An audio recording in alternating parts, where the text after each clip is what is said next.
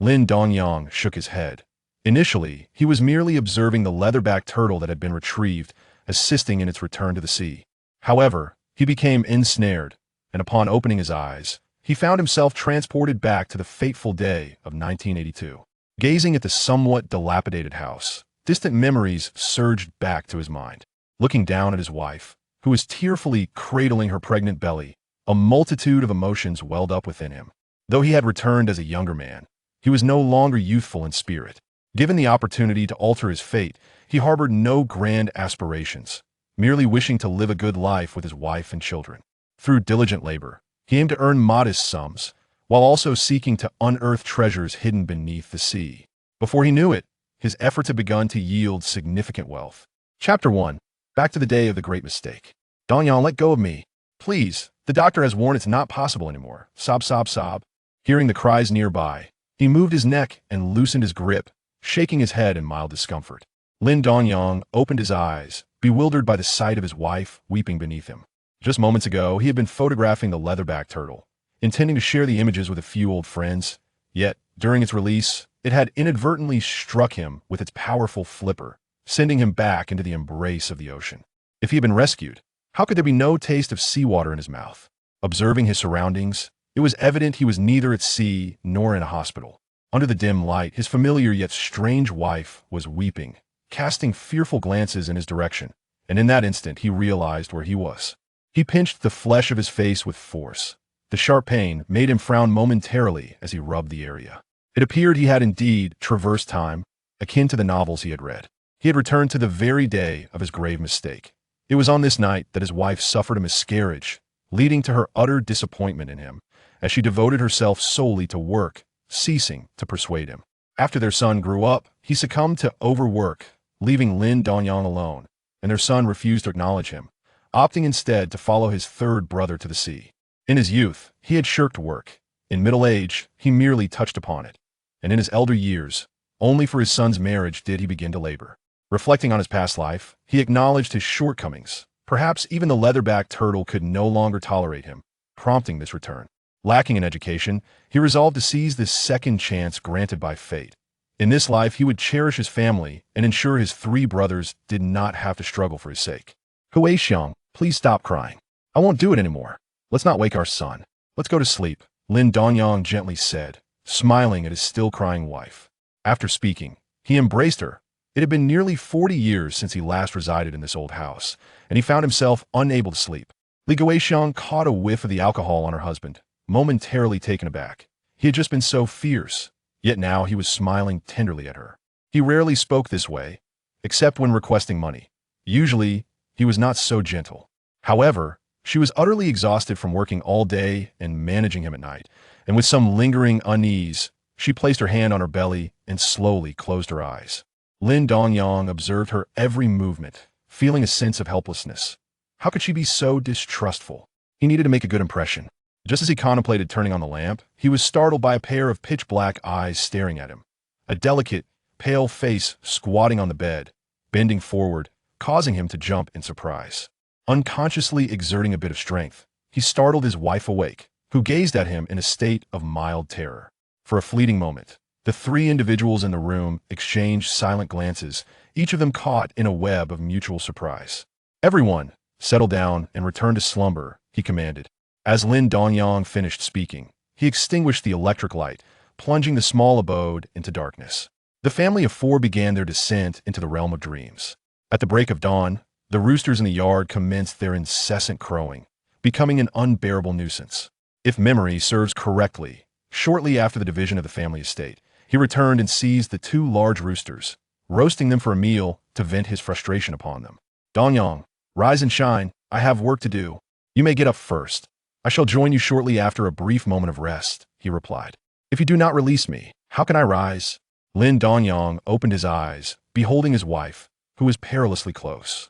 Momentarily dazed, he pinched her cheek and, upon noticing her slight impatience, broke into a smile. This sensation was truly delightful. Lin Dongyang released his hold and rose from the bed, assisting his heavily pregnant wife down from it. Li Huixiang cast a bewildered glance at Lin Dongyang. It was peculiar that he had awakened at the crow of the rooster, a first for him.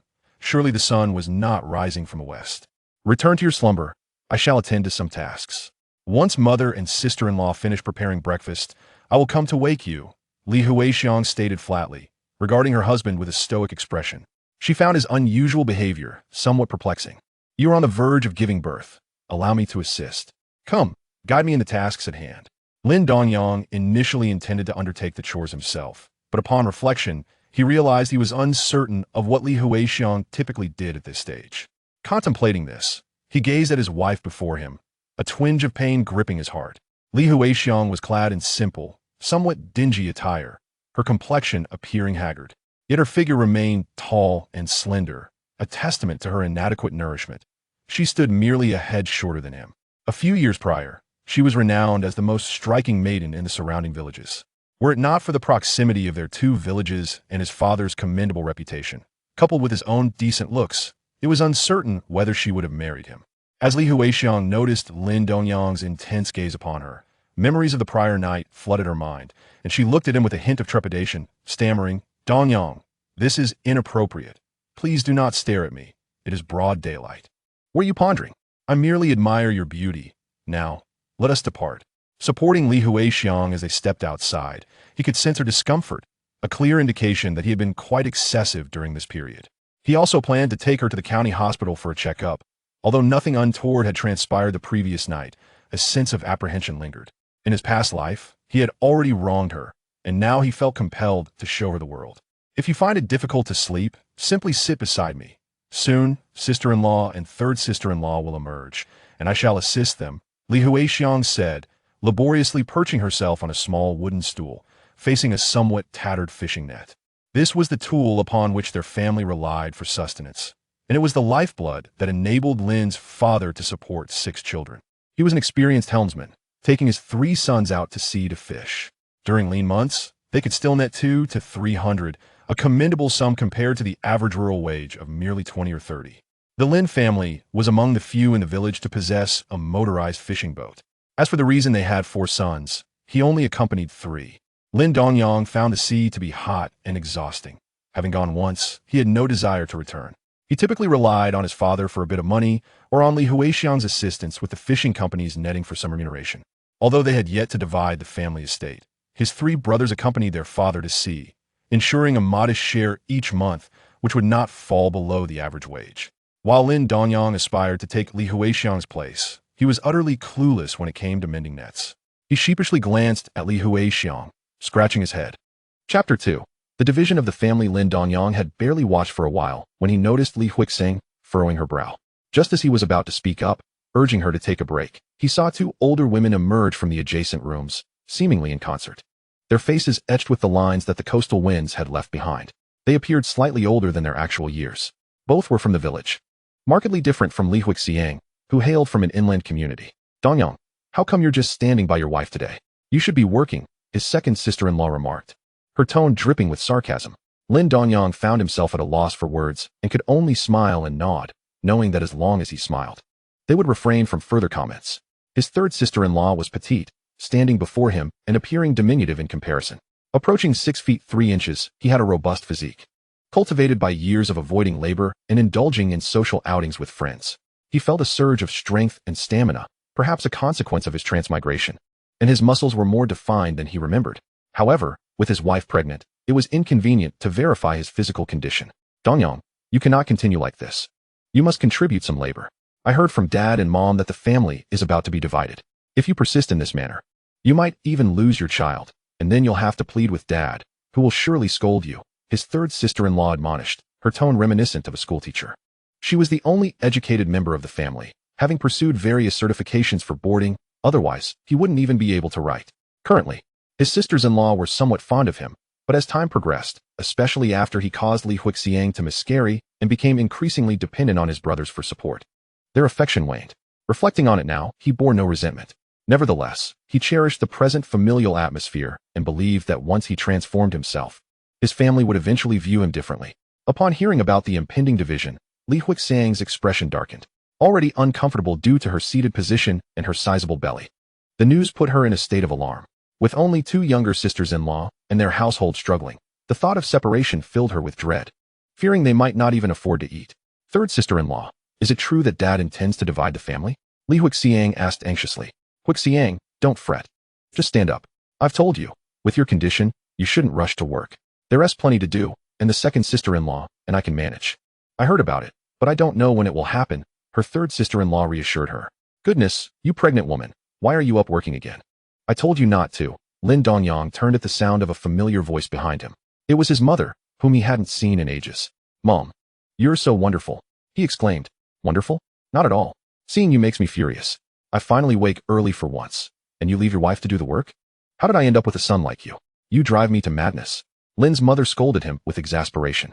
She was genuinely concerned about what would happen to her youngest son after the division. Even though she didn't voice it, her heart ached for him. Tinged with a sense of disappointment, Lin Dongyang laughed as his family scolded him, recalling a morning long ago when no one spoke, the atmosphere chillingly tense. He only realized the gravity of his family's disappointment when he set out to work on the boat. Lin's mother and several women exchanged surprised glances at Lin Dongyang's unexpected laughter, bewildered that he was not only unperturbed but also cheerful. Wife, let's get you up. Your mother-in-law is worried about you. Don't be rude. Come on, I'll take you inside, he said, helping Li Huixiang to her feet with a smile. He led her into the house, leaving his sisters-in-law and mother exchanging puzzled looks, sensing something was amiss with Dongyang. Did you notice? He didn't even get upset at Mom's words, and he laughed. Could he have lost his mind? The sisters-in-law whispered to each other, bewildered. Enough of that. You two work harder. What are you talking about? You didn't notice he slipped away from work again, did you? Lin's mother replied with exasperation as she retreated into the kitchen to prepare breakfast. In the main room, seated at the large table, Lin Dongyang felt a wave of nostalgia wash over him, realizing that soon he would rarely share meals here. Although his father had planned for the division today, Li Huixiang's difficult pregnancy had postponed it for half a year. With the younger generation growing up, the old home could no longer accommodate them all. Having 4 sons necessitated a division. He recalled how his father had given Li Huixiang an extra 200 yuan, and he had secretly taken some, which had made her cry. That was the first time he had seen a different expression on her face after her miscarriage. Today's weather isn't favorable. So we're not going out to sea. Since everyone is here, I'd like to discuss something, Lin's father announced, surveying the table filled with family members. A sense of satisfaction swelling within him after years of hard work. Lin Dongyang's son, Lin Jinchuan, and his third sister-in-law's 2-year-old son, Lin Jianbin, were seated on small stools, giggling like 2 little fools, completely engrossed in their play. Today, we need to address one matter. It's time to divide the family. There are too many of us. Once Huixiang gives birth, there'll be 10 younger ones. We cannot continue as we are. Our family has earned some money over the past 2 years, as you all probably know. Upon hearing this, everyone instinctively turned to Lin Dongyang, who seemed genuinely unaware of the family's financial situation. What are you looking at me for? Earning money is a good thing. Dad, please continue, Lin Dongyang said nonchalantly, understanding the curiosity in their gazes. Last month, we were fortunate enough to encounter a school of fish, bringing in a substantial haul. Coupled with our savings, it should suffice. I don't plan to distribute the money directly. I've arranged with the village to acquire a plot of land on the west side for each of you brothers to build a house. Additionally, I'll give each of you 100 yuan for initial expenses. This way, no one gets more or less. Do you have any objections? Lin's father concluded, glancing at Lin's mother to fetch the money, smiling at everyone. Having exhausted his own savings, he hoped no one would accuse him of favoritism. They all understood his efforts as a father. He looked at Lin Dongyang, feeling a twinge of concern for his youngest son, contemplating giving him a little extra later. Dad, we have no objections to your plan, came the chorus of agreement from the family. Indeed, Dad, I have no issue with it either. Dongyang, what about you? Lin's mother asked, a hint of worry in her voice. I have no objections. Dad is truly wonderful, Lin Dongyang affirmed. As the family wrapped up the discussion about the division before the meal commenced, they recognized they would still need to live together until the new houses were constructed. Only Li Huixiang, consumed with worry, ate her meal, her expression far from the joy displayed by the others. Looking at her husband, who wore a cheerful smile, she could only manage a wry grin, realizing that she would need to work even harder in the days to come. Chapter 3. The purchase of a small wooden boat. After the meal, each family member busied themselves with their respective tasks. Some headed to work, while others ascended the hills for farming. Yet, every face bore a joyful expression, and no one seemed inclined to ask the couple for assistance. Li Huixiang, being with child and due to give birth imminently, found it inconvenient to join in the labor. While Li Dongyang was perceived as someone unlikely to contribute, prompting no one to solicit his help. Once everyone had departed, the couple remained, exchanging blank stares, alongside Sen Sa. who had instructed Huixiang to watch over her son. Counting him among the four, two of them giggled foolishly, while the other two merely observed their laughter. Those who attended school were engrossed in their studies or busy running about, having vanished the moment the adults left, their whereabouts unknown as they frolicked elsewhere. Aside from enduring a scolding during lunchtime, they enjoyed a remarkable degree of freedom, essentially trading occasional reprimands for liberty. However, today as children were resilient. A bit of scolding paled in comparison to the allure of freedom. The two felt a tinge of boredom sitting inside. Li Huixiang clutched the money in her pocket tightly, apprehensive that her husband might attempt to seize it. After a while, Mother Lin summoned Li Huixiang into the house, presumably to discreetly provide her with some money, while also offering to help watch the children. Lin Dongyang, realizing he had no role to play, amused himself by teasing the two giggling children, successfully provoking tears instead. When his wife and mother emerged from the house, he raised his hands in a gesture of innocence. "You should go out for a stroll, if you come back today. Just seeing you will irritate me," Mother Lin retorted to her younger son with a hint of exasperation, before approaching and playfully lifting her two grandsons, engaging them in merriment. She indeed possessed considerable strength. Observing his mother's disdainful demeanor toward him and the wary expression directed at his wife, Li Dongyang recognized that this household was no place for him to linger. Yet, he harbored no desire to seek out his friends. The time was ample, and he needed to focus on being a better person. If he ventured out now, any progress he had made would dissipate. It was the second day of the second lunar month, just days past the Qingming festival. Glancing at the wall clock, Li Dongyang noted that the tide had not yet receded, meaning he would have to wait to go clamming. However, he was disinclined to postpone. He felt unwelcome in this home and decided to head to the seaside for a chat with Mizu. He retrieved a bucket, grabbed a metal shovel, and stealthily took a handful of coarse salt from the house, placing it in his pocket before setting off toward the shore. Their home was relatively close to the sea in this village, and perhaps he might encounter his father and others laboring in the fields on the mountain. Humming a tune, he arrived at the tidal flats, where the shoreline was still quite near. He removed his shoes, placing them aside, and commenced a thorough search. Perhaps fortune smiled upon him. As he set down his bucket and prepared to dig a hole, two swimming crabs, swept ashore by the waves, scuttled sideways as if to flee. "Caught you," he exclaimed, seizing the two crabs and placing them into the bucket. Just then, the tide receded further, revealing a wide expanse of sandy beach. With his bucket in hand, he dug, and before long, it brimmed with numerous clams and razor clams, alongside a few starfish that he could take home to soak in liquor for his father. Approaching the rocks, he first picked several green mussels, which were abundant and sizable, and discovered a few wild oysters, though he was currently unable to eat them. The treasures found on such beaches were hardly worth much. There were no buyers interested in edible wares. Generally, few were willing to spend time on the beach foraging, deeming it a waste when they could simply eat miscellaneous fish. As Li Dongyang reached to grab a few spicy whelks, he noticed movement in the water among the rock crevices. A large blue crab was surfacing, struggling to ascend. His eyes brightened upon spotting the blue crab. He swiftly captured it and resumed his search among the rocks, his luck seeming particularly favorable. In no time, he had caught 3 more blue crabs, though none matched the size of the first. These 4 blue crabs could fetch him 2 yuan, surpassing the earnings his wife might toil for over 2 days, prompting a pang of guilt within him. As he prepared to leave, donning his shoes, he noticed a small water hole on the other side.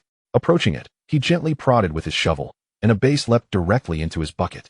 Fortunate that the crab's pincers were bound. Had it perished, it would have pained him greatly. After a few hours of bending and clamming, he felt a slight chill in his feet, yet his body remained unburdened, devoid of fatigue or soreness. His health was evidently robust. Returning home with his bucket and a smile, he found his mother preparing dinner, while his wife stared blankly at the 2 youngest children, oblivious to his arrival. "Wife, look what I caught," Li Dongyang exclaimed, lifting the bucket to showcase the string of blue crabs and the base, realizing he needed a new bucket to keep them alive. For living creatures held far greater value than the deceased. "You went to the seaside? Your mother just thought you had gone to seek out those dubious friends of yours and declared she wouldn't prepare your meals," she remarked. "What dubious friends? That's rather harsh. I've told you, I can work. Come, let us go inside. I have something to discuss with you." Li Dongyang wasn't genuinely upset. Placing the 2 buckets side by side, pouring water into each, cleaning them while keeping them alive until after dinner when he could sell them. Once he completed the task, he noticed Li Huixiang preparing to hold their son and approached her, taking one child in each hand, smiling as he walked into the room. Li Huixiang was somewhat taken aback by her suddenly industrious husband, curious yet apprehensive about what he wished to discuss in private. However, her long-standing compliance prevented her from voicing any objections, and she followed him into the room. "Wife, come sit. Lin Dongyang smiled as he pulled her to the edge of the Kong bed, helping her to sit down. This small room only had space enough for seating on the Kong, and he found himself yearning for the new house his father had promised him. That grand four-room layout had once evoked envy among many in the village when it was completed, with numerous praises for Li's father's capabilities. What is it? Are you after money again? We are about to divide our household, and I'll soon be unable to work with this baby on the way.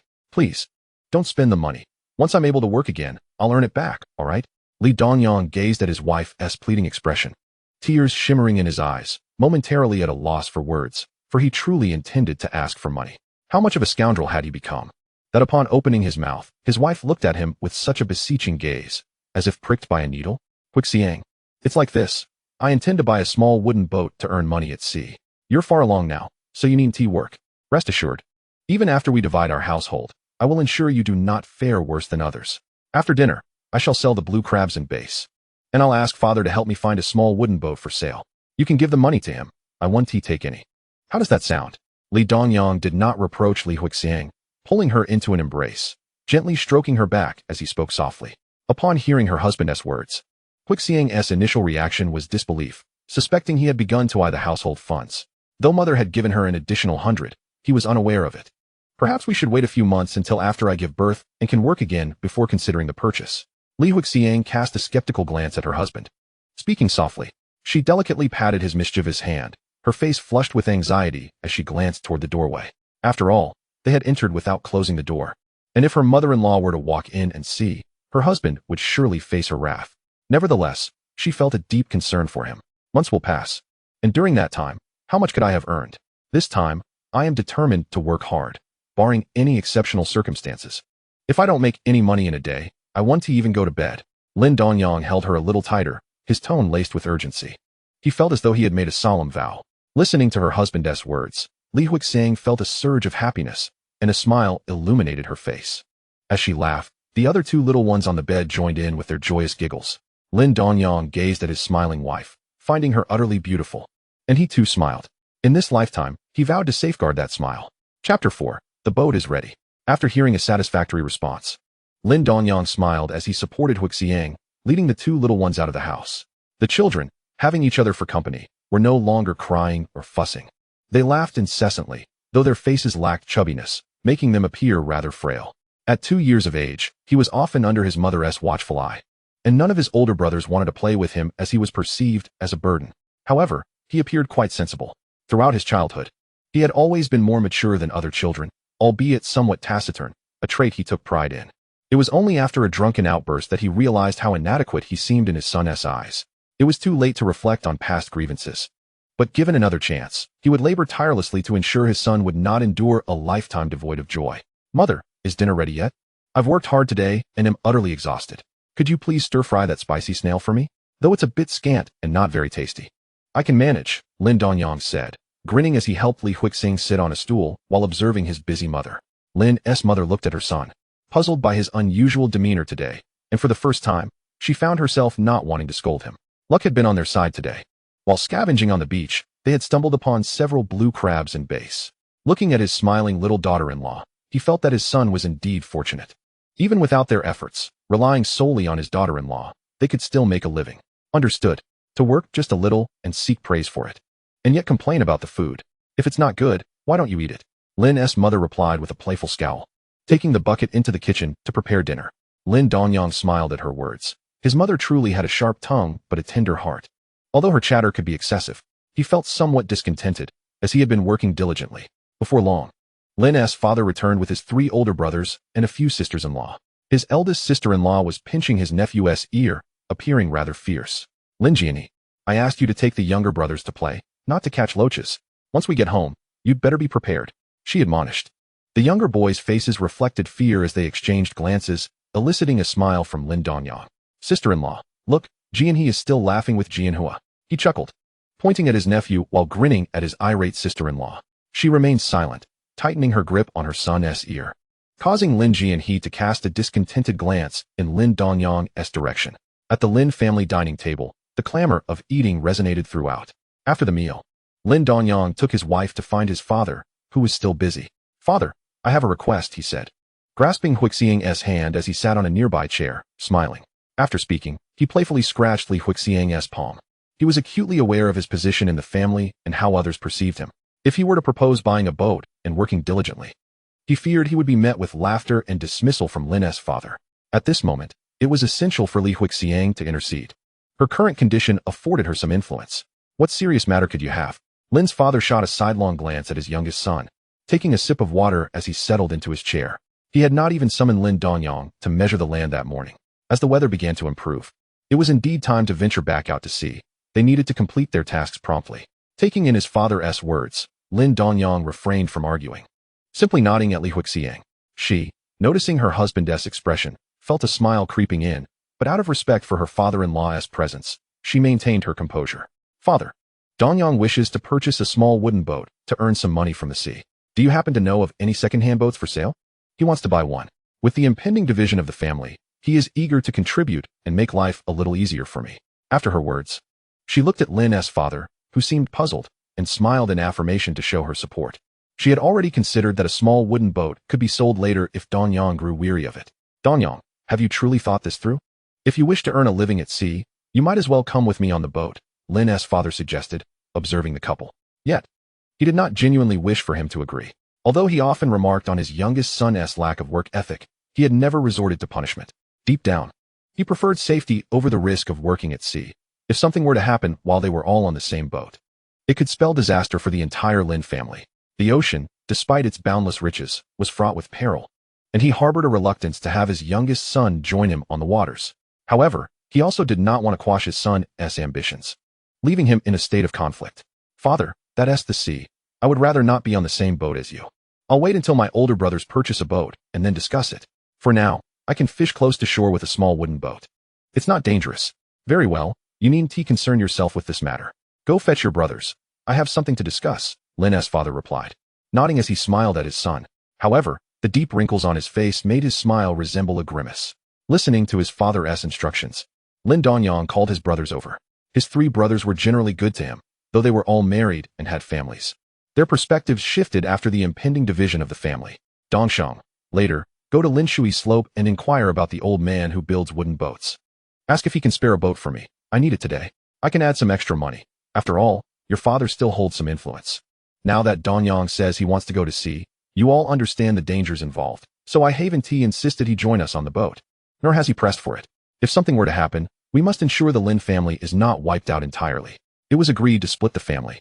And this money I will provide to support Dongyang and look after him, the youngest. You all have no objections, do you? Lin's father spoke in one breath, taking a sip of water as he glanced at his sons. As they had all started families, he was mindful of the relationships among them. Any discord would put him in a difficult position. The reason for acting today, even at the expense of personal feelings, is rooted in the fear that my younger son may lose interest after just a couple of days. If we purchase something and he refuses to engage, it would compel him to take action. Even if he only works 5 days a month, it would be an improvement compared to the current situation. Father, I have no objections. It is commendable that Dongyang is willing to work. You've already distributed the money to me, and with the plan to build a house. Perhaps we brothers should pool our resources. A wooden boat costs only around 100 yuan, which is certainly within our means. Upon hearing his father's words, Lin Dongyang felt a surge of happiness as he glanced at his silent younger brother, smiling as he spoke. That his younger brother was willing to take the initiative to work brought joy to him as the elder brother. As for the potential nagging from his wife upon returning home, that could be addressed later. At this moment, he, as the elder brother, must uphold his dignity. I am genuinely pleased that you all are thinking along these lines. However, I still possess some funds, which I consider to be the last expenditure before our separation. This truly depletes my resources, and should Dongyang encounter any difficulties in the future, I hope you will lend your support. Now, I shall conclude my remarks. Does anyone dissent? Lin's father chuckled, placing the water jar down, squinting as he surveyed his 3 sons. He was well aware of their temperaments, but marriage and fatherhood ultimately lead to transformation. Much like himself, who seldom conversed with his 3rd brother's family. Objections? As long as you are happy, father, Lin Dongyang interjected, disregarding the expressions of his other 2 brothers. Hearing that their father and elder brother had settled the matter, Lin Donghua and Lin Dongan remained silent. They could always feign ignorance upon returning home, allowing their elder brother to converse with their sister-in-law, who would then relay the information to their wives. Maintaining silence was their path to victory. At this juncture, the family had effectively solidified their plans. Father, elder brother, 2nd brother, and 3rd brother, I will not disappoint you. Very well, work diligently. You are no longer a child. And soon, the second baby will arrive. Lin father nodded in response to his youngest son's words before retreating indoors. He needed to report to his wife and, incidentally, gather some funds, as he was genuinely running low on money. This separation had significantly drained him, and he needed to venture out to earn a living. Chapter 5. Money granted, task unaccomplished. Lin Dongyang carried a bucket, trailing behind his elder brother Lin Dongsheng as they made their way to the purchasing point. Intending to sell blue crabs and base while inquiring about the nearshore conditions. He was genuinely unaware of these matters. Although he had lived through this era, his previous existence had been one of indulgence, leaving him largely uninformed. By the time he began to grasp the situation, the coastal resources had already been severely depleted. If it's a small wooden boat, it can simply be docked at our village's small harbor. It's quite convenient. We can sell the goods, dock the boat, and head home without any hassle, Lin Dongsheng cheerfully explained to his younger brother. In the beginning, your lack of familiarity may yield little reward, but perseverance is key. Do you understand? It will improve. Lin Dongsheng, concerned that his brother might abandon the effort if he experienced a poor yield, continued to instruct him throughout their journey, speaking until his mouth felt parched. Dongyang, our goods typically go to that fellow over there. Just call him Longzi. His prices are relatively favorable. And his father has a good relationship with ours. Understood, Dongyang replied as they reached Longzi. The weather was unfavorable, and had it not been for some fishing boats desperately venturing out to sea to catch fish, the purchasers would likely have preferred to avoid working altogether. A single absence could result in loss of business, as long-standing clients might transfer their loyalty to others. Being a purchaser is not an easy task, yet it should still be quite profitable. The truth of this eluded him. His previous life had left him without much education, and much of what he knew was derived from hearsay and short videos, leaving him uncertain of the veracity. Longzi, don't be picky. Haven't the boats returned yet? What do you mean? No one is risking their lives out there. If I weren't worried about them running away, I wouldn't be out here. Is there something going on with Dongsheng? My brother, you know him well. He has had good fortune at the beach today and collected quite a haul. Wait for him. Also, he is about to set sail, so when he comes to sell here, make sure to give him a good price. If I find out you're shortchanging him, you know what could happen. Lin Dongsheng passed the bucket over, his tone blending jest with a hint of threat, then smiled at Longzi. His elder brother stood tall, over 6 feet, tanned from years at sea, giving him a robust appearance, while Longzi appeared somewhat diminutive in comparison. Were he in Longzi's position, he would certainly nod vigorously, motivated by self-interest and genuine trepidation. After all, the Lin family was known for their numbers, all robust young men, with 9 male offspring already in the next generation, making them a formidable presence in the village. Bullying anyone would not be advisable. Dongsheng, what you say is true. I wouldn't dare to cheat your family. My father would break my legs if I did. Dongyang, you are finally willing to work. Since this is your first time, I'll round it up to 3 yuan. No need for a receipt. Just take it. But don't lose it. Your brother is watching. Longzi chuckled as he weighed the goods, pulling out a stack of cash and handing it to Lin Dongyang with a grin. Thank you, second brother. I will work hard and sell you more in the future. Agreed then. After their exchange, Lin Dongyang had secured a reliable buyer, one with whom he had a certain familiarity. While many things were now more open, so too were the opportunities for deceit and exploitation. However, in their fishing village, local trust remained strong, and instances of being swindled were relatively rare. Placing the money into his pocket filled his heart with joy. Though it wasn't a large sum, it was enough to demonstrate to his wife his transformation. Soon, when he presented the money to her, her happiness would be evident.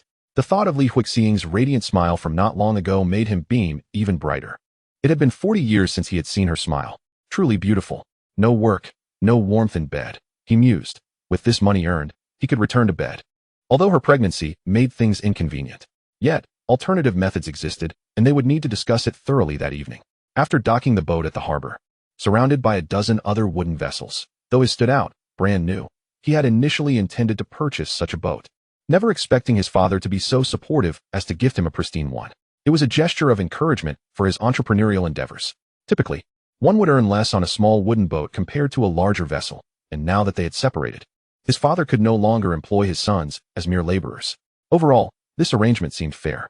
Although his father appeared simple and unassuming, he was quite astute, fostering good relationships among his sons, which generally prevented disputes. Let us go. The boat is in hand. I'll let you row for a bit. And when we return home, prepare to go online. You can start familiarizing yourself with the area where we were just working. Is it really unnecessary for me to accompany you tomorrow? No need, I can manage. Don't worry. Lin Dongyang smiled as he declined his brother's kind offer. And together they returned home, arriving just as night fully enveloped the sky. During dinner, Lin's father, anticipating potential complaints from the daughters-in-law upon their return, reiterated the situation. The family already knew Lin Dongyang's character, and with Lin's father's explanation, they felt disinclined to voice any objections. After dinner, as darkness settled in, Lin Dongyang cradled his son in one arm while supporting his wife with the other as they made their way into the house. Others looked at the two with smiles on their faces. Observing the cheerful expressions of the sisters-in-law, Li Huixing felt a twinge of shyness. Yet her heart swelled with newfound appreciation for her husband. Aside from his unchanged, slightly lecherous demeanor, he had indeed transformed in some ways, treating her with greater kindness. Upon returning to their modest dwelling, he tossed their son onto the bed, encouraging him to crawl on his own. Then, he gently lifted his wife and placed her onto the Kong. Although Huixiang was pregnant with a noticeable belly, she felt surprisingly light in his arms, for he had gained considerable strength.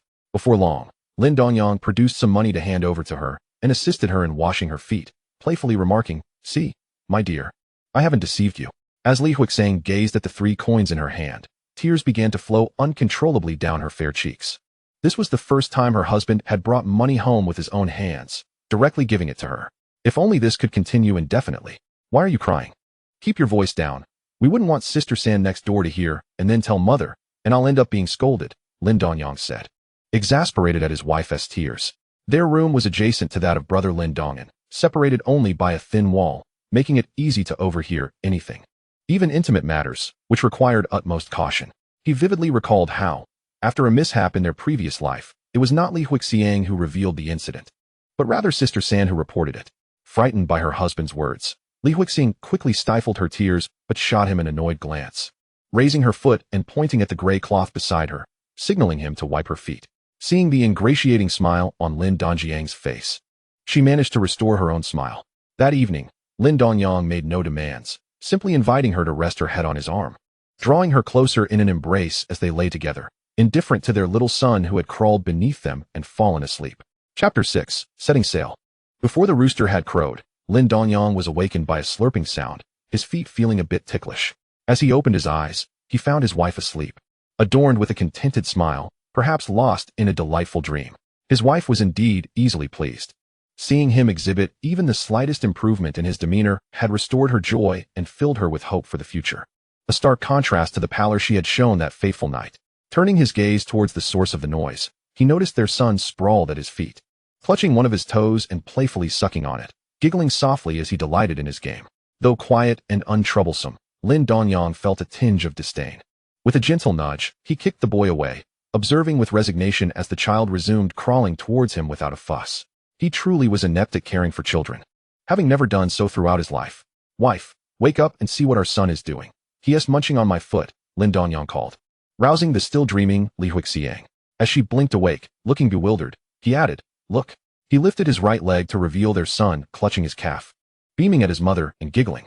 Now 2 years old, the boy still acted like a little fool, crawling up his father's leg and trying to reach Li Huixiang's belly, seemingly ready for his morning meal. However, Lin Dongyang, observing the drool at the corners of the child's mouth and recalling the earlier toe sucking, was resolute in denying him access to breakfast. Li Huixiang, unperturbed, looked at him, puzzled. "Why are you pulling him back? Let him eat. He won't fuss if he is full." Lin Dongyang, still fixated on the earlier incident, insisted.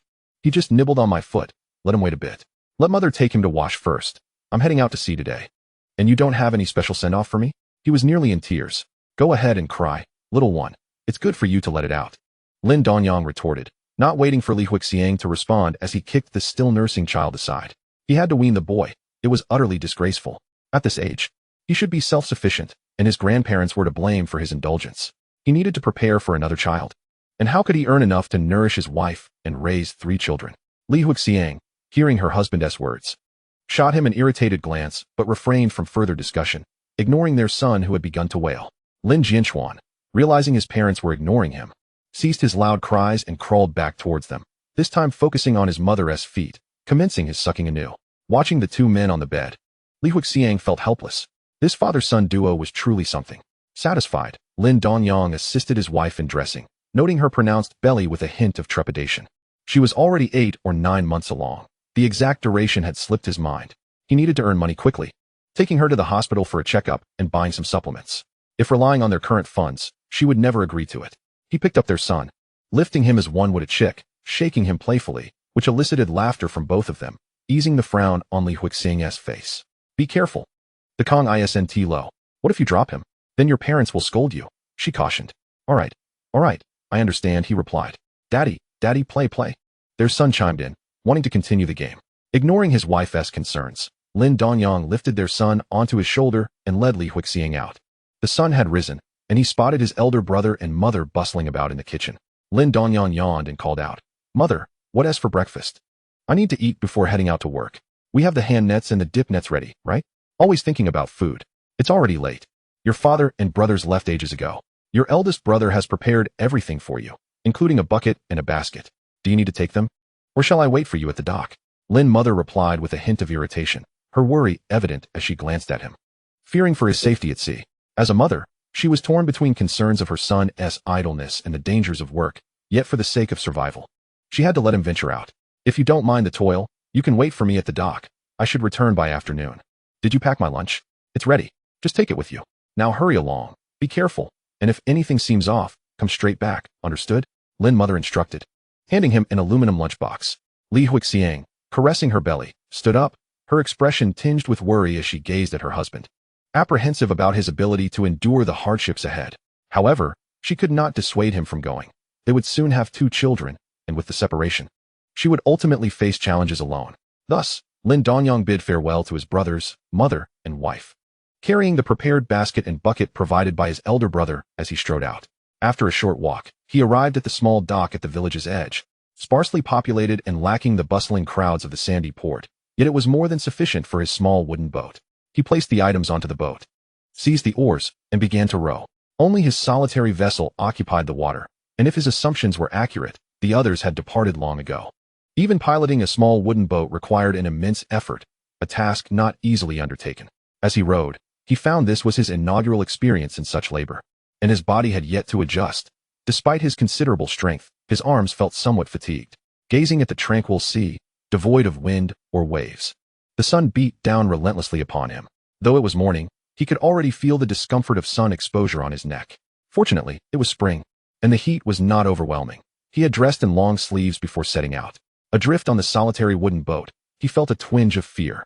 This humble craft was no match for the modern steel fishing vessels weighing thousands of tons, leaving him with a sense of insecurity. He picked up the harpoon from the boat, gripping it for a moment to alleviate his apprehension. As he surveyed the vast ocean, he acknowledged that this was the place where he would sustain his family for a lifetime, and he silently offered a prayer to Mizu, the goddess of the sea. Using a small hand net, he began to sweep the water. After a few strokes, feeling the currents, he had not anticipated catching anything substantial. Yet fortune smiled upon him as he retrieved several small fish, albeit of a variety he did not recognize and of little value. However, this indicated that his prayer to Mizu had borne fruit, and the day's omen was auspicious. To be candid, he had little experience, but his spirits were high. He had no intention of rowing excessively, and cast his first net of the day. Chapter 7, Blue-Spotted Mackerel. As the net sank, after a short while, Lin Dongyang pulled it up and was pleasantly surprised by his haul. Fortune had favored him with 2 black mullets, also known as blackjacks. If only he had caught red jacks, which were worth significantly more, yet they had been nearly depleted due to relentless fishing in previous years, making them a rare find. With a smile, he placed the fish into the hold and continued to row forward. With each stretch of rowing, he cast the net again, feeling a sense of urgency as the valuable catch was not abundant. The shoreline was devoid of towering buildings, and he could no longer see any hint of land. Lin Dongyang floated alone on the water, accompanied only by his freshly caught fish. Alas, they could not converse. Phew, being a fisherman is indeed exhausting, he muttered, having toiled for the entire morning for a meager sum of just over 10 yuan. Nonetheless, he considered it a commendable effort and wondered how his wife would reward him upon his return. He opened the lunchbox prepared by his mother. The rice slightly spoiled from the sun, yet he did not complain and began to eat. After finishing his meal, he did not resume rowing but allowed himself to drift with the tide, taking a brief respite, feeling drowsy from the sun's rays. Just as he was about to doze off, thoughts of Li Huixiang's smile and their son's antics brought an involuntary smile to his face. Not content to rest any longer, he resumed casting the net. With his current strength and stamina, he could manage what might take another fisherman an entire day to accomplish. Typically, fishermen would pair up on wooden boats for greater efficiency. However, working alone meant he would expend more energy and eat less, leading to quicker hunger pangs. Before long, his stomach began to rumble, yet he pressed on, feeling an urgent need to keep working. With his small boat bobbing on the ocean, he toiled tirelessly casting and retrieving nets, realizing that even a full day's effort might not yield as much as a single drag from a larger vessel. Indeed, having barely begun, Lin Dongyang was already contemplating the purchase of a larger boat, yet such vessels were scarce and expensive, and he lacked the funds. Lost in thought, just as he cast his net once more, he noticed several silhouettes darting below the surface, accompanied by 2 dorsal fins. Lin Dongyang's heart raced with a mix of excitement and trepidation, wary of sharks snatching away his catch. He hastily pulled the net up, revealing a bounty of blue-spotted mackerel. A broad smile spreading across his face. He had encountered a school of fish, affirming that the day's fortune was indeed favorable. With renewed vigor, he rowed vigorously, leaving the sharks behind as he cast the net again, feeling the weight in his hands. As he pulled the net, he gritted his teeth and exerted all his strength, realizing just how hefty the catch was. When he finally hoisted it aboard, it weighed over 100 pounds, and with the water and net combined, it was even heavier. Sitting on the boat, he took a moment to catch his breath, gazing at the hold nearly filled with blue-spotted mackerel, overwhelmed with joy. These fish were not mere bycatch. They held value, and with fewer fishermen in the area, the competition for fish was relatively low, resulting in higher prices that were often in demand. The blue-spotted mackerel, or Spanish mackerel, displayed a stunning blue on their backs and a white underbelly, glistening in the sunlight, typically measuring between 30 to 40 centimeters and weighing 4 to 5 pounds. Currently, the price for mackerel was around 3 to 4 jiao per pound, which was quite satisfactory. As he watched the fish school drift away, he felt a pang of disappointment. Had he been using a drag net, he could have easily earned 200 to 300 yuan with just one haul, silencing any naysayers about his work ethic. However, his disappointment was short-lived as he noticed another wave of fish approaching from behind, chasing something. Lin Dongyang quickly cast his net, landing it perfectly in the midst of the school. As the fish passed, pulling the net proved to be an arduous task, nearly straining his back as he pulled slowly and steadily. The boat was now filled to the brim with blue-spotted mackerel. Many of the smaller fish he had previously caught were discarded, leaving him with limited space. Still, he reluctantly tossed several undersized mackerel back into the sea, feeling a pang of regret. Yet, the boat was already at its capacity, adding more could risk capsizing. He was determined to earn money but remained mindful of his safety, thinking of his wife and children back home. No degree of caution could be deemed excessive. As he pondered the potential earnings, he rowed back toward shore. The journey to the harbor had been relatively easy, but now, burdened with his catch, it took considerable effort to row. Even with his strength and stamina, he found himself needing to pause frequently. As he neared the port, he spotted several other small boats returning, and a drag net fishing vessel passed nearby, its engine roaring loudly. Lin Dongyang gazed enviously at the larger fishing boat. Had he been aboard today, he would have certainly netted a significant portion of that school of blue-spotted mackerel.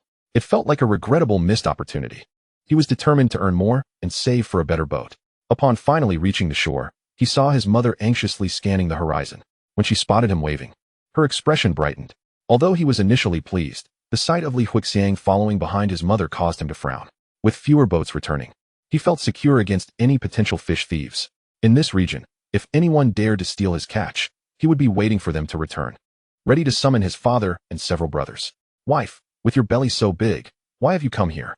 The dock is all water. What if you slip and fall? Lin Dongyang chided gently, his tone serious. Li Huixiang, undaunted by her husband's words, felt a warmth in her heart and smiled tenderly as she nodded. I was worried about you out at sea.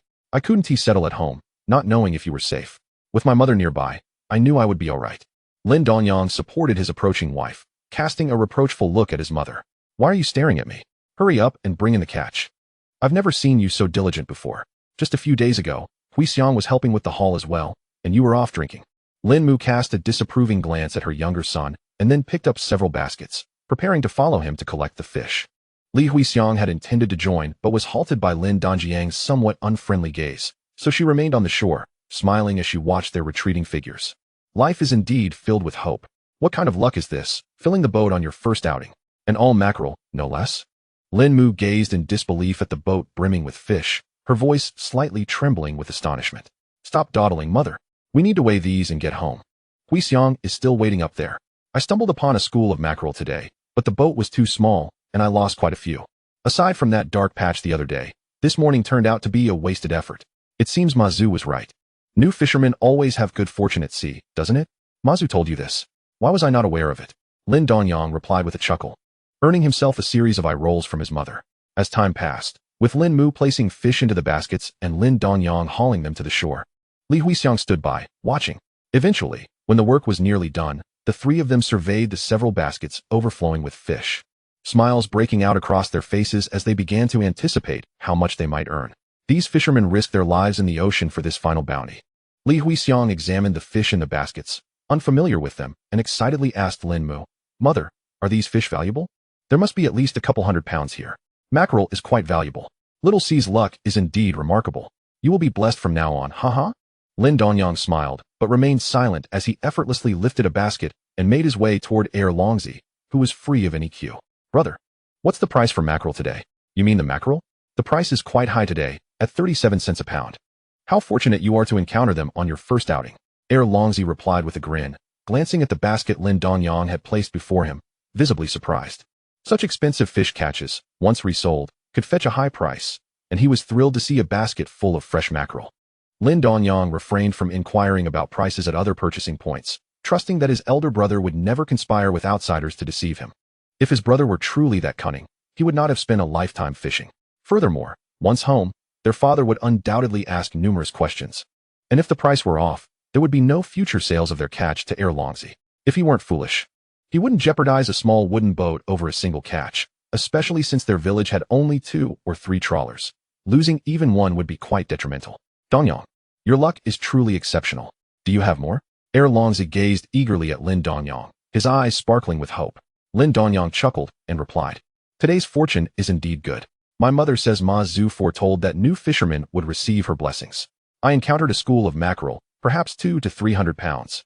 The boat is full, and there are a few dark fish as well. You must offer a good price for those. Rest assured, I won't cheat you. I can afford to earn a little less, and will give you the best price.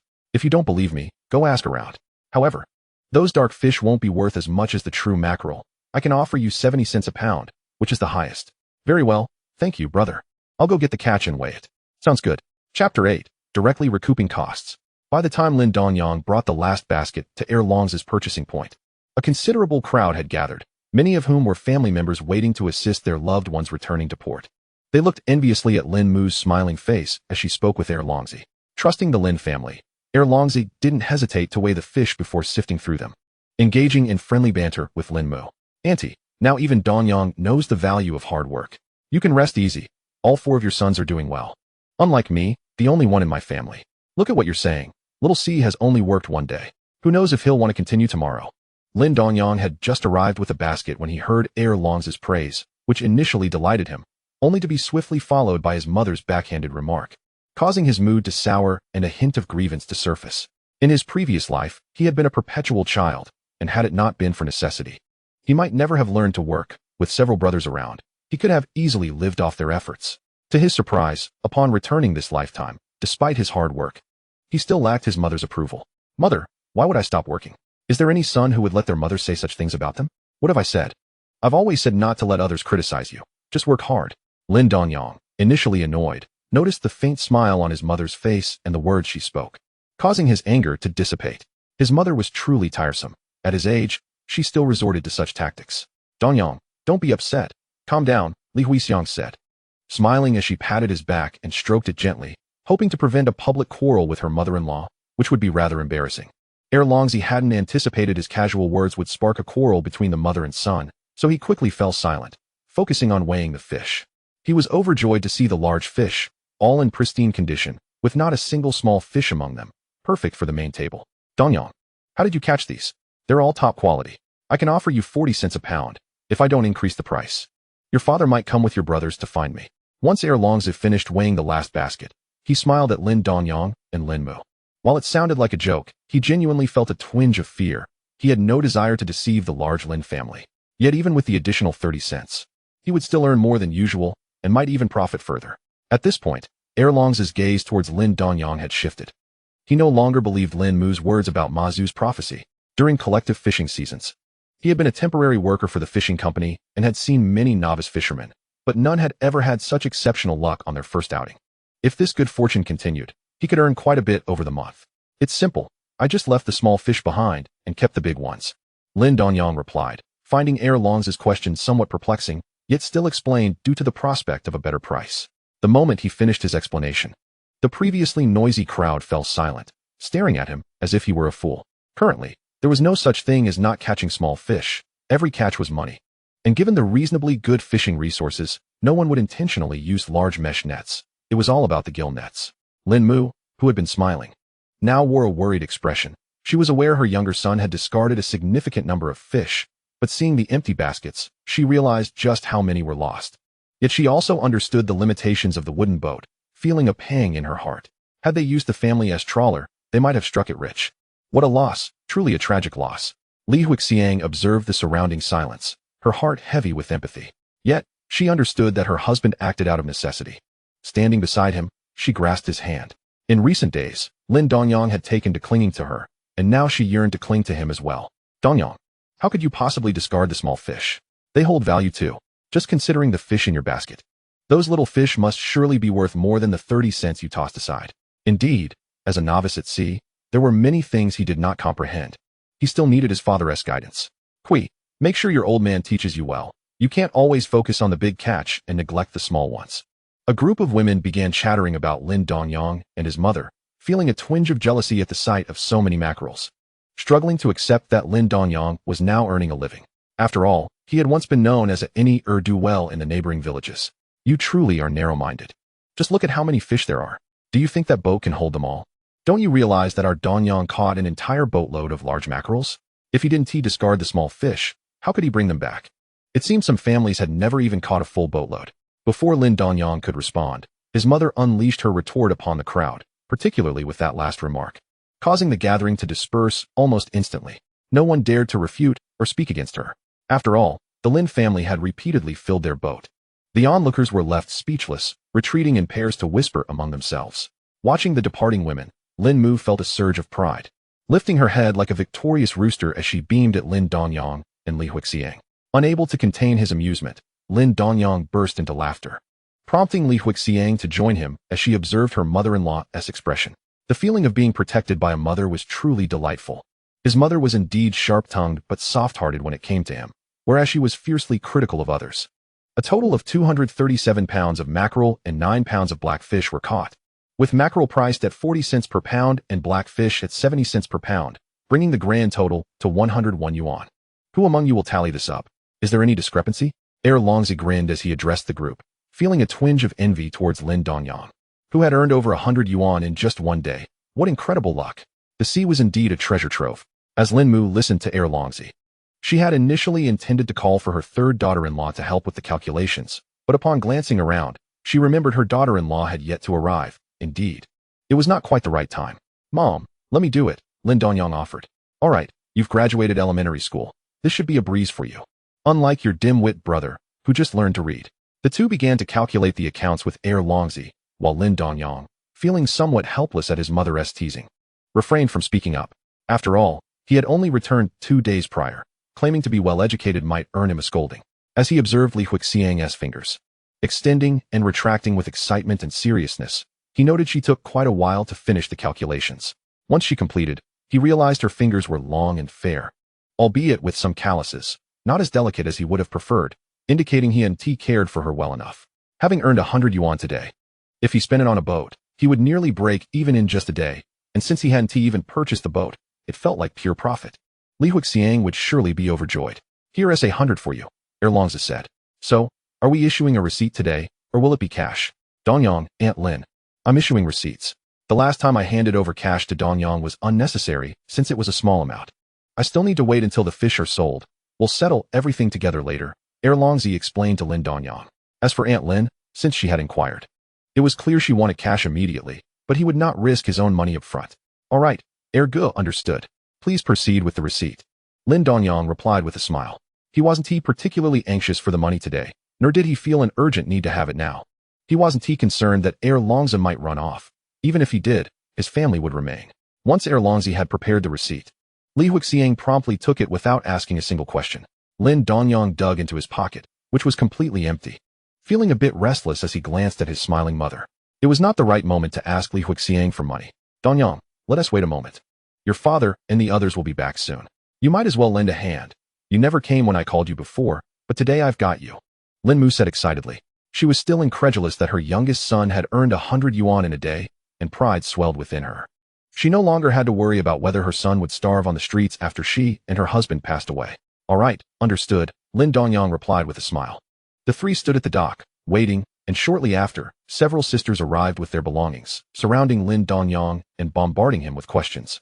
Lin Mu and Li Huixiang, curious about his experiences at sea, turned their attention to him. Bored from waiting, Lin Dongyang began recounting his first experience at sea.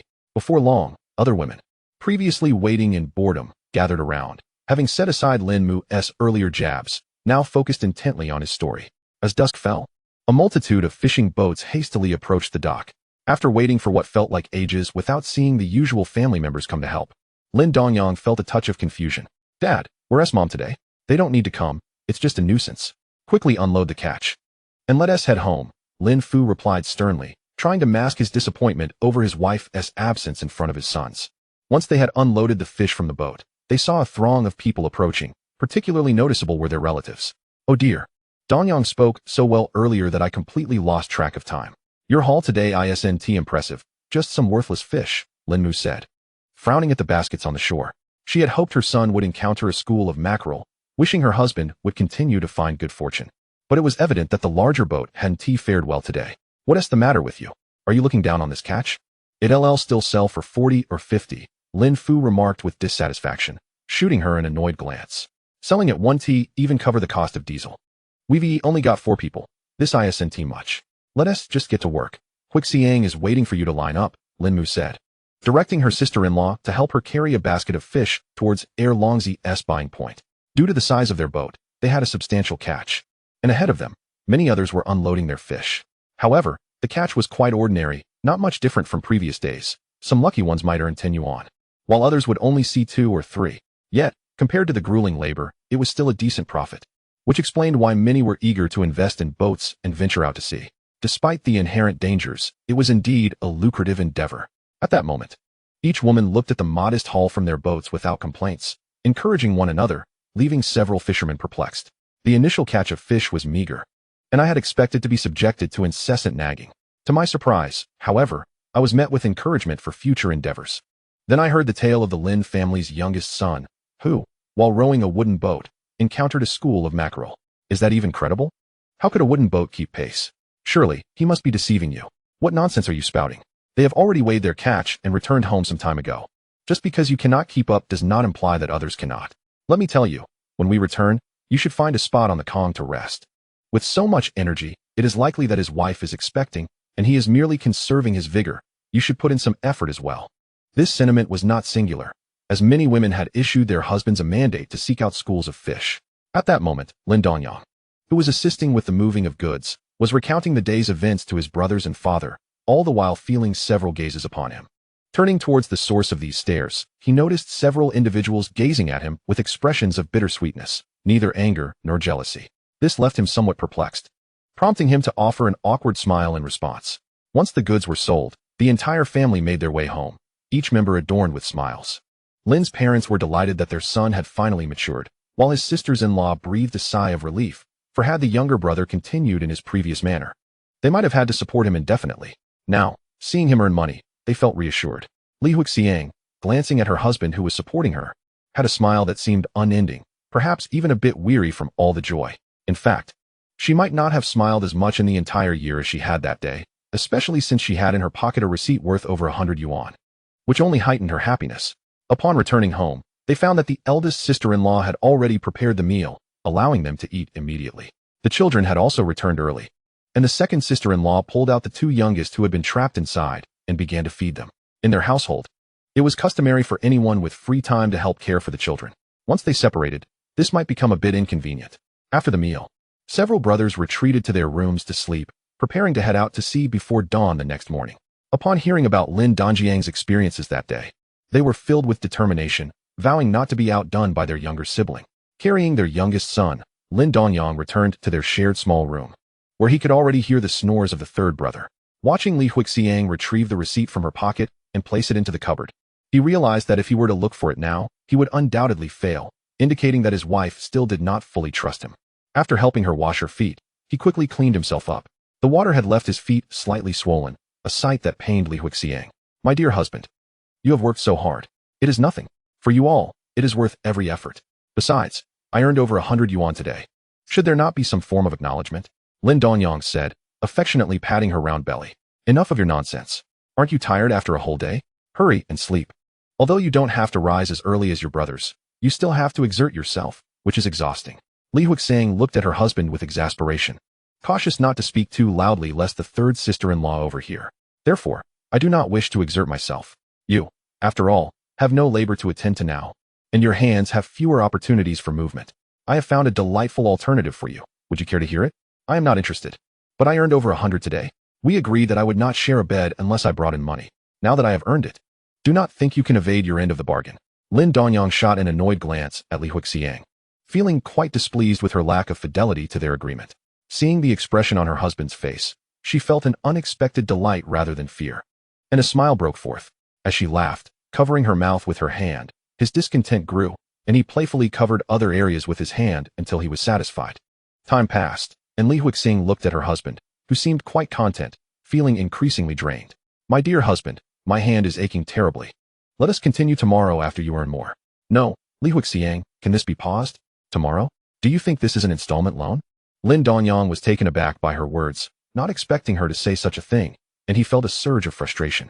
Listening to his anxious tone, though she did not comprehend what an installment loan meant, it did not hinder her laughter. Unable to stifle her mirth, she finally shot him a half-hearted glare. Turning her head away, she switched off the light, plunging the room into darkness. Lin Dongyang, observing his wife's earnestness, felt a bittersweet pang. Realizing the side effects of his improved health had become strikingly apparent. Fearing to harm her, he could only rely on his own strength. Truly, it was a challenging situation. Chapter 10, The Floating Squid. Lin Dongyang awoke to the sound of roosters crowing outside, irritably opening his eyes. He was greeted by the sight of his wife's large, expressive eyes fixed upon him. As he opened his eyes, a delightful blush spread across her face. Am I not handsome, my dear husband? Up early and stealing glances at me, unaware that our son is gnawing on your toes. Lin Dongyang chuckled, softly speaking to her. What could I do? It is unclear who weaned him, but he shamelessly competes for food like a child. If you do not let him nibble on your toes, he cries. And you do not care. Is that not my duty?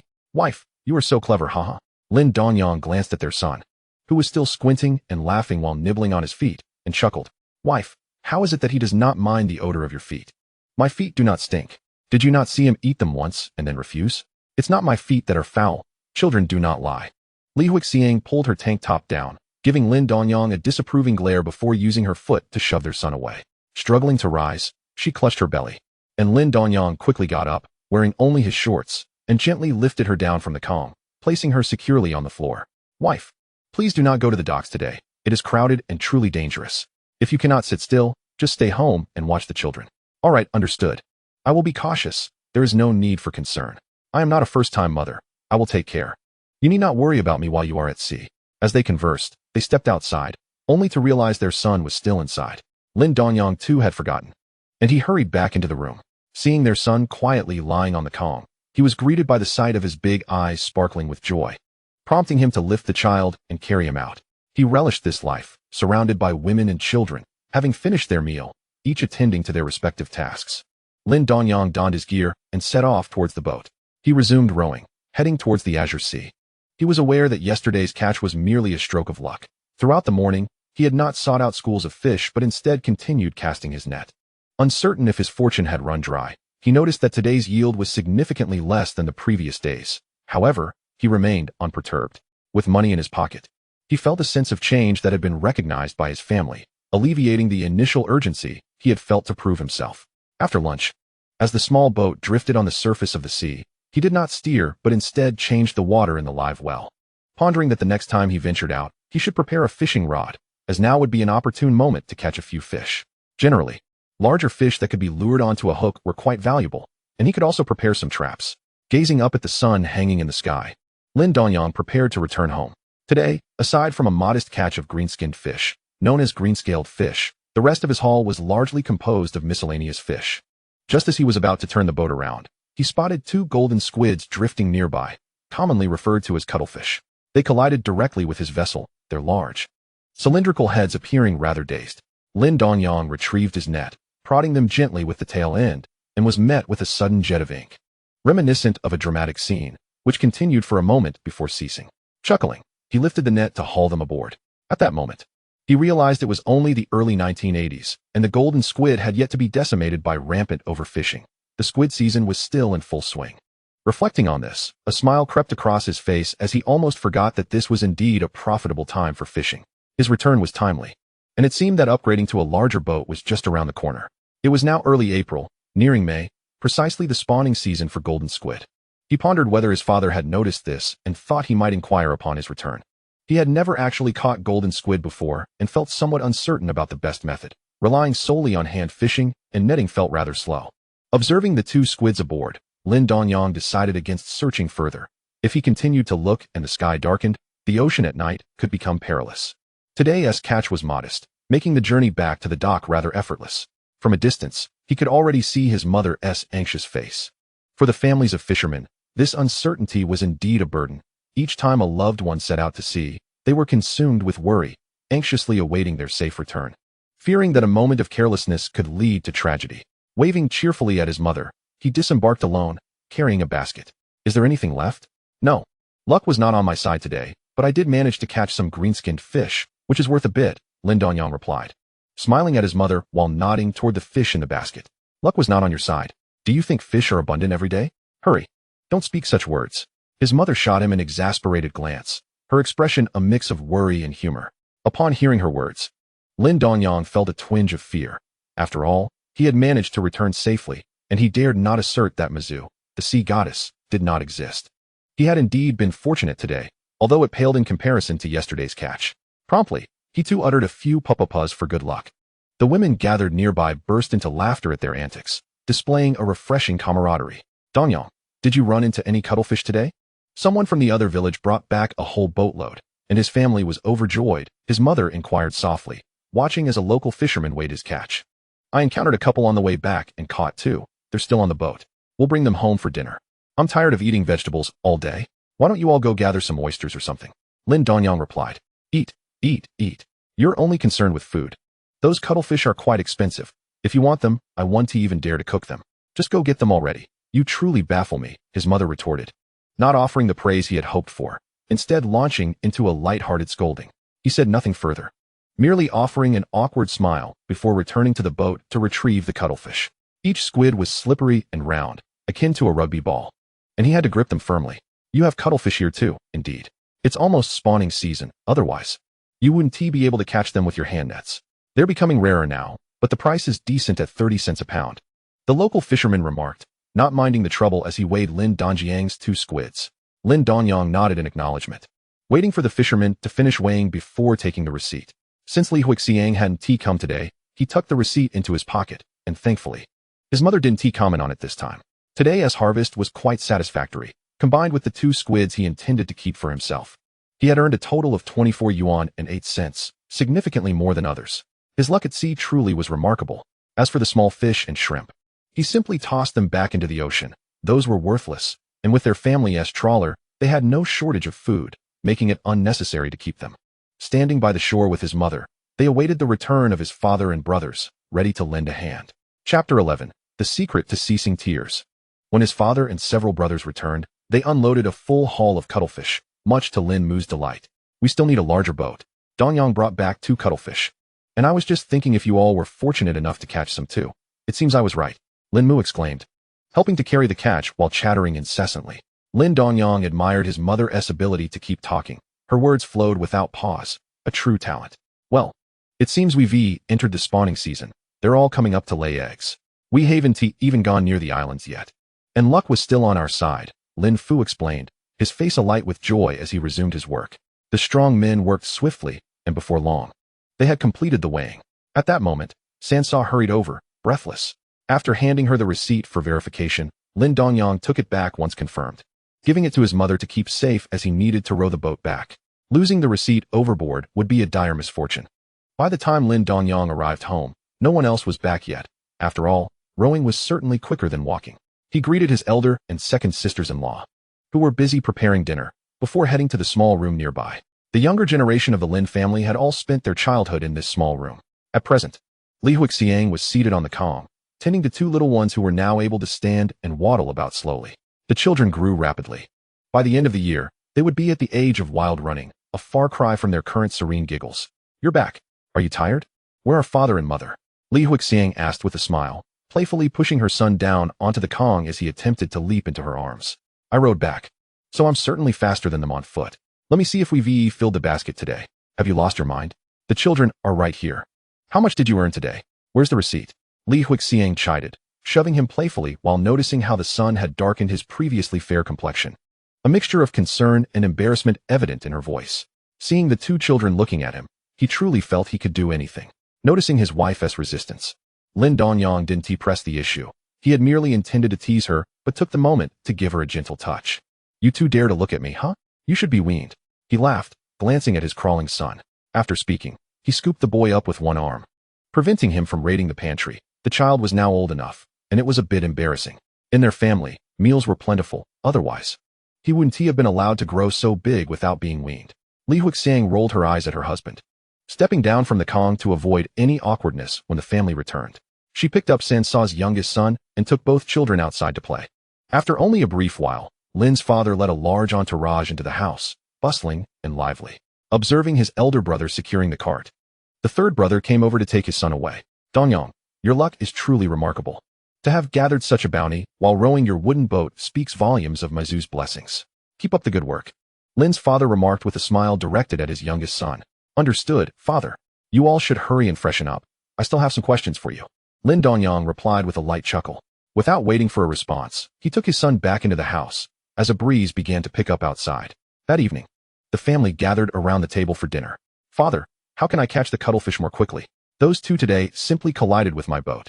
I didn't even scoop them up myself, Lin Dongyang said, having finished his meal without paying heed to whether his father was full or not. His laughter filling the air. The others seated around the table looked at him with curiosity, intrigued by the idea of cuttlefish bumping into a boat. Having only heard of waiting for a rabbit to come by, they must have mistaken your little boat for a spawning ground. Cuttlefish prefer such locations for laying their eggs. Lin's father chuckled, continuing, your boat is small, so just work harder at fishing. As for how to catch them quickly, it all depends on your speed. You could try fishing around those two nearby islands to increase your haul.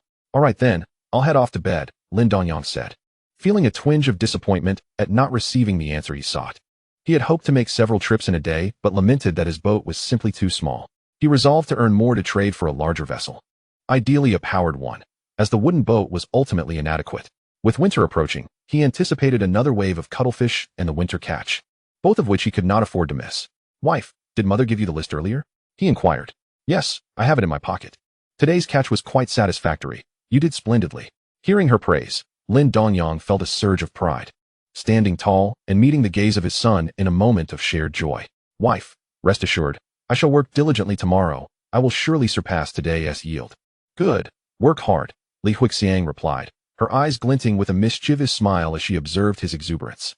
His childlike demeanor and animated gestures made her realize she had found a way to gently tease Lin Dongyang. The family of four returned to their room, and as soon as they entered, the sound of the third brother's snoring filled the air. Although he had been the first to leave the house, it was a mystery how they had fallen asleep so quickly. Lying in bed, Lin Dongyang found it difficult to sleep without his wife by his side. After heating some water, he assisted Li Huixiang in wiping down her body. The weather was no longer cold, but bathing remained inconvenient for her, so he settled for a simple cleansing. He dried her feet and carried his wife, resembling a large white sheep, to bed, helping her into her night clothes. Cautious of her pregnancy and the spring chill, using the leftover water from Li Huixiang's wash, Lin Dongyang, bare-chested, attempted to scrub himself clean. But the persistent fishy odor clung stubbornly, resisting even soap. Undeterred, he refilled the basin, checked the water temperature, and swiftly bathed his son, who began to cry as soon as he was pulled from the water. Li Huixiang, watching her husband bustling about in front of the Kong, felt a profound sweetness in her heart. In the past, even while pregnant, she had been the one to bathe their son, sometimes even attending to him while he bathed. She longed for this moment to last forever. Why don't you give him a wipe and set him on the Kong by my feet? As long as he has something to eat. He won't cry, Li Huixiang suggested lightly, hearing their son's cries. Naturally, Lin Dongyang obliged, cleaning the incessantly wailing child. Just as he placed the boy beside Li Huixiang, he heard Lin Jianbin's cries from the adjacent room. The two brothers seemed to be in perfect sync with their lamentations. As he set his son down next to Li Huixiang, he watched the little one howl, and then giggle as he grasped his mother's big toe, ceasing his cries as the sounds from the other room faded away. Your method truly works wonders. I wonder if it can be shared with others. Huh. When he grows up, people will surely call him a toe sucker, Lin Dongyang chuckled. Looking at his son who had quickly fallen asleep while still clutching the toe, Li Huixiang rolled her eyes at him and said, "You know better than to mention it outside. Be careful, or when you're old, he won't take care for you. Now hurry up and get to bed. We've work to do tomorrow." Lin Dongyang nodded in agreement, stepped outside to dispose of the water, and exchanged an apologetic smile with his sister-in-law, who was also just leaving to throw out some water before returning inside. After the family division, the home felt larger. Although they lived in close proximity, it also felt distant in some ways. He cherished the time before the split. Although they no longer had to contribute financially, his sisters-in-law still maintained their own households. Plus, aside from her chatter, his mother was quite kind to the daughters-in-law, and conflicts were minimal. After the division, while there were no major disagreements, living closer led to an increase in minor disputes. "Wife, I earned over 20 today again. You haven't forgotten our agreement, have you? You truly have boundless energy. You've worked a full day and aren't tired?" The third brother has been snoring for quite some time. "Every person is different. Hurry up. Today, we simply cannot postpone it. There's no one like you," he replied. That night, Lin Dongyang returned home and, for the first time, did not lean on his own strength. After a bit of snacking, he contentedly embraced his wife and fell asleep. Chapter 12. Taking my wife to the hospital. In the middle of the night, Lin Dongyang was awakened by the sound of wind outside. He pulled the light switch, but there was no electricity, likely blown out by the wind. He carefully felt around in the dark for his wife, and then for their son, who was nestled at her feet. Lin Dongyang helped his wife adjust her blanket and lifted their son, wrapping him in the covers before placing him back down. Now, with his wife's large belly, it was inconvenient for her to turn over, and since she slept soundly, their son was safe at her feet. Rising quietly, and without clothing, he stepped outside. He felt as if his body operated like a thermostat, cooling down when it was warm and heating up when it was cool, always comfortable throughout the seasons, making illness rare. Outside, the wind was quite strong, accompanied by a light rain. Spotting the illuminated main room, Lin Dongyang made his way over. "Father, are you all going out to sea today? The wind on shore is quite strong. It must be even fiercer at sea." He gently addressed his frowning father while nodding at his brothers with a smile. "Let us wait a bit longer. If it continues to rain, we want to go." "Why are you awake at this hour?" "The wind kept me from sleeping. I pulled the blankets up for Huixiang and the child. I just bathed them last night, and with Huixiang's belly being so large, catching a chill would not be good." "You don't have to be so detailed," Lin's father said, his frown deepening as he replied gruffly. His son had a penchant for extremes, either neglecting everything or being overly attentive, leaving Lin's father at a loss for words.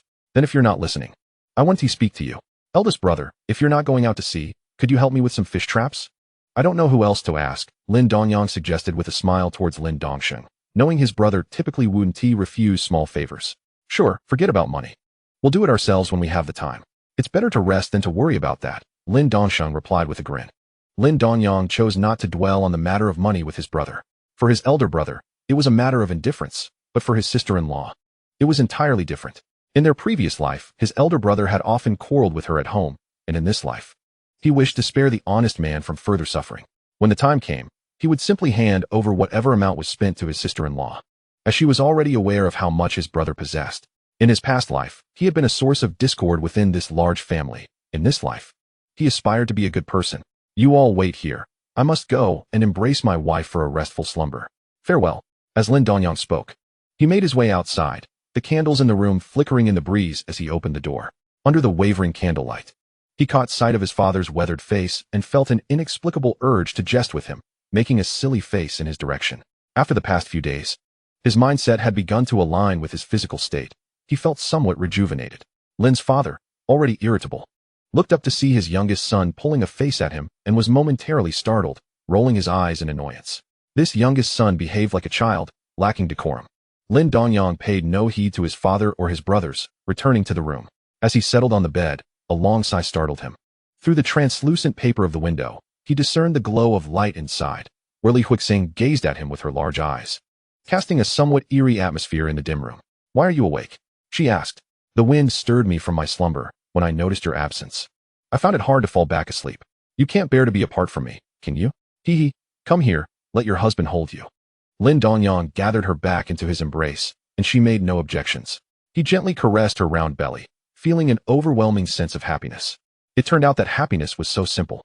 "Dongyang, I'm tired.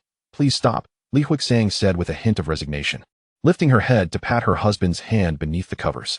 Upon hearing her words, Lin Dongyang ceased his movements and continued to drift into sleep.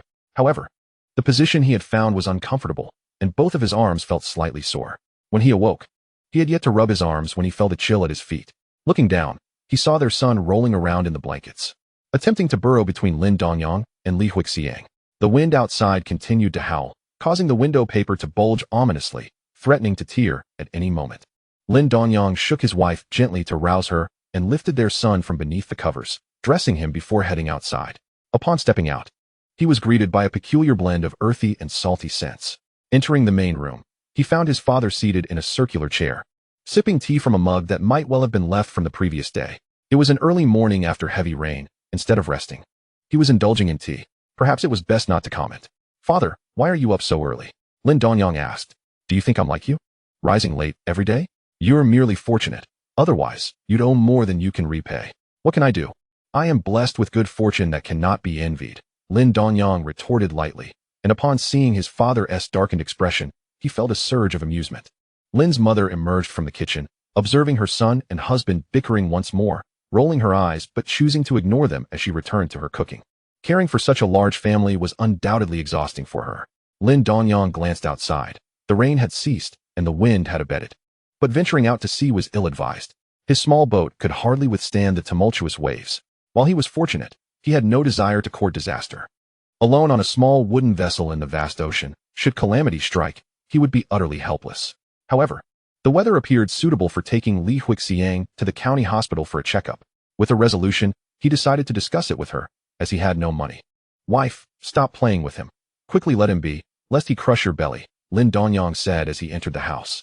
Noticing their son attempting to climb onto Li Huixiang, he swiftly apprehended the child, saying, "Take some money. With the wind today, there may be rain as well.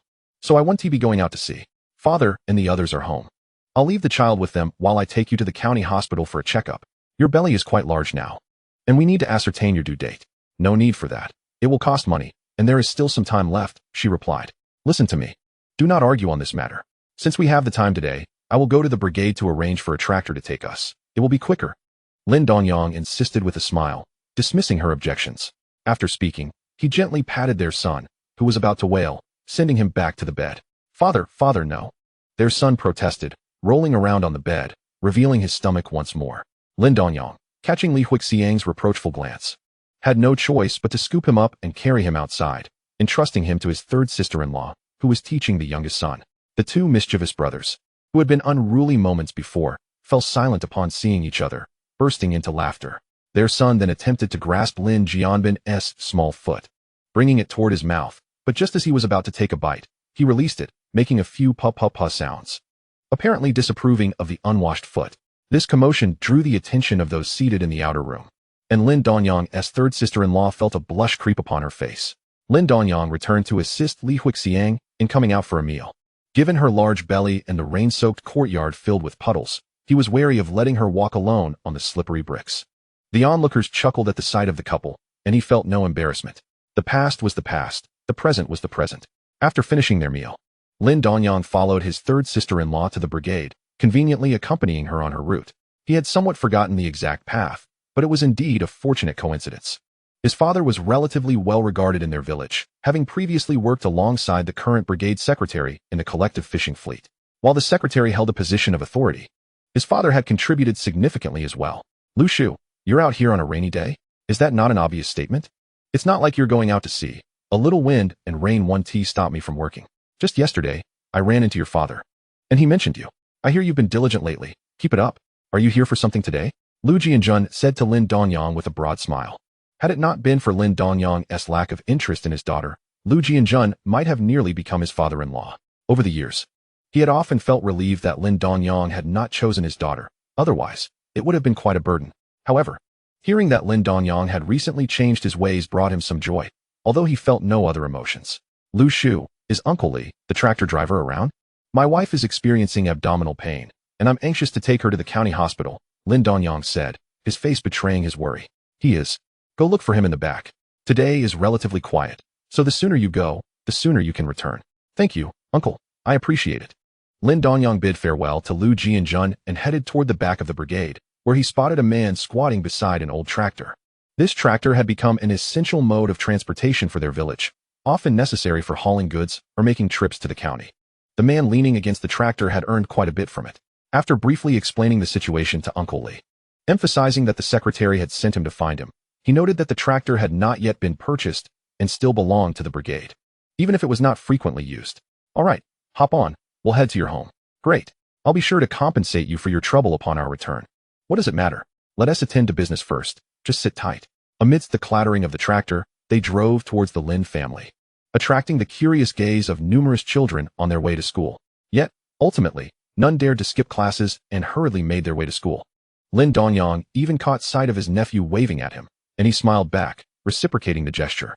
A simple wave, but witnessing the smiles on their faces made him grin as well. How delightful. Chapter 13.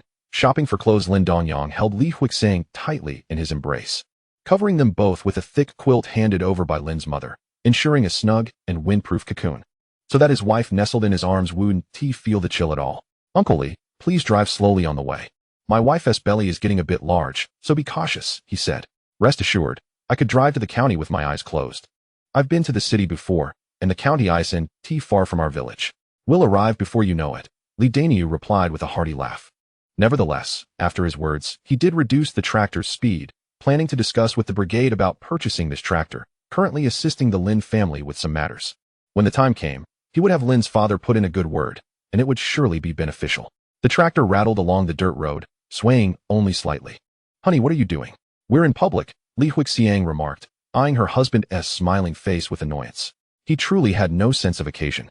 If others saw them, how could she face the world without feeling utterly humiliated? What's this? Today you're actually calling me husband? With such a thick quilt. Does someone have x-ray vision, or what? I'm merely trying to ease your mind. You don't understand me at all, Lin Dongyang whispered playfully into her ear, choosing not to respond further, revealing his own temper. Observing her husband's momentary sulk, Li Huixing felt a mix of exasperation and amusement. He had indeed changed a lot since the past, yet his lecherous heart remained unchanged, leaving her with no recourse. However, deep down, she cherished his clinginess. All right, dear. Don't be upset. I'll help you later tonight. That's more like it. So, how much money do we actually have at home? I'm curious how long it will take to save enough to buy a big boat. If it's not enough, I might have to borrow from a few brothers. Lin Dongyang mused quietly in her ear. The cacophony of wind mingled with the tractor's engine noise was quite overwhelming. Yet the two within the vehicle found a peculiar sense of tranquility. Upon hearing his words, Li Huixiang felt a pang of concern followed by a flicker of fear. Her husband had begun to work, and fortune seemed to be smiling upon him. The earnings from a single sea venture were equivalent to what many laborers at the docks would earn in 2 to 3 months. Wasn't he a bit hasty to dream of a big boat so soon, just after they had acquired this small wooden vessel? Li Huixiang, now more accepting of calling him husband, spoke softly, her face adorned with a nervous expression. Dear, isn't that a bit too ambitious? Considering the bills. We currently have less than 400 yuan at home. I haven't mentioned this to you, but my parents, fearing we struggle after the split, gave us an extra 100. Just don't let your brothers and sisters know. I'm not foolish. My mother still cares for me, haha. Of course she does. You're her son. If she doesn't care for you, who will? She has a sharp tongue, but a soft heart. You shouldn't always argue with her. Li Huixiang said with a smile, grateful for her mother-in-law, who had never displayed the traits of a wicked mother-in-law. As long as one remained diligent, she would always be greeted with a smile, though Lin Dongyang had a penchant for bantering with her, which she found difficult to dissuade. That won't do. I don't argue with my mother, but you all dare not. My 3 brothers are all honest men, whatever mother says goes. Isn't she bored? I'm doing this for her good. That 100 is my labor fee. Your reasoning is quite twisted. I'll tell mother when I return. You wouldn't dare report me, or I'll make you pay. By the time they arrived at the county hospital, the sky had begun to clear, and the wind had subsided somewhat. However, the roads were still challenging, taking over an hour to traverse. If they were in the modern world, they could have reached the county in less than 20 minutes on an electric bike. After informing Uncle Li to wait a moment, the two made their way to the hospital, where Lin Dongyang took the money she handed him, curious about where she had hidden it. It was still warm. After paying the fee and standing in line, they noticed that, perhaps due to the dreary weather, the hospital was bustling with people. In their village, people typically endured their ailments as long as possible, rarely visiting the hospital unless absolutely necessary. Even when they couldn't bear it any longer, they would choose a day with poor weather to come, so as not to interrupt their work. Go ahead, You first for the checkup. Once you're done, I'll take you to see the doctor. All right, I'll go in now, Li Huixiang replied with a smile. Aside from a bit of jostling, Lin Dongyang felt warm. And she didn't feel the cold at all. In fact, he was still warm in all the right places. The checkup was straightforward, devoid of numerous procedures. And Li Huixiang completed it in no time. Exiting the hospital, both wore smiles, relieved that all was well, with less than a month until the due date. He planned to bring her back for the delivery. As it was not yet the era of family planning, they did not need to hide away. Having checked the time in the hospital, it was still relatively early, and Lin Dongyang wasn't in a hurry to return home. They hopped back on the tractor, asking Uncle Li to inquire about the route to the county's supply and marketing cooperative. At present, the newest department store in the county was still under construction. The market was just beginning to open, and many were hesitant to invest, fearing unpredictable winds. Why go to the supply and marketing cooperative? Isn't it the same as going back to the village? Are you planning to buy something? Li Huixiang asked, feeling a bit embarrassed as a few women outside pointed and giggled at her after Lin Dongyang lifted her down from the tractor. Yet, she couldn't help but voice her curiosity. The village pales in comparison to the county. Come, let me show you. Once the mall is built, I'll take you there. I won't buy anything for myself, only for you. Lin Dongyang chuckled, leading her to join the queue. As they stood in line, it wasn't long before they entered, instantly enveloped in warmth, free from the external winds. Lin Dongyang's gaze fell upon a dress hanging to the side, a smile gracing his face. If Li Huixiang wore it, she would undoubtedly look stunning. Yet, he had never been able to bring himself to buy such things before. Once they had a bit more money, after all her hard work, she had lost some of her youthful glow. My dear, you would look gorgeous in this. Let us buy 2 pieces. The baby is arriving soon, and the weather suits it perfectly. It's so expensive. What if I gain weight after giving birth and can't wear it? It would be a waste. I don't want it. Li Huixiang thought of how much she desired the dress, but, considering their circumstances, shook her head resolutely. Lin Dongyang, undeterred by her refusal, smiled at the saleswoman and purchased a floral white dress along with a pair of little leather shoes and 2 hair clips. Although wearing a white dress in a fishing village might seem impractical, she could still wear it at home for him to see. Li Huixiang watched as her husband handed over the money, her heart aching at the sight. Yet, as she gazed at the clothes and shoes in his hands, she felt an overwhelming sweetness. Aside from the outfit he had bought her on their wedding day, they hadn't purchased anything new since. And she too longed to wear beautiful new clothes. However, from now on, it is imperative to exercise stringent control over the funds he possesses. Whenever money is bestowed upon him, he tends to squander it frivolously, albeit this time he spent it on her.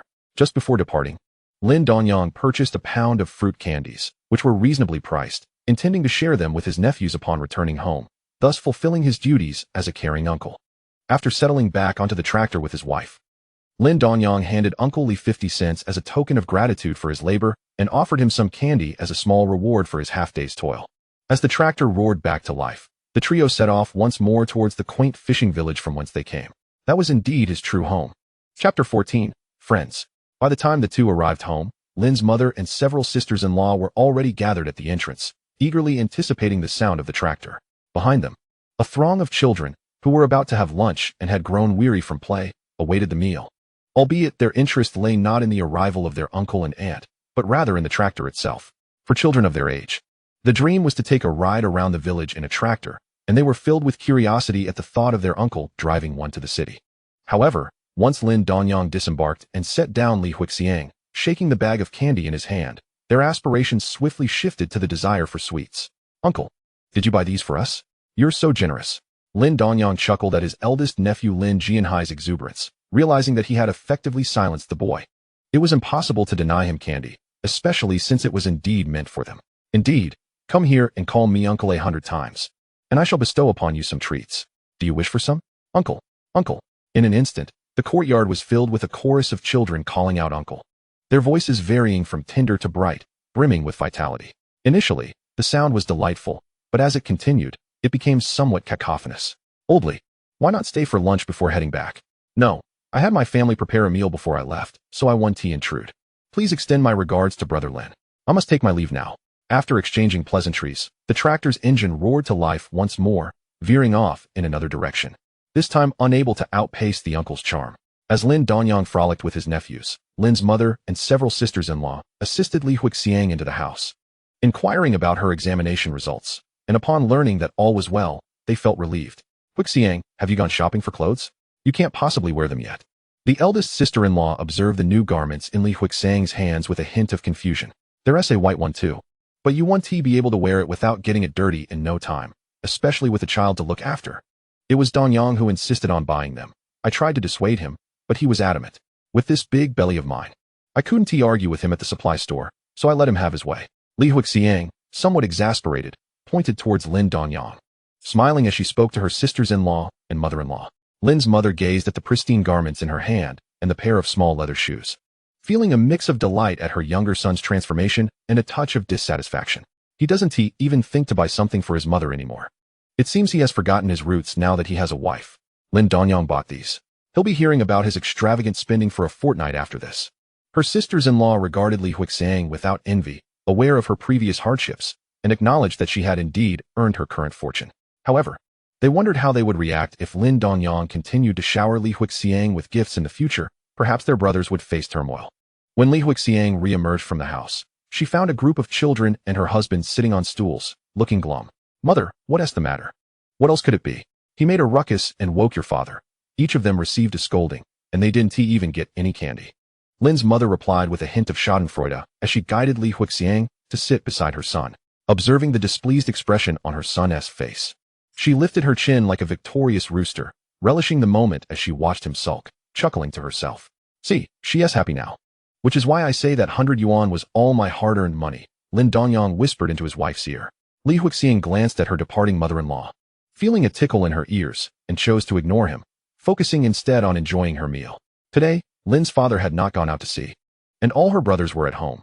The family was gathered around a table filled with 7 or 8 dishes, which they managed to finish completely.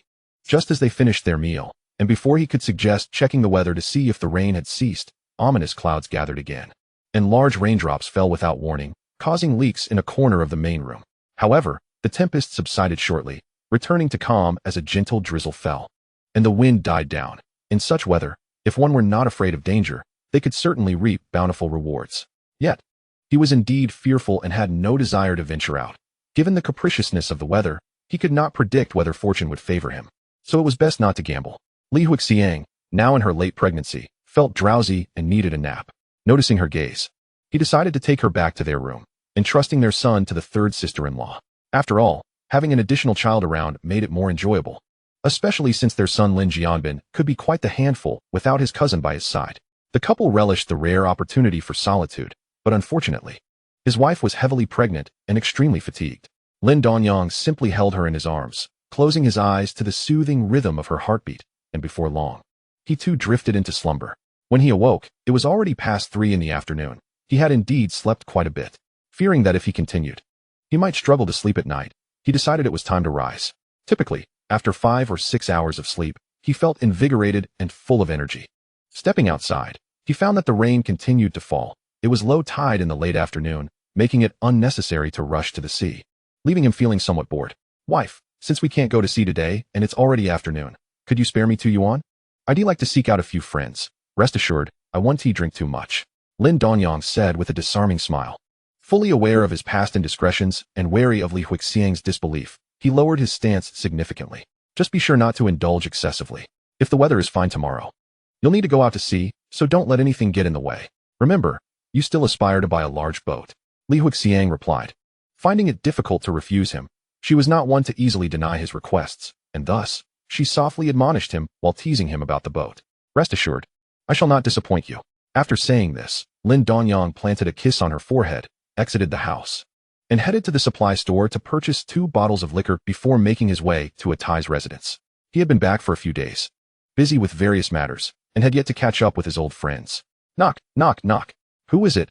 Braving the rain to wander about. Atai, hurry up and open the door. Why do you always take so long? Lin Dongyang called out with a smile, his face lighting up at the familiar voice. With a creak, the door opened, and Lin Dongyang recognized the youthful visage before him, smiling as he recalled the face of his long-ago friend. Yanggu, what brings you here today? I thought you had forgotten about us brothers. Ha! Come on, let us split up and gather the others. I brought liquor, peanuts, and a bit of dried fish. It's perfect for a rainy day when we can't work. Let us enjoy some drinks and have a good chat. Very well then, my father is not at home, and I am still here. I shall go summon someone, and you can keep watch over the house. It is not far, I will return shortly. Lin Dongyang nodded, recalling that he had indeed forgotten the way to his own home. It was only because Atai was to marry his sister that the memory lingered, and it would be somewhat embarrassing if he could not find the door. After waiting for a while in the house, he soon saw Atai enter with several companions, all smiles. Chapter 15, Setting the Trap. Upon seeing Lin Dongyang, their faces lit up with joy, and they greeted him warmly. Among their group, Lin Dongyang was the eldest. They often played cards together and ventured into the mountains, living a carefree existence in the past. Over the years, circumstances had diverged. Some, like him, continued to drift through life, while others bore the burdens of supporting their families and were reluctantly forced to find work. Brother Yang, you have some free time today? My mother said you've been working lately. I can hardly believe it. Tell me all about it. Indeed, Brother Yang. Is it true that on your first voyage you caught an entire boatload of mackerel? Our neighbor has been saying you struck it rich. Ming, Wei. Please take a seat. Brother Yang, Xiao Fan has gone to fetch San Bao. We must wait for him to return. Lin Dongyang nodded at Atai's words.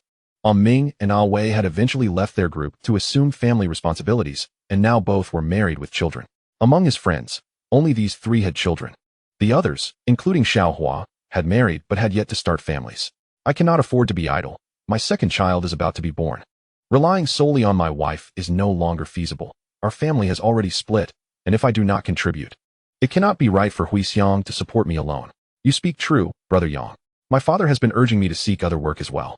Jobs at the docks are competitive and hard to come by. Wei pondered, his eyes gleaming as he looked at Lin Dongyang.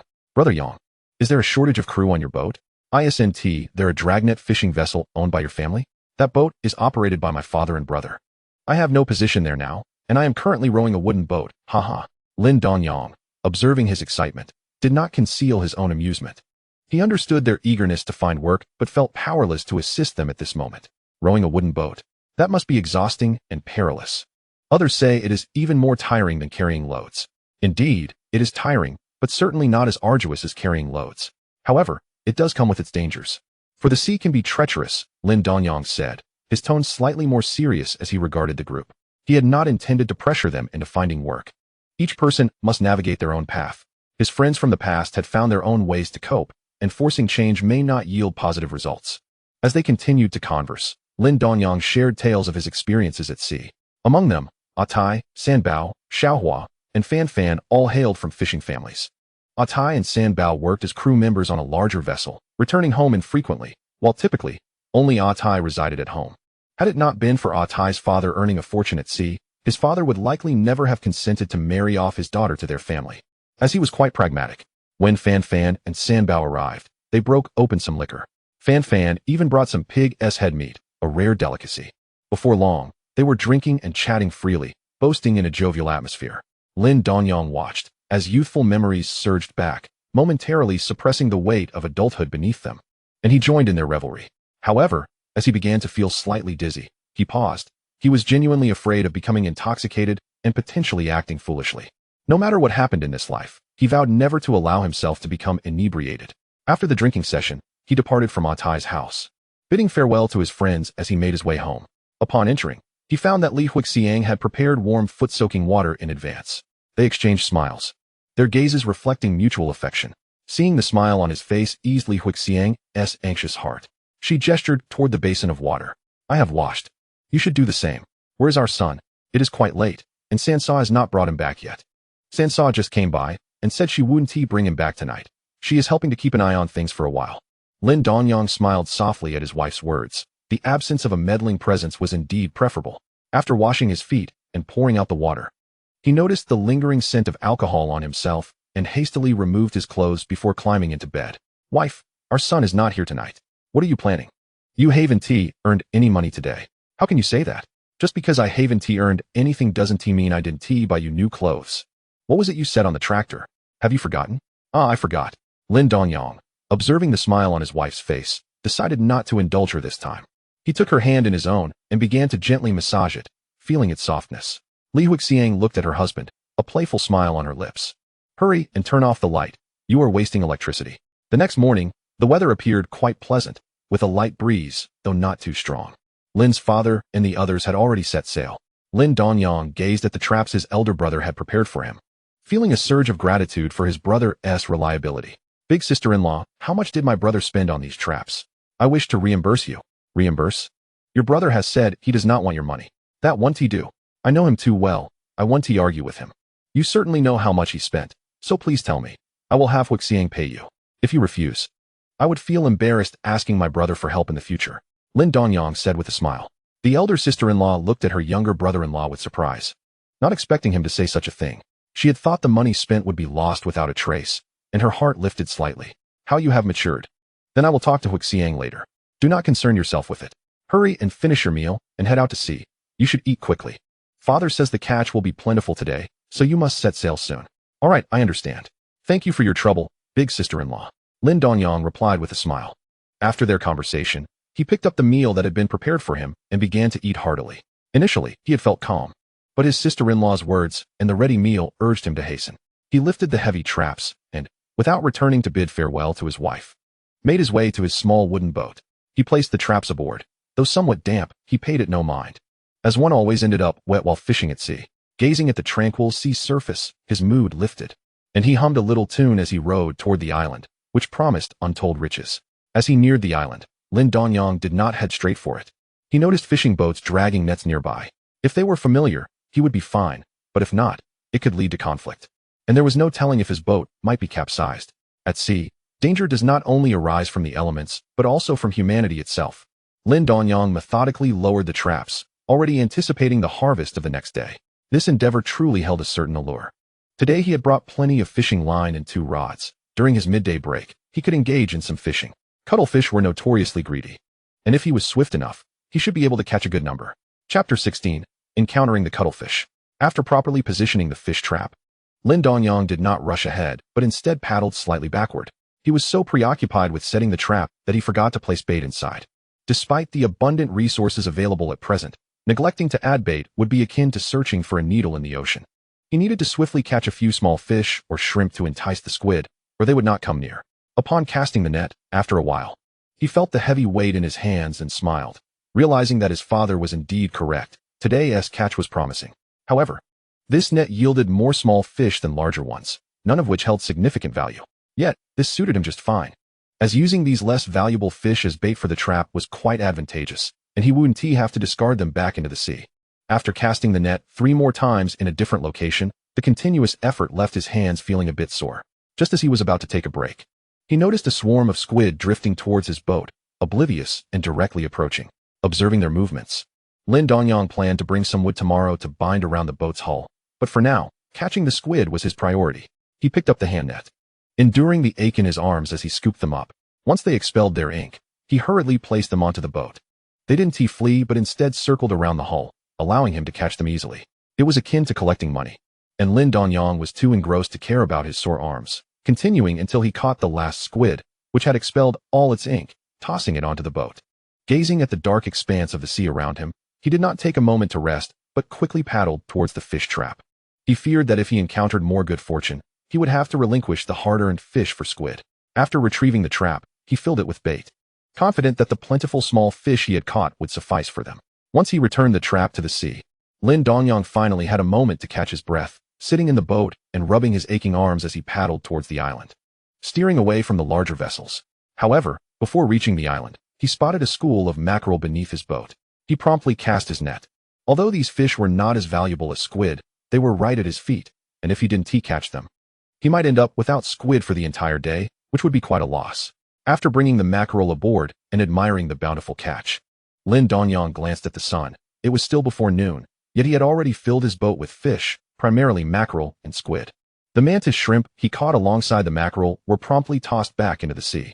It seemed he needed to return to shore for a moment. Today was indeed fortunate. As Lin Dongyang turned the boat around and paddled towards the dock, his arms worked tirelessly, ignoring the potential soreness that awaited him in the evening. He was making money, quite a lot of it.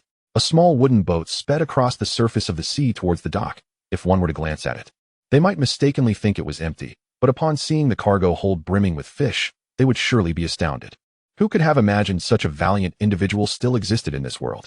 Arriving at the dock just past noon, there were few people around, with only a few buyers idly chatting, giving the place an empty feel.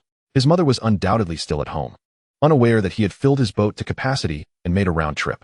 To be fair, it was almost exaggerated how smoothly everything had gone. He had simply gone out to sea, set the trap, and while catching bait, a swarm of squid had collided with his boat. Aiming to distance himself from the larger vessels and enjoying a peaceful outing around the island, he unexpectedly encountered mackerel and hastily returned. Now on land, he felt as if his arms were no longer his own, but the work still needed to be done. The absence of others at the dock was a blessing, as he had no need to worry about someone stealing his fish. "Second brother, could you lend me a hand? I can't manage all this alone," Lin Dongyang said with a smile, carrying a basket of fish towards the second deaf man. He had brought only this one basket, and without emptying it, he couldn't manage to store more fish. "Dongyang, why are you back so soon?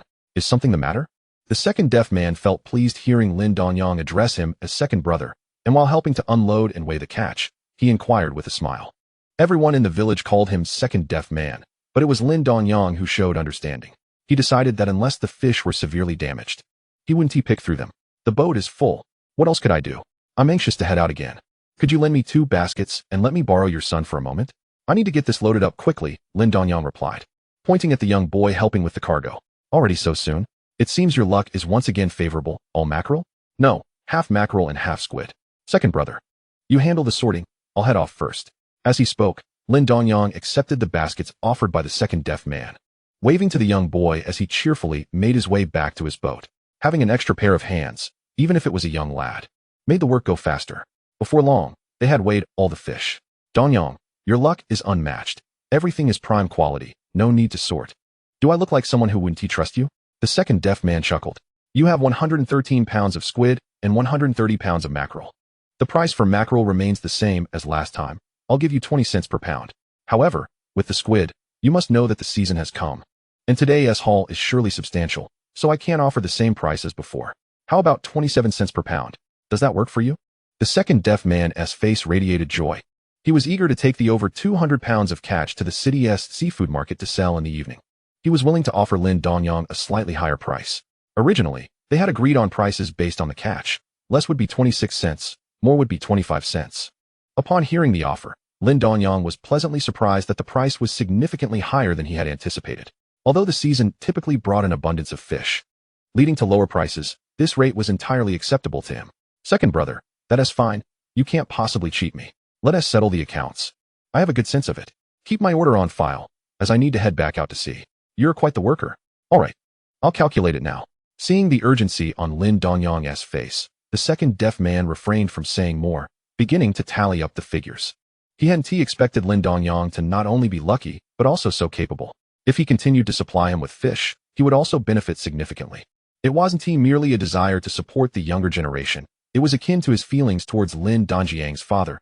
He needed to nurture this profitable venture well. 113 pounds of squid at 35 cents per pound, and 130 pounds of mackerel at $26. The total comes to $56.51. Since your wife and sister-in-law are not around, we'll confirm in the evening. Second brother, we'll discuss that later. Let us not count the 51 cents now.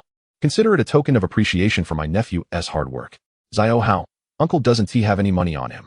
Whether your father gives you any is beyond my concern, Lin Dongyang said with a smile to the two before him. The second deaf man simply chuckled. Not being overly polite.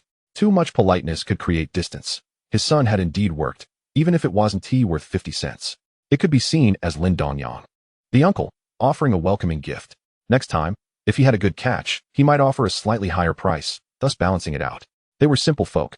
After all, without unnecessary complexities. "Don't you forget to thank Uncle Dongyang." "How rude." "Thank you, uncle." Lin Dongyang nodded at him before picking up the basket and heading back to the boat. His tasks were far from finished. Regardless of the evening's yield, the sight of 2 catches in a day would undoubtedly bring immense joy to his wife. With her belly so round now, a cheerful disposition would certainly aid in ensuring the health of the unborn child. Chapter 17, A Stroke of Luck. Lin Dongyang navigated his small boat, gently rowing to alleviate the soreness in his arms. Although he had eased some of the discomfort while conversing on the shore, traces of pain still lingered. He needed to adjust his state of mind as he set forth towards the vast ocean. Along the way, he did not catch any fish, but the area around the previous island seemed promising.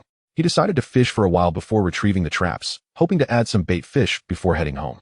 On the open sea, traffic rules were not enforced, yet he preferred to row in a straight line for convenience. After some time, he noticed that the fishing boat ahead had yet to depart. Since returning, his keen eyesight and sharp hearing had proven invaluable to him. It appeared to be a small fishing vessel, and the crew likely would not notice his modest wooden boat. As he circled around and cast his net, he dropped the catch into the boat. This time proved fortunate. It was not just bait fish and shrimp, but he also caught 2 squid, which seemed to have lost their way and remained stationary. As he paddled towards the back of the island, not yet reaching the reef, he was greeted by a sight of numerous cuttlefish. It was no wonder the boat lingered. The squid season was indeed bountiful. Lin Dongyang picked up his hand net and carefully maneuvered forward, mindful not to capsize his wooden vessel upon encountering any rocks. After netting several squid, he set the hand net down and observed a few squid rising and diving behind him. He cast the net once more, waiting until the right moment before hauling it back in. The ink released by the squid darkened the sea, momentarily obscuring several large fish he initially failed to recognize. As the fish revealed themselves, Lin Dongyang was overjoyed. Unexpectedly, in addition to the squid, he had caught 3 sizable grouper, a fish universally regarded as a valuable catch. The 3 fish in his hold brought a broad smile to his face. Their worth was likely equivalent to the arduous labor he had endured that morning. Long and oval-shaped, known locally as tu wan and scientifically as Epinephalus mora, their exquisite taste was a memory from his childhood, a delicacy he had not savored since. He swallowed hard at the thought, yet quickly refrained from indulging in such fantasies.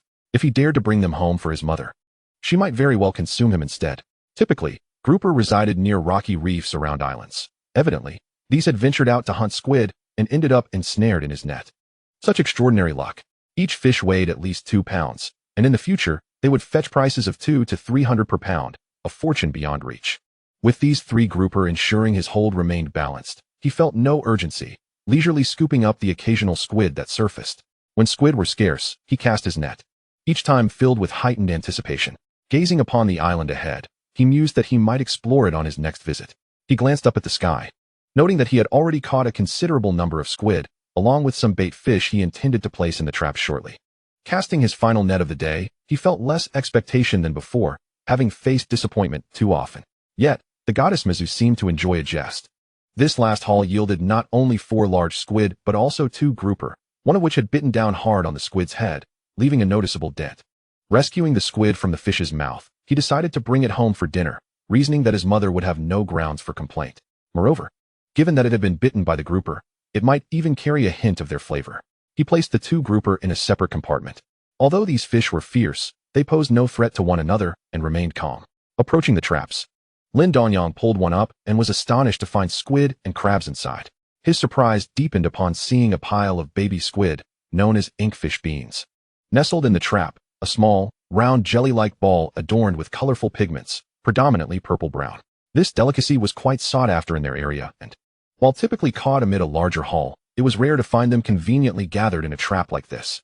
He tossed the squid onto the boat, placed the inkfish beans into a basket, and transferred the crabs and some shrimp into a bucket hanging from the boat.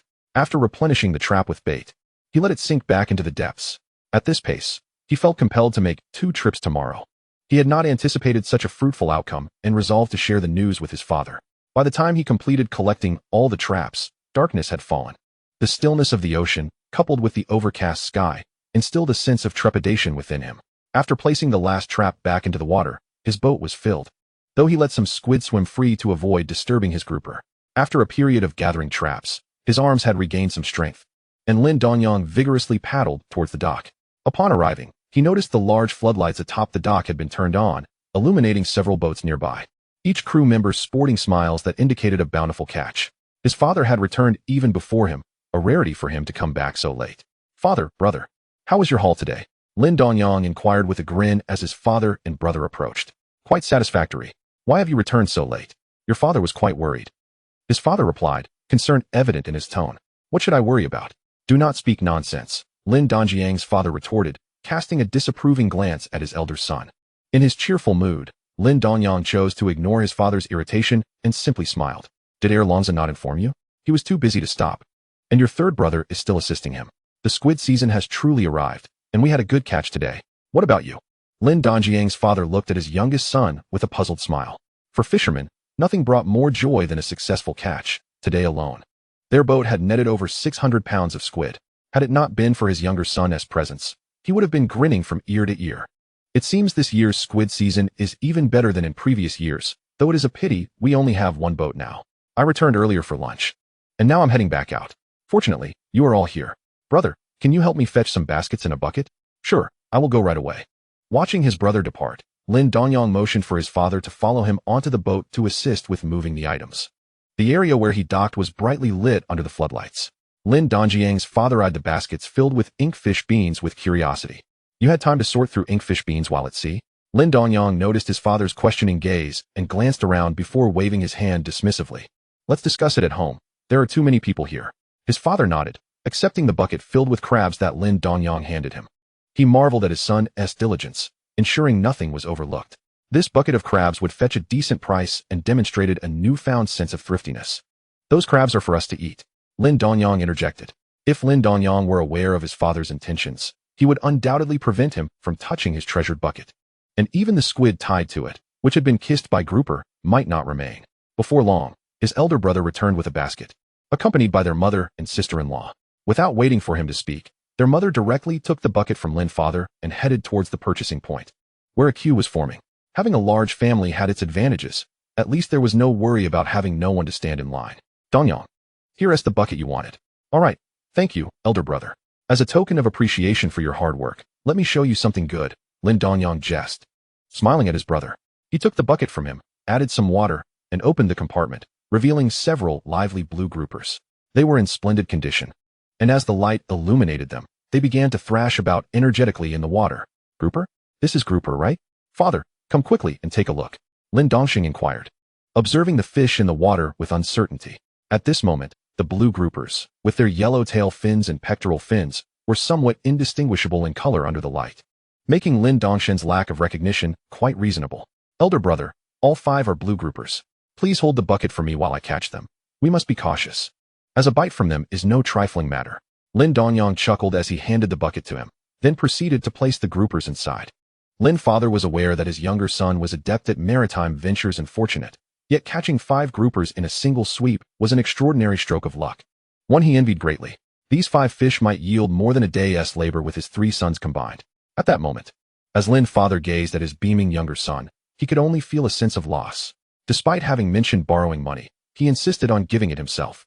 Even though he was quite affluent, he had foolishly given Lin Dongyang an extra 100. The crux of the matter was that, at this juncture, he had no means to reclaim it. His final thought was that had they divided their family assets sooner, it would have been wiser.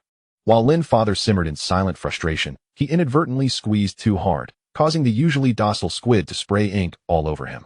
Hee hee. Hee hee. Chapter 18. A delighted Li Huixiang. Hearing his 2 sons laughing at him, Lin father chose to remain silent and continued with his work. Silence is often the best response. Noticing his father ignoring him, Lin Dongyang decided not to engage further.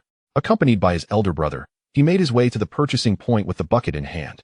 Elder brother, don't be so tense. Everyone at the dock is from our surrounding villages. Who would dare to rob us? That may not be certain. Money can stir desires, Lin Dongyang cautioned, recalling advice from their father. Hurry over and let Longzi see the price. I'll check elsewhere to see if any bosses are around today. With a measure of caution, he escorted Lin Dongyang to Longzi, not bothering to lower his voice. After saying this, he wandered off, seemingly in search of a buyer, as the prices offered at the purchasing point would never match Longzi's. Dongyang, what fine goods do you have? Your brother Dongyang is being particularly careful. Longzi observed Lin Dongyang with curiosity, glancing at the bucket he was holding. This youngest son of the Lin family was increasingly impressing him. If it had instigated such caution in Lin Dongyang, it had to be something remarkable. Second brother, look. I've been lucky and caught a few blue groupers. My elder brother is off to see if there are any bosses around. Lin Dongyang replied cheerfully as he presented the bucket to Longzi. Upon seeing the lively fish within, Longzi immediately recognized them as groupers, and his excitement was palpable. He had just mentioned delivering gifts to the newly opened restaurant in the county to establish connections, but unfortunately, everyone was currently busy catching squid, and good catches were indeed scarce. Now, fortune had arrived just as he needed it. Dongyang, would you be willing to sell me these groupers? Don't worry. The price is negotiable. Once your brother returns, I'll certainly offer you a better deal than what he finds. No rush. Let me weigh some other items first. That's fine. I'm not in a hurry. Let us weigh them first. After their conversation, Lin Dongyang set the blue groupers aside and assisted his father and second brother's wife in moving squid. Longzi, observing the squid being brought over, began weighing them together with the previously collected crabs, leaving his son bewildered and glancing at him in confusion. Father, that one has a hole in it. Why are you weighing it with the good ones? We haven't even sorted through them yet. Keep your comments to a minimum. No one thinks you're mute. This will be taken home for you to eat later, all right? Now, focus on your work, Longzi admonished his son, feeling quite satisfied as he continued weighing. By the time Lin Dongyang returned, he had nearly finished weighing everything. Lin Dongyang had been examining his damaged squid for quite a while, without finding anything. And before he could inquire, he saw his elder brother approaching with a look of excitement. "Dongyang, I've inquired. The highest offer is $2.30 per pound, provided they are live fish. Given our quality, there's no doubt we'll meet that standard." "Dongyang, why didn't you ask me when you want to check elsewhere?" Longzi remarked with a smile at the returning Lin Dongyang. To Longzi, the price of $2.30 seemed rather modest. Although he lacked access to high-end seafood supply channels, even adding 20 cents could yield a small profit. "Longzi, you're now accepting such high-priced fish?" Lin Dongyang queried in surprise, thinking he might try to buy them at a lower price to pocket the difference. "I have my uses. If luck permits, I might also deal in high-priced fish in the future." "Dongyang, I'll give you $2.50 per pound for those blue groupers. What do you say?" "That sounds great. Thank you, second brother," Lin Dongyang exclaimed, delighted to hear a price even higher than what Lin Dongyang had inquired about. Upon hearing of fish being priced at over $2 per pound, others nearby turned to look with envy at Lin Dongyang, many who had never seen him before, aware he was a newcomer. "Whose child is that? Such good fortune. $2 per pound for blue groupers. I wager each one weighs 4 or 5 pounds. Lin Lao's youngest son, who used to be quite the idle fellow. "Have you heard of young Lao Si? Ah, that wayward child is now working hard and has become so fortunate. Lin Lao truly knows how to raise sons. I must find a matchmaker and speak to his family about their eldest daughter. Do you know what she looks like?" What began as a discussion about groupers quickly diverted as the women began planning to speak to the Lin family about a match. The Lin family members standing nearby merely smiled and said nothing, though Lin mother couldn't help but raise her head, feeling quite satisfied with the current state of affairs. "Dongyang, these 5 groupers are all quite sizable, weighing in at just under 26 pounds. I'll round it up to 66 for good luck. Is that satisfactory?" "Second brother, with such generosity, how could I be anything but satisfied?" "Haha. However, let us not put this on the ledger. You know, I've just started working, and there's not much money at home. I'll take a little back to cheer up your sister-in-law." "All right, since you mentioned it, I was about to offer you that anyway. I need these fish for a purpose. The sooner we conclude this, the better." Lin Dongyang nodded with a smile at his words, as he had no concern for Longzi's intentions. As a fisherman, his sole focus was on catching fish to provide for his children and ensure his wife was well cared for, and that was more than enough. The crabs are $1.80 per pound, totaling 9 pounds. The squid is 180 pounds, but the price will be slightly lower than at noon, at $2.50 per pound. As for these squid beans, no need to sort them. Altogether they weigh 4 pounds, and I'll give you 70 cents per pound, totaling $49.04. Here's the invoice. By the way, here's the list for noon. I'll hand it to you now. Just so happens your third sister-in-law is right beside you. Let her take a look to avoid any mistakes on my part." With a beaming smile, Longzi diligently completed the list and handed it over, grinning broadly. In truth, he felt a twinge of envy towards Lin Dongyang, who had managed to earn over 100 in just a single day. However, he truly was adept, rowing the wooden boat back and forth twice a day. One could only wonder how long he could sustain such an endeavor. "Third sister-in-law, take a look," Lin Dongyang said, nodding at him as he presented the 2 lists to her. Observing her slightly puzzled expression, he smiled and explained, "I stopped by at noon. And now that I'm home, I'm absolutely famished. I must hurry back." Seeing her nod while her fingers danced across her legs, she appeared quite knowledgeable. "Everything seems in order. You've certainly earned a considerable sum, almost on par with what father and the others make on their large boat. If we factor in the grouper, you've likely outstripped their earnings," she remarked, staring at her younger brother-in-law with astonished eyes, her expression momentarily blank. Little did she realize that this younger brother, who once did little work, had now truly committed himself to labor with remarkable fervor. Just that small wooden boat, making 2 round trips, was enough to tire anyone out. Lin Dongyang entrusted his belongings to his father, requesting him to transport the items from the large boat back home, while he handed the money and receipt to Lin Mu. The family members then dispersed, with him rowing homeward in his small boat. Upon arriving home, he saw Li Huixiang, who stood at the door with her belly protruding. The dim yellow light from within, combined with the moonlight, cast a soft glow on her face, enhancing her already anxious and tense expression, which now appeared even more sorrowful. "I told you not to wander off, but you didn't listen. Now is precisely when no one is home, yet here you are, standing outside. Come inside quickly. I have good news to share." "What good news?" Li Huixiang asked, her face lighting up as she spotted her husband. She raised her hand and placed it gently on his, laughing softly. "I made a fortune today. You'll find out when mother and the others return. I'm utterly exhausted, so be sure to reward me tonight." Words alone won't convince me. I won't agree to anything just yet. Hurry inside to watch the children while I go fetch Jianyang and his brothers. Otherwise, when the eldest sister-in-law returns and finds no one home, there will be trouble. Li Huixiang teased, pinching his hand playfully. However, as she pinched him, the calluses on his hand caught her attention. She noticed that his once fair complexion was now becoming darkened, no longer as handsome as before. Yet, she found herself preferring this new look. With a cheerful demeanor, she went to the small room to call Lin Jianyang, who was scratching his head while doing homework, urging him to gather the children before their parents returned. Chapter 19. Beatings are a common occurrence.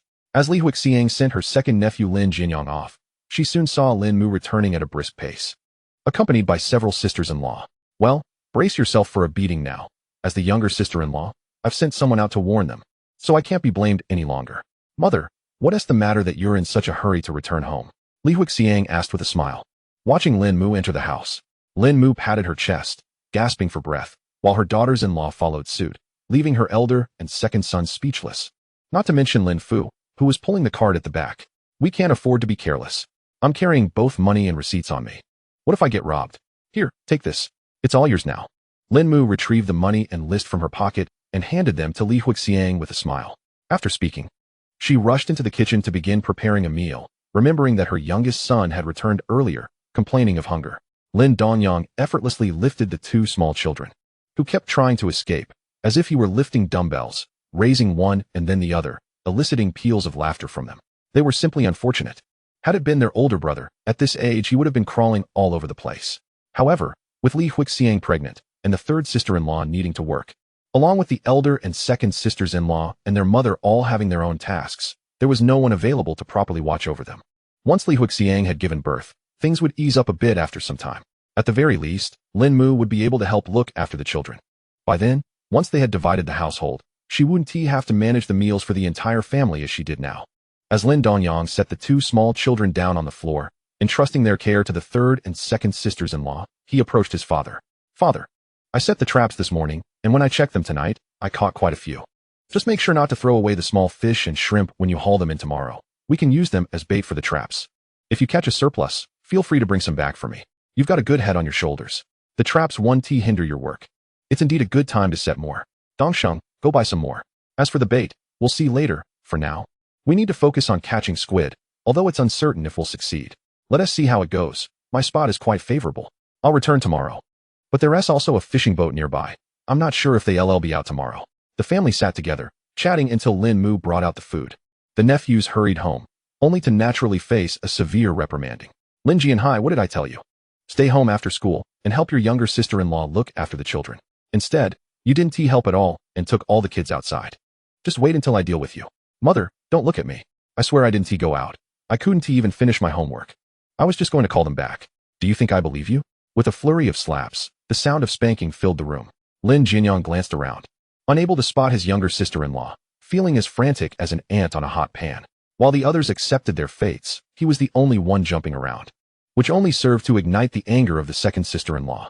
She had initially planned to let it slide, but his blatant disrespect was too much. She turned to Lin Donghua, who was watching the spectacle, and commanded, "What are you waiting for? Grab him." Once Li Huixiang, beaming with joy, managed to hide the money and list in the house, she returned to the main room, only to find Lin Jianyang looking quite disheveled and on the verge of tears. "Auntie, you finally came. Why did it take you so long? Please tell my mother I didn't go out to play. I'm innocent." Lin Jianyang cried, tears streaming down his face, yet he stubbornly called out to Li Huixiang, "Second sister-in-law, it was me who sent Jianyang out to call the others. Look at the chaos he has caused. Please don't hit him anymore," Li Huixiang said as she stepped forward to lift her second nephew. Upon hearing her explanation, the second brother and sister-in-law realized they had mistakenly punished him, but they wanted to admit their mistake. She added pointedly, "Lin Jinjiang, you too. Why didn't you say your brother was just going to call you? And now you're gloating? You really want to be punished, don't you?" The second sister-in-law glared at her remaining two sons, who were still chuckling, feeling quite vexed. With that, she raised her hand and began to spank them. The eldest and third sisters-in-law exchanged glances, realizing they couldn't just stand by and do nothing, as they watched their nephews being chastised. Lin Dongyang took a few more bites, feeling quite full. Once the sisters-in-law grew tired from their beatings and began to eat, the dining table once again filled with lively chatter, while the small children remained by the edge, cautiously taking small bites, fearful of attracting their mother's attention.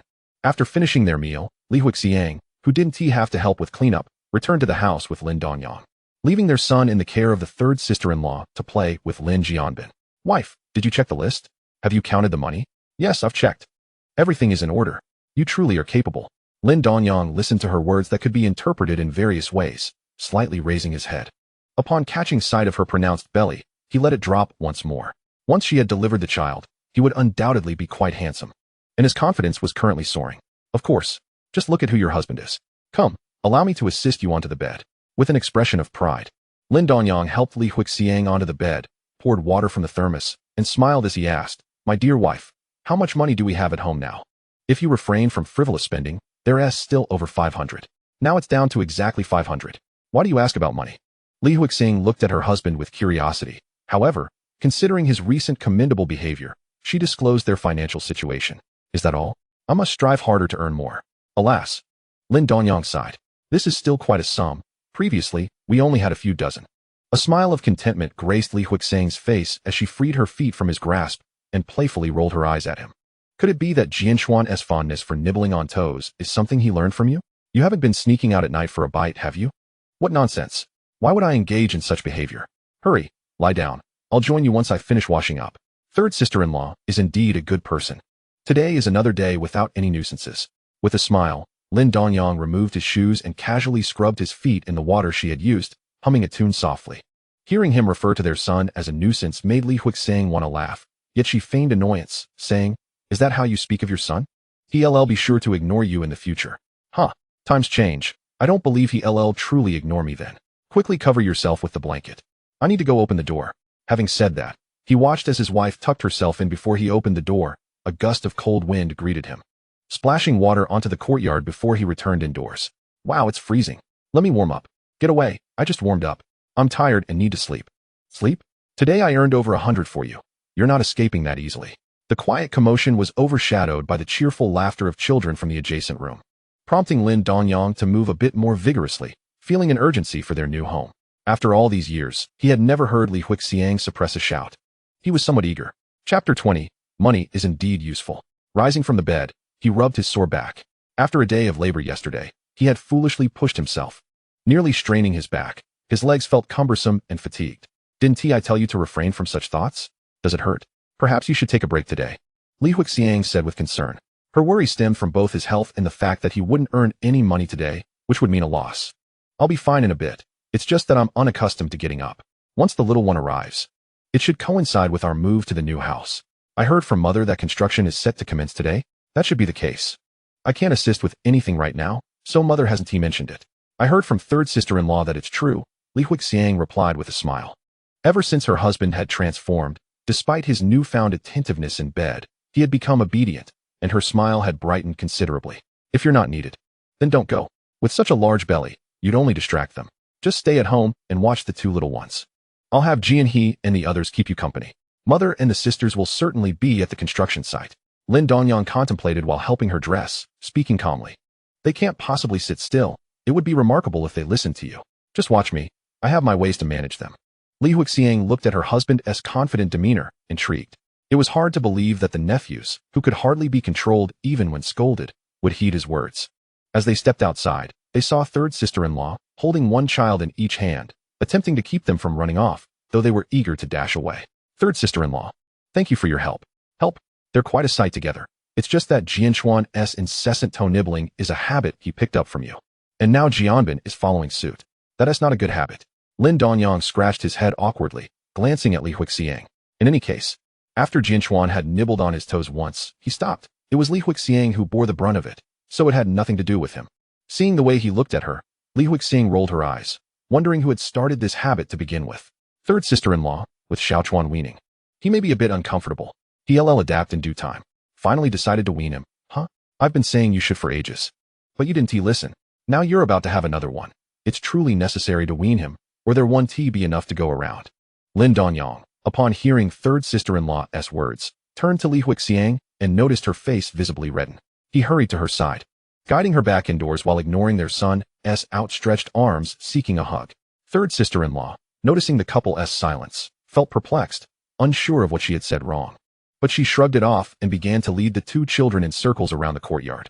Seated at the table, His mother had already prepared his meals for both breakfast and lunch, so there was no need to wait for anyone else. He dove straight into his food, praising his mother's culinary skills, which were undoubtedly honed under the guidance of a master pig farmer. Setting down his bowl, he smiled at the sleepy-eyed children who had wandered into the room. Jian, today you're not to run about. Stay at home to accompany your aunt. If anything comes up, hurry to the construction site to fetch Grandma and your mother, understood? Uncle. I promised Li and the others I'd go play on the mountain. If I don't go, they won't play with me anymore. Yes, Uncle. Grandpa said we must be untrustworthy. Lin Dongyang's expression shifted slightly at the children's words. Being labeled as untrustworthy was rather unreasonable. All right, let them go play. I'll be fine at home. Li Huixiang chuckled at her husband's predicament. Observing her smile, Lin Dongyang felt slightly displeased. He scanned the surroundings and flatly stated, "Then you two may go play. Jianhua, and you other school-going ones, upon returning from school, stay home. Wait for your aunt to deliver the baby. Whoever behaves well, I shall buy them drinks and shrimp snacks." Really, Uncle? Of course. Have I ever lied to you? Upon hearing this, the children nodded eagerly, knowing their uncle was trustworthy. Unlike their parents, who seemed to fib at least thrice a day. All right, I'll do it. I'll certainly help Aunt watch over the little brother.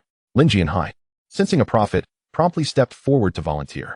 After all, Aunt will soon give birth, and it won't be long now. Uncle, I can help too. I'll listen to you at home. Weren't you saying that if you didn't go to play, it would be untrustworthy? I'm just a child. Being untrustworthy doesn't matter.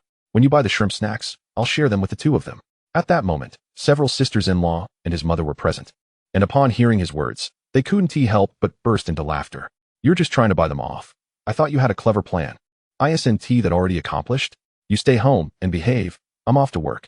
Lin Dongyang, seizing the moment while his mother and sisters-in-law were engaged in conversation, planted a kiss on Li Huixiang's forehead, leaving behind a hint of milky fragrance. Do your best, and let us make a promise. If anyone fails, their nose will grow long. I'll do it first. After bidding farewell to several nephews with a smile, Lin Dongyang embarked on his journey, determined to harvest a multitude of squids today. Burdened with a plethora of supplies and maneuvering a cart, he found the task somewhat wearisome. Arriving at the seaside, he noted that he was not alone. There was another wooden boat, seemingly manned by a father and son, idly waiting without setting sail. Such wasted time translates to lost opportunities, a sentiment that weighed heavily on his mind. However, once aboard his vessel and paddling away, he glanced back to see the wooden boat trailing behind him. Realizing he had caught their attention, Lin Dongyang understood that his recent streak of good fortune had attracted those eager to partake in his success. Yet he remained unfazed, for he had little of value to offer. His bounty relied solely on luck, and he was determined to keep the locations of his traps a secret to prevent theft. With determination, he propelled his small wooden boat forward, cutting through the water like an arrow aimed at the sea. The father-son duo exchanged glances, their expressions tinged with mild resignation as they halted their pursuit, conceding to the fact that their efforts were futile against his speed. As Lin Dongyang approached a distant island, he noticed the absence of fishing boats that had been present the previous day. He took his time, casting nets and reeling in a modest catch of assorted fish, though it would hardly satisfy the ravenous appetite of the squids. Thus, he continued casting his nets, albeit at the cost of precious time. He muttered to himself, contemplating the necessity of purchasing fish later if his father failed to return with any, for such fish were hardly worth the exertion. While retrieving his traps, Lin Dongyang's frustration was momentarily alleviated by the sight of his catch. As he lifted the trap, the surrounding waters transformed into a dark abyss, revealing the substantial number of squids within. With nimble hands, he swiftly netted the squids still clinging to the trap, also collecting a significant haul of cuttlefish beans. Having forgotten to prepare sticks for today, he categorized his catch with efficiency. After completing the retrieval of all traps and replenishing them with the assorted fish, he realized that over half an hour had elapsed, with the waters around him deepening into a shade of inky black. Nevertheless, his bounty was impressive, estimated at over 100 pounds of squid, along with several pomfrets that could fetch a decent price, especially if grilled. They would be delectable. Tossing crabs into a bucket, he paddled towards the backside of the island. Although there were no competitors in sight, he preferred to wait, believing that if the backside yielded no squids, venturing to the front would not be too late. Before long, he spotted a school of squids swimming past his boat, a few colliding with the hull. Lin Dongyang cast his net and, with another hand, scooped up the squids that had struck the boat. Just as he began to paddle again, he felt the vessel drifting forward, sensing the weight of his catch. He quickly set down the net, disregarding the squids that were ink-spraying, and with both hands, he heaved the net upwards. The sight of the net brimming with squids ignited a broad smile across Lin Dongyang's face as he shouted in triumph, realizing this haul, combined with his earlier catch, would suffice to return him to the dock. As he paddled towards the harbor, he noted that his boat could hold no more than 300 pounds, exceeding that would render navigation arduous. Even before noon, the weather was still bearable, and he encountered no other boats on his return, remaining the sole occupant of the lonely waters. Brother, I'll need to trouble my eldest nephew again. He mused to himself. Are you already full? It seems you need to upgrade your boat. This little wooden one is quite inefficient, remarked Erlongzi, smiling as he observed Lin Dongyang arriving with a bounty of squids. After weighing the catch, Erlongzi noted that today's prices would not match those of yesterday, as the initial excitement had waned. Finding a fishing boat is no easy feat once you've earned enough. Consider visiting the shipyard in the county. But even if a boat is built, it feels like it would take until next year. Brother, keep me in mind if you come across any boats for sale. I'll keep an eye out. Did you catch any bluestone bass today? I hear they've gone up in price. A hot commodity, Erlongzi replied, looking somewhat disappointed as he surveyed the buckets of squids. That depends on luck. If only it were as easy as stumbling upon a school of them. Lin Dongyang chuckled in response. Indeed, you'll be heading back out soon, won't you? Yes, I hope to make 3 trips today, Lin Dongyang replied with a smile. Take care of your health. Today's haul is 321 pounds, plus a bit less than 1.5 pounds of cuttlefish beans. The price for cuttlefish has dropped again, so I can only offer you $2.30. It's the season, what can we do? So, a total of $75. Lin Dongyang glanced at the receipt, mentally calculating and finding no discrepancies. Typically, Erlongzi would not take advantage of them, as the Lin family held a reputation for their education and integrity. Although he only possessed a small wooden boat, the quality and quantity of his catch were commendable. He would not let small gains overshadow greater opportunities. Returning to the island he had frequented over the past few days, he noticed that the backside seemed nearly depleted from his earlier haul, and having not spotted any fishing boats on the front, he approached cautiously. Observing the shimmering white expanse of water along the shore, he deemed it unwise to cast his nets too close to the island, where submerged rocks could easily tear through his nets. Equipped with his hand net, he cautiously probed the water's surface for any hidden rocks while continuing to scoop up squids. The catch seemed endless. After a while, he found himself with only cuttlefish and beans, no other fish to sort through. As he beheld the nearly full boat, fatigue washed over him. Yet the thought of his wife and children reinvigorated his spirit, pushing him to continue until the boat was fully loaded. At which point he finally allowed himself a moment to catch his breath. Gazing at the sun, now tilted in the sky, he hastened towards the dock, hoping to make another round if he paddled swiftly. Truly, he was a diligent worker, perhaps more industrious today than in any previous lifetime. He hastily consumed a simple meal, barely savoring the taste, determined to bring home 2 squids as a reward for himself. This trip was considerably slower than the last, burdened by a heavier load and still recovering from exertion. After the initial paddle from the dock, he had been preoccupied with catching squids, only pausing briefly to eat. Now, he was utterly drained of energy. Nonetheless, he continued to paddle steadily, allowing himself to recuperate as he neared the dock, his strength almost fully restored. By now, boats were returning to the dock, some laden with entire catches of squids, and it was evident that others had enjoyed a bountiful season as well. Lin Dongyang glanced around, noticing the absence of boats, but people had already gathered on the shore. He hurried to the stall of Erlongzi, observing that he was not particularly busy, and requested his son to assist him with the boats, while he himself began to slowly transport the catch, which amounted to a total of 370 jin, totaling 92 yuan and 5 jiao. Your speed is truly remarkable. You must have encountered a school of cuttlefish, right? Good fortune indeed. Let us keep the 50 cents for my nephew to buy some candy, and we'll settle on 92. By the way, ergo, if all the boats return later, could you help me collect some miscellaneous fish? Just the 1 yuan variety will suffice. Of course, but are you heading out again? Can your body withstand it? Erlongzi replied with a chuckle, then looked at the form being handed back to him in astonishment. This will be your 3rd trip. Even an Iron Man wouldn't endure this. Indeed, if I don't go out, how can I earn? I can manage just fine. No more talk. I must take my leave now and return later. Lin Dongyang laughed lightly, grasping the basket.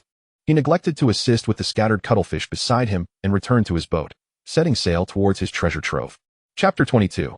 The notorious tough guy Lin Dongyang returned to the island he had just visited, now well into the afternoon, feeling somewhat anxious. Navigating back in the dark was undoubtedly not a wise approach. After fishing for a while, his arms began to ache again. Rather than continuing to fish, he opted to row further out and resumed casting his net. Though there was a risk of damaging the net, he had no alternative but to take a gamble.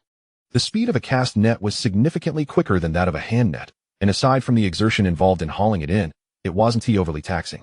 With a vigorous pull, he raised the net to reveal a bounty of cuttlefish, along with 2 grouper and 1 dragon grouper. Observing the 2 struggling groupers within the net, Lin Dongyang felt a surge of realization.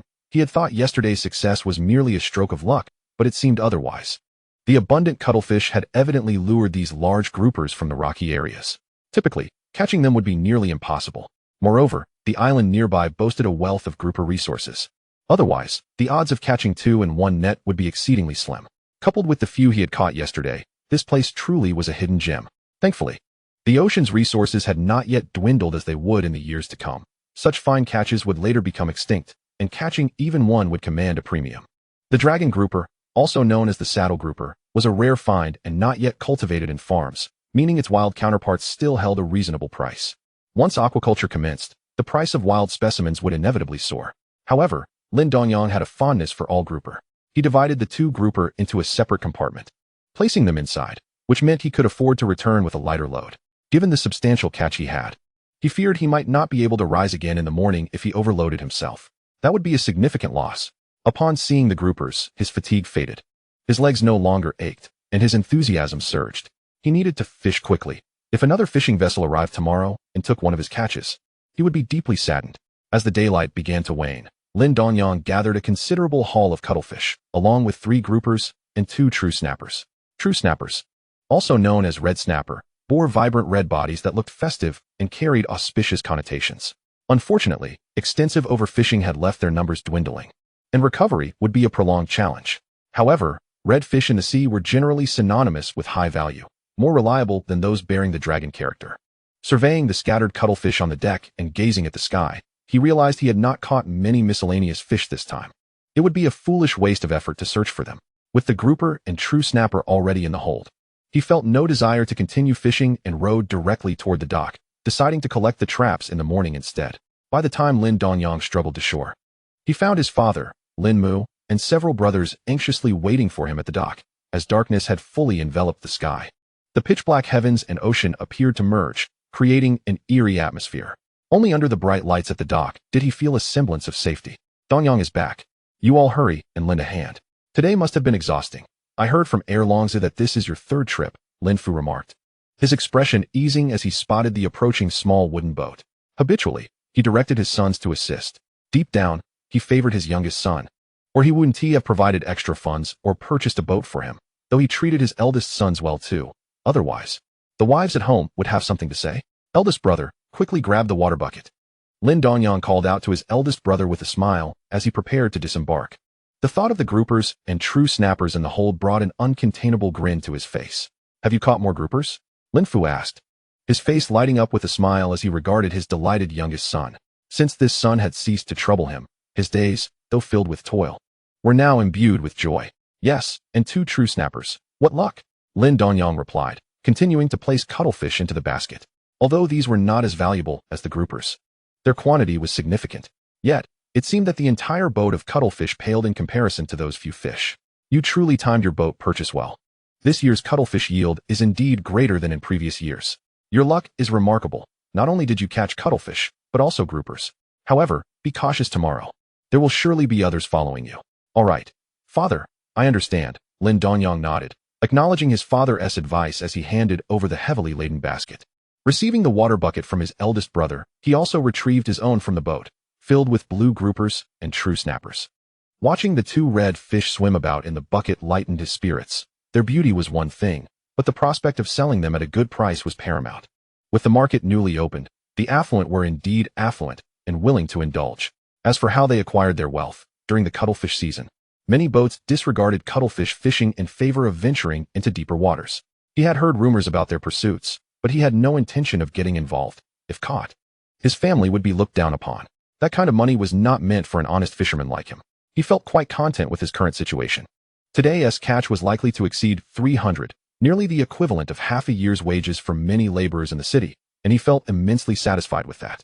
Lin Dongyang made his way directly to Erlongzi, knowing that since he had indicated a willingness to pay high prices, there was no need to inquire elsewhere. If the price were unfavorable, it would be a loss for Erlongzi if he no longer sold his catches to him. Dongyang, having gone out 3 times. You must be the latest to return. With so many cuttlefish around, one boat's haul is nearly sufficient, Longzi remarked with a smile, his hands still busy with work. In recent days, his spirits had been buoyed by the establishment of a channel for high-end fish sales and the surge in cuttlefish catches, allowing him to profit handsomely. Lin Dongyang nodded with a smile, presenting his water bucket. Ergu, take a look at this. Weren't you asking about it earlier today? What a coincidence. I have 2 true snappers. After placing the bucket down for inspection, he noticed many around them who were no longer in line or had already sold their catches. Turning their attention toward the 2 of them, they beheld the vibrant red bodies swimming in the bucket, their beauty accentuated under the lights. They are all fishermen and not lacking in wits. Even if they have never encountered a truly hefty catch, they have certainly heard tales of the valuable red grouper, worth more than the prized yellow croaker, casting envious glances at Lin Dongyang. This lad, last time he snagged several rock cod and made quite a fortune. Now he has landed red grouper, and today he has more rock cod. Could it be that he has discovered a veritable treasure trove of grouper? Earlier, the father and son who trailed Lin Dongyang glanced at the fish in his bucket and patted their thighs, contemplating that if they had followed him, they might have secured a couple of fish themselves. If not, they could simply snatch them off the water's surface, as there would be no evidence. Father, I told you he was just lucky. If we had followed, we would have been fine, but you wouldn't listen. It's not that we couldn't keep up. He rose too swiftly. The elder, slightly disgruntled, murmured to his son. As they conversed, they retreated further back into the crowd, with the older father listening to his son's scheme. The fish were all intact, fresh, and without injury. Today, the rock cod is priced at $3 each. And as for the red grouper, I 1T weigh it. It's a quality catch, a flat rate of $20 each. What do you think? All right then. You weigh it first. Mother, you and sister-in-law keep an eye on things. I will help father lift the squid. Let's finish up quickly and head back. I'm starving after 3 trips today. I want to take those 2 squids home to eat. Lin Dongyang firmly addressed his mother, recounting the arduous day he had endured and his resolve to keep 2 for himself. You child, you have no sense of frugality. Wait until prices drop before indulging. What a waste.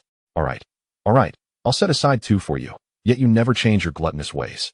Lin's mother, observing her youngest son's furrowed brow, couldn't help but smile, refraining from further lecturing. It was only now she realized her son's fortunate streak. Had she known earlier, she would have compelled him to work harder on the boat, and their family could have been wealthier. The surrounding crowd, overhearing their exchange, couldn't help but chuckle, as Lin Dongyang appeared somewhat juvenile in their eyes. He had indeed made 3 arduous trips today, which was no small feat if it were them. A single trip would leave them weary, and 2 would be quite the ordeal. 3 trips were unimaginable. Typically, they wouldn't have such ample catches. Compelling them to make 3 trips was unusual. Lin Dongyang, along with his father and 2 older brothers, brought the squid over.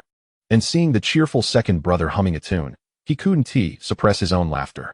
He understood that regardless of the high price set by the second brother, there would certainly be profit. However, without a sales channel, selling to acquaintances meant even if they were shortchanged, it would be less so. In this era, particularly in their fishing village, there was some truth to the adage that villagers did not deceive one another. Yet, as certain interests grew, that sentiment began to wane. Today's rock cod were not as large as those previously caught, totaling 13 pounds, with 2 red groupers bringing the total to $79. Adding the 263 pounds of squid, which amounted to $60.50, the grand total reached $139.50. Here's the receipt for you, and these are the 2 receipts from the morning. Your third sister-in-law is here. Let her take a look. You've truly earned quite a lot today. I find myself a bit envious, the second brother remarked, handing over the 3 prepared receipts. Even he feeling a tinge of envy.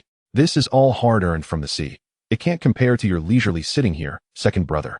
Lin Dongyang replied with a smile, passing the receipts to his sister-in-law and nodding at her. When his sister-in-law, momentarily stunned, handed the receipts back to him, she found herself speechless. She was utterly taken aback that her younger brother-in-law could earn so much in a single day. The 3 receipts totaled over $300. Precisely $306.50, an astounding amount. Chapter 23. Earning Big Money, the Grand Reward. At this juncture, the commotion at the dock had quieted as everyone turned their attention to Lin Dongyang, curious about the outcome of his final haul. Even without rock cod or red grouper, he was still set to earn a substantial amount. After 3 trips, he might even reach $200. For their wooden boat, such a sum was unimaginable. Only now, with the squid plentiful, could one earn more in a day. In the past, earning that much in a month was already considered a decent haul. While he had the strength to make 3 trips, he also needed a location that could provide a quick catch of squid alongside grouper. As he contemplated this, many local fishermen casting glances at Lin Dongyang, Their expressions hinted at a shift in perception. Perhaps if they followed in his wake, they too could partake in the bounty. Sister-in-law, why are you so lost in thought? Lin Dongyang waved his hand in front of her, chuckling. You've earned quite a bit today. It's understandable to be in a daze. Oh, the third daughter-in-law, go home. We're still outside, Lin's mother said. Noticing her daughter-in-law's abrupt words and the gazes of those around them, she nervously tugged at her sleeve, whispering, let us not draw too much attention. Afterward, clutching the receipts in hand, she didn't return them to Lin Dongyang, knowing he would ultimately hand them over to her to take home. With the receipts from today's boat trip, she now possessed nearly $400, an overwhelming surge of excitement and anxiety washing over her. Lin Dongyang, hearing his sister-in-law's words, smiled gently, understanding his mother's desire to avoid flaunting their newfound wealth. As they had only recently emerged from hardship, many aspects remained unstable, and they feared a return to their former struggles. Naturally, they dared not display their wealth, lest they find themselves back in their previous plight. Dongyang, making 3 trips must have been exhausting. You must have returned quickly each time. It seems you found a rich fishing ground, remarked one villager. Indeed. We're all from the same village. After all, you can't possibly catch it all. Share your secrets with us. A boat means more strength, right? Listening to their words, Lin Dongyang couldn't help but chuckle internally. If they had such a spot, they certainly wouldn't be sharing it. As more boats meant more competition for squid. What a great spot. It's just that during the flood season, my luck happened to be better. And I stumbled upon a school of squid. I might not have such luck tomorrow. I still have work to do, so please don't crowd around me. Lin Dongyang said with a laugh. With that, he lifted the empty bucket in his hand and moved forward, reminding himself that he still had to retrieve the fish he had asked the second brother to buy for him. The expressions of the two who had spoken turned sour as they watched Lin Dongyang walk away, but when they saw Lin's father approach, their faces instantly turned awkward. Lin's father had once been the leading boat in the collective fishing efforts and, even during lean years, had managed to bring back a fair catch, ensuring that no one in their village went hungry. Observing the expressions on their faces, Lin's father nodded, saying nothing. Those familiar knew that he was slightly displeased. Brother, I couldn't hold my tongue. Please don't be angry, the first to speak said with a fawning smile. Focus on your work. Don't always entertain crooked thoughts that you can't manage, Lin's father admonished, casting a glance at his youngest son, who was pouring out fish into a basket. Though their boat had indeed caught quite a few assorted fish, it wouldn't be enough to support Lin Dongyang. He had intended to speak to his son upon returning, but was surprised to find him quite clever, having made purchases himself. Do you think this is sufficient? I believe it's quite a lot. Many came to sell, and I ended up taking in quite a few, the second brother said, pouring the assorted fish collected into Lin Dongyang's bucket, grinning broadly. Lin Dongyang gazed at the assorted fish in the bucket and basket, feeling a sense of satisfaction. With such a bountiful catch, in modern times, it would easily fetch 200 or 300. For now, a single $1 should suffice. If it falls short, I shall inform you upon my return tomorrow. However, you must wait for me to bring it. Bring what? Longzi inquired. Lin's father glanced back at his family, ensuring their attention was elsewhere before discreetly producing money from his pocket and handing it to Longzi, whispering softly. Observing his father's proud demeanor brought a smile to Lin Dongyang's face, yet he refrained from teasing him, understanding the gesture was for his own benefit. Let him revel in his moment, for he too intended to request some funds from his wife. In their community, carrying a little money was a matter of pride. Buying liquor without it was hardly enjoyable. Father, I'll have Huixiang bring it to you when I return. Bring what? Just ensure your mother and sisters-in-law are none the wiser. Now, you should row back first. I'll handle these items and the rest on the boat. Very well, thank you. Father. Lin Dongyang felt a sweet warmth in his heart. His father still cared for him. Without awaiting a reply, he joyfully set off to row the boat. As he began to row, several others followed suit. When the wooden boat glided through the night, many vessels illuminated their flashlights, trailing behind. Observing this, Lin Dongyang slowed his pace slightly, allowing them to catch up. After all, he had to conserve battery power for his flashlight, even if just a little. The two men following behind shared a smile upon seeing Lin Dongyang's deceleration. Even the Iron Man tires, weary from labor, felt a renewed confidence in the prospect of wealth awaiting them tomorrow. Once Lin Dongyang disembarked, holding only the flashlight, he made his way home without acknowledging the group of people behind him, who were busy packing up in the dark. He understood their intentions without needing reminders from Lin's father, contemplating the need to rise early tomorrow, as he might have to make 3 trips again.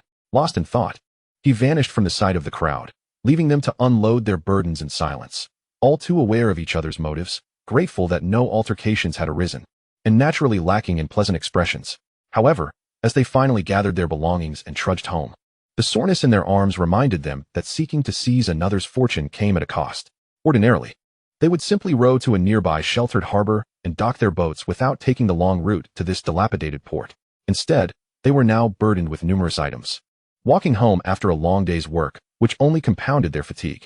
By the time they reached home, each was exhausted and unwilling to speak. Yet the thought of following Lin Dongyang to the treasure trove tomorrow brought smiles to their weary faces. Upon arriving home, Lin Dongyang found his nephews obediently staying indoors, not one daring to venture outside. 6 or 7 of them watched over the 2 little ones, ensuring they did not move a muscle.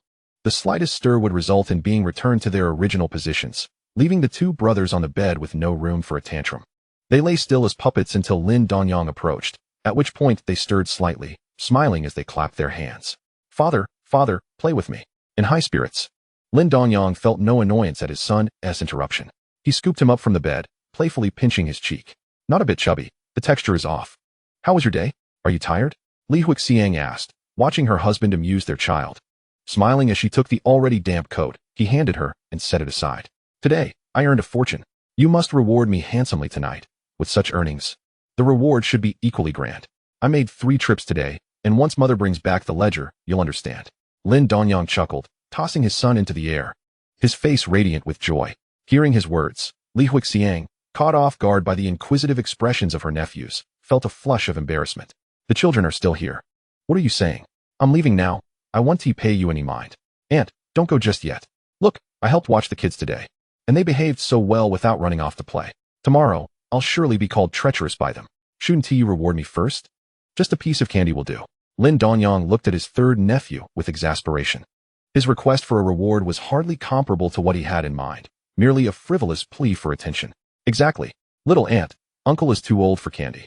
Just feed us, and I promise to help watch the kids diligently. Lin Jianhai chimed in, unwilling to back down, tilting his head defiantly at his uncle. The sight of their eager faces made Li Huixiang blush deeply. She shot an annoyed glance at Lin Dongyang, rolling her eyes, and chose to ignore her nephew's pleas. Where could she possibly find candy? When Lin father returned with the family, he found the children surrounding his daughter-in-law clamoring for rewards, chattering incessantly.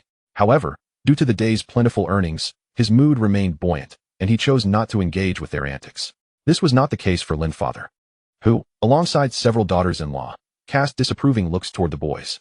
After just a bit of work, you're already demanding rewards? At this rate, the Lin family will be filled with idle layabouts like Lin Dongyang. That's simply one do. Mother, what are you doing? I didn't run around today. I stayed home with little aunt. You can't punish me. Lin Dongyang interjected swiftly, cutting off Lin Jianhai before he could respond. With practiced ease, he retrieved a half-used feather duster from the nearby high cupboard and began to swat Lin Jianhai playfully. Mother, stop. I don't want it anymore. If uncle can have it, I can't. Why, As Lin Dongyang listened to his nephew's sobs, he couldn't help but feel a twinge of displeasure at Lin Jianhai's antics. He truly deserved a good thrashing. What are you looking at? I'm merely asking Huixiang for $2. After all, I earned quite a bit today. Is that unreasonable? Lin father shot a stern look at his youngest son, then glanced at his daughter-in-law's flushed face, quickly realizing it was not merely a matter of $2. You'd best not be reckless, he cautioned.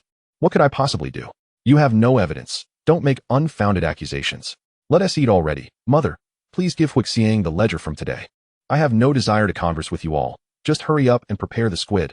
I'm famished. Lin Dongyang sighed in resignation, expressing his dissatisfaction to Lin father, then turned to his mother, lamenting his hunger. In truth, he was not alone in his exhaustion. His father and several brothers were equally worn out from a day of fishing, having caught nearly 1,000 pounds of squid. Lin Dongyang relished the fresh squid, ensuring to share some with Li Huixiang as well. Although it lacked the flavor of barbecued dishes, it was still quite fresh and enjoyable. The Lin household buzzed with liveliness in the evening, yet with plans to venture out to sea again at dawn, Lin Dongyang prepared to retire early, thus stifling the merriment. A light glowed in Lin Dongyang's small room. Li Huixiang gazed at the 3 ledgers in her hands, scarcely believing the figures were real. 300 in a single day, such a sum she had never dared to dream of. With a smile, she tucked the ledgers away. With a hearty pat on the bountiful granary, she finally ascended to the warmth of the Kong with Lin Dongyang's assistance, inadvertently breaking into a silly grin. Enough with the laughter, you look like a simpleton.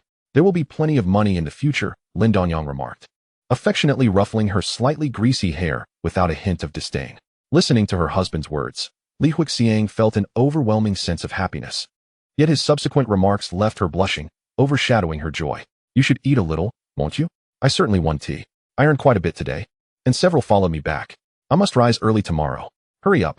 I've heard that sleeping this way helps one rest quickly. You wouldn't want your husband to be caught by someone else, would you? Our catch could be snatched away, Lin Dongyang said with a serious expression. Contemplating his words and the amount on the ledger, she felt a pang of reluctance, but his reasoning was compelling. Ultimately, Li Huixiang acquiesced, albeit pinching him hard twice before he drifted off. It doesn't hurt at all. I'm off to sleep now. Mom will come to wake me in the morning, so you can continue to rest. Understood. You truly are something else, he replied. Li Huixiang took the cloth that their son had used to wipe his mouth, washed her face with it, and shot a weary look at her husband. Yet, upon hearing his gentle snores, she recognized how utterly exhausted he was, and her heart ached for him, prompting a smile as she gazed at him. She then dimmed the lamp and surrendered to a night filled with dreams. Chapter 24. A fortuitous encounter. As dawn broke, the small door of the room creaked open. Feeling the icy chill against his face, Lin Dongyang shivered awake, his morning irritability directed toward his mother. Mother, just call me. No need to freeze me. Don't you realize how cold your hands are? I only froze you because I know how cold they are. Now that it's light, take the water bucket and head out with the fish. Don't let those people catch up to you. If they do, the loss will be substantial, his mother replied, rolling her eyes and withdrawing her hand from his face, a hint of tension in her voice. Rest assured, it's merely by the island's edge. Even if they find out, it's no great matter. We can always switch to another island. I'm already awake early, so once this phase passes, things should improve. Just be cautious. If anything seems dangerous, abandon the goods and avoid confrontation. If it weren't for your little wooden boat, I would have had your father equip you with a gun, she warned. Lin Dongyang looked at her in exasperation. Mother, it's just a wooden boat. It won't be that serious. Who can say for sure? Just keep your wits about you, she replied, observing his nonchalant demeanor and choosing not to press further as she stepped outside to prepare breakfast. Feeling a warmth in her heart as she watched her mother-in-law's retreating figure, Li Huixiang was stirred awake by their conversation and the chilly air from when Lin Dongyang had lifted the covers. With eyes still heavy with sleep, she gazed at him. But fearful of drawing her mother-in-law's attention, she remained still and silent throughout their exchange. Keep pretending to be asleep. I'm off now, Lin Dongyang said, gently pinching her earlobe and smiling at her beautiful eyes. Noticing her husband had refrained from kissing her, she understood why, and with a playful eye roll, she felt a warm satisfaction and continued to doze.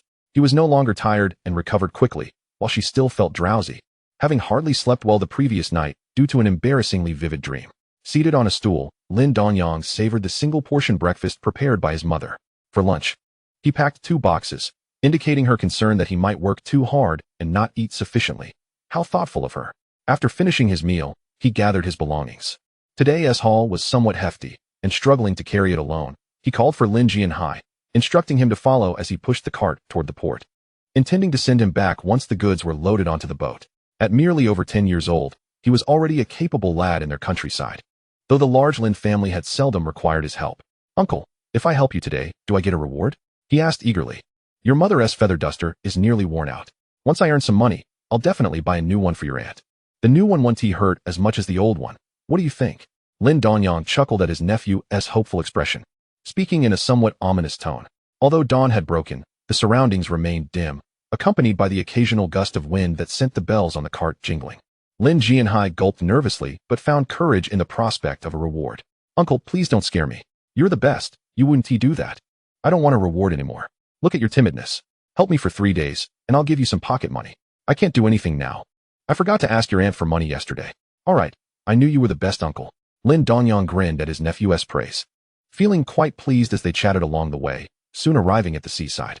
The darkness around them was profound, and unlike motorized boats, rowing a wooden one required energy. So they typically set out at dawn. With the wooden boats that had returned with Lin Dongyang now gathered at their village's small harbor, the scene was rather impressive. Upon locating his boat, Lin Dongyang loaded his gear. With yesterday's fish feed in hand, he wouldn't need to cast nets today, significantly easing his workload. You take the cart back slowly. Don't run around and get into trouble. If your mother finds out, no one will save you, he cautioned. I know, uncle. I wish you a big catch today. Remember to buy me some candy. All right, based on your words, I'll definitely buy you some if I earn today. Hurry back. Get some rest, and then go eat. Focus on your studies, Lin Dongyang replied with a smile. After their exchange, he set off once more, rowing his small wooden boat into the vast ocean. The pitch-black waters, contrasting against the still dim sky, appeared somewhat daunting, yet he had grown accustomed to it. Feeling little trepidation, with hopes for the bounty from the traps, he rowed swiftly toward the nets he had left uncollected the previous day, filled with eager anticipation. As daylight gradually emerged, Lin Dongyang arrived at the area where he had placed his traps, a smile breaking across his face at the sight of the floating buoys. As he pulled up the first trap, feeling its weight in his hands, excitement surged within him. It was heavier than any he had previously lifted. It seemed that leaving it overnight had not proven detrimental after all. As the trap emerged from the depths, Lin Dongyang brandished the net he had prepared, swiftly covering the fleeing squids without concern for the ink that might splatter on him, quickly hauling them aboard. Pulling the trap with one hand proved somewhat laborious. Once his arm muscles bulged, he gradually drew it up. At that moment, he cared little for the squids clinging to the trap. The heavy trap was brimming with squids and several needlefish. Two of the needlefish were presently feasting on a squid, clearly enjoying their meal. Needlefish were quite common in their waters, slender and elongated with flattened heads and large mouths. Many would eventually be canned, their flavor remarkably delightful. The current prices are quite reasonable. From his father's brief introduction, it appears they hover around 2 dimes, though the exact figure depends on the day's market rates, which are notoriously unpredictable. After collecting all the traps, Lin Dongyang took a deep breath. The catch today exceeded that of yesterday's release, and he decided against further collection. Feeling quite satisfied with his haul, the boat was already laden with squid and pike, along with 2 unfortunate blackfish that had inadvertently found their way aboard.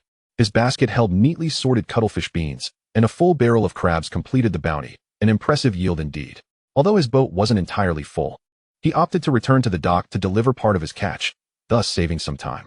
As Lin Dongyang cheerfully rowed towards the shore, he realized he had no watch to tell the time. Meanwhile, the crew from the boat that had accompanied him the previous day stared in astonishment at the vanishing Lin Dongyang's vessel, soon coming to the realization that he must have left early to avoid them following. This kid is quite cunning, isn't he? He must have discovered a good spot. Otherwise, why would he be so wary of us? They mused. After much discussion that proved futile, they decided to set out to see themselves, not knowing how many trips Lin Dongyang might make that day. If luck were against him, he might only manage one, rendering their wait pointless. With a collective sense of irritation, they began to row their fishing boats towards the open sea. The group, moving in unison, projected a certain grandeur. It would have been even more impressive had they all been in motorboats. Having woken early without sufficient rest, they felt fatigue weighing upon them, causing their rowing speed to lag. After some time, as they prepared to disperse, they noticed a wooden boat gliding towards them across the water. The occupant hastily rowing away without greeting anyone. "Dad, why is that person heading back to the dock? Could they be a novice lost in direction?" One wondered.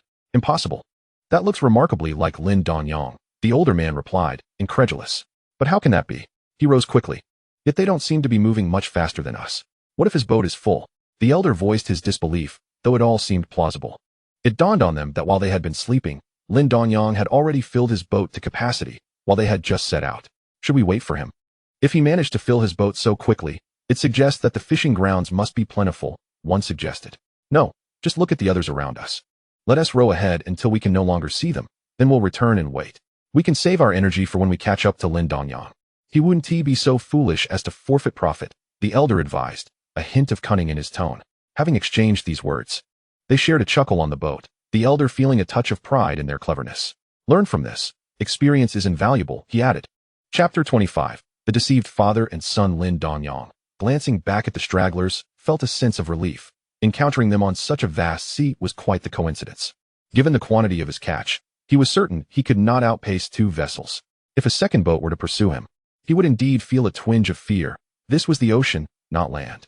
Any conflict here could be far more perilous, especially considering the uncertainty of falling overboard or having his boat commandeered, leaving him alone in the vast expanse of water. Reflecting on his mother's advice to carry a firearm, which he had initially dismissed, he now recognized its wisdom. Upon returning home, he would mention it to his father. Having some protection, even if just for safety, was better than facing trouble unarmed. He was acutely aware that he had no knowledge of whether others carried weapons. Even if firearms were a luxury nowadays, one could not rule out the possibility of someone possessing an old hunting rifle. As he continued to row back to the dock, his hands never faltering in their task, he felt unburdened.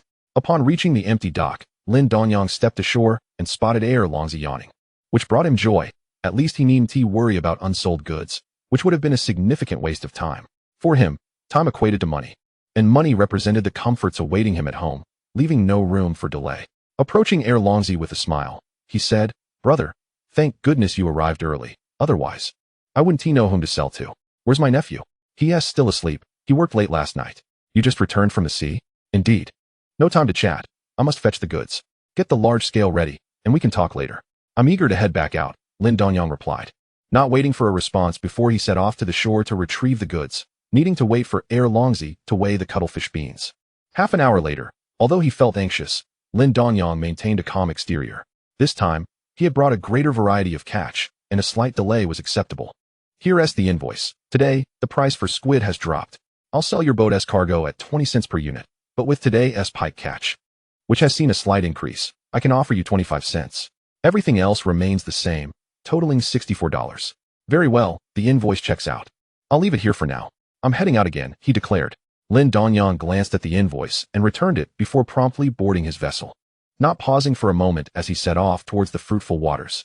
However, recalling the earlier fleet, he chose to take a detour, veering away from familiar waters but shortening the distance to the islands. This also allowed him to avoid the group. Lin Dongyang, lightened by his cargo, rode swiftly across the ocean, matching the speed of a swordfish, a smile brightening his face as he hummed a cheerful tune. With $60 already earned that morning, he felt elated. At the very least, his evening's base income was secured. Had it not been for Li Huixiang's pregnancy, he would have insisted on taking the invoice home for her to wash his feet. Lost in thought, a grin spread across his face, and he found himself rowing even faster, never before feeling such urgency to earn money. While Lin Dongyang hurried to make a profit, his father and son waited expectantly, glancing anxiously at the son. He has been gone a long time. He wouldn't actually not come back, would he? That is impossible. It only takes a short while to fill a boat. He wouldn't be foolish enough to pass up that opportunity. Let us wait a bit longer. Patience is a virtue, especially for the young, the elder admonished, though he felt a tightening anxiety within. After a moment, he sighed. This waiting isn't productive. We should head back to the dock. Even if we don't catch anything today, we must pinpoint his location. Feeling the rising heat of the sun, the elder could no longer contain himself, prompting both of them to row back to the dock. Just as the two individuals set off, Lin Dongyang swiftly glided across the nearby sea in his small wooden boat, akin to an arrow shot from a bow, and with a whoosh, he vanished from sight. By the time the two arrived at the dock, Lin Dongyang was already stationed by his island, gleefully catching squids. Unfortunately, it seemed that either his luck had run dry or he had fished out all the grouper in the vicinity, as not a single grouper was to be found. This left him feeling a tad disheartened. He had almost grown accustomed to catching grouper alongside squids, and the sudden lack of catch was somewhat jarring. How greedy I am, he mused. While others are satisfied with just one catch a week, I find myself feeling rather ungrateful, haha. As he continued to scoop up squids, he engaged in this inner dialogue to alleviate his solitude. Gazing at the sun hanging directly overhead, he chose not to pause for a meal, intending to sell his catch at the dock first before indulging in food later. The waters surrounding him were indeed abundant with squids, and he lamented the smallness of his net and the limitations of his arms. If only he had 6 arms, he thought. Upon arriving at the dock, Lin Dongyang was taken aback to see the familiar father-son duo before him. What a coincidence. He wondered what bountiful spot they had discovered to return so swiftly. Had it not been for the boat he had caught earlier that morning, their speed would have rivaled his. However, he held no favorable impression of the duo and chose to ignore them, leaving the eldest son of the two to stand guard while he busily began transporting squids. The father and son, who had waited for what seemed like an eternity on their boat, looked on enviously as Lin Dongyang's vessel filled to the brim.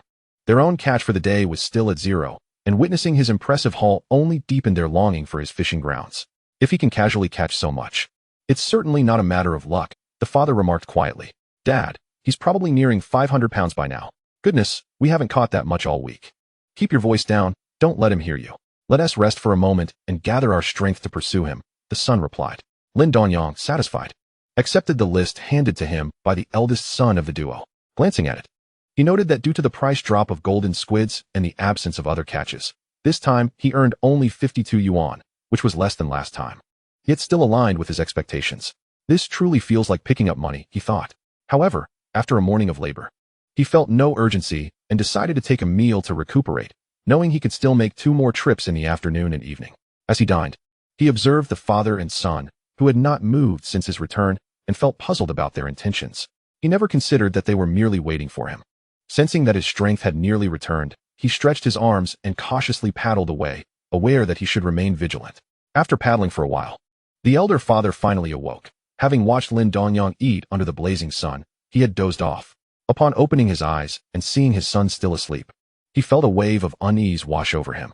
Looking around, he realized Lin Dongyang's boat had vanished. Huazi, wake up. He has gone.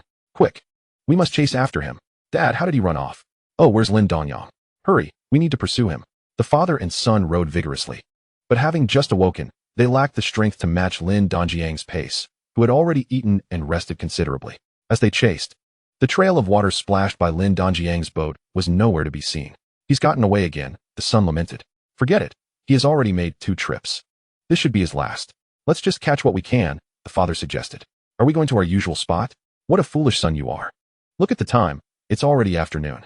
By the time we paddle over, it'll be dark, and we won't have time to catch anything before returning. Let's just fish nearby. We've already wasted half the day. If only you had half of Lin Dongyang's determination, he sighed. The two exchanged words before parting ways, beginning their nearby fishing efforts. However, they quickly grew disheartened as they realized the area had already been fished by other boats that had departed early that morning, yielding little to no catch. Meanwhile, Lin Dongyang was enjoying a fruitful afternoon, though he had not caught any grouper or other valuable fish. His focus on the squid school meant that other fish were scarce, yet every squid was a profit. As he returned with his third load, he spotted the distant figures of the father and son and cleverly navigated a detour to avoid being seen. These two are quite dedicated, waiting for me and neglecting their own fishing. What a pity. They almost caught up with me, Lin Dongyang mused. He realized that if they lingered at the dock, they would surely follow him once he sold his catch and set out again. With his current stamina, he would truly struggle against them. He pondered whether to fish alone or take them along to the island. The abundance of squids had noticeably decreased around the islands in recent days, and many dead squids littered the shore, but their prices had plummeted alongside the living ones. The main concern was that these dead squids occupied space on his already small boat. Thankfully, after returning, his body felt considerably improved. Otherwise, even he, a strong worker, would struggle to endure such back-and-forth trips while continuously fishing. Thank heavens. Thank you, Mizu, he exclaimed. Second brother, I need to head out again. Please help me collect the fish. The same amount as yesterday will do. I'll owe you for now, and don't let my father pay for it. I'll have my mother bring it to you tomorrow. All right, but can your body handle it? Money is trivial. It's not much, he replied. Since Lin Dongyang began fishing, he had always sold his catch to this man, who was well aware of the profits Lin Dongyang had amassed recently.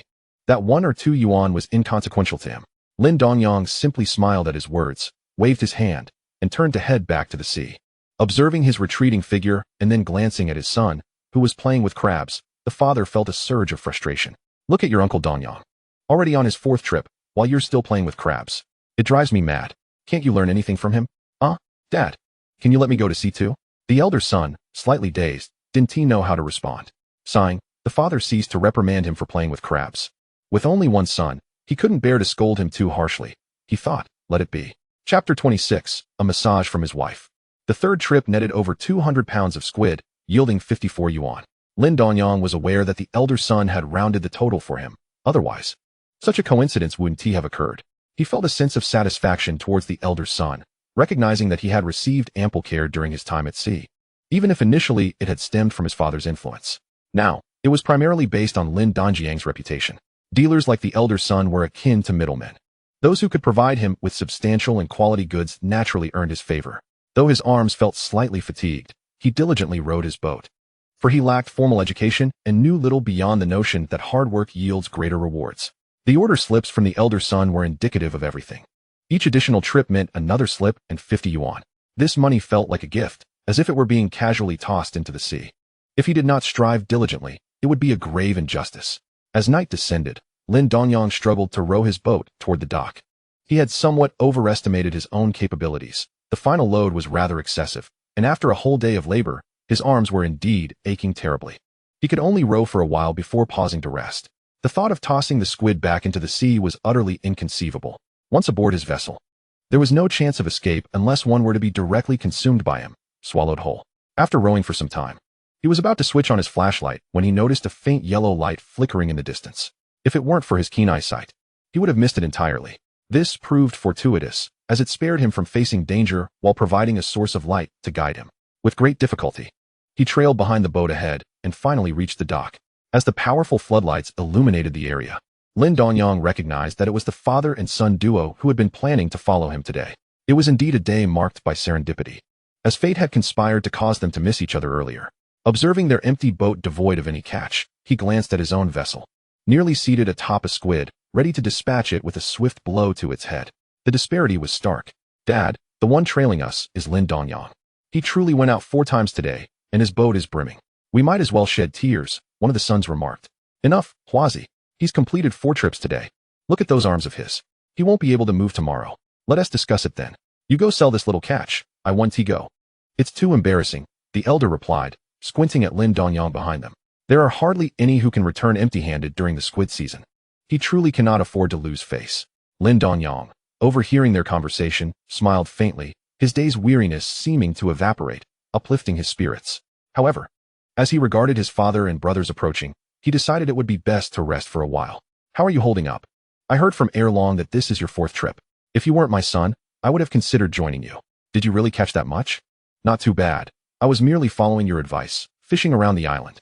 I'm strong, so I work quickly, but honestly, I didn't catch much more than usual. However, Dad, I'm feeling a bit drained now. I'll need your help. Thank you, Father, and thank you, elder brother, second brother, and third brother. Lin Dongyang expressed his gratitude sincerely, causing a momentary awkwardness among them. They would have helped regardless, but though slightly embarrassing, it felt quite nice to hear. After a long day, their energy was rejuvenated. As he watched them begin their work, Lin Dongyang smiled and approached Erlong, engaging him in conversation. Second brother, have you collected the fish yet? You returned with the latest batch. Was it because of the extra boats? Next time, try to catch a bit less on the final trip. Don't come back so late. Lin Dongyang nodded at him, glancing at the assorted fish behind him with satisfaction. Erlong, this last catch was all squid. Today wasn't he lucky for grouper. Perhaps next time will be better, he said somewhat sheepishly, feeling a twinge of guilt for not securing any prized fish. Hey, you've probably caught nearly 1,000 pounds of squid today, and you still say you weren't lucky?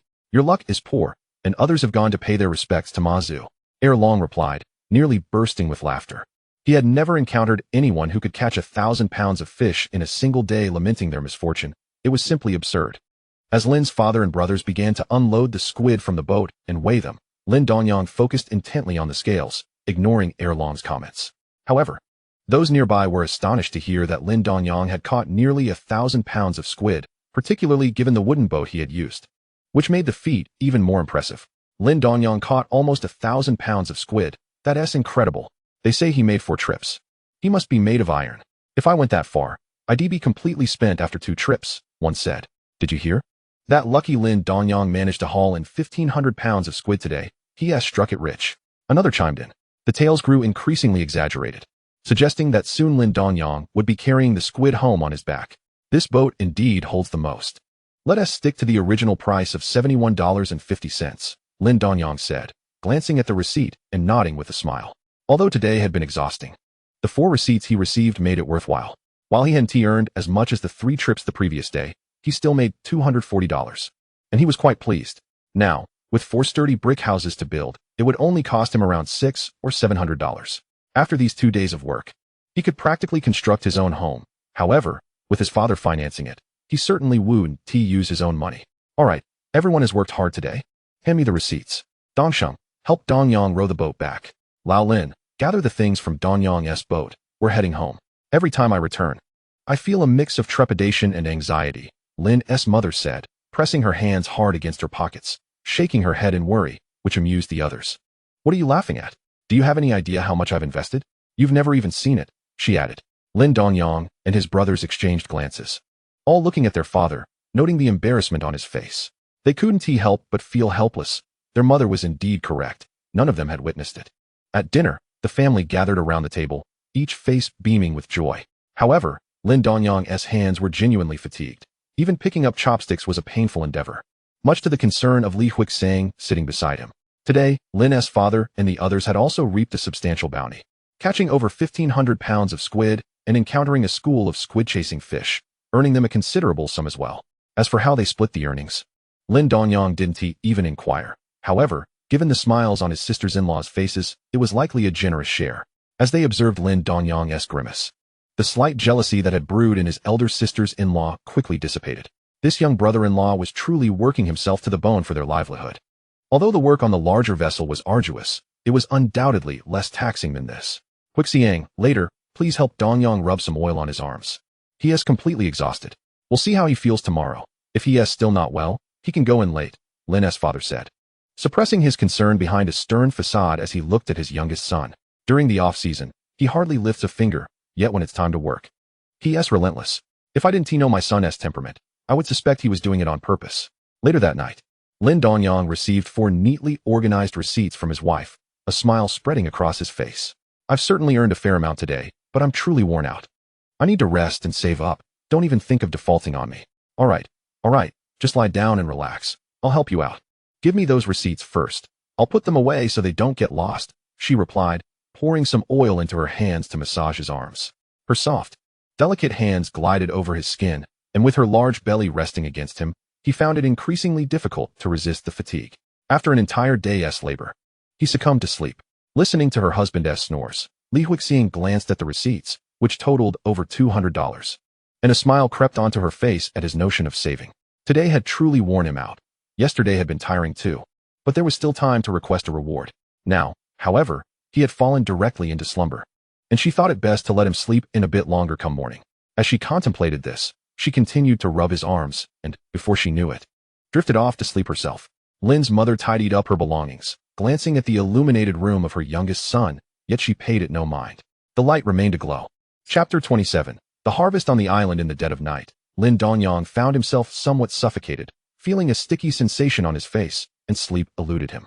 Upon opening his eyes, he was greeted by the charming visage of his wife, with drool spilling from her mouth, rather disproportionate to her delicate features.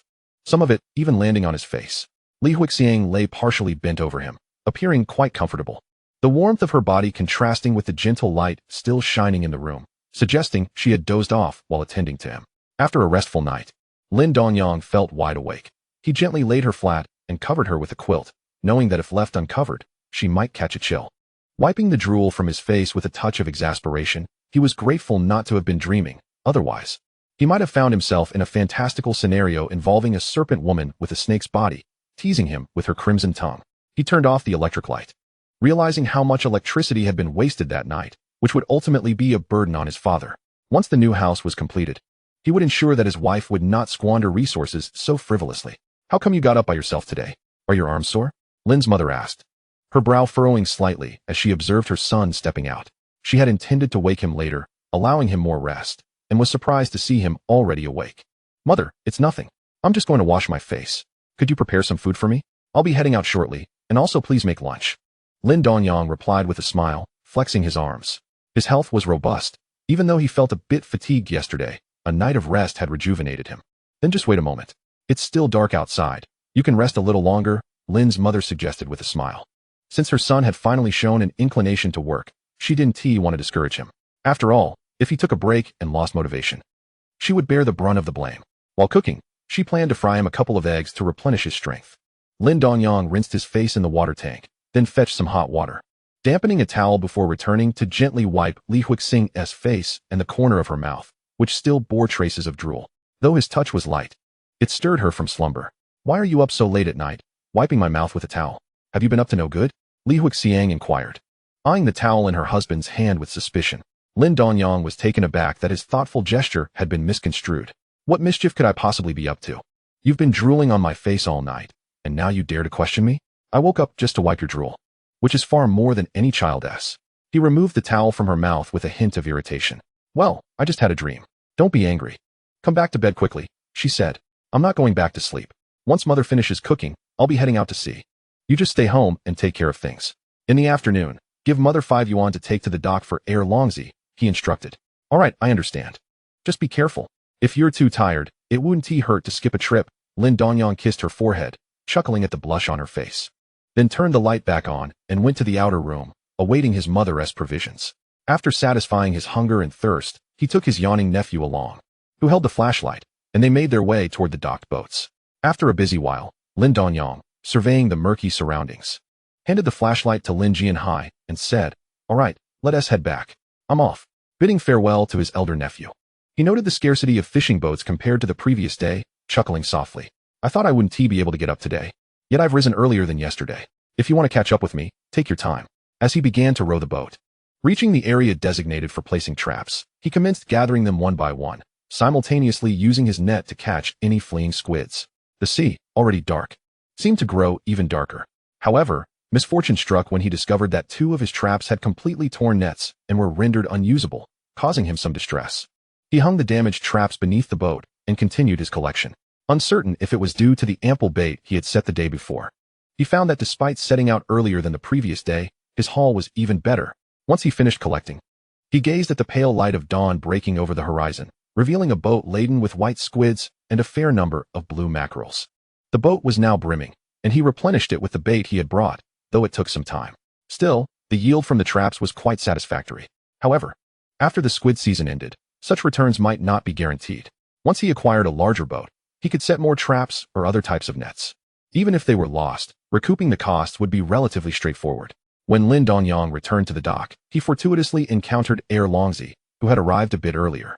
Waiting for him, knowing that Lin Dongyang was coming to deliver a boatload of goods, Longzi had thought he had risen early enough, only to find that he had just missed him by a hair's breadth. Lin Dongyang truly was quite the hard-working individual, and his reputation as a fierce worker was well-deserved. "You're really something. I thought I was early enough," Longzi remarked. "Let us head to the city. I won't delay your next trip." After exchanging nods with him, Lin Dongyang began to unload the heavy baskets filled with fish, moving swiftly and efficiently, saving considerable time. Otherwise, merely unloading the cargo from the boat would have consumed a significant amount of time. The price for squid has risen to 1.8 yuan per pound today, while mackerel prices have increased as well, with all sizes at 0.4 yuan. In total, that is 56.5 yuan. Do you see any issues? No problems. The usual arrangement stands. I'll take this. I'm off, Lin Dongyang replied with a smile as he returned the list to him. Although he had brought in a greater quantity than the previous morning, the prices had dropped, resulting in a modest increase in earnings. Nonetheless, he felt quite content as his catches had improved over the past few days. If the volume remained steady, but the prices fell, his earnings would inevitably dwindle. After making another delivery in the morning and afternoon, the results were still reasonable, although the income had indeed diminished. The second trip earned him 51 yuan, while the third yielded only 45, a consistent decline. Moreover, the prime fishing grounds he had been exploiting were beginning to show signs of depletion under his method of fishing. By the time he was halfway through the fourth trip, the surrounding waters had become sparsely populated with squids. Observing the now somewhat empty boat and the nearby island not far ahead, Lin Dongyang decided against venturing elsewhere in search of fortune. He resolved to explore the island, as these undeveloped small isles should still harbor some treasures. Carefully steering the boat toward the shore, he grabbed a bucket and took his spear for protection, lamenting the absence of a clamp, which might prove inconvenient shortly. Having risen early that morning, the sky was still bright, though the sun lacked warmth. Over the past 2 days, his arms had darkened considerably from the sun, and his face had similarly tanned. He would need to ask Li Huixiang to procure a mask for him upon his return. Upon reaching the island, he admired the waves crashing against the rocks, sending sprays of water into the air. Lin Dongyang began to scour the edge of the island, not daring to venture too deep, searching for any signs of bounty. After a few steps, he noticed a small round pit nearby, where several sizable flounders were floundering in the water, attempting to escape. Yet they stubbornly clung to the squids in their mouths, staining the once clear water with ink. The flounder, also known as the halibut, is considered quite a prized catch. Presently, in this waterhole, there are 4 of them, each measuring about half a meter in length, plump and hefty, each weighing several pounds. Lin Dongyang promptly seized the octopus by its head and effortlessly lifted the 4 fish, demonstrating their ferocity, and tossed them into a bucket. The once empty bucket was instantly filled to the brim. The bucket he brought was not particularly large, making the situation somewhat awkward, necessitating a return to the boat to stow the freshly caught halibut in the vacant cabin before continuing back to the island. This marked a fortunate start, as luck was on his side, yielding a bountiful catch right from the outset. After a brief stroll on the island, he managed to find some sea cucumbers, a few needle crabs, and 2 stranded pike. Just as Lin Dongyang was preparing to return to the boat, he noticed something swimming in a small pit behind some rocks on the other side, piquing his curiosity. What incredible luck I have, he thought, observing 2 stonefish gliding through the water. Cautiously, he maneuvered past their dorsal fins, for they were highly venomous, and a careless sting could lead to dire consequences. He tossed the 2 stonefish, each around 30 centimeters long, into the bucket, amounting to more than 3 pounds, which should sell for a tidy sum of $5. Had it not been for these 2 stonefish, he would have contemplated another trip, but now, with the additional $5 in hand and the daylight waning, he placed the bucket in the boat and paddled towards the dock. Since his last haul was modest, he had taken the opportunity to rest briefly while fishing on the island, leaving him with enough energy to avoid lingering. Upon reaching the dock, the sky had not yet fully darkened. marking one of the earliest returns he had experienced in recent times. "Father, how was your day?" Lin Dongyang cheerfully inquired, spotting his father Lin approaching. "Not too shabby, though not as profitable as yesterday. Prices have dropped. We didn't earn as much as in the past few days." "And you?" "About the same. The swimmers can't compare to the catch. My last haul didn't fill the boat. I'll take these down first. And we can keep the sea cucumbers for dinner. Just tell your mother. It's not my job to cook," Lin's father replied. Then busied himself helping Lin Dongyang with the tasks at hand. Once everything was organized, the dock's lights flickered to life.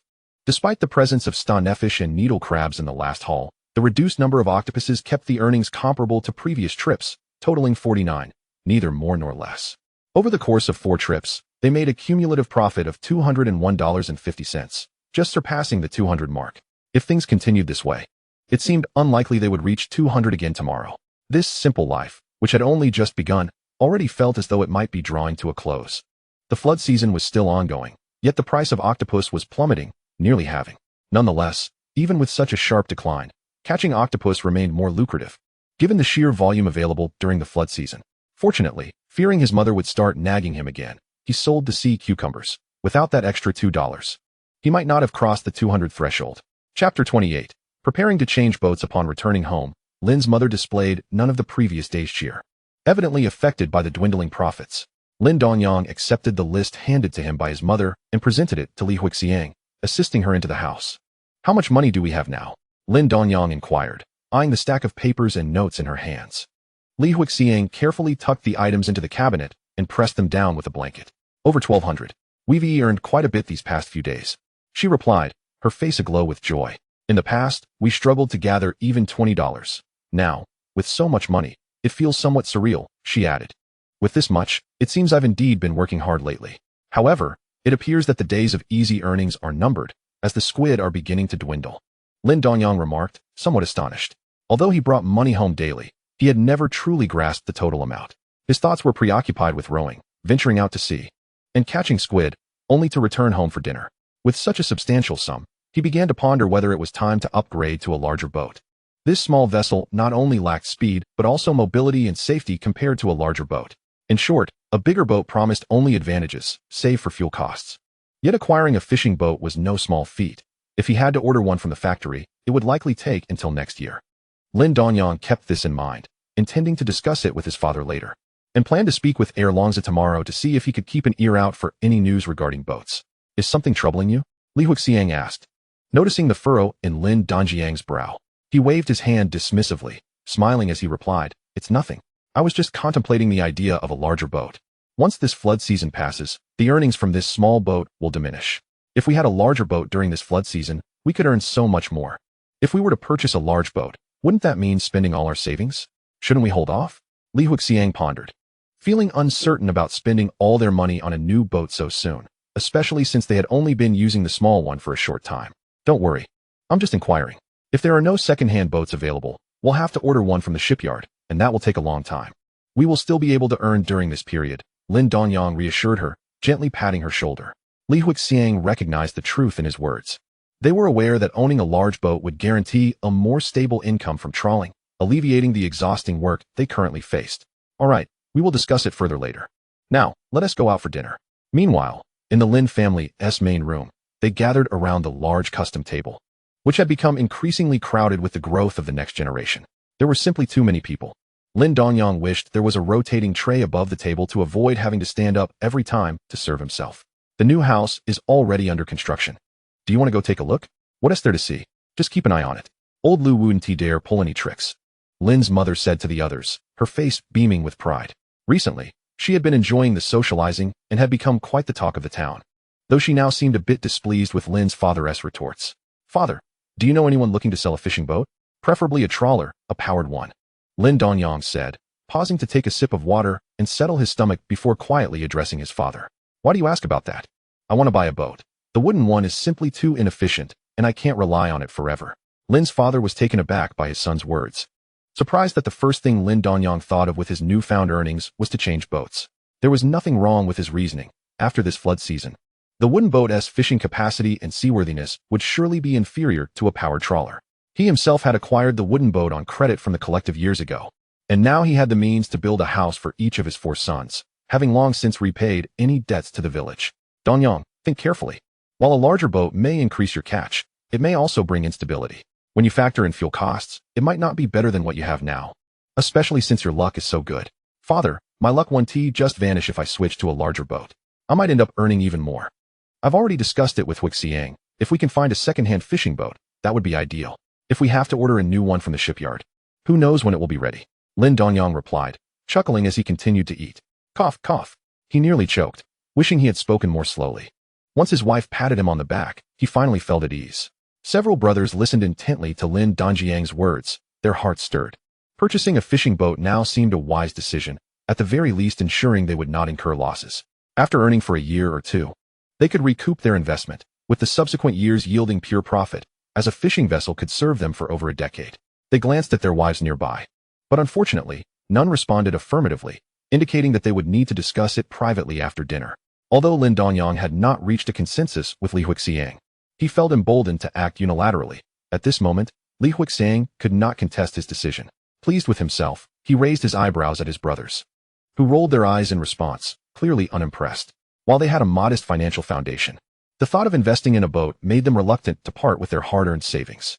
If nothing untoward occurred, it was rare for anyone to sell their fishing boat, as everyone was keen on making profits. When we reach the dock tomorrow, I'll inquire. If it's a boat with a troubled past, then we shall forego the opportunity. It would be considered inauspicious, Lin's father mused calmly, already envisioning the prospect of having two boats for the family, which would elevate their status within the village. Lin Dongyang nodded, and after his wife finished her meal, he disregarded their son, who was still engrossed in play, and headed straight home. Lately, he had no intention of letting the boy return to sleep, as he found him to be a nuisance. Are we truly going to buy a boat? Didn't we agree to discuss it later? Why did you mention it to Dad without consulting me first? Li Huixiang sat on the Kong, casting a discontented look at Lin Dongyang and whispering, wary of being overheard. I did consult you earlier, and you didn't object. So that surely means you agree. He replied. Now hurry and wash your feet before bed. I'm not particularly tired today. While you've rested all day and need to get some exercise. The doctor advised against sitting and lying down all the time. Lin Dongyang, you're quite something. Don't think I'm unaware of your intentions. As they exchanged playful banter, Lin Dongyang washed her feet, cleverly glossing over the fact that he had spoken to his father about the boat without her prior knowledge. Each time he brought up such matters, the bashful Li Huixiang seemed to conveniently forget their previous discussions, making her easy to persuade. Once he finished washing her feet and they settled on the Kong, she finally realized what had transpired, but it was too late to voice her thoughts. As the lights dimmed, Lin Dongyang lay contentedly on his pillow, drifting into a deep slumber, blissfully oblivious to his wife's exasperated glances in the dark. After all, he saw nothing, so nothing had happened. Chapter 29. The wooden boat adrift in the night. The next day, Lin Dongyang awoke naturally. After a meal, he began to feel sleepy again, dozing off until just past 3 in the morning, which was ample rest for him. He dressed and turned off the lamp. Perhaps the assistance he received yesterday had left him a bit drowsy. Despite his efforts to remain quiet, he inadvertently made quite a racket without waking Li Huixiang. Mother, could you fry up a couple more eggs today? I'm craving them, Lin Dongyang said cheerfully, observing his mother, who had just risen and was yet to busy herself with chores. Enough already. You're not a child anymore, just a glutton, she chided, entering the kitchen without giving him a chance to respond, establishing her authority firmly. After breakfast, Lin Dongyang took out 20 cents from his pocket and gave it to Lin Jianhai, who was laboriously pulling a cart, pleased with the low cost of employing his nephew. For just 10 cents, he could make 5 trips. A bargain indeed, though Lin Jianhai remained delighted. With a flashlight in hand, Lin Dongyang trailed behind, stowing the supplies onto the boat, and chuckled at the sight of the diminishing cargo. The boat floated on the sea, which was somewhat choppy that day, but the situation was manageable. As he paddled silently towards his designated trapping area, he noticed a vague silhouette in the distance, causing his heart to race. He grasped the flashlight, turning it on to illuminate the dark waters, the beam starkly visible against the inky backdrop.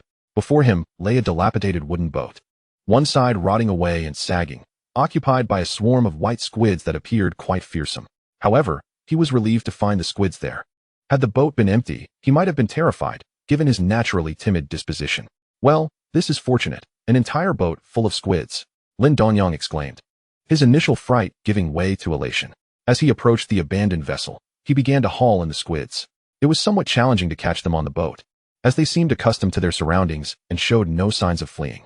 By the time he had gathered all the squids clinging to the boat's bottom, Dawn had already broken, and he found himself with a considerable haul. Could it be that Mizu knew I had a meager catch yesterday and decided to bless me with a boat full of squids today? How delightful. I must pay a visit to the Tianho Palace to give thanks, he mused, feeling as though his luck was inexplicably extraordinary. Considering the squids would not fit in his catch basket, he decided to head back.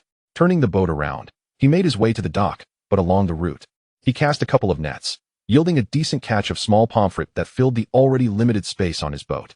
Upon reaching the dock, he found that even Ere Longzi had yet to arrive, and other purchasing points were also deserted, so he waited a while longer on the boat. It wasn't long before Ere Longzi appeared, yawning and approaching him. Brother, you finally made it. I've been waiting for quite a while. What is going on? Are you not going out to sea? He asked, perplexed. Lin Dongyang smiled and replied softly, I've already been out to sea and returned.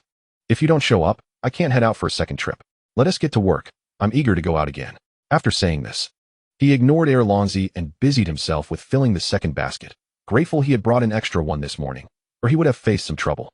Despite Ere Longzi's groggy demeanor, he managed to weigh today's catch. The quantity of squid was stabilizing, having dropped to $1.80 today, which should last for a couple of days. As for the small pomfret, he offered it at $1.20, totaling $40.50. Take a look, he said.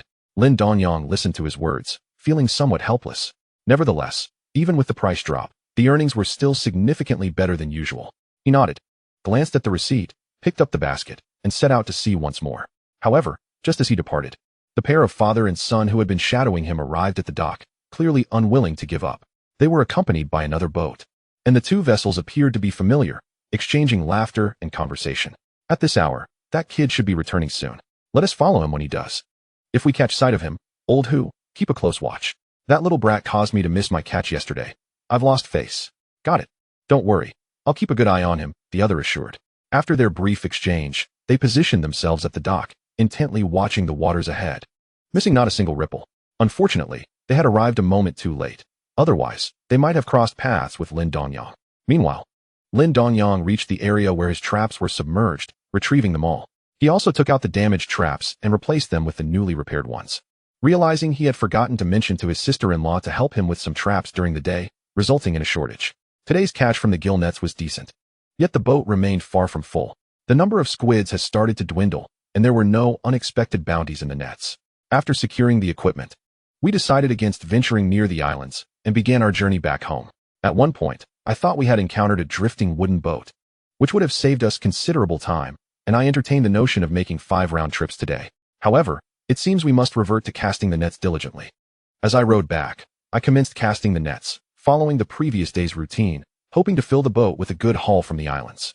In this era, even the marine resources close to shore remain abundantly rich. My luck held as I cast the nets, yielding a better catch than usual, with a motley assortment of fish that should fetch at least a dozen coins. By the time I reached the dock, the sun had fully risen. Before I disembarked, I noticed 2 fishing boats ahead, one occupied by an old acquaintance and the other by unfamiliar faces. Frowning, I felt a twinge of annoyance at the persistent individuals who seemed intent on trailing me.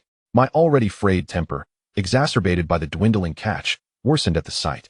I shot them a disdainful glance before resuming my tasks. Father, why are you back so late? I'm exhausted. Exhausted? Open your eyes and pay attention. Don't let anyone slip by like last time. Once I returned to my boat after the hustle and bustle, the sun hung high in the sky, making the heat quite uncomfortable. The recent catch had only yielded 37 coins. After a morning of toil, I had barely made 80. It appeared that surpassing 200 today was a distant dream, leaving me in a rather foul mood. Seeing the folks on the adjacent boats preparing to eat, an idea struck me. Rather than pausing for a meal, I exerted myself and rowed further into the sea. The 2 boats behind quickly set down their lunchboxes in a flurry to give chase. In their haste, one young man accidentally spilled his meal, white grains of rice cascading onto the deck. I glanced back, and my displeasure waned slightly at their misfortune, though my joy stemmed from their discomfort. It was of little consequence. Father, hurry up. Don't let him escape. He has just finished working and must be drained. I know. Just stop being clumsy. You spilled my lunch. As they exchanged banter, their actions did not halt. They rowed with all their might, arms straining as they pursued. After a while, I noticed the 2 boats lagging behind. I decided to pause, allowing my small boat to drift freely on the water while I began to eat. After a morning of labor, hunger overtook me, and as the first mouthful of rice graced my palate, a wave of happiness surged within me. I watched the father and son duo, along with the middle-aged man, straining to catch up, and a smile crept onto my face. With only a few tools and a couple of worn gill nets aboard, I felt secure from theft as long as I maintained a safe distance. The trio behind me appeared stunned. This was not the scenario they had envisioned. "Father, he is toying with us. Damn it, I hope I get my hands on him." The young man, eyeing the spilled rice beneath him, felt his stomach growl, fatigue and hunger weighing heavily upon him after their vigorous pursuit, combined with the sweltering sun, leaving him somewhat dizzy. Yet, he was not alone in this predicament. His father seemed equally drained, offering no response to his words. I finished my meal and resumed rowing, with the two boats reluctantly following suit. Thus, we continued in a dance of pursuit and pause, maintaining a consistent distance without allowing them to fall behind. I refrained from resting, seizing the opportunity to cast my nets while they caught up.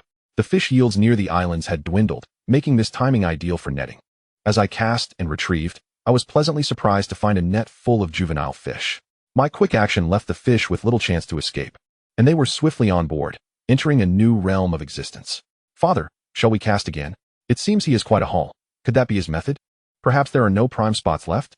It's been quite some time. How much could he have caught? Besides, there aren't many squids left.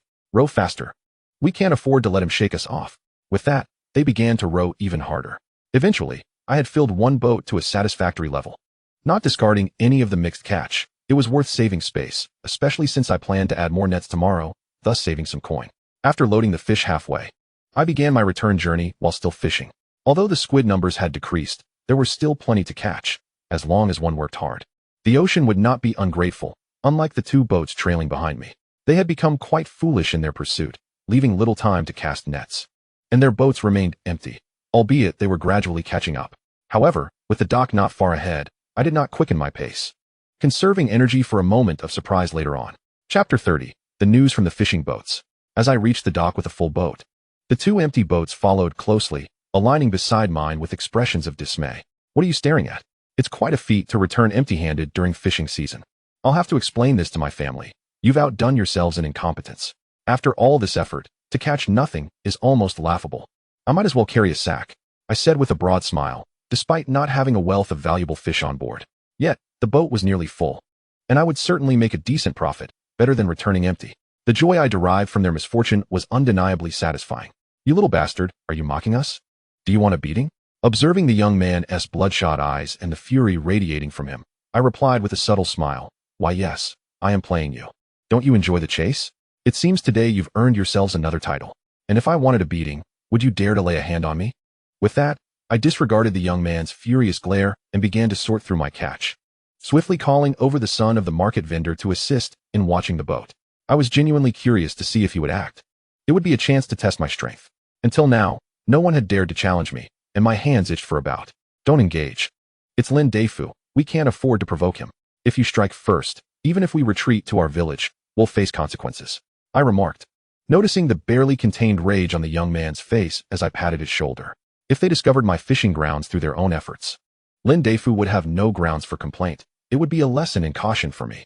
However, if they resorted to violence at the dock, and somehow managed to overpower me, they would find themselves facing Lin Dongyang's wrath directly. During the fishing season, a beating could render one unable to work for many days. The cost of such a situation would be too great. The young man, hearing his father's words, punched the nearby hardwood in frustration, wincing in pain, while jealousy towards me brewed within him. Due to the fact that his father is Lin Dongyang, he has gained a certain notoriety in the surrounding villages. Moreover, having married a beautiful wife and being exempt from labor has made him the envy of many. Little did they expect that he would eventually start working. Is there truly any justice in this world? "Dongyang, why are there so few cuttlefish this time? There seems to be an abundance of green skin. Have we changed locations?" Longzi inquired while weighing the catch. Lin Dongyang nodded, not hiding the truth from him, for there was nothing to conceal. With a smile, he explained, "What follows is what we just caught. After all, the price of cuttlefish isn't high these days, and there aren't many left, so it doesn't really matter. You're fortunate. And of course, you wouldn't mind. Not many possess your good fortune. Look here, 32.5. That's just a slight decrease from the last boat's haul. Truly, Mazu is guiding your fortune," Longzi remarked. "Brother, please refrain from saying such things. It's a far cry from the hundreds caught by others," Lin Dongyang said with a chuckle, waving his hand dismissively. Although he was currently rowing a wooden boat, he harbored aspirations of commanding a larger vessel, as that was where true wealth could be amassed, something not achievable with a mere wooden boat. Unless, of course, One could fill a wooden boat with a bounty of groupers or tuna, then it would be a different story altogether. Speaking of your father, he once caught a boatload of small and large yellow croakers, which caused quite a stir. Otherwise, you wouldn't have married your current wife, haha, Erlongsa said enviously. A catch of over 1,000 was indeed astonishing for a fishing village that had only recently opened up, and it was well known that the Lin family was thriving. Brother, have you heard any news about boats? I was just about to tell you. I heard Lu Dadeo has returned and made a substantial profit. He plans to partner up for a larger vessel, and he might even sell his current boat. Since you have a good relationship with his son, why not inquire? You'd have better luck than I would. Listening to Erlongzi, Lin Dongyang felt a stir of excitement. Recalling that it was around this time Lu Hua's father had upgraded to a larger boat and took him out to sea. Upon their return, he was covered in soot. But it was certain he had made a good sum of money. As this thought crossed his mind, a smile spread across Lin Dongyang's face. Given his rapport with Lu Hua, approaching his father to discuss the matter seemed quite feasible. All right, thank you, brother. I truly had no idea. I'll head home and ask. He replied. What thanks? You should be on your way. It's getting late, Erlongzi urged. I must, for without venturing out, there can be no earnings. With prices dropping and the catch feeling scant, it ultimately pales in comparison to the trawlers. Remember to help me gather some fish. And I'll leave these with you for now. Throwing them away would be quite a shame, Lin Dongyang said, laughing as he placed the miscellaneous fish he had caught earlier beside Erlongzi's stall temporarily. With Erlongzi nodding in agreement, Lin Dongyang pointed towards his boat and made his way over, realizing it was time to check the situation on the island. He had been quite busy that day and had yet to explore the areas surrounding the island. As his boat began to move, the two vessels that had been following him also set sail. Dad, he rows so fast. Doesn't he get tired? I'm so hungry. I have no strength left. The young man grimaced, glancing at his father while rowing with gritted teeth, feeling utterly drained. Although they had not cast nets today, his concentration had been unwavering. And after running back and forth without a meal, he found himself utterly exhausted. Forget it. Let's head back. We won't follow him tomorrow. It's just bad luck. He spoke, oblivious to his companions who were diligently trying to keep up, and turned back towards the direction they had come. They too had no desire to continue. Having failed to find a good spot, they had not earned anything for 2 days. Given Lin Dongyang's meager catch of only 2 boats, it seemed unworthy of further effort. Taking advantage of the fact that not many were returning yet, they decided to head back early to avoid inquiries about their haul, thus sparing themselves any embarrassment. And so, they departed without notifying their companions who had accompanied them thus far. Meanwhile, Lin Dongyang noticed the absence of any other boats behind him and smiled. Realizing he was alone with an empty vessel, did they truly believe they could match him in stamina? Hu Tai, his face pale, was panting aboard his boat, unable to keep pace. He was filled with resentment towards the father and son duo who had come along with him. He had done nothing all day, only to follow them in pursuit of wealth. What a waste of a day, expending energy without earning a dime. He lamented. I have no strength left for this last stretch. How could I possibly catch up? Those two are even faster than I am. Gazing at the vast, empty sea around him, he felt helpless and had no choice but to row back in search of the pair. To his dismay, he saw no one until he reached the dock, at which point he spotted the father and son duo sitting idly in their boat, not having disembarked. What does this mean? I thought you couldn't catch up and decided to wait for me. So you just went home, huh? How could you betray my trust like this? Who, uncle? Please speak to my father with a bit more respect. Be cautious, or I might just take action, the young man retorted. How dare you, little brat? I'd like to see if you have the guts to act. Hu Tai, already furious from the wasted day, was further incensed by the thought of his son, daughter-in-law, and wife questioning him upon returning home. Hearing the boy's tone, he leaped from the boat and slapped him hard. The sharp sound echoed, and with his hand wet. The slap was particularly stinging. Touching his cheek in disbelief, he hadn't expected Hu uncle to truly strike him. He had endured a fair amount of frustration over the past few days, not least from Lin Dongyang earlier that afternoon. Lin Deifu is one thing. I can't let you, Hu Tai, intimidate me. With that thought, he shoved his father's hand aside, stood up in the boat, and kicked Hu Tai, sending him tumbling into the water. Thus commenced a scuffle, neither party willing to back down. The young man's father prepared to rescue his son, but in a moment of misstep, he slipped and plunged headfirst into the sea, swallowing a mouthful of salt water before resurfacing, only to be pushed back down by his son, who had just been kicked.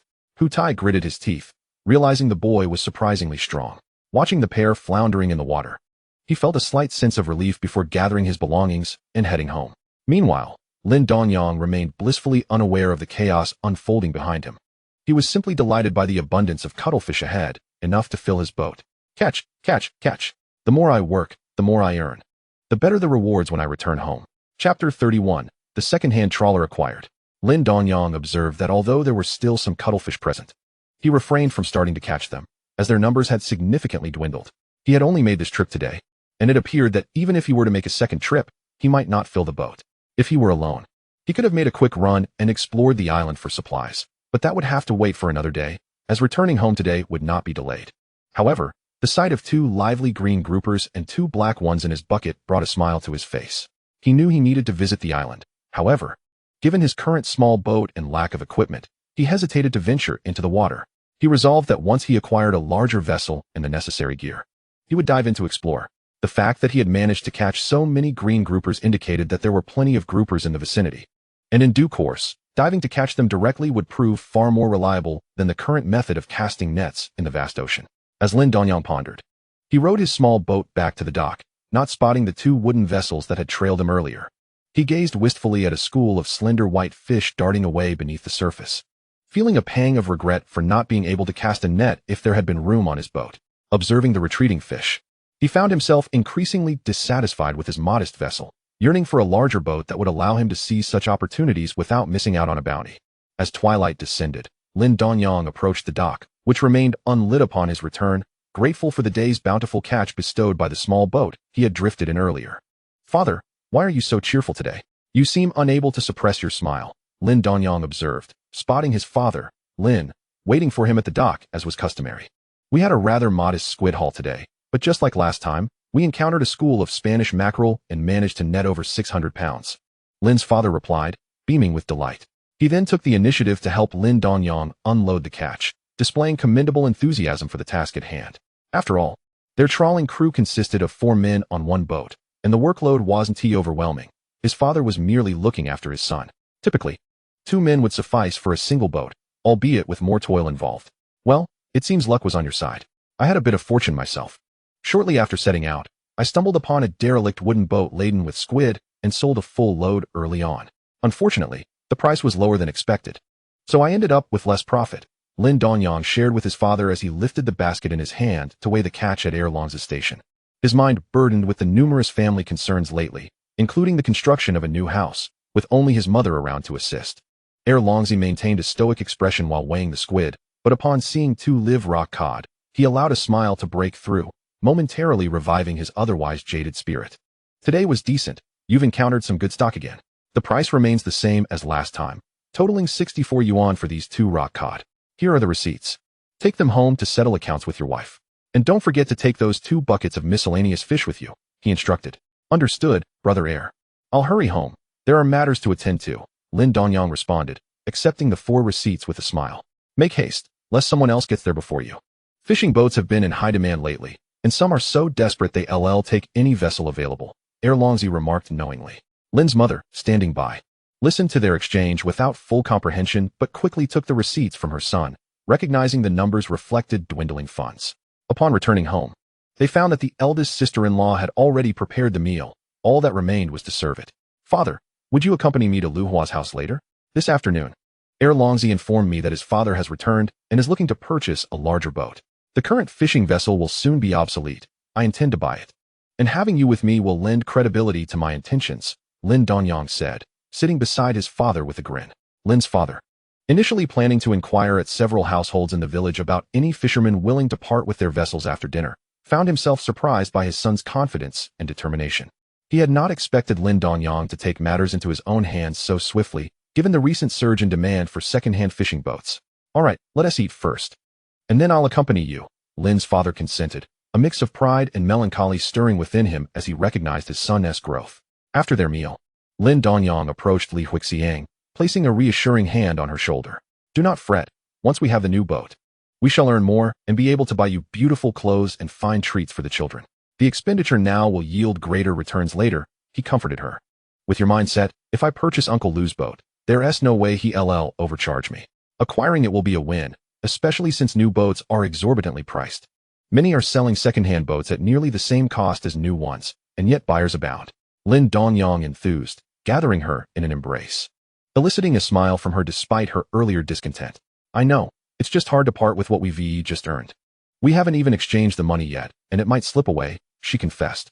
Fear not, I will ensure it is converted into cash for you to touch. Even if the deal goes through, I will speak with Uncle Lu to reassure him of our familiarity, Lin Dongyang replied, slightly exasperated. Let us leave it be. I'd rather not touch it, only to have it disappear before my eyes, she said, her laughter infectious, prompting Lin Dongyang to chuckle as well. Come now, hurry up. Didn't you just finish your meal? Why are you moving so slowly? Lin Dongyang exclaimed, unable to contain his impatience as he observed his father trailing behind, panting. Why the rush? There's no need to hurry. We've just eaten and should take our time, regardless of how anxious you are. I can't move any faster at my age, his father replied, bemused. Then hop on my back. I'm eager to get there. What if we arrive too late and Uncle Lu sells the boat to someone else? Lin Dongyang urged, turning back and bending slightly to allow his father to climb on. Seeing his son's urgency, Lin's father acquiesced, albeit slightly embarrassed at being carried, hoping that no one would witness the spectacle. Fortunately, it was mealtime and few were about. Upon arriving at Lu Hua's house, Lin Dongyang, noticing the lights aglow in the courtyard, set his father down and knocked on the door. Yang Go, Uncle Lin. What brings you here? Lu Hua inquired. Is your father back? Is he looking to buy a larger boat? Lin Dongyang pressed, wrapping an arm around Lu Hua as they made their way into the yard, a familiar place for him. Yang Ge, how did you know? I just heard my father mention it. He suggested I accompany him to the fishing grounds, but my mother is upset and doesn't want me to go. Lu Hua replied. I heard from Longzi that Uncle Lu returned with intentions to purchase a larger boat, which is why I'm here, eager to buy your father's trawling vessel. Lin Dongyang exclaimed. Lin Dongyang briefly conveyed the matter to Lu Hua, giving him a wink, confident that if any unforeseen circumstances arose, Lu, being the only son, would surely be effective in addressing them. Well then, you should speak to my father about this. Come on, I'll take you inside. With a nod from Lin Dongyang, he waved to his father and followed Lu Hua into the house. Upon entering, they were greeted by the sight of Lu Hua's mother, her face clouded with displeasure as she regarded Lin's father. The meal laid out on the table remained untouched, but as the newcomers entered, her expression softened slightly. Xiaoyang, you haven't visited in days. I heard you've been out at sea lately. Isn't it dangerous to go alone? Lin Dongyang found himself at a loss for words. He understood that Lu Hua's mother was anxious about her only son's maritime ventures. Auntie, there's no choice. Our family is about to welcome a new addition, and since we've split our household, I need to earn a living. Lin Dongyang replied with a resigned smile. You're right, Xiaoyang. It's commendable to earn a living. A man's responsibility is to provide. Hua, you should learn from your brother Yang. During this time, let your mother introduce you to some suitable partners. Once the large boat is ready, we'll pay the final balance. And you can accompany me to sea for some hands-on experience. Our big vessel is far less perilous, Lu Hua's father remarked, nodding in approval at Lin Dongyang's words.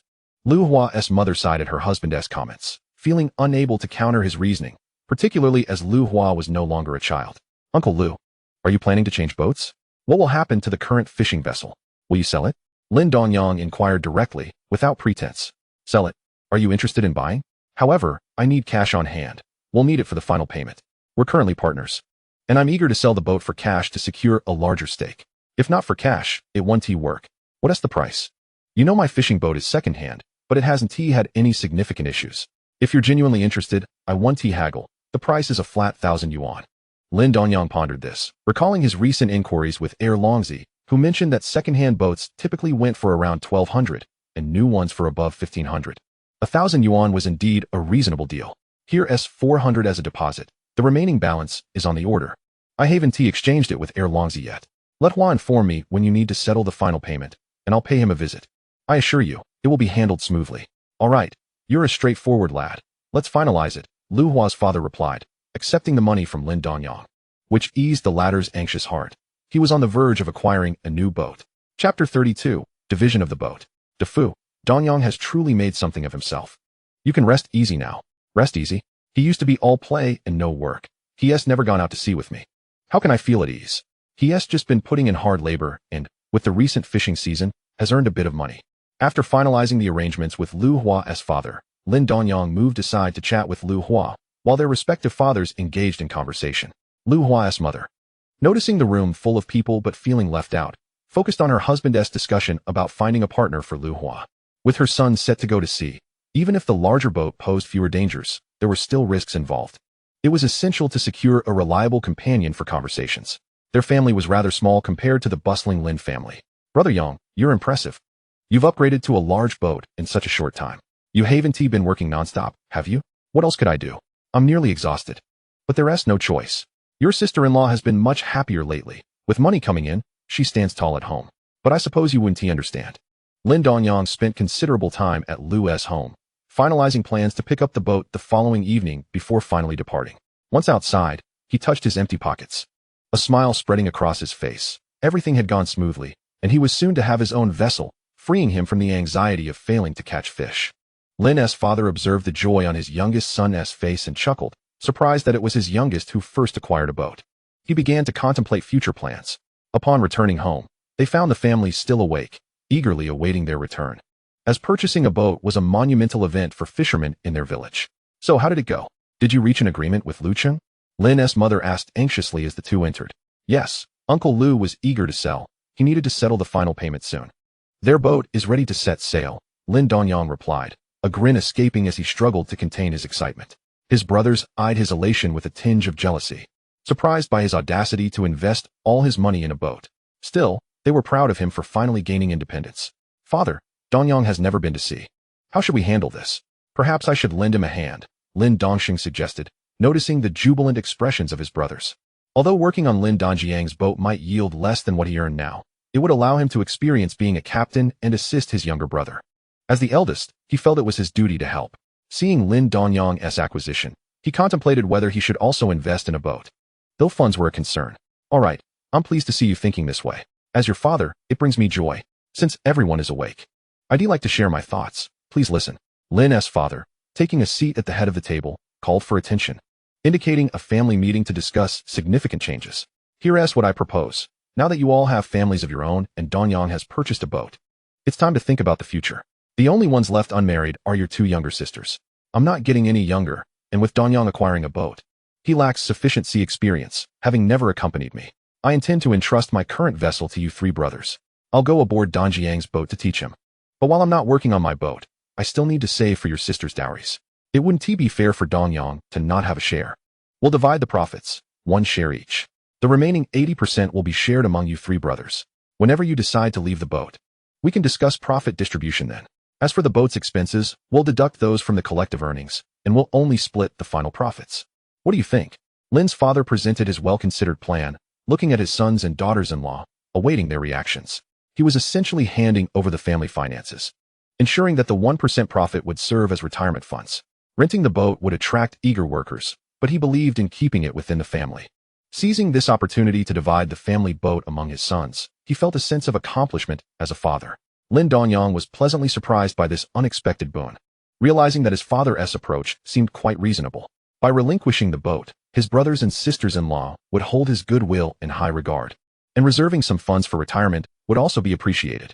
Since they hadn't worked on the boat, equal division wouldn't be feasible. Lin Dongsheng, Lin Donghua, and Lin Dongan exchanged astonished glances, surprised by their father's announcement, yet their spirits lifted with joy. While the score may have been slightly diminished, it is, after all, my father's vessel, and my younger brother has not yet stepped aboard. In the future, the three of us shall collaborate in the salvage efforts. Though it may be a tad exhausting, it will also yield greater profits. As for Lin Dongyang's share of 1/10, there is little to contest. For the gains from this ship can be regarded as a means of division orchestrated by Lin's father, naturally ensuring that my younger brother is not overlooked. There is no objection to assisting aboard Lin Dongyang's vessel. After all, they have been working alongside Lin's father for many years, and it is only fitting to lend a hand to my younger brother now. The faces of several sisters-in-law radiated smiles, while Lin's mother appeared somewhat displeased. Having held the reins of the family's finances for so many years, she found herself unexpectedly stripped bare, which was hardly a cause for joy. Nonetheless, the children have grown, and she felt unable to voice her discontent. Father, I have no objections. Father, I too have no objections. Once the three had spoken, they turned their attention to Lin Dongyang and his wife, Li Huixiang, for on the surface, they were the ones with the least to gain, and expressing dissent would be ill-advised. Father, this is my perspective. Lin's father regarded his youngest son, feeling that his arrangements had been quite satisfactory, leaving no room for grievances. If there were still complaints, it would be unreasonable. Speak. Father, although I have not accompanied you on your voyages before, our family had not yet divided at that time. My brothers, after all, toiled at sea to support me, especially my eldest brother. You come to assist me aboard my ship, and I shall pay you a wage. It would be inappropriate to accept your help without compensation, Lin Dongyang said with a smile. As they listened to his words, the smiles on their faces deepened, and the sisters-in-law also displayed expressions of delight. It seems that this youngest son had not been loved in vain. He possesses a sense of integrity. Lin's father, upon hearing his youngest son's remarks, chuckled and nodded in agreement. With such sentiments expressed, it would be inappropriate for him to refuse. Should any discord arise among the daughters-in-law in the future, they would accuse him of favoritism toward the youngest son. Very well, you have truly matured. Since there are no objections, we shall proceed as such. Tomorrow, I shall accompany you to retrieve the ship. No sooner had Lin's father finished speaking than Lin's mother stood up first. Chapter 33. Choosing an auspicious day. The entire room looked at Lin's mother with smiles, awaiting her pronouncement. Did you not just purchase the ship today? How can you go to retrieve it tomorrow without consulting the calendar?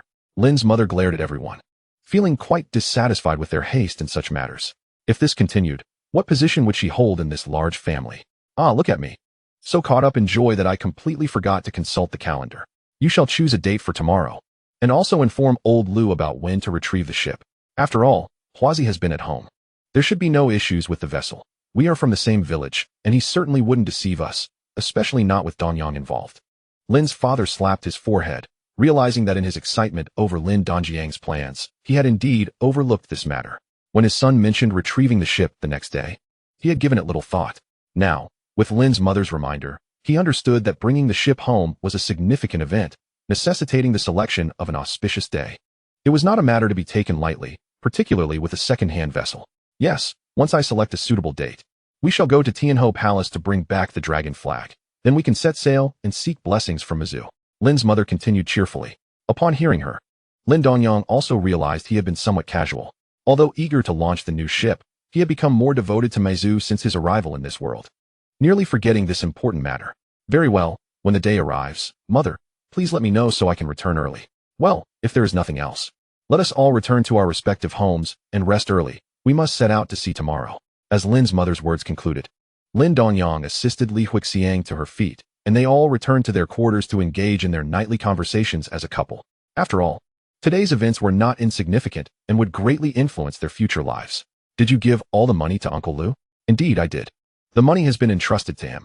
This way, we can all rest easy, avoiding any potential mishaps. What's wrong? Are you still reluctant? Lin Dongyang remarked with a smile, observing the lingering concern on his wife's face. Having set her down on the bed, he helped her remove her shoes. After a day of inactivity, her feet were not unpleasantly odorous, merely a bit cool. Unable to resist, Lin Dongyang squeezed her feet, noting there was little flesh, which was not entirely comfortable. Behave yourself. We are discussing serious matters. How much do you plan to pay, father? What if we don't earn it back? What are you thinking? Your husband can manage to haul in money, even with a wooden boat. Do you think I won't be able to earn back my wages with a larger vessel? That would make me quite the failure as a captain. Do not harbor doubts. Simply take care of yourself, and rest assured I will return with even greater earnings. Lin Dongyang replied with a hint of irritation, choosing not to wash her feet, tossing her socks aside, and pushing her onto the bed. Since they needed to rise early to set sail, the discussions today had consumed considerable time, and thus no rewards were sought. Li Huixing gazed at her husband, who had already fallen asleep beside her, still feeling somewhat unreal about their family now owning a ship, one that had been directly purchased. In the future, her parents would no longer need to pity her or feel guilty. As this thought crossed her mind, she suddenly laughed, realizing that if Lin Dongyang were awake, she would have to tease him. It would be unbearable to hold back. After dinner, she took the newly repaired and purchased traps, allowing her eldest nephew to push them along as they made their way to the small sheltered harbor. Recently, not only was it the flood season, but the weather had been favorable, leading to calm seas, which had not hindered his earnings from the ocean. In a remarkably short time, he had managed to acquire a second-hand trawler, despite not yet having seen what the fishing vessel looked like. The purchase did not negate the necessity of continuing to row the small wooden boat for the time being. Wrapping his head with a scarf made by Li Huixiang, he left only his eyes exposed, dressed in long sleeves and trousers, albeit work clothes that were somewhat dirty and patched. He paid little mind to appearances. With his newfound good looks and wealth, he worried that he might attract the attention of other women. His self-control was not particularly strong, so it was best to keep his distance to avoid inciting Li Huixiang's jealousy. Today, he reached the area for placing the traps without incident. However, 2 traps had gone missing, and as darkness began to fall, he furrowed his brow, contemplating whether to dive into the sea to retrieve them. But the danger of being alone in the water for merely 2 traps seemed unwise, so he decided against it. Instead, he replaced the bait in the other traps and set them back into the sea. Given the potential rewards from the traps, the loss of those few traps and bait was negligible. Currently, it was the season for squid, and the traps were primarily yielding squid. Although it was evident that more varieties of fish had begun to enter the traps as well, drawn by both the squid and the bait, ultimately benefiting Lin Dongyang.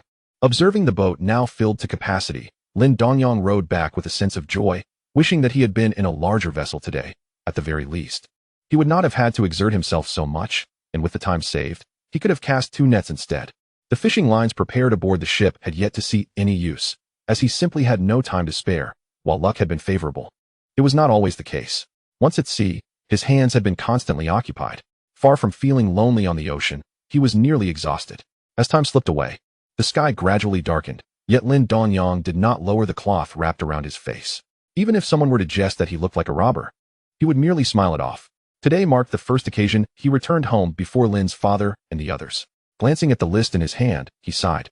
He had made 3 trips today, a respite compared to the usual for he had been undertaking lately, and it felt surprisingly light, devoid of any burdensome sensation. The 3 lists had accrued a total of 130 yuan, and he was fortunate that during the second voyage, luck favored him, yielding not only a red grouper but also a dozen black groupers, resulting in a bountiful gain.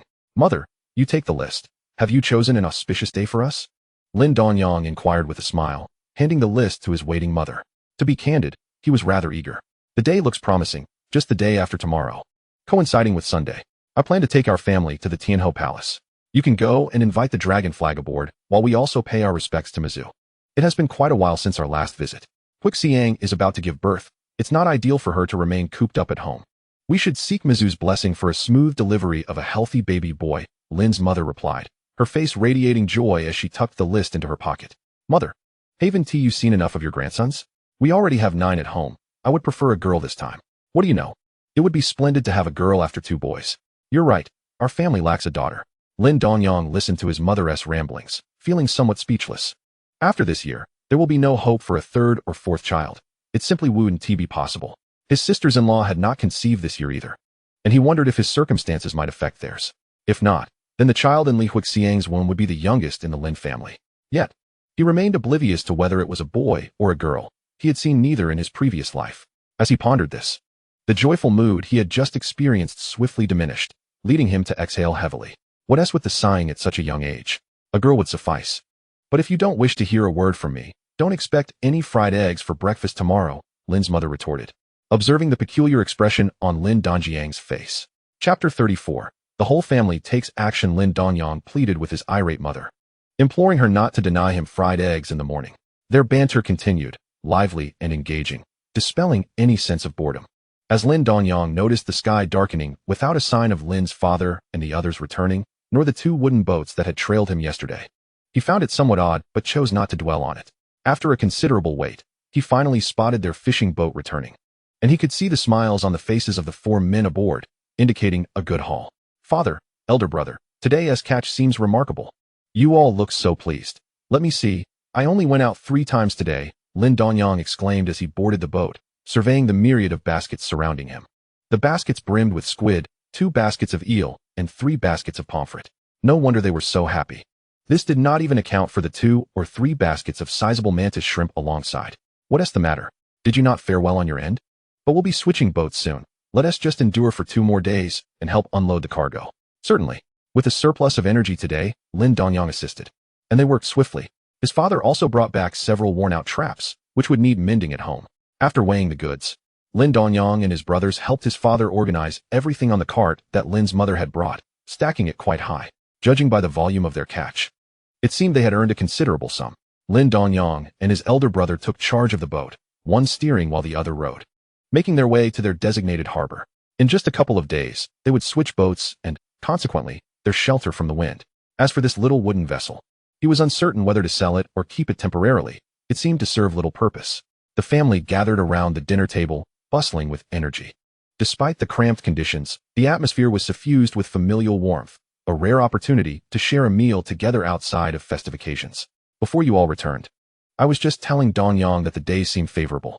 This weekend, let us help him bring the boat back, and as a family, we can take the children to Tianhou Palace. A lot has transpired in the family recently. Soon, each of you will be living your own lives. With the boats divided, each must go earn a living. We should go and pay our respects to Mizu and seek her blessings. As it happens, the day is upon us. Let us take a brief pause in the morning. In the afternoon, You two boats can head out for a net and return to celebrate together. What do you think? Lin's mother concluded, although her tone was more commanding than inquiring. The surrounding family exchanged glances.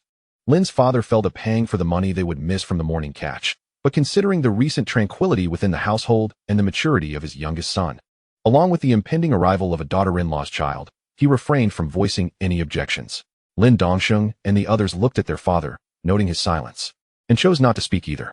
The day also coincidentally marked the time when the three brothers would receive the boat, and he internally agreed with his mother's suggestion to visit Tianhou Palace and seek Mizu's blessings. With no dissenting opinions, the plan was set. You younger ones, behave yourselves in the coming days. Don't get hurt or dirty your clothes, or else you won't be going with us, and you can't cry later. Understood, grandmother. The response was accompanied by a few indistinct calls of grandmother. Lin's mother, observing the row of buzz-cut heads, furrowed her brow. An increase in grandsons could indeed be somewhat burdensome. That evening, in their small room, Lin Dongyang chuckled as he grasped his wife's hand. Today, mother mentioned going to Tianhou Palace to ask Mizu for blessings for a son. I wonder if Mizu oversees such matters. Li Huixiang looked at her husband, her eyes reflecting a mix of helplessness and uncertainty, leading her to simply sigh. You're still young. There's no need to sigh. It's inappropriate. Come. Let me tell you. Time swiftly passed, bringing them to the weekend. After selling the goods yesterday, Lin Dongyang had informed Longzi that he need not rise early to gather supplies, as he would be going to fetch the boat today. Afterward, he returned home with 115 yuan, joining Lin's mother in preparing items for their upcoming visit to Tianhou Palace. Following breakfast, Lin Dongyang, donned in fresh attire, appeared lively and rosy-cheeked. Recently, he had indulged in ample food, which had added a bit of flesh to Li Huixiang's form as she emerged from their room. Cradling their son, though they would soon venture back out to sea, both had dressed neatly for their visit to pay respects to Mizu. Unlike their usual disheveled appearance while rowing the wooden boat, despite having tanned considerably, his complexion still appeared lighter compared to his father and brothers. As his nephews called out with eager excitement, Lin's mother prepared the items and departed the house alongside Lin's father. This family, numbering over 20, gathered together, creating quite the lively commotion with their chatter. Now that everyone is here, let us set out early. I spoke with the Liu family yesterday. We'll meet at the port. You'll head out to sea, Dongyang. I've already discussed the supplies on board with Uncle Liu. When you pay him, just add 30 more. The large net is quite costly. Understood, mother, Lin Dongyang replied, nodding at his mother while holding his restless son who was eager to reach out to her. Old boats paired with old nets, welcoming new flags. The rituals and displays befitting a second-hand vessel must not be overlooked.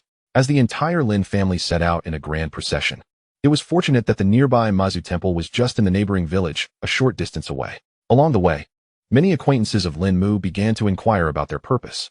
Lin Dongyang observed his mother, who, while urging everyone to hurry, frequently paused to share the news of her visit to pay respects to Mizu. Whenever someone asked why, she would mention the matter of her youngest son's new boat, garnering waves of praise that brought her immense joy. This, however, began to irritate Lin Fu, who refrained from expressing his annoyance in the spirit of the day's auspiciousness. After all, arguing would certainly dampen the festive mood, so he allowed Lin Mu to chatter away. Once they exited the village, news of the fourth son of the Lin family acquiring a large vessel spread rapidly, inciting envy among the villagers. Now, the Lin family possessed 2 boats, which was quite a significant presence in their small village, controlling nearly 1/3 of the local fishing fleet, given that there were only 6 motorized fishing boats in total. Chapter 35. The first net of the large vessel. Upon arriving at the Mizu temple, it was evident that the structure had been recently renovated over the past 2 years. Situated in a fishing village, even amidst efforts to combat superstition, few dared to jest about Mizu. As a result, the temple was well preserved and had seen a considerable influx of visitors in recent years. After paying homage to Mizu, Lin Dongyang procured a dragon flag and a small statue of Mizu, purchasing incense as well, which he brought with him to the port. Uncle Liu, I appreciate your assistance, Lin Dongyang said with a smile to Uncle Liu, who was waiting at the port to sell him the boat. Liu Cheng nodded and handed over the boat's control, indicating that from that moment on, the vessel was no longer his concern. Lin Dongyang accepted the control and passed it to his father, standing beside him. Although piloting a boat was straightforward, he knew he would need to learn, for even if he wished to take the helm, his father would not permit it. After all, he was still a novice who had not spent much time on large vessels. As Lin Dongyang followed his father aboard, they offered incense to the Mizu statue, placing the dragon flag and the statue in the modest cabin. With the sound of firecrackers, the atmosphere became lively. Once the noise subsided, the ceremony was deemed complete. Mother, we should be on our way. We've spent quite a bit of time here. We should return before dusk, and with the new boat, we can cast our first net. Lin Dongyang remarked. All right, just be careful. I'll take them home first and come back later, she replied, nodding. Lin Dongyang walked over to Li Huixiang, gently patting her noticeably round belly, a smile gracing his face. However, he noticed that in her flurry, Lin Mu seemed to have forgotten to pack something for his father. As the fishing boat set off, Lin Dongyang stood on the deck, waving to the people on shore. Watching the ripples created by the boat on the water, he felt a surge of exhilaration. Finally, he no longer had to paddle a wooden boat with his hands. Father, should we cast the net first or check the fish traps? Lin Dongyang called out, raising his voice to be heard over the noise of the engine. Let us cast the net first. We'll check the traps later. After paying respects to Mizu, let us see how the first haul goes. Come here. I'll teach you, Lin Fu replied, bringing the boat to a halt. Though the vessel appeared modest against the vast sea, measuring about 13 or 14 meters, it was certainly larger than his wooden boat, providing a greater sense of security. As they worked together to cast the net, Lin Dongyang found the process quite manageable. Once the net was in the water, they merely needed to navigate the boat around the area. If they happened upon a school of fish, it would be ideal. He did not have to steer the boat himself. After observing his father for a while, he grew somewhat restless, gazing at the undulating sea. In that moment of leisure, he felt a tingle of impatience. Having been so accustomed to hard work, he found it difficult to remain idle. They had departed in haste, leaving behind fishing lines and rods, rendering fishing impossible. The resources had not yet waned, and with the sea still abundant, fishing from the boat promised fruitful rewards, albeit requiring some effort. Lost in thought while staring at the sea, he eventually dozed off. After a while, Lin Dongyang rubbed his sore neck, rising from where he had leaned against the cabin. Awake now? Not used to idleness after all that hard work? His father remarked, eyeing him with a knowing smile. Indeed. I've grown rather addicted to labor. If I were on the wooden boat, I'd be casting the net right now, Lin Dongyang replied, engaging in conversation while assessing the sun's position in the sky. Father, look over there. It seems to be a school of ribbonfish, so white. Lin Dongyang exclaimed, pointing excitedly, prompting his father, who had been momentarily dazed, to squint in the direction indicated. Lin Deifu rubbed his eyes, convinced of their clarity, and turned to follow his son's enthusiastic gesture. As they approached, they beheld several elongated silver ribbons swimming in the water, trailing behind a multitude, resembling a flowing chain. They were indeed a beautiful and valuable sight. Ribbonfish, common in these waters, though encountering a school was a rare occurrence. Regardless of the species, a school of fish signified wealth.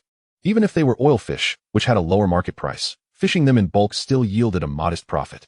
Fortunately, this area did not harbor oilfish, alleviating concerns about catching and profitable fish. You stumbled upon a migratory school of ribbonfish. Otherwise, they wouldn't be so close to shore. It's daytime. And your luck is exceptional. In my years of fishing, I've only encountered this twice, Lin Fu said, his face alight with joy as he steered the boat closer. It seemed one net might not be sufficient, and he wondered if they would return that evening. However, when faced with a school of fish, resting was merely a waste of time. Father, if we approach them, we need to haul the net? We should cast another net. This school is sizable and appears to be mostly large fish, Lin Dongyang suggested. Yes, they are undoubtedly large fish now. The smaller ones haven't come yet. Come. Let us pull together, Lin Fu replied, halting the boat and stepping onto the deck to assist Lin Dongyang in hauling in the net. As they began, they felt the weight of their catch. It was indeed substantial. However, with the help of the winch, they managed to raise the net. The net bulged like a large sack, clearly filled with an abundant catch. Together, they swiftly untangled the net, releasing their haul and preparing to cast again. Lin Dongyang gazed at the shimmering ribbonfish on board, along with a number of shrimp and crabs, as well as various other fish. It seemed that the catch was not as plentiful as he had anticipated, with his father not having hit the center of the school. Father, you go chase the school while I sort this catch. I feel we're nearly ready for another haul, Lin Dongyang said, bending to arrange the ribbonfish into baskets. Excitement evident in his voice. Lin Deifu regarded his son, who had seamlessly taken on the role of captain, and offered instructions. You seem to have grasped this quite well. I'll head out now. Put on your gloves and be careful. Lin Dongyang accepted the gloves tossed to him, smiling as he nodded, returning to his task. Though the constant bending was beginning to take its toll on his back, as they awaited the vessel's arrival at the second fishing spot. The swell was slightly less pronounced than before. However, it was predominantly filled with glistening silver knife fish. Under the sun's rays, the shimmering reflections were almost blinding, causing both men to squint. They had no choice but to work against the light. Chapter 36. A bounty of 3,000 Jin. The duo placed all the knife fish into the woven baskets. Upon seeing the neatly arranged baskets, Lin Dongyang was overwhelmed with joy. Fortunately, they had upgraded to a larger boat. Had it been a smaller one, he would have scarcely caught a handful before the boat brimmed, leading to a return voyage with the fish spoiled. Despite the swimming capabilities of the ribbon fish, they would not linger in the ocean awaiting their retrieval. Even the blessings of Ma Zhu could not facilitate such an occurrence. Father, this must weigh over 2,000 jin. And there are still plenty of squids. This is a windfall. Upgrading to a bigger boat was indeed the right decision, with a smaller vessel. Even a chance encounter would merely yield a single haul. Indeed, they are all sizable fish, likely pursuing the squids while surfacing for air. Let us first retrieve the traps before casting the net again, for it is getting late. Understood. Lin Dongyang recognized that his father was cautious of his greed. Yet with so many knife fish aboard, he was also eager to return, impatient to discover the current market price. The abundance of squids on board did not pique his interest. He had grown weary of catching them recently. As they began to haul in the traps, darkness descended. Lin Dongyang heard his father's stomach rumble, unable to suppress a chuckle. What are you laughing at? Remember to bring a pot on board tomorrow. Your mother knows to prepare your meals, yet forgets mine. Well, she didn't forget. She just didn't think of it. I offered you some, but you refused. Their light-hearted banter rendered the tedious task less monotonous. The day's haul had been substantial, and their spirits were high as their conversation flowed more freely. Lin Dongyang relished this atmosphere, as long as his father refrained from chiding him like his mother often did. After finishing their work, Lin Dongyang, panting, sat on the deck to rest. He had just lowered the net when his father took the helm, feeling utterly exhausted. Although the vessel was equipped with a crane, the machinery was somewhat antiquated and lacked sufficient power. Thus, they still had to rely on manual labor to load the catch.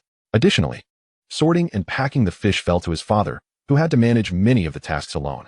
The concentrated effort required over this period felt far more exhausting than the routine labor aboard the wooden boat. After some time, he found himself quite fatigued. His back ached terribly, and he resolved that come evening, he would insist that Li Huixing knead his back with her round hands. There was nothing a good massage could not remedy. Time to raise the net. We are not far from the dock. Lin Dongyang nodded to his father, who was emerging from the cabin, and stood to begin collecting the net. Initially, he held no great expectations for this catch, as he was somewhat familiar with the area.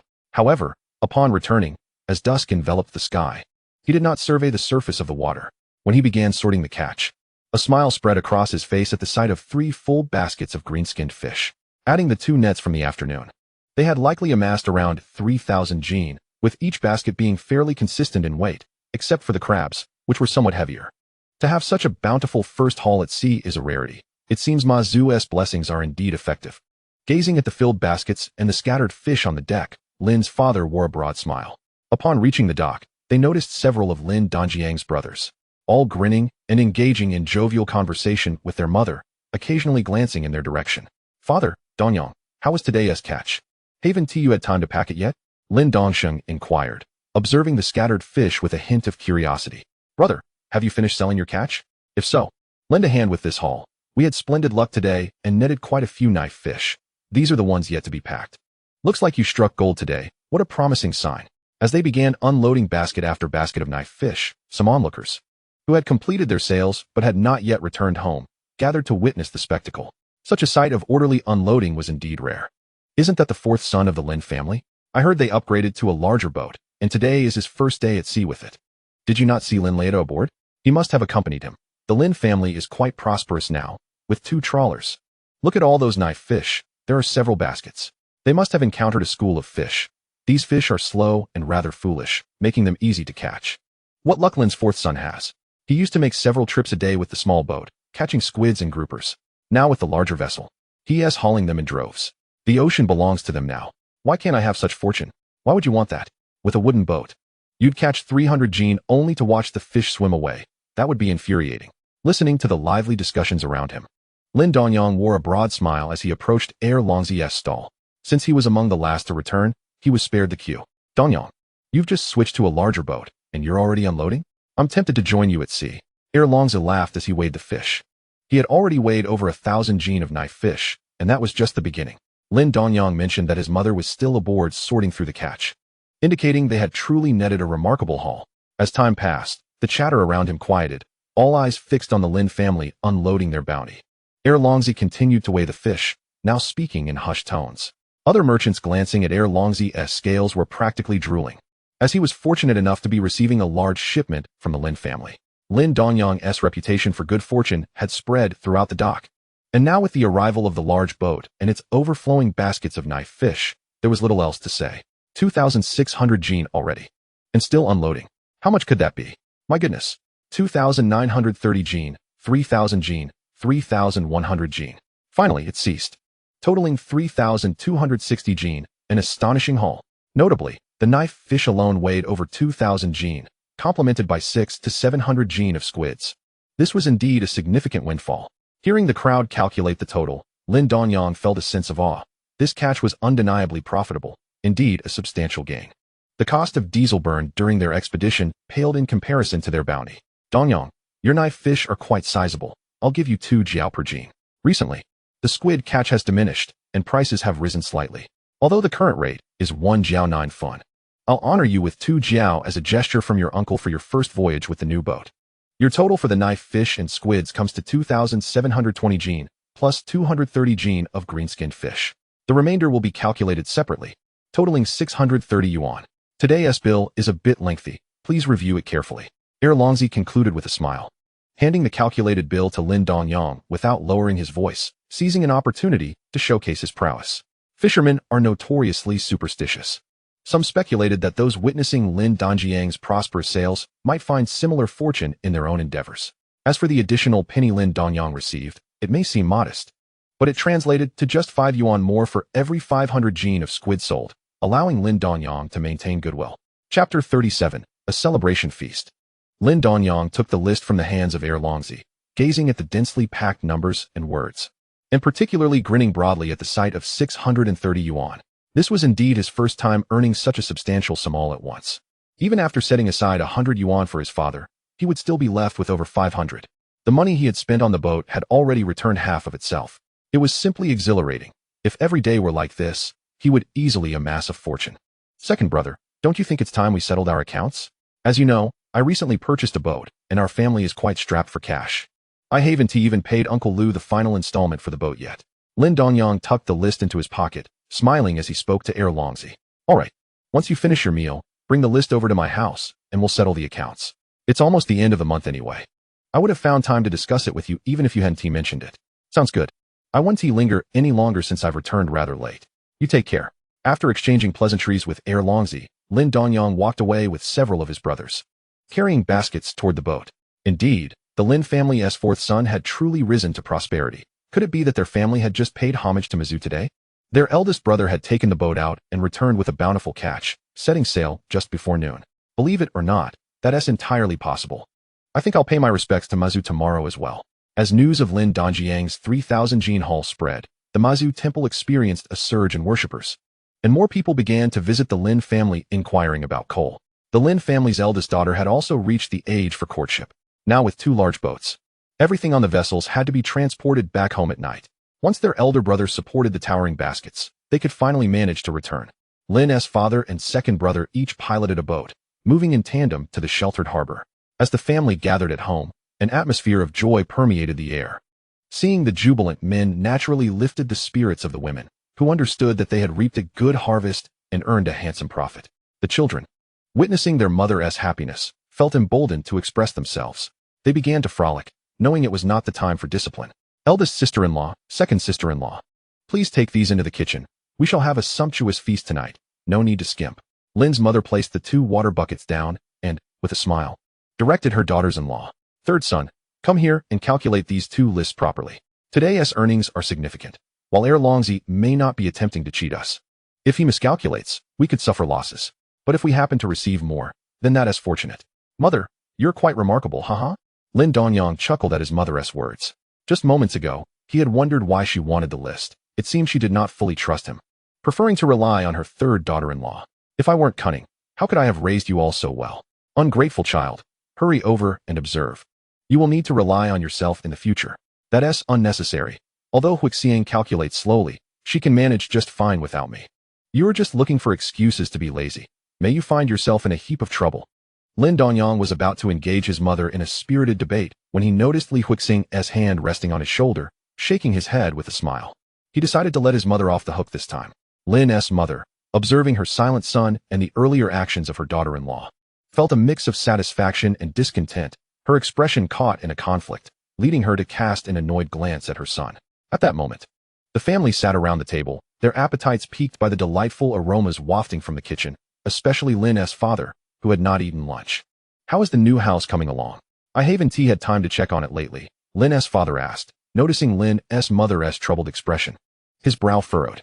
If they didn't converse soon, he might faint from hunger. "It's progressing quite rapidly. We've hired so many people that cooking for lunch has nearly exhausted us. When you have time, you should go take a look," Lin's mother replied with a smile. Lin Dongyang listened to their conversation, exchanging glances with his brothers, all of them wearing smiles, filled with anticipation for the new house. Yet, they had been so busy that they hardly had time to attend to that matter. They were fortunate, upon returning at night. Their wives would provide updates on the progress, but Lin Dongyang remained completely in the dark about it, having not visited since the construction began. "Mother, I've calculated everything accurately. There are no issues. Eldest brother's boat is for 220, while Dongyang's is for 630. Everything checks out. You may keep these."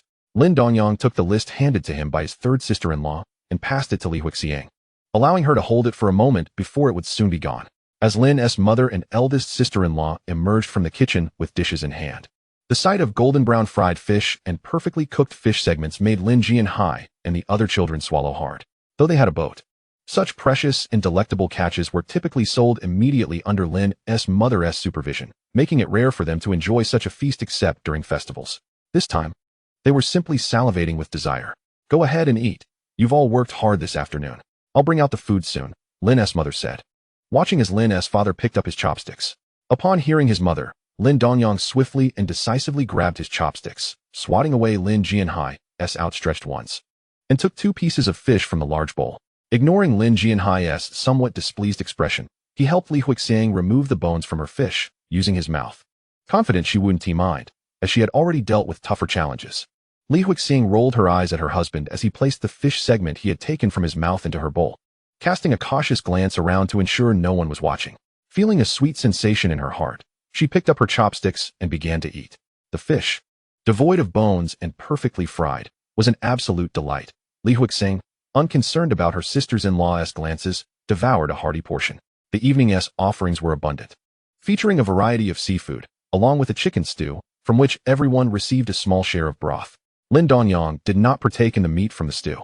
However, the children showed no signs of disdain, dipping their meals in spicy sauce, as though they were insatiable bottomless pits during their growth spurts. To everyone's surprise, the entire table was cleared without any leftovers. Had they owned a dog, it would surely have starved. After the meal, Lin Dongyang, along with his father and several brothers, set out to find Longzi, who had undoubtedly amassed quite a few lists himself, suggesting his father had also earned a respectable amount. Holding numerous lists in hand, which felt different from actual cash, he was filled with a sense of anticipation. Chapter 38, Returning Home with Money. Lin Dongyang followed his father to Longzi's residence. This was his first visit. The walls of the house towered significantly higher than those of others, and the entrance featured an imposing iron gate. It appeared to be well fortified, far superior to many homes in the village, where many still lived in stone houses that leaked during heavy rains. "Father, should we also build our house this high? With so many people now, it's manageable, but as we grow apart in the future, even if we still live together, we want to be as close. In case of emergencies, having high walls would be beneficial. If you're short on funds, I can contribute a little," Lin Dongyang said with a smile, pointing at the wall before them. "All right, I understand. I'll discuss it with your mother tonight. Don't let a little money go to your head. That cash hasn't even reached your hands yet." "Well, if I don't need to, I wouldn't bother giving it to you," Lin Dongyang instinctively retorted to his father, saying no more as he knocked on the door. When the son of the deaf man arrived and opened the door, the group stepped inside and commenced settling accounts. The invoice was flawless, and it was simply a matter of calculating the payment based on it, which was rather straightforward. "Dongyang, your share amounts to 2,092 yuan and 30 cents. You've certainly earned quite a sum," the deaf man remarked with a smile while counting the money. Although he typically dealt with just one invoice a day and had a rough idea of his earnings, the actual figure was always somewhat nebulous. Now that they were counting the cash, he felt a pang of regret as he realized how significant the amount truly was. Over 2,000 yuan, vanishing from his hands. Lin's father and Lin Dongyang exchanged incredulous glances at the figures spoken by the deaf man. Even without today's 600 yuan, the earnings were nearing 1,500. In less than half a month, they had managed to earn almost 1,500 with just a small wooden boat. Even after deducting the cost of the boat, a substantial amount remained, which was quite unexpected. Upon examining their invoices, even if converted to cash, and considering that Lin's father intended to split the earnings among the three of them, each would receive less than 300 yuan. This was particularly surprising during the flood season when they typically earned much less. However, the fact that their previously non-working brother had surpassed them was somewhat disheartening. Yet they found solace in the knowledge that with the boat now in their possession, they could earn more in the future. All right, thank you, second brother. Everything is fine.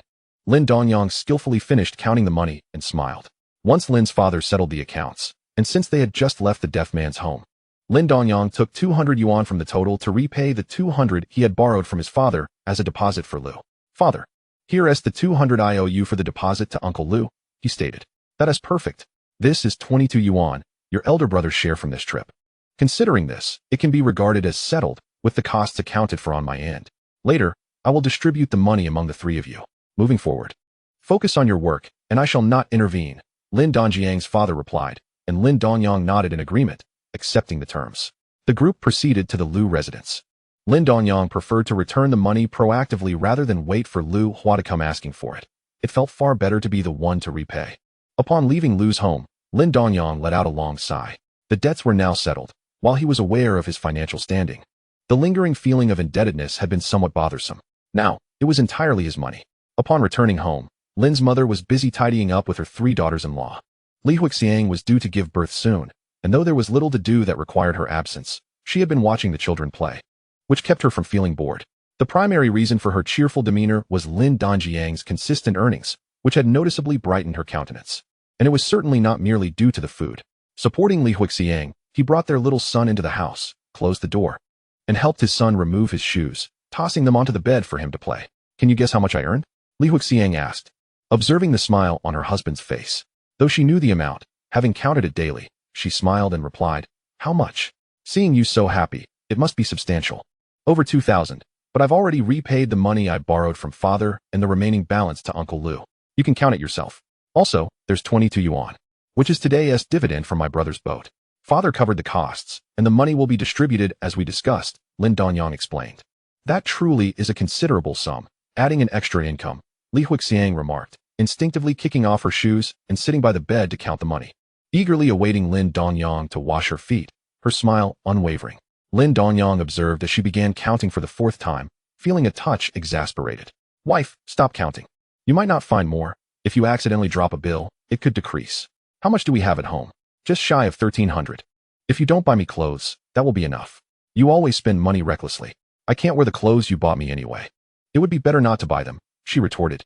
Weren't you quite pleased when you made the purchase? Well, I will continue earning tomorrow, and in the future. When there is plenty of money, I won't even need to ask you to count it, Lin Dongyang laughed, while changing into a tank top and shorts for sleep. The nights were still somewhat cool, and with her being pregnant and nearing her due date, she needed to take extra care. Wife, seeing how much I've earned today, don't you think I deserve a little reward? He teased. What nonsense are you thinking? You need to be patient. The baby is coming soon. Rest assured.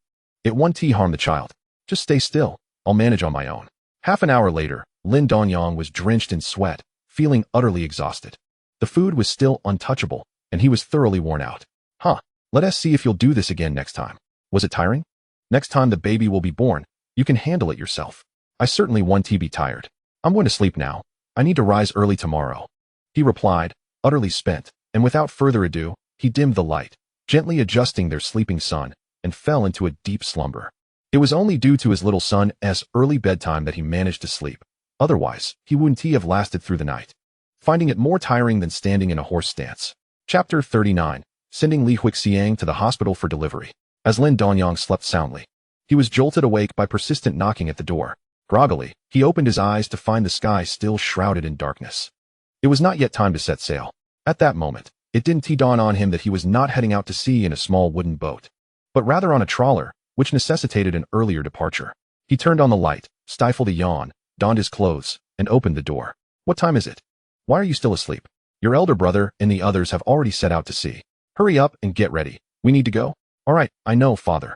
I just forgot to change the boat. I'll wash my face, and we'll leave, Lin Dongyang replied, scratching his head sheepishly, acknowledging that this was indeed his oversight. Given the early hour, Lin Dongyang opted not to eat the meal prepared by his mother. He took a small stove and pot, intending to cook aboard the boat when time permitted. After the father and son finished packing their belongings and launched the boat from the harbor, the sky began to brighten. Lin's father wore a frown that did not fade. Look, it's already getting light. I told you. You must not become complacent just because you've earned a little money. By setting out a bit earlier, we might even catch more, he admonished, glancing at his still yawning son. Well, I'm still adjusting to the early hours. I didn't get enough sleep. Father, if you could just steer out a bit more. Once we're at the right spot, wake me to drop the net, Lin Dongyang replied, leaning back against the side and wrapping his scarf tighter around his neck. Starting to doze off. However, he didn't manage to sleep for long. Before his father could wake him, the boat's jolting motion roused him, leaving his neck sore. Just as I was about to call you. Good timing. Come on, Lin Dongyang's father said as he emerged from the cabin. Nodding, Lin Dongyang joined his father in lowering the net. The first haul went smoothly, and they made their way towards the area where they had set the traps, collecting them as they went. Unfortunately, as the first net was pulled up, the haul was less bountiful than they had hoped, with a substantial portion consisting of low-value catch, indicating that luck was not on their side. However, waiting for the completion of the net retrieval and its subsequent reinstatement, the first haul appeared to be quite abundant.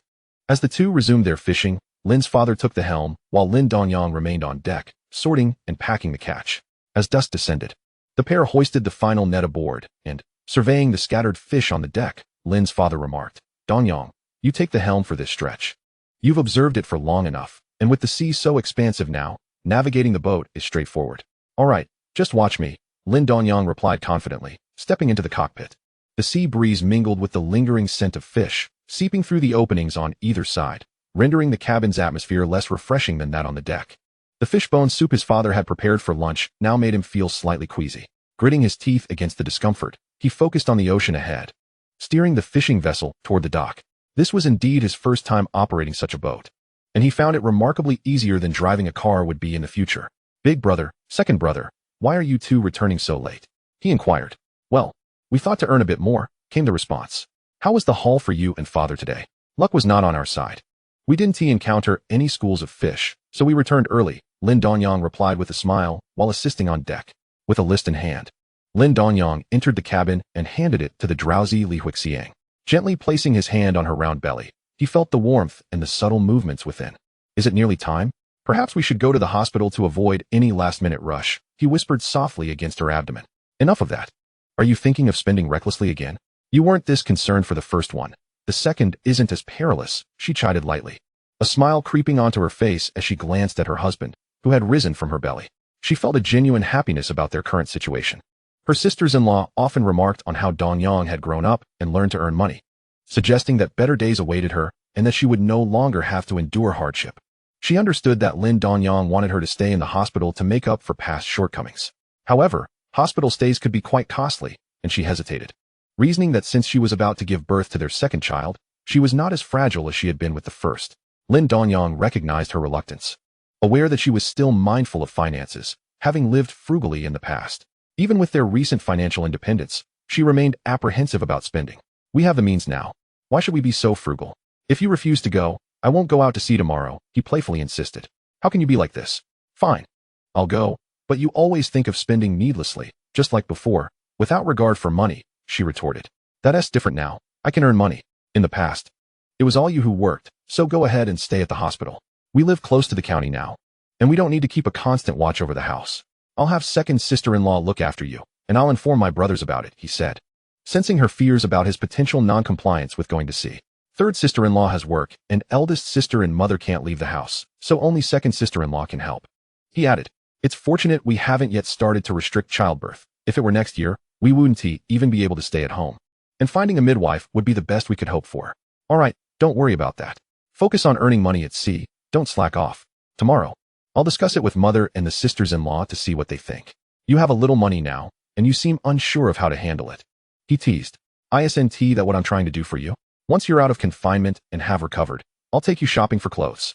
Li Huixiang felt a warmth in her heart at his words, gently caressing her belly, not rejecting his proposition, knowing that he would not heed her objections anyway.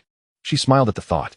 As she entered the later stages of pregnancy, a nurturing glow radiated from her, enhancing her beauty. Stop staring at me. There's nothing to see on my face. Let us go eat, she playfully urged. My wife is indeed beautiful. Come, let me assist you, he replied. By the time they emerged from the cabin, dinner at the Lin household was nearly served. Living together as a family made it difficult to determine who should eat first. But as a family, a basic order had to be maintained. Otherwise, mealtime could devolve into chaos. Lin's mother, noticing their belated arrival, appeared somewhat anxious, almost rushing to seat them at the table. After the family finished their meal, Lin Dongyang observed Li Huixiang following Lin's mother and sisters-in-law into the kitchen. He chose to remain seated, conversing with his brothers while waiting for her return. Chapter 40. The Sea Turtles That Follow the Nets. In the middle of the night, before dawn broke, Lin Dongyang was stirred by a persistent knocking at the door. Yawning, he gently nudged his son aside and turned on the light. The knocking subsided as the illumination filled the room. "Is it father calling you to go to sea?" Li Huixiang murmured, blinking awake and watching her husband as he began to dress. "Yes, you keep sleeping. If he wakes up later and you can't manage, just call mother over. You two agreed on that yesterday. I want to interfere. Just remember to stay safe, all right? Of course, you and father must also be safe while out at sea," she replied, her voice laced with concern. Lin Dongyang appreciated her daily morning reminders, finding them endearing rather than irritating. "Rest assured, but if you kiss me, it will ensure even greater safety," he quipped with a playful smile, leaning closer. Li Huixiang, noticing the proximity of her husband's face, recalled how smooth his skin used to be. Now, with little time for grooming, he bore a scruffy beard. Her cheeks flushed slightly, but she leaned in and planted a kiss on him. He was their family's pillar. Nothing could happen to him. For the sake of safety, she was willing to comply with any request. "All right, I'm sure Mizu can sense a good woman's blessings for her husband, even to keep you company. She will protect me," she said, affirming her belief in the goddess. Lin Dongyang touched the spot where she kissed him, disregarding her consent, and pressed a firm kiss on her lips. If it weren't for the need to earn money and to show his family his transformation, not to mention to avoid disappointing Li Huixiang, he would have preferred to remain in bed. Once the first knock came, he found it difficult to stop until the knocking resumed. "Enough of this. Father has been waiting for a while. Don't delay, or you'll hinder our work. You have to leave too, right? We want to see each other for several days. When the baby is about to arrive, bring back some news. I'll come to the hospital to be with you," she replied, smiling, although inwardly she didn't intend to have him accompany her, knowing it would only delay his work. Dressed and ready, Lin Dongyang opened the door only to find his father's expression far from cheerful. "Father, I was just discussing something with Huixiang, and you knocked before I could get up," he said, scratching his head awkwardly and giving a sheepish smile. Lin's father observed his youngest son but refrained from asking further questions, silently leading the way with the cart. "The sky's still dark," he instructed. "I'll head to the boat. You wait here for a bit. Perhaps I should take the helm. I am quite capable of steering the boat," Lin Dongyang suggested. "What vessel are you piloting? You've only been at it for a few days. Don't get lost in this darkness.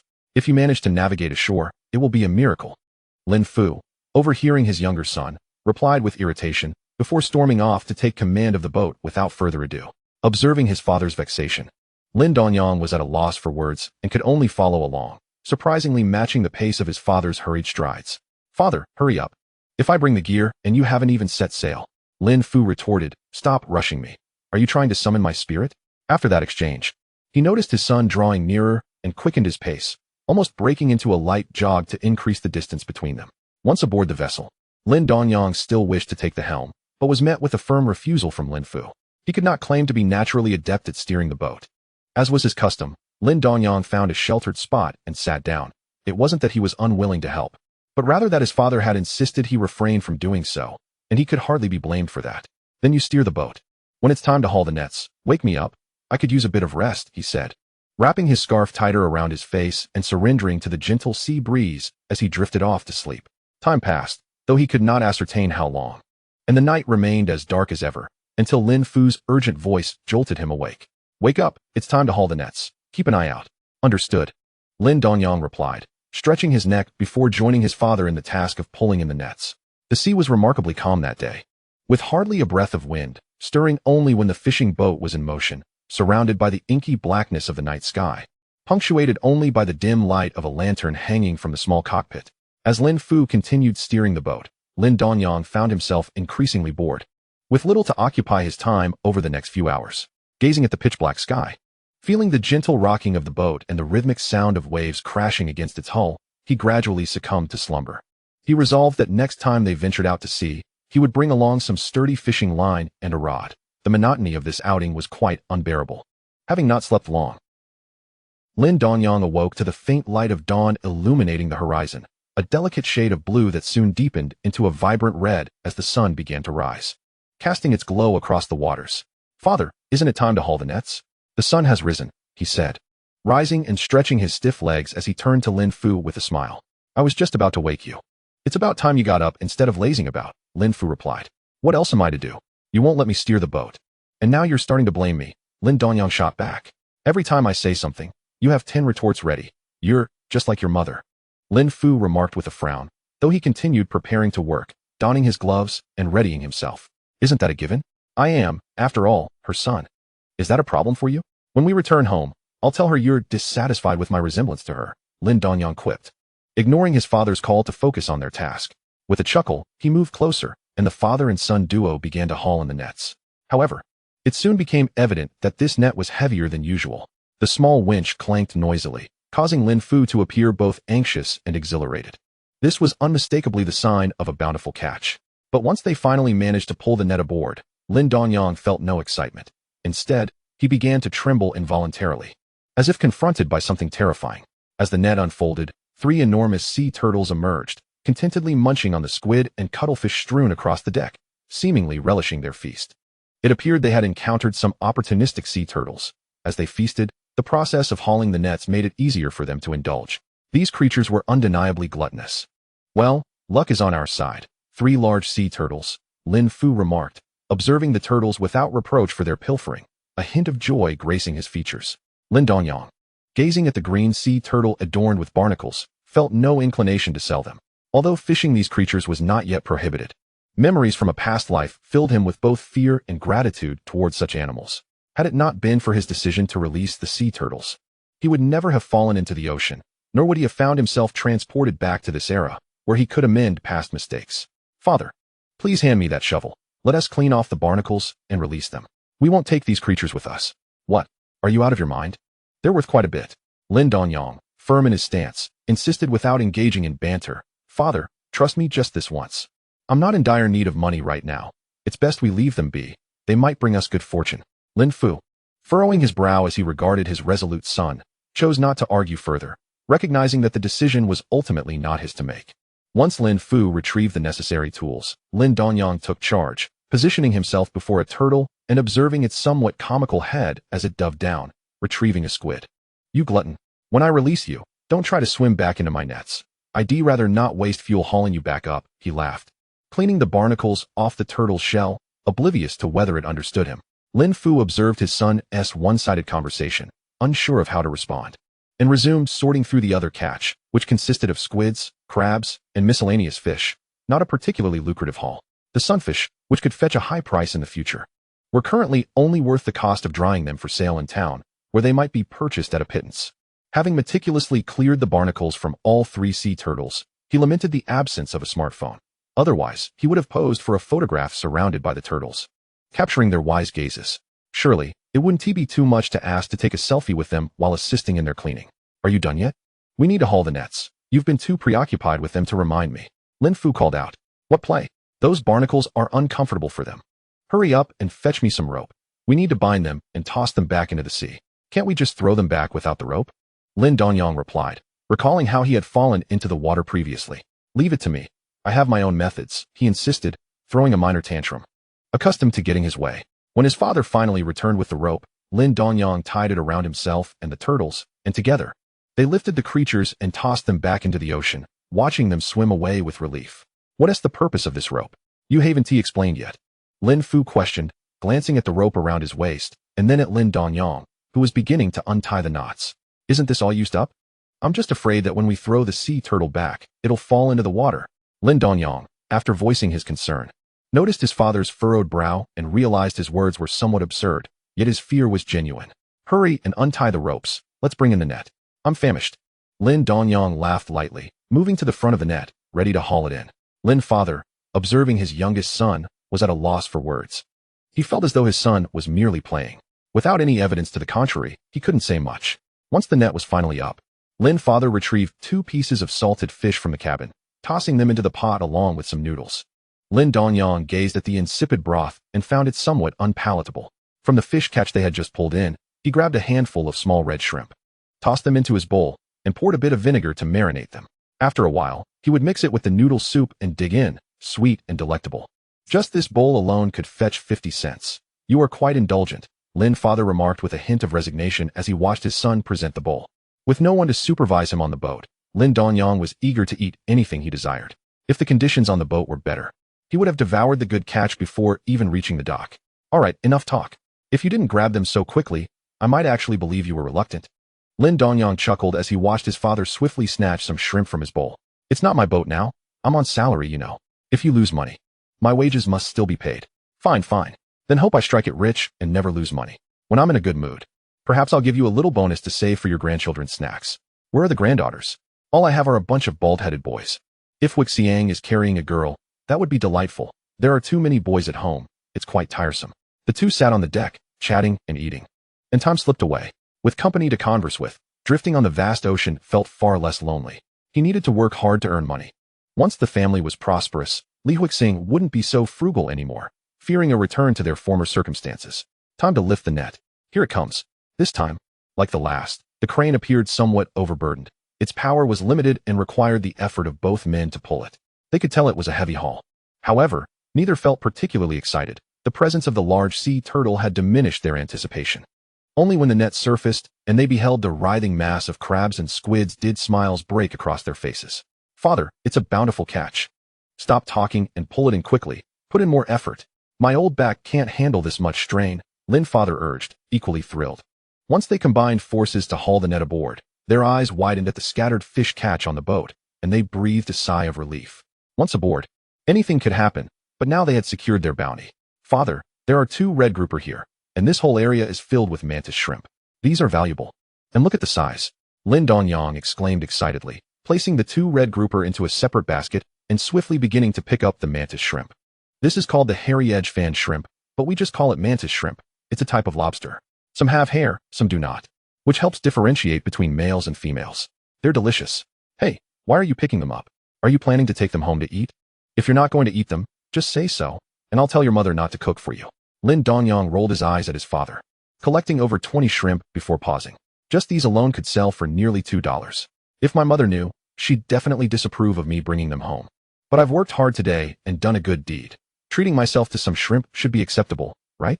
Chapter 42. The Pursuit of Stinky Fish by Sea Wolves. Lin Dongyang and his father sorted through their catch on the deck. Though this haul was plentiful, it mainly consisted of crabs and squids, along with a fair number of bright red rocket squids. The prices for these fish and crabs were still quite decent.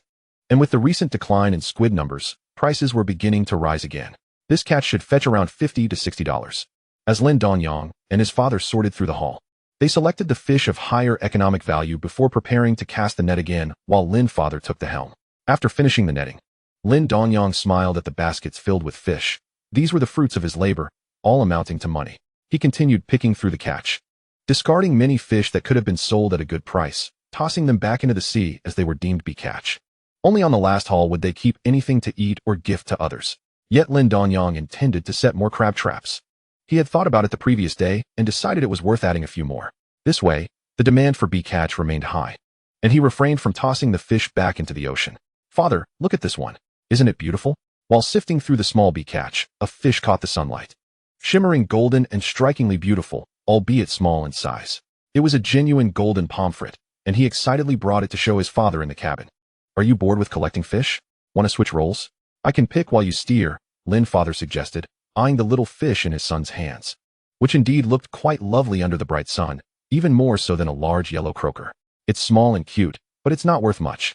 Observing his father's lack of enthusiasm, Lin Dongyang realized it was the 1980s. This fish, worth at least $1,000 in later years, was barely worth a couple of dimes now, depending on whether anyone was willing to buy it for fun. I'm not tired of collecting. I just wanted to show you something nice. I didn't want you to get bored steering the boat, Lin Dongyang protested, finding an excuse, unwilling to concede to his father, and carefully placed the fish in a separate bucket. Continuing to gather more fish, he was fortunate that there weren't too many species to sort through. Before long, he had finished collecting. Feeling a bit restless, he amused himself for a while before losing interest, gazing at the vast blue sea. Come steer the boat. I'll prepare the meal. After eating, we'll lift the net. Lin father emerged from the cabin, holding a handful of noodles, calling out to Lin Dongyang, who was lost in thought. Seeing his father bring out the signature noodles, Lin Dongyang's appetite waned, especially with all the fresh catch around him. Yet he was to be served noodles. Father, let me cook. Your noodles are simply inedible. Lin Dongyang said resignedly as he walked over to snatch the noodles from his father's hands. When did you learn to cook? I was unaware. There are many things you don't know. Now hurry and steer the boat. If I have to eat your noodles, I won't have the energy to work. What do you mean? Your brothers have been eating my cooking on the boat for years without issue. It's just you who is so particular. Listening to his son's complaints, Lin's father felt a tinge of dissatisfaction but ultimately returned to the cabin, understanding the importance of letting go. If he wasn't allowed to cook, he wouldn't care anyway, since his food was notoriously unappetizing. Realizing he was heading back to steer the boat, Lin Dongyang rummaged through a nearby basket and found 4 orchid crabs. Pleased with his find, their claws moved swiftly, indicating their freshness. Each crab weighed about half a pound, just the right size, not too old, and still filled with roe. He washed them in clean water, added some to the pot, and placed the crabs inside, covering them with a lid as they continued to move about. The new shoes are set to be used until the water evaporates, at which point they will be ready to consume. They possess a naturally salty flavor, thus requiring no additional seasoning. Once the crabs are prepared, I gather the only 3 bamboo shrimp and a few small fish from earlier, perform a simple cleaning, and toss everything into the pot. As the water begins to boil, I add the noodles, resulting in a delightful medley of seafood noodles. I also prepare a cold dish of small red shrimp, which happens to be his favorite. With such uncomplicated dishes, a mere 2 sides and a soup, it appears far more appetizing than anything his father could conjure. On their boat, everything is fresh, and the food produced can be summarized in one word: incredibly fresh. Father, it's time to eat. We can haul the nets afterward, Lin Dongyang calls out to the cabin. Not waiting for his father to emerge, he swiftly picks up the tender bamboo shrimp, which, after cooking, lose their former allure but remain recognizable. Wait. I asked you to cook, not to eat. You've only got a handful of bamboo shrimp, and you've already devoured them. Are you trying to squander the family's resources? Each one costs 2 dimes. Then don't eat. There are still crabs. Lin Dongyang chuckles at the pained expression on his father's face. He feels a sense of relief, having recently earned a decent sum, alleviating some of the previous pressure. If it were a few days ago, he would have hesitated before indulging. Lin's father, watching his son eat with gusto, swallows hard. In the past, he would have never allowed himself such luxuries, opting instead to convert them into cash. Now, however, he finds himself working on his son's boat, enjoying such delicacies. Why should I refrain from eating? It's not my money being spent. If you're not concerned, neither am I. Just don't end up eating yourself into poverty. I'll be waiting for that day. Now hurry up and eat. We have work to do. After exchanging their banter, they eat quickly, discarding the shells and skins into the sea, and then proceed to haul in the nets. However, this haul is unlikely to yield much. The crane, already small, emits no more than a faint creak. As the net surfaces, it indeed reveals a catch significantly smaller than the previous 2. Nonetheless, there are still rewards to be had. Given the current season, as long as one possesses the strength to venture out to sea, it equates to picking up money from the ocean. The fish population remains abundant due to minimal overfishing and less advanced techniques. Furthermore, many fishermen have opted to pursue other activities, resulting in diminished competition. Father, what is that? Lin Dongyang exclaims, spotting 2 schools of pale yellow fish beneath the water. He excitedly calls his father, who is busy opening the net. The meat sticks are chasing the herring. Hurry, come open the net. You take the helm, and I'll handle the fishing. Lin's father, recognizing the 2 fish schools, excitedly pats his son's shoulder and jogs to the net. Lin Dongyang acknowledges his father's superior experience. Although he can see clearly with his own eyes, there are still some species he cannot identify, an indication of his inexperience. Meat sticks is a colloquial term for pike, but they must be gathered in schools, each fish over a meter long, resembling sticks of meat from above the water. These fish hold a formidable name in the ocean: sea wolves. The herring, on the other hand, is known for its foul odor once on board, although initially not so pungent. It quickly deteriorates, leading fishermen to consider it bad luck. Nowadays, few are curious enough to try this fish, and canned herring is scarce. However, if the sea wolves are in pursuit, that changes everything. After all, sea wolves are valuable, weighing 20 to 30 pounds each. A single net can yield quite a haul. Go ahead and steer the boat. I'll handle this. Don't let them slip out of sight. Lin Dongyang and his father opened the net, disregarding any time to sort through the catch, quickly dividing tasks, one to cast the net and the other to steer the boat. Chapter 43. Being scolded by mother is surprisingly pleasant. After casting the net, Lin Dongyang observes a group of sea wolves below, witnessing one directly bite a herring in half. Before the severed herring can sink, another sea wolf swiftly devours it. Such ferocity mirrors that of wolves. Working in unison, no wonder these creatures have few natural predators in the ocean. All right, it's time to haul the net and see what we've caught. Lin's father declares, stepping out of the cabin and addressing Lin Dongyang, who stands on the deck peering below. Father, if only I had a fishing rod just now. I could have caught some fish. Who knows how many I could have reeled in.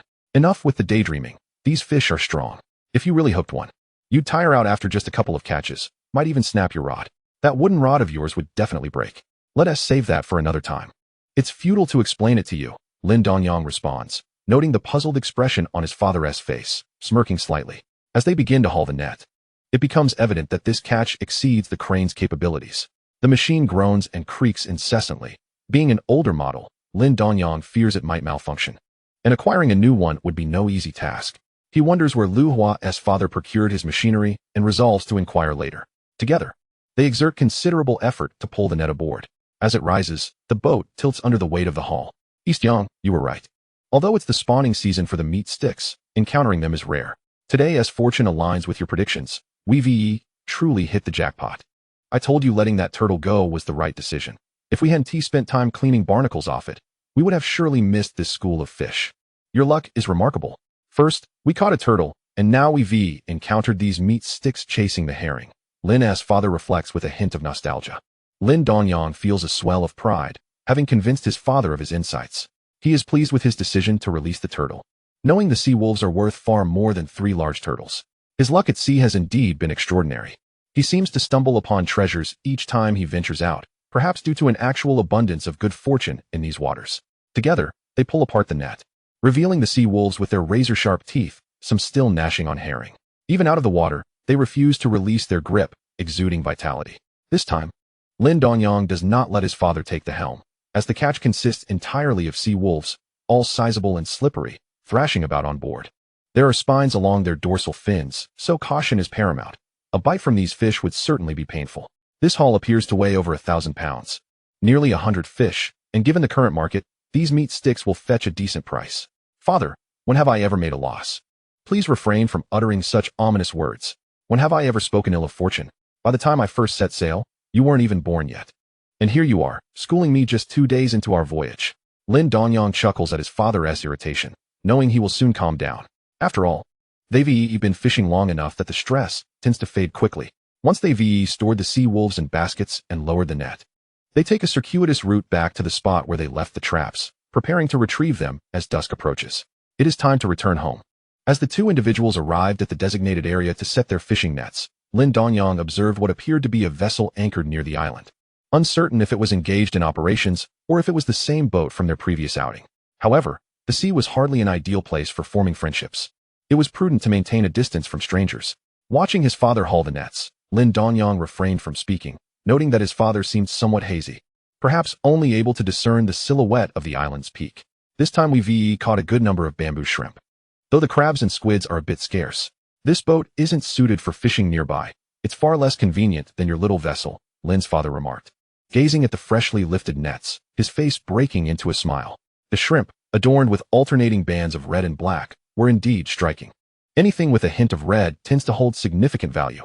That's hardly a concern. Bamboo shrimp are worth far more than crabs. The bee catch is over there. Remember to toss some in, and check for any damages, Lin Dongyang's father added. Do I really need to remind you? Just focus on your own tasks. Lin Dongyang chuckled at his father's mild displeasure, and the 2 proceeded to attend to their respective duties. As they began their return journey, night had already fallen, and halfway through, they encountered 2 other fishing boats, prompting them to pull in their nets early. The catch was meager, and they hastily sorted through it, discarding the remaining fish into the sea. Father, mother is waiting for us ahead, Lin Dongyang called out. Your eyesight is impressive. You can spot her from such a distance. A skilled navigator indeed, his father replied. Once they reached the shore, Lin Dongyang waved to his mother, who was approaching. What are you waving for? I can see you just fine, you big oaf. How was the catch today? She inquired. As Lin Dongyang listened to her words, a sense of lightness filled his heart, and he found a certain joy in her scolding. It was decent. I encountered several intriguing events today. If you prepare steamed bamboo shrimp for dinner, I shall regale you with the tales. Otherwise, I shall keep them to myself. You caught bamboo shrimp? That's a prize catch. You should sell them quickly. The price is bound to be high. Mother, father and I have already sampled them on the boat. Don't you want to try some? Lin Dongyang said, lifting a pre-prepared bucket and presenting it to her with a smile. Lin Deifu, I trusted you to keep an eye on him on the boat. And you let him indulge in such expensive treats? Just wait until we get home. You'll see how I handle this. Lin's father, just disembarking from the boat, looked utterly bewildered, glancing at Lin Dongyang in confusion. Lin Dongyang shrugged. To ensure he eats well, a minor sacrifice on your part is warranted. Upon hearing this, Lin's mother ceased her insistence on selling the shrimp. After all, they had already tasted them once, and a second time wouldn't hurt. What a wasteful child. Chapter 44. A woman's heart is as elusive as a needle in the sea. With his mother no longer nagging, Lin Dongyang smiled and nodded at his elder brother, who had come to assist, as they returned to the boat to unload the catch. The haul was substantial, and the last net brought in the catch from the traps, which, aside from the valuable bamboo shrimp, remained unsorted due to a lack of baskets and the encroaching darkness. Elder brother, don't come aboard just yet. Please receive the cargo over there. We've run out of baskets. Lin Dongyang instructed his second brother, who was about to board. Isn't mother supposed to have prepared some baskets for you? Did you have a bountiful catch? Indeed, fortune smiled upon us today. Let us discuss it during dinner. Now, let us get to work, Lin Dongyang replied, feeling no embarrassment in asking his brothers for help. It was only fair to distribute the labor among them to prevent jealousy. With a large family, the brothers all pitched in, and despite the considerable catch, they managed to weigh everything swiftly and awaited the second brother to finalize the accounts. In total, they had caught 1,400 pounds of fish. At this time, the price for fish was quite favorable, especially for the larger specimens at 30 cents per pound, along with 80 pounds of bamboo shrimp, which had also risen in value to 60 cents per pound, totaling 468. Other than that, the squid has risen by 2 cents, and we have 7 or 8 pounds of bamboo shrimp, which should fetch $1 per pound. In total, that brings us to 602. Lin Dongyang, your luck is unmatched. I almost wish to send my nephew out to sea with you. The second brother remarked enviously while calculating and drafting the invoice. This single haul was worth over 600 yuan, something he would earn in half a month, sparking thoughts of venturing out on his own. Working for the fishing company provided stability, but the earnings were not substantial. Currently, the purchasing prices for fishermen were not excessively divergent from market rates, as the fishing companies were not as ruthless in their profit-making as they had been in the past. The market had not fully opened, with fewer private buyers available. However, the second brother had a commendable high-end seafood channel through a local restaurant. Uncle, my good fortune is undeniable. If my nephew were to join me, he would merely be assisting me. Lin Dongyang beamed as he accepted the invoice, his heart swelling with joy at the figures displayed. Now, he could see that Li Huixiang would have no reason to worry about expenditures. Earning nearly 600 yuan in a single day made it effortless to provide for her and the children. In due course, he hoped to accumulate enough wealth to purchase 2 properties while the real estate prices remained reasonable, ensuring each child would have a home of their own. Perhaps it was simply his innate fortune. Even during his previous life, when he reluctantly took to the seas, he would often reel in exceptional catches while fishing idly. His third brother didn't charge him for boat fees, allowing him to earn significantly more each month. You're not wrong. I cannot afford to envy you.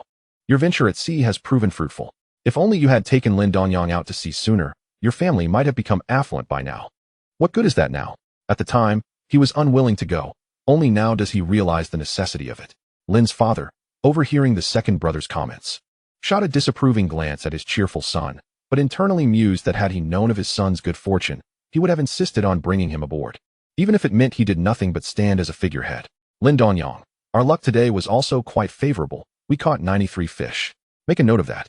Elder brother, that's unnecessary. There's already an invoice. Do you think I don't trust you? Lin Dongyang replied, glancing at the invoice his elder brother extended. Knowing his honest older brother would never shortchange him, Lin Dongyang observed his younger brother's refusal to take the invoice, a smile spreading across his face. If he accepted it, it would be no issue, as he too had a share in the catch. However, by not accepting it, it symbolized his trust in Lin Dongyang as the elder brother. This trust warmed his heart, and seeing the smile on his brother's face brought him joy. Tears involuntarily welled in his eyes, and he hastily blinked them away. Elder brother, why are you crying? Are you envious because I earn more than you? When we return for dinner, I'll peel one of those bamboo shrimp for you to share in my good fortune. Enough of that. The wind at the dock is strong. Hurry back and help unload the catch with your second brother and mother. Your father and I will take care of the boat. After their conversation, the two did not linger on the subject, for the hour was late and there was much work to be done. They had not yet divided their households, and it seemed more prudent to discuss matters further during dinner. However, Lin Dongyang was acutely aware that once the hustle and bustle of life commenced, coupled with the eventual separation of their families, such exchanges would dwindle, even if they lived in close proximity. Mother, could you refrain from your incessant nagging? My father on the boat already chastises me for my verbosity, much like you do. I could easily tell him how you constantly berate me, Lin Dongyang remarked, following his elder brother as they pushed the cart, illuminated by their mother's flashlight, trudging homeward. He found her incessant chatter intolerable. The crux of the matter was that she seemed to single him out for her admonitions, with his elder brother present as well. Why must I endure the same grievances as you? I merely suggested that despite earning money, one should not be extravagant. Why do you resist this advice? Just look at you. Today you dared to feast on crabs and mantis shrimp, and tomorrow you'll be frying large fish. Will the day after see you steaming grouper directly? She continued, in life, one must remain grounded. Never let wealth inflate your ego. Did you hear that? Observing Lin Dongyang's expression, Lin mother felt as though she was speaking to a wall, and she questioned him in dissatisfaction. Did you hear me? I'm not discussing dinner. I am imparting wisdom. Their bickering continued as they walked home, neither seeming to tire of the exchange. Lin Donghua watched them in exasperation, remaining silent to avoid being drawn into their quarrel. The trio returned home later than Lin father and Lin Dongsheng, yet no one inquired about their tardiness, each understanding the unspoken dynamics at play as they exchanged knowing glances and focused on their tasks. Lin Dafang, with so many sons, do you really need to labor? If you enjoy working so much, why have so many sons? Lin mother chided, observing Lin father retreating with his head bowed. She narrowed her gaze, convinced that while she could not sway the youngest, surely she could make her point with him. Lin Dongyang, noticing his father's glance, shrugged and unloaded the basket he carried, promptly retreating indoors. At that moment, he wished to avoid further aggravating his mother. He felt parched. Lin father sighed, taking the water bucket from Lin mother's hands and following her inside. He lamented his difficulties. Chapter 45. A family reunion upon entering the house. Lin Dongyang was greeted by the sight of his son and the youngest from his third brother's family playing on the mat, while his nephews remained indoors, not venturing outside. They formed a circle around the two younger boys, with the lively child from the third brother's family persistently attempting to break free from the encirclement, only to be toppled repeatedly, yet he remained undeterred, laughing heartily. It was only after witnessing the falls that Lin Jianchuan, seated motionless in the center, joined in the laughter. Father! Father! Lin Jianchuan exclaimed upon spotting Lin Dongyang entering, quickly scrambling to his feet, and, taking advantage of his older cousin Lin Jianhai's inattention, darted towards him. The sight of his son running to him, calling out father, filled Lin Dongyang with immense joy.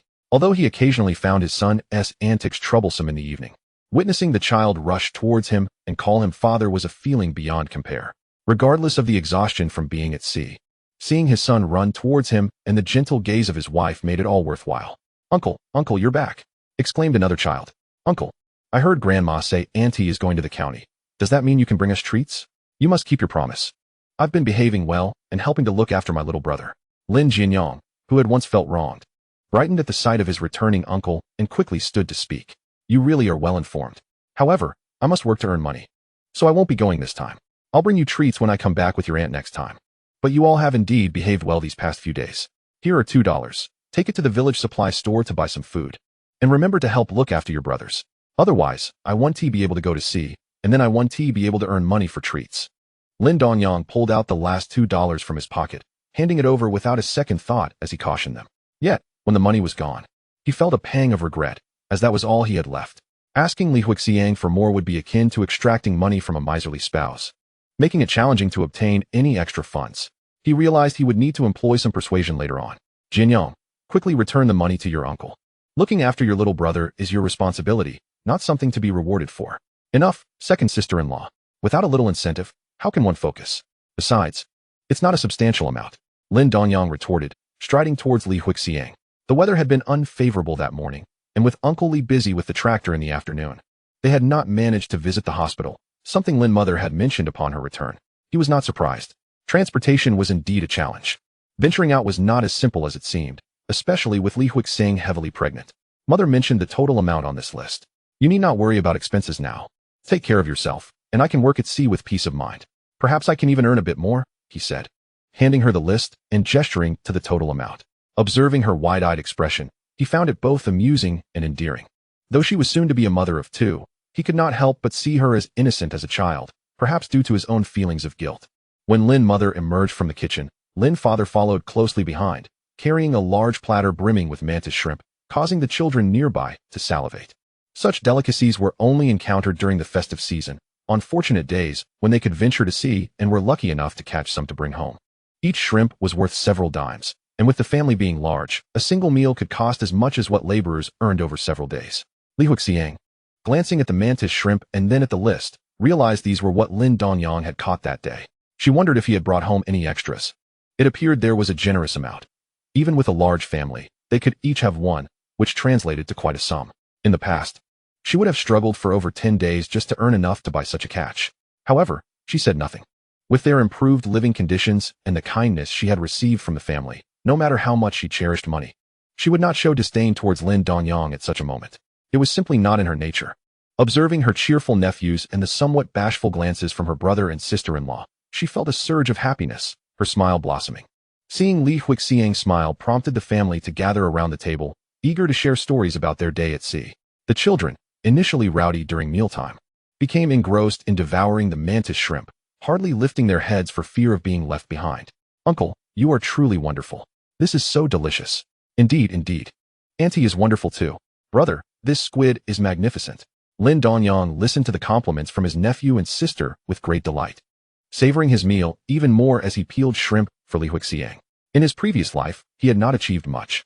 Yet neither his nephews nor his sister ever looked down upon him. Even his younger sister, who struggled financially, contributed a substantial amount when her son got married. He remembered it all, and witnessing the smiles on their faces filled him with genuine joy. As for whether Li Huixiang would be unhappy, he never worried about it. She had never been the type to mind when they had little, and now that their circumstances had improved, it wasn't as if a little indulgence would ruin her. "Delicious, but this is precious. Your grandfather forbade me from bringing it, and I was scolded all the way by your grandmother. If you want to eat it next time, you'll have to bear the brunt of her reprimands for me. Otherwise, it's out of the question." "What? Such a good deal? I'll go first. After all, Grandma scolds me every day." "Uncle, you really can't handle a little scolding. My mom says my dad lets things go in one ear and out the other. And since I learned from him, I'm no longer afraid." Lin Jianhai's eyes lit up at his uncle's words. If getting scolded by Grandma meant enjoying delicious food, that would be splendid. "Lin Jianhai, can't you keep your mouth shut while eating? Should I take away your meal right now?" The sister-in-law listened to her son's chatter and, noticing the amused looks from the others, gave Lin Jianhai a playful pinch as he sat beside her. "Uncle, see? My mom can't help herself." She resorted to action. "However, Grandma certainly wouldn't dare to lay a finger on you. You've grown up, and she can't overpower you." As the laughter subsided, the group turned their gazes toward Lin father and Lin mother, who occupied the main seats. "All right, the child isn't wrong. Let us eat quickly. We've delayed your rest waiting for this meal. Finish up and get some rest. The weather is nice, and we can't afford to miss the opportunity to go out to sea." Lin mother wore a smile, devoid of any melancholic emotions.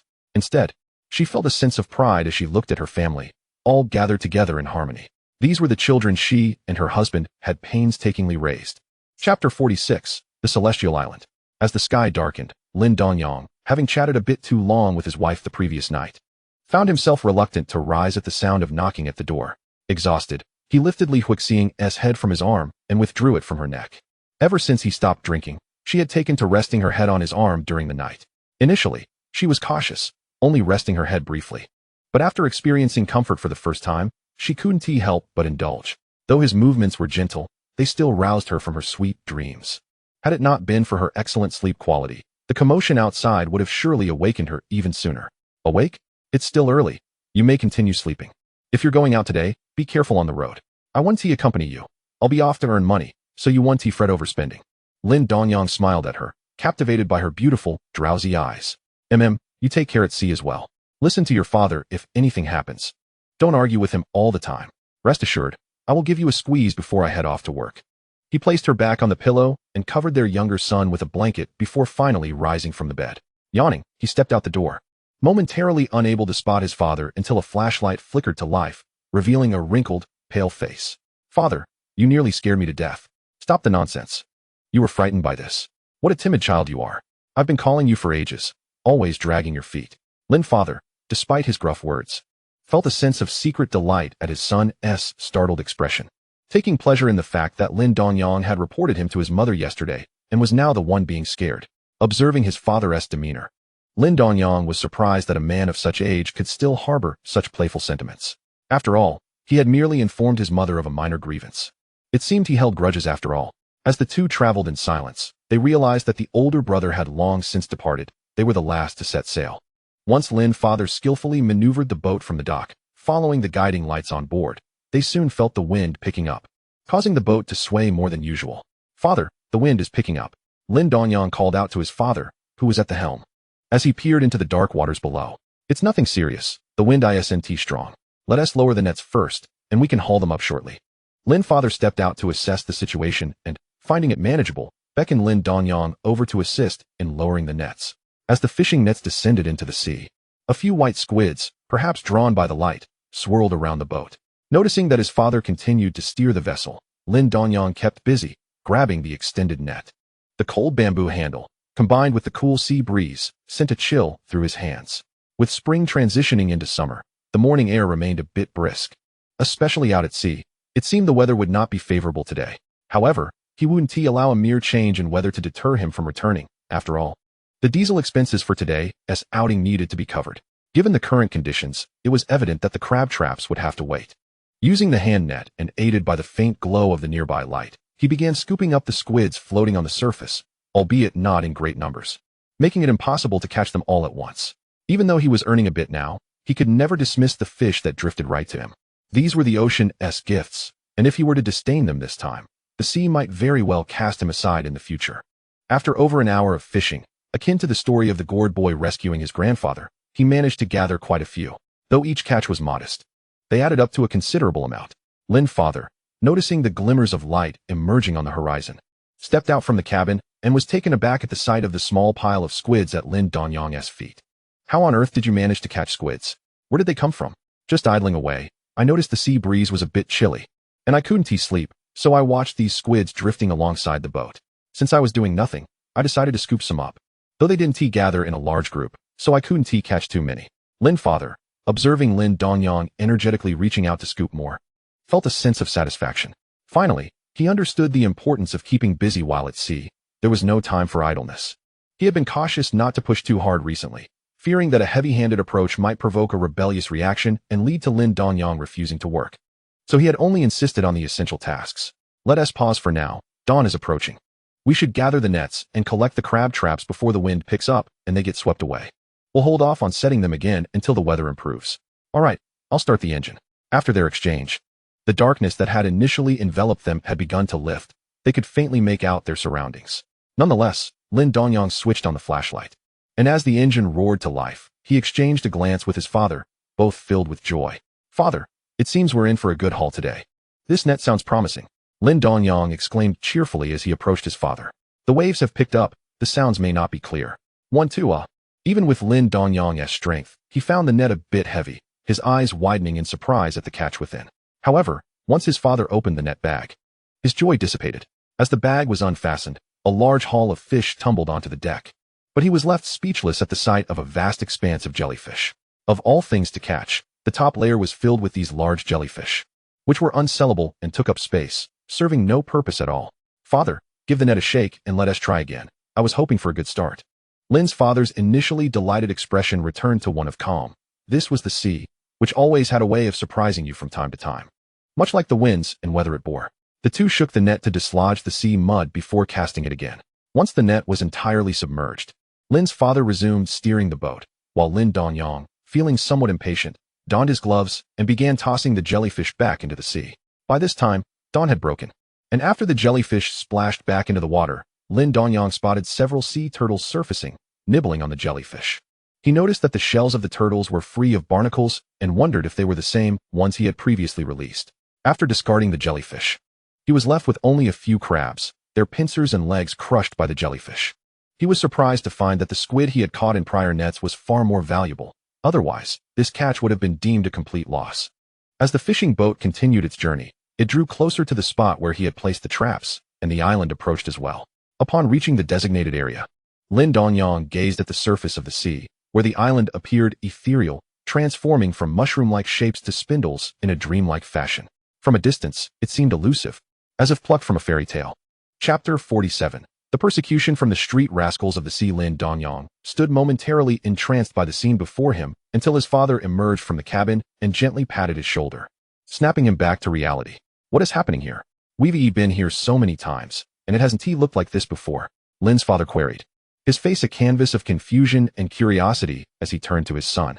It seemed that, at some point, he had grown more willing to engage with his younger son, shedding the omniscient facade of the old captain.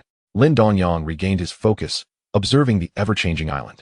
Just as Lin's father spoke, the island appeared to float in the sky, resembling a mystical isle with vibrant hues.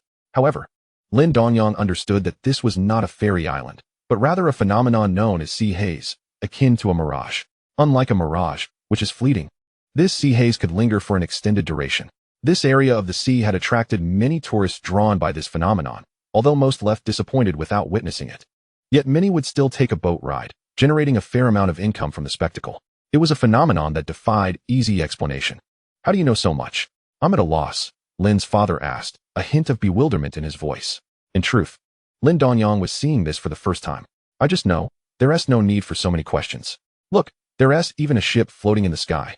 Let us quickly retrieve the traps before it gets closer. It looks like the same ship we encountered last time. I wonder what it's doing near the island. Lin Dongyang pointed to the sky where a ship appeared to hover, indistinguishable from the vessels he had seen before. The sea haze made it clearer than ever. With keen eyesight, he noticed various boxes aboard the ship and frowned, voicing his concern to his father. He sensed something was amiss with the vessel. If it were a legitimate fishing boat, it wouldn't be idle. Every time he visited, it seemed to be engaged in work. However, their boat was unarmed. If his suspicions were correct and they crossed paths, it could lead to trouble. Those who operated in such circles were unlikely to be soft-hearted. Moreover, the sea was notorious for unexpected occurrences. Lin's father, observing his son's calm demeanor devoid of impulsiveness or curiosity, found it peculiar. He had intended to discuss the matter further with him, given his own past as a captain in the area and the family's own vessel, which had been invited to join such enterprises. Yet, he had chosen to refrain from that lifestyle. Despite having a sizable family, he could support them through fishing alone without getting involved. It's good that you know. I wanted to talk to you about it. You've really grown up, Lin's father remarked. Isn't that obvious? I weigh 170 pounds. They bantered as they pulled in the traps, perhaps due to the winds and waves. The haul from the traps was surprisingly good, albeit lacking in anything particularly valuable. Just a dozen beautiful bamboo shrimp, which, while pleasing to the eye, fetched a modest price. They decided against placing the traps back down due to the poor weather and the damage to the traps. It was time for a significant repair, and they would wait until the next trip to set them alongside the crab traps. After completing their tasks, the father and son glanced at the ship floating in the sky near the island before turning towards another part of the sea, venturing into less familiar waters. As daylight broke, the sky brightened slightly with the sun's rays, though dark clouds still dominated, casting a gloomy pall over the day. It lacked the uplifting brightness that sunlight brings. Just after Lin Dongyang and his father finished casting the nets, they heard a series of plaintive sounds ahead, reminiscent of piglets squealing before slaughter. As the sounds faded, the surface of the water erupted with two waves, a large and a small black and white creature leaping from the depths before splashing back down. Their boat, still in motion, approached the spot where the creatures fell, drenching Lin Dongyang with the icy spray of the sea. Father, can you even steer a boat? What kind of driving is this? Lin Dongyang exclaimed, a hint of irritation coloring his words as he looked at his father. If only he had steered a bit slower, he wouldn't have gotten soaked. After years of sailing, he found it hard to believe his father lacked such basic skills, leading him to suspect it might have been intentional. How do you think I've managed to support you? You've said it yourself. You weigh 170 pounds. Lin's father chuckled at his drenched son. Well, our luck seems to be quite favorable. First, we witnessed that ethereal scene, and now we have a pod of orcas. They must be chasing a school of fish. Let us hurry and follow them. Look, there are two more jumping, Lin's father exclaimed, excitement radiating from him as he urged Lin Dongyang to pursue the orcas without waiting for his agreement. He now finds immense joy in accompanying his younger son out to sea, having encountered schools of fish on several occasions. A stark contrast to the previous month when such encounters were rare. As a fisherman, he is irresistibly drawn to the sight of fish, provided they are not herring. Lin Dongyang observes his father entering the cabin to pilot the boat, feeling no need to comment further, while the sight of orcas leaping from the water fills him with delight. However, as they venture deeper, these magnificent creatures seem unwilling to approach the large fishing vessel. Initially, he believed their luck might turn, allowing them to profit from the fish, until a sizable orca, approximately 8 or 9 meters long, leapt from the water, slapping its tail and sending a sea turtle, which it had caught in its mouth, hurtling toward them. Lin Dongyang quickly shrank back, gripping the railing tightly, fearful of the turtle crashing onto the boat. Whether due to his father's skill or sheer luck, the turtle landed safely on the deck, sliding directly beneath him. He could even feel the barnacles clinging to its shell. Rising to his feet, he shot an annoyed glance at the playful orca, which had initially seemed adorable but now simply appeared mischievous. Chapter 48. A grand stage at sea dare to join? Observing the small orca, with its black and white head diving into the water, he noted its size was still modest, as the splash it created was far less impressive than those of its parents, posing no threat to Lin Dongyang at the boat's edge. He kicked the dazed turtle aside, having no time to assist it with the barnacles, when suddenly another splash erupted from the sea. Two enormous orcas burst forth, each measuring around 10 meters in length, clearly indicating they had encountered a pod of orcas, a rare sight indeed. He watched as one unfortunate sea turtle was caught in a relay of splashes from the orcas, who emitted a series of harmonious calls, markedly different from the earlier orcas' cries, suggesting that the initial ones were merely outsiders, speaking a dialect of their own. "Father, steer to the left. A turtle is coming down from above," Lin Dongyang shouted toward the cabin, feeling a tightening sensation in his stomach at the sight of another turtle plummeting from the sky, whether due to the overwhelming sound of the waves, the captivating calls of the orcas, or perhaps his father's deliberate actions. The fishing boat continued to follow the orca pod without deviation, drawing perilously close to where the two massive orcas had just leapt. The turtle that had previously been tossed into the air landed with a resounding thud on the deck, a sound that was almost painful to hear. Why, oh why, did these turtles insist on provoking orcas? Now he found himself embroiled in their misadventures. As apex predators, the orca pod swam with incredible speed, making them nearly invincible to any marine creature, including many fishing vessels that paled in comparison to their size, let alone attempting to catch them. Given their numbers, they were virtually untouchable. Most marine life steered clear of them. He wondered if the turtles were simply foolish or merely unfortunate. Why several, you ask? For at that moment, as he glanced up, he witnessed yet another two turtles being flung into the air by the powerful tails of the orcas. Just as he began to feel relieved that the turtles would not land on their boat, another pair of orcas sprang from the depths, their keen eyes seemingly spotting the approaching turtles and accurately propelling them back into the air. Like cannonballs, the turtles soared towards their fishing vessel, with Lin Dongyang's father maneuvering the boat to catch them with precision. In that split second, countless thoughts raced through Lin Dongyang's mind, culminating in a singular conclusion. These blasted turtles were truly testing his patience. "Father, there are two more. Quickly veer to the right. There's still time. I'm at my wit's end here. The orcas are using the turtles as projectiles to drive the fish away from us. If we don't catch them, the fish will scatter." Lin's father, keenly observing the orcas and the turtles, relied on his experience to deduce that the whales were not merely frolicking but were intent on hurting the fish. Although he could not ascertain the type of fish involved, he knew that if the turtles fell into the water beside the boat, the fish would undoubtedly scatter, congregating ahead. While it might be feasible to benefit from the whale's feast later, it would not compare to the immediate gains they could secure now. The thought of competing for food with the orcas never even crossed his mind. One wrong move could provoke these majestic creatures, potentially capsizing their vessel. Though renowned for their generally docile nature, he dared not gamble with their temper. After all, mammals often exhibit intelligence, and one could never predict their reactions. Before he could boast about his own navigation skills to his son, he found himself responding to Lin Dongyang's commands with irritation. Lin Dongyang, recognizing his father's wisdom, refrained from further debate, acknowledging his own lack of experience in this era. After all, during his outings, sea turtles had become a rare sight in these waters. As the turtles drew closer to the deck, he pressed himself against the side, grasping a cast net, an implement he had not used in ages but had kept on board.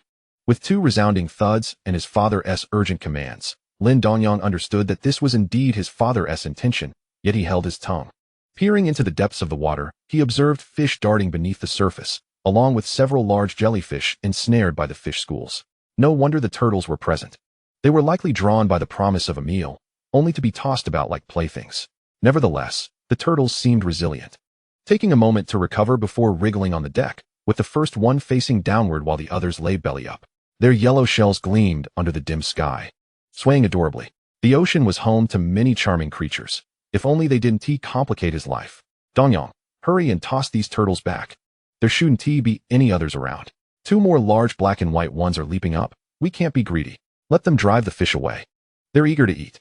Lin's father called out anxiously as he surveyed the scene ahead. Lin Dongyang, hearing his father's words, felt compelled to reply. "You're quite the patient one. Understood. I'll hasten to remove the barnacles." "Remove what? There's no time," his father retorted. "We've come this far. Good deeds will be rewarded." Lin Dongyang shrugged, watching his father anxiously exit the cabin. He began to scrape barnacles off the turtles at his feet, prioritizing speed over their discomfort.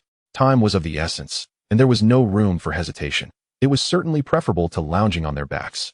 Father Lin observed Lin Dongyang, who remained unfazed even in the presence of a school of fish, and found himself at a loss for words. Just moments ago, He had expressed disdain for his son bringing the sea turtles aboard, yet now he was assisting in their cleanup. It was as if he were behaving irrationally. However, he refrained from voicing his thoughts and began to help clear the turtles, which fortuitously allowed them to distance themselves from the orcapod. Lin Dongyang, possessing great strength and speed, embraced the adage that great effort yields miraculous results. In no time, he had cleaned one turtle, while his father had barely managed half of one. He was simply too slow. Once the father and son duo had scrubbed the barnacles off the turtles, it hadn't taken much time. Father Lin quickly set about starting the boat. Lin Dongyang was left to push each turtle to the side of the vessel, fastening a rope around himself. As the fishing boat resumed its motion, he laboriously tossed the turtles back into the sea. Upon the first turtle splashdown, it was uncertain whether it was sheer luck or misfortune, but it landed directly atop a massive 3-meter-long thresher shark. As the turtle entered the water, the shark visibly sank slightly. One could only wonder if it had been dazed by the impact. Before he could catch his breath, 2 even larger thresher sharks appeared around the fishing boat, relentlessly pursuing. He could see the gleaming white teeth in one shark's mouth, which still held a torn piece of an unidentified fish. It was utterly unrecognizable, especially through the water. Hastily, he tossed the remaining 3 turtles into the sea. By this time, they were perilously close to the orcas, and one of the sharks that had followed them was knocked away by a falling turtle, no longer pursuing. It seemed the commotion created by the orcapod was too great, as a large flock of fulmars flew toward them, eager to partake, followed by numerous other seabirds. In this era, the variety of species was still abundant, and such elusive creatures could still be found with relative ease. This was largely due to the country's past weakness, which had left many marine resources undeveloped and diminished any urgent desire for monetary gain. Moreover, whether it was the Goguryeo, the Koreans, or even the fishermen from Japan, none dared to venture into these waters, resulting in an abundance of resources. If anyone were to intrude now, they would truly be in for a rough time. At this moment, in this modest expanse of ocean, the waves surged as orcas, sharks, unknown fish, and the newly liberated turtles thrived, with seabirds flocking in. Indeed, it echoed the saying, "The sea is a grand stage, and if you have the courage, step forth." Chapter 49, The Sky Full of Flying Fish, I Forgive You. Having concluded the release of the sea turtles, Lin Dongyang did not untie the rope around himself. He watched the greedy turtles resurface, blissfully swimming ahead, their pace unimpeded, perhaps even accelerated by their recent comfort. They surged toward the orcapod, willing to become prey for the sake of a meal. Whether to pity them or admire their spirit was a conundrum. "Look at this, we are bound to strike it rich. This haul is sure to be monumental. Your luck is truly remarkable. I regret not binding you to the boat earlier," Father Lin remarked, chuckling as he observed Lin Dongyang gazing at the distant sea. Deep down, he genuinely regretted it. Had he secured his son aboard, he would have supported him throughout, regardless of familial divisions. "Dad, if I had gone up, I wouldn't have lifted a finger, and you would have been infuriated," Lin Dongyang replied with a grin. He then turned his gaze back to the mesmerizing spectacle before him, feeling the smallness of their 13 to 14-meter fishing boat amidst the grandeur of nature. One after another, enormous orcas leaped from the depths, their mouths agape as they snatched seabirds midair, while their massive bodies crashed back into the water, driving schools of fish into a tight circle. The thresher sharks that had been trailing their boat now surged forward, ready to snatch food from the orcas' jaws. Lin Dongyang couldn't help but admire these mindless sharks. Without the burden of thought, they knew only the joy of satiation, and if they managed to escape, even greater happiness awaited them. If not, their joy would remain undiminished. In that fleeting moment, as the orcas formed their encirclement, they breached the surface with spectacular leaps before vanishing beneath the waves.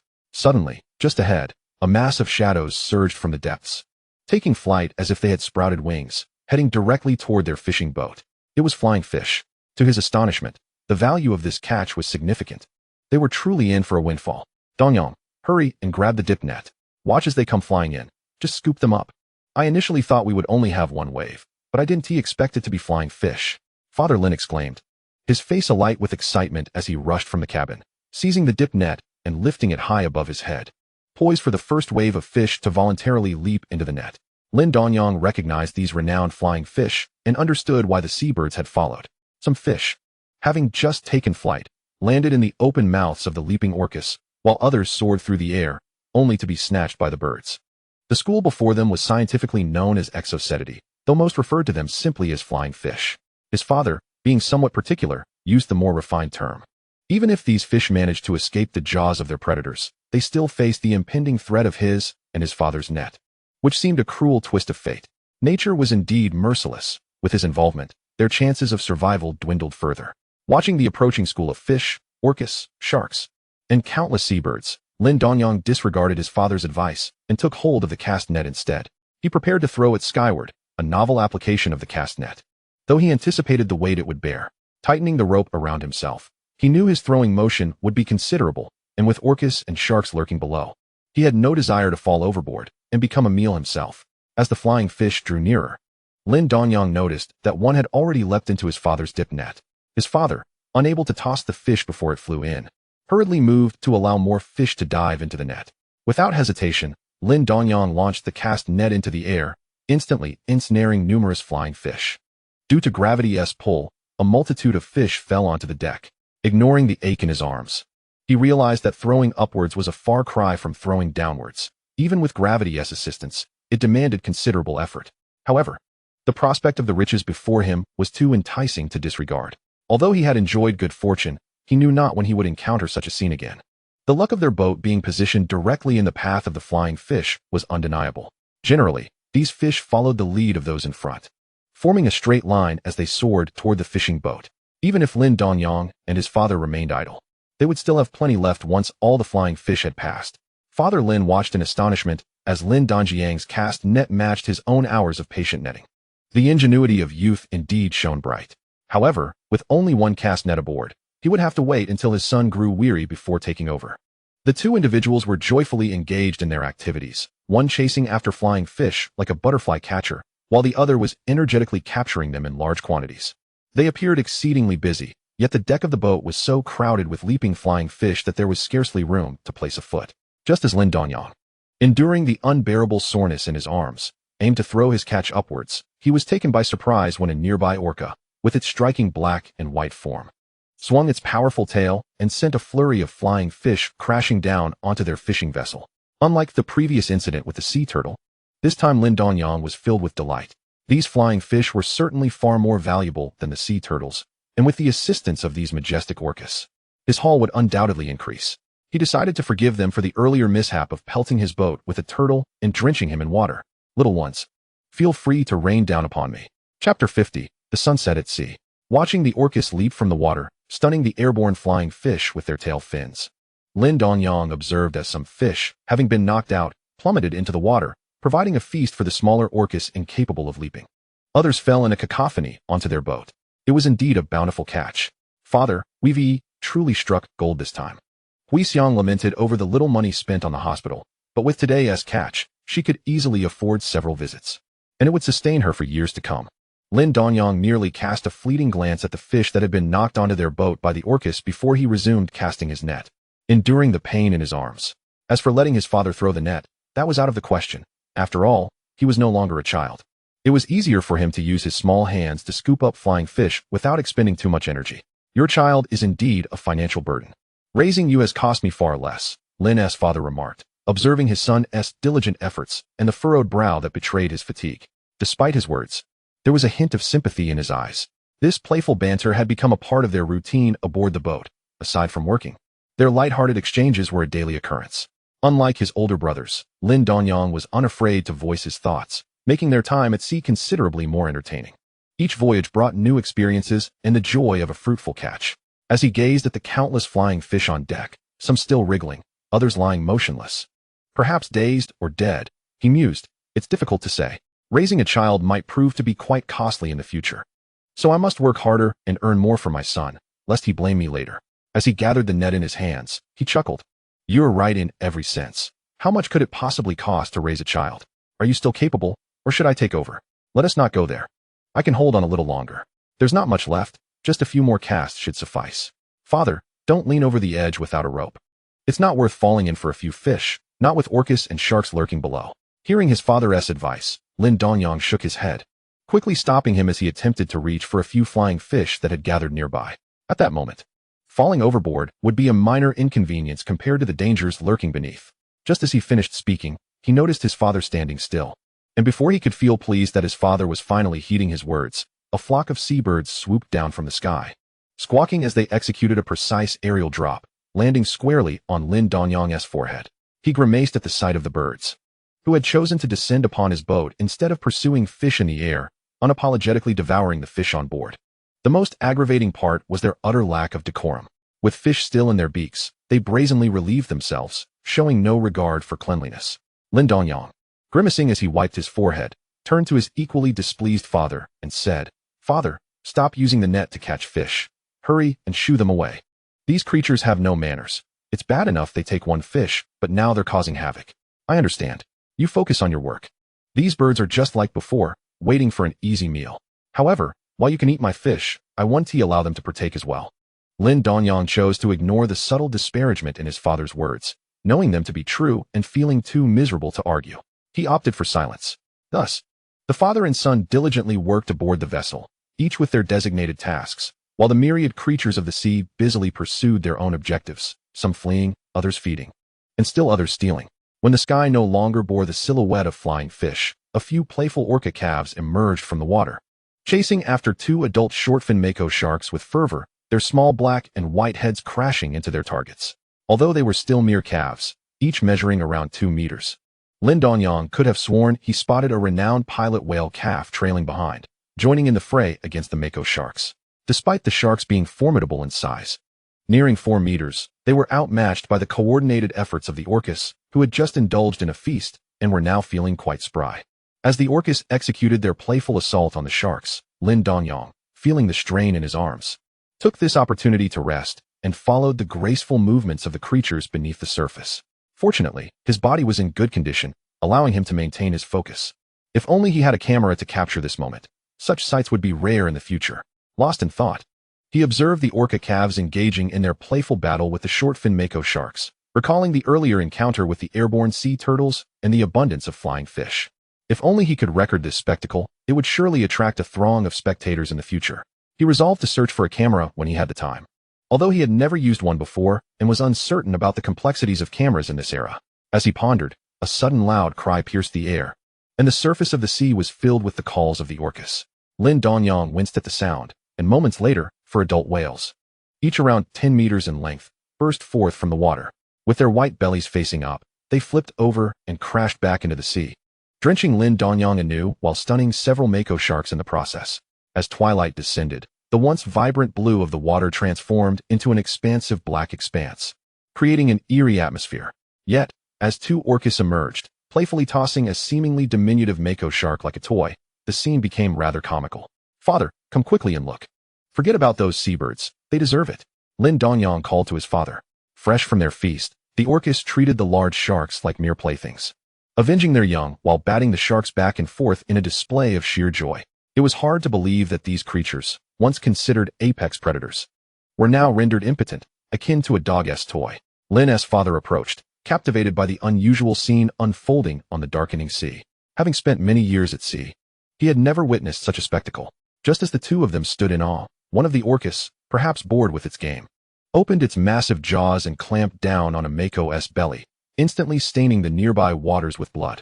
The scene shifted as they began to bite and chase the other sharks. The previously tranquil sea was once again disturbed. Lin Dongyang gazed at the crimson waters and the distant orcapods, a thought stirring within him. Since they had departed, would it truly be considered stealing if he were to capture one? "Father, quickly start the boat and head towards the bloodied waters over there. I will cast the net. Even if this shark doesn't fetch a high price for its meat, its fins are quite substantial," he declared, retrieving the thrown net from the ground.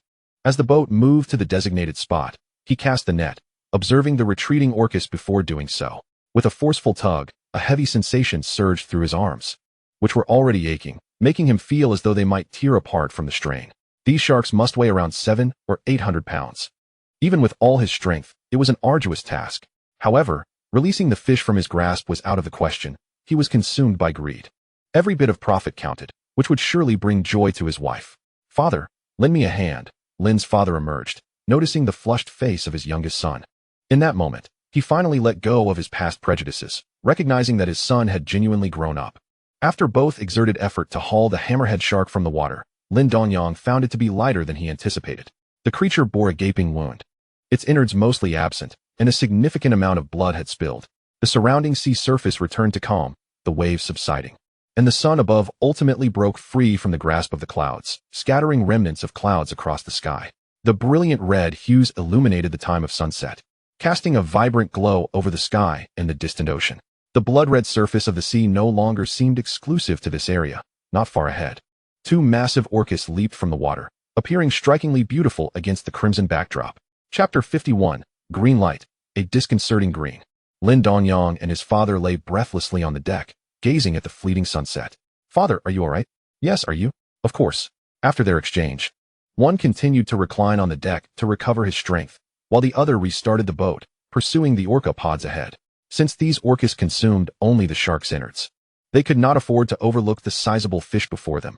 Even if they were sharks, every catch represented potential earnings.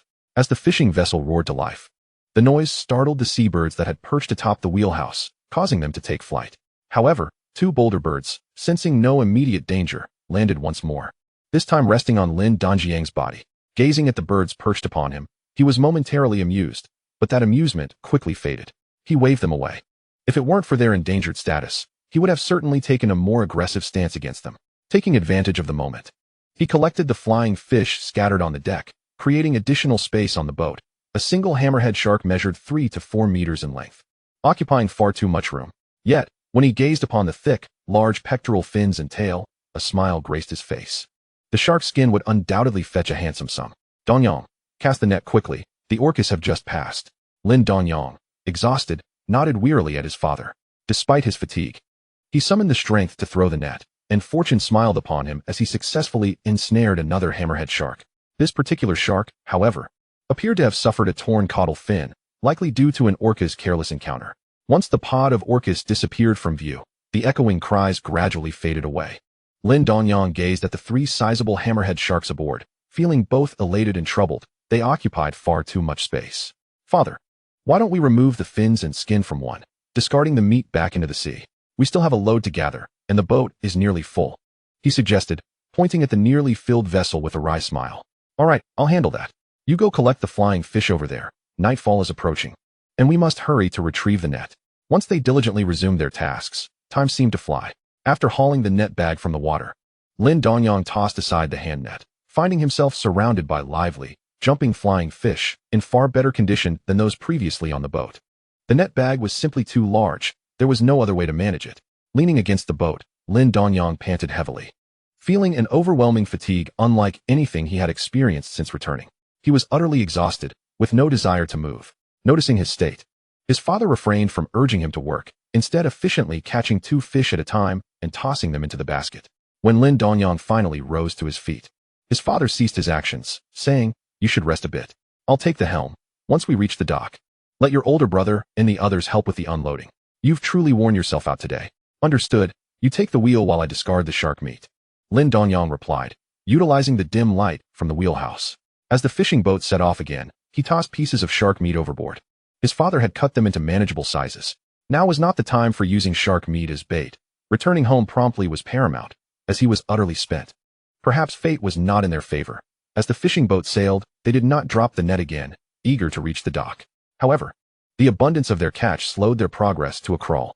The boat moved at a pace akin to that of a tortoise, even slower than his full-force paddling.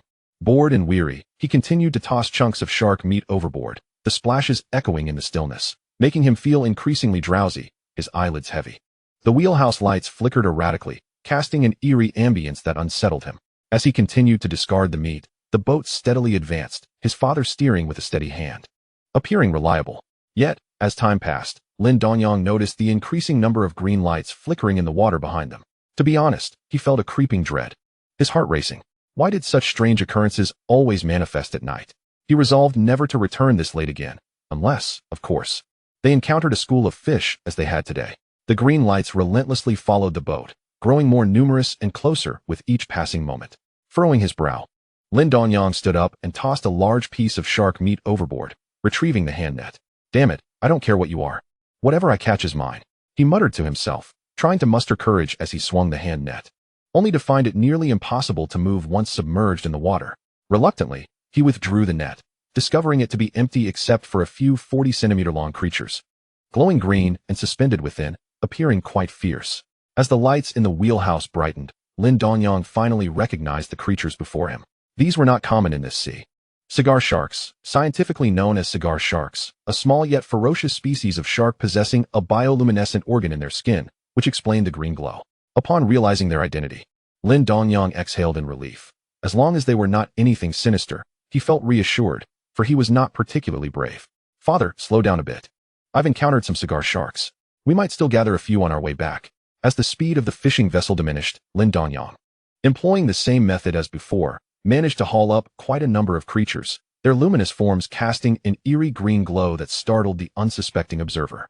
Gazing at these phosphorescent beings, Lin Dongyang felt a surge of inspiration and swiftly retrieved his cast net, placing the captured sharks within, wrapping them up before casting them back into the depths of the sea.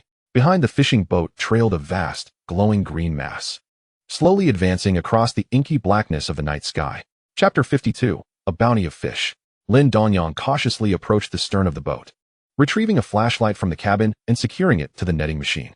Instantly, the rear of the vessel was awash in a kaleidoscope of green and white light, interspersed with the warm yellow glow emanating from the cabin, rendering the entire back of the fishing boat somewhat otherworldly. However, Lin Dongyang was well aware of the sources of these lights and felt less trepidation, observing the ceaseless influx of squid from the ocean's surface.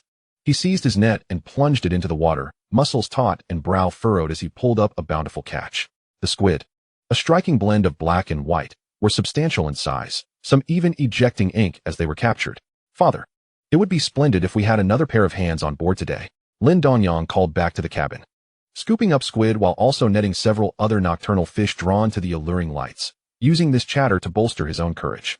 Having another person wouldn't matter. You alone are worth 3. Just look at how full our boat is. That is not fair to say, even if I'm capable. I can't do everything by myself.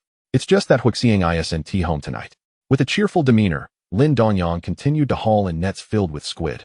These creatures, lured by the emerald glow beneath the waves, surfaced only to be swiftly captured before they could even commence feeding. Yet, he could not continue for long. The boat was simply too laden with catch, leaving little room for more. Listening to his younger son, Lin's father was puzzled by the mention of his wife's whereabouts and how it related to their labor.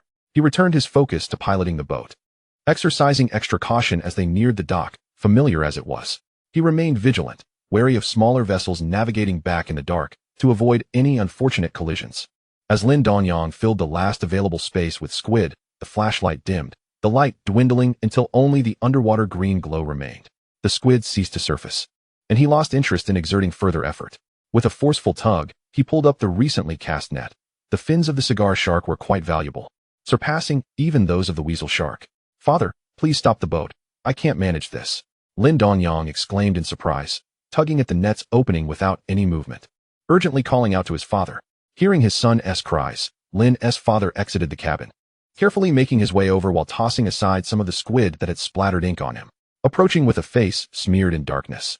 Against the backdrop of the green glow, Lin Dongyang felt as though he might leap into the sea were it not for the rope at his waist. What on earth is this? Why is your face so filthy? Isn't it because you toss things around? I had to clear the squid out of my way. What is going on? Didn't you just let it down yourself? I don't know. I can't pull it up by myself now. Do you understand the situation? Lin Dongyang was equally perplexed, for the mysteries of the sea were innumerable to him. How should I know? This is the first time I've seen your method, and encountering glowing sharks at night is a first as well. Let us pull it up and see. Lin's father frowned, glancing into the depths of the water, his frustration stemming from being unable to answer his son's queries. After their exchange, the two began to exert their strength together. Lin Dongyang put forth all his effort. His arms taut, muscles bulging. What had begun as fatigue had transformed into sheer strength. Despite the day's grueling work, a brief recovery had restored a significant portion of his vigor. The father and son strained to pull the net from the water, and when Lin Dongyang glanced down, his jaw dropped in astonishment, yet he did not cease his efforts. The cast net was filled with squid, their tails ensnared, firmly gripped by the jaws of the cigar sharks that showed no signs of struggle, even when hoisted from the water. No wonder it's so heavy. It turns out the cigar sharks had provided quite a number of catches along the way. Wow, father, isn't my method brilliant? Ha! Lin Dongyang remarked proudly, glancing at his father. How did you even come up with this idea? I'm not sure, but it's indeed effective. Should we consider keeping these sharks alive? Let us not, father. We can't guarantee we'll always have time to fish behind the boat. Today is exceptional. Otherwise, we would still be dragging the nets. As he spoke, Lin Dongyang picked up the flashlight and struck the heads of the cigar sharks, rescuing the fish they had captured, for this was his livelihood. and he couldn't afford to let them suffer any more loss. You have a point. I'll continue steering the boat. You should take a break. Are you really willing to let me stop? Lin Dongyang replied, somewhat astonished, casting a playful glance at his father. Lin's father, ignoring his son's jest, resumed his solitary task of navigating the vessel. With his father's indifference, Lin Dongyang grew somewhat bored. He pulled a cigar shark from the net, observing its menacingly sharp teeth, and playfully entangled it with a torn net he had collected earlier. As he spotted the distant lights illuminating the shore, accompanied by the sounds of laughter and chatter, he saw a crowd gathered at the dock, eagerly awaiting the return of their family members from the sea. Day after day, year after year, this was the routine of their coastal life. Gazing at the bounty on their boat, he felt a swell of anticipation at the prospect of how much they might earn, certain it would amount to a substantial sum. As the distance between their vessel and the dock diminished, many onlookers turned their attention toward them, including his mother and several older brothers, easily recognizable due to their tall stature. Father, steer to the left. Mother and the brothers are over there, Lin Dongyang called out, directing his father while waving to the shore. Lin's father piloted the boat in accordance with his son's instructions. As the fishing vessel slowly approached the dock, it was laden with an abundant catch, teeming with flying fish, large sharks, and scattered squid piled high on the deck. Even the refuse aboard could fetch a decent price, let alone an entire boat filled with fish. The once lively chatter and laughter on the shore fell silent, as if a stone had been dropped into a still pond. Eyes wide in disbelief as they beheld the fishing boat before them. Mother, brother, stop daydreaming. It's our family's boat. Dongyang is waving at us, Lin Donghua exclaimed, shaking his dazed mother and brothers from their stupor. With that, he led the way forward, feeling a mix of envy and pride, suppressing any lingering jealousy. This was his brother, Lin Dongyang. As Lin Donghua moved forward, Lin Dongsheng and Lin Dongan also regained their senses, refraining from calling out to their mother, to spare her from incessantly questioning them later. They hurriedly matched Lin Donghua's pace to lend a hand. Initially, they believed their fortune today was quite remarkable, having earned over 130. However, upon seeing their younger brother's fishing boat brimming with a bountiful catch, their haul seemed rather insignificant in comparison. With smiles of envy adorning their faces, they approached to assist, already noticing their younger brother cautiously tiptoeing about, which struck them as somewhat amusing. Chapter 53. A windfall. Lin Dongyang had harbored concerns that his older brothers might harbor feelings of discontent, especially since his catch was indeed abundant. Ever since their family had been divided, he had begun to earn money on his own. Previously, their modest earnings likely elicited no objections, but now, with his boat's impressive haul, he felt he had outpaced them. While he could accept some jealousy and envy, he truly wished to avoid any discord over financial matters with his brothers. However, after witnessing the smiles on their faces, his inner turmoil dissipated, and he greeted them with a wave. Second brother, could you fetch some baskets? Mine are already full, and also bring those 2 small nets over. We'll need them for catching sharks later, Lin Dongyang said with a smile. Lin Donghua understood that working swiftly was paramount at this moment. As for how they had managed to catch so much, they could discuss that once the work was done. The sooner they processed their catch, the less chance there would be for any spoilage, thereby maximizing their profits. Nodding, he called over Lin Dongan, who had just been directed by his younger brother and now needed to direct those younger than himself. Observing his industrious sons, Lin's father felt a sense of relief wash over him. With more sons, there was a necessity for greater consideration. Dongsheng, first take these hammerhead sharks up and find a basin. Let us see if anyone wants them alive, or we can cut off their fins and skin them. Lin's father instructed Lin Dongsheng, then turned off the boat's engine and cleared away the scattered flying fish to create a narrow passage on the boat. It truly was a narrow passage, just enough for one person to pass through. As Lin Dongyang's brothers brought over the equipment and began to sort the catch into baskets, the space gradually opened up. They connected a hose to clean the fish, and soon it resembled an assembly line, as basket after basket of catch was transported from the boat. Meanwhile, Lin's mother remained by the scales with the deaf-mute, and the entire Lin family was aglow with activity. However, the sheer volume of the catch was overwhelming. Lin Dongyang, mindful of his energy, could not afford to rush, which inadvertently slowed their pace. Today, the boat was mainly filled with flying fish and the squid he had caught. The sharks would have to wait until the end to be sold, depending on whether there were buyers for whole fish, as shark meat was not particularly valuable. If they could not sell them whole, it would result in considerable waste. Dongyang, how on earth did you catch so many today? Even if you were constantly bumping into schools of fish, it seems implausible to have such a bounty. An older man inquired, whom Lin Dongyang vaguely recalled as his third uncle. Just lucky, Lin Dongyang replied, continuing to move the catch. You young man, reluctant to share, do you consider me an outsider? Du Fu, do enlighten us on the matter. The man, claiming to be his third uncle, remarked, somewhat displeased by Lin Dongyang's reticence. Lin Dongyang found himself growing impatient at the man's insistence. Although he understood that he would draw attention upon his return, the encounter was nonetheless irksome. He exchanged a knowing glance with his father, then bent down to resume his work, deciding there was nothing to hide. Their luck today had simply been extraordinary. I know everyone is curious, and most of us are familiar with one another, having been old friends. There's nothing to conceal. Today, we encountered a pod of orcas and fortuitously stumbled upon a school of flying fish. Many leapt aboard on their own, while some were knocked onto our boat by the orcas. Truly, it was just good fortune, Lin's father stated flatly, avoiding any eye contact with the self-proclaimed uncle as he lifted a basket and moved it toward the deaf-mute.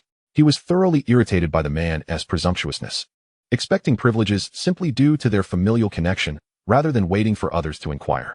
The man, watching Lin's father ignore him completely, scratched his head, sensing he had perhaps miscalculated, as the notion of fish leaping onto their boat seemed implausible. Wow, the Lin family's luck is remarkable.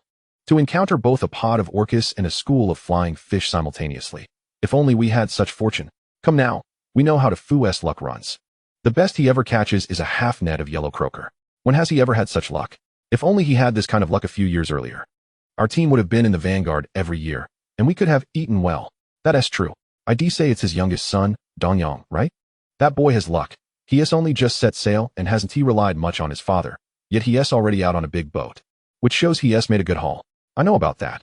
He caught a lot on his first return with the new boat, and everyone at the dock was aware of it. It's understandable if you didn't know. As the onlookers observed the Lin family continuing to transport their catch, envy filled the air, and discussions began to swirl. Lin Dongyang, hearing their chatter, felt a sense of joy, though his father's expression darkened, as no one relished being told their luck was lacking. Father, cheer up. Since we're seeing isn't around today, we'll head home later and drink together. Lin Dongyang said with a smile, noticing his father's sour face. Lin Deifu, upon hearing his youngest son's words, felt a stir of desire for a drink. Typically too busy sleeping or working on the boat, he hadn't thought about drinking with Lin Dongyang around. Everyone knew that once he drank, he would become unruly, and the family tended to avoid it. Now, hearing his son mention drinking that evening, coupled with the fact that they had indeed made a considerable profit, he thought that a drink could alleviate the fatigue. All right, let us finish up quickly, and I'll have your elder brother buy some wine, Lin's father replied, then resumed loading the catch. Indeed, to prevent Lin Dongyang from drinking at home, the family had nearly no wine stocked, opting instead to buy it fresh for consumption. Dongyang, you've struck it rich today? My hand aches from writing all these numbers, the deaf-mute exclaimed, looking at the sea of baskets filled with fish, his face beaming with joy. Well, second brother, you're bound to earn quite a bit too. We're in this together. By the way, I have 2 4-meter-long thresher sharks and over 30 hammerhead sharks. Interested? Oh, you managed to catch those? I do love a thresher shark. As for the hammerhead, I can offer you a price for one. Over in the county and city, wealthy folks don't care if it's tasty or not. They just want something novel. You know that little creature is quite fierce, and its price 1 TB low. I can give you $8 for one hammerhead. And the thresher should weigh around 700 to 800 pounds. So how about 30 cents a pound? Lin Dongyang pondered his brother's offer, but hesitated to agree immediately. Let me check with others first. This is my first time selling these catches, and they're not common. Even if shark meat isn't highly sought after, a large thresher should have its buyers. Don't worry, go ahead and ask. If it doesn't pan out, I'll add more money. I won't let you lose out. You know your second brother isn't that kind of person.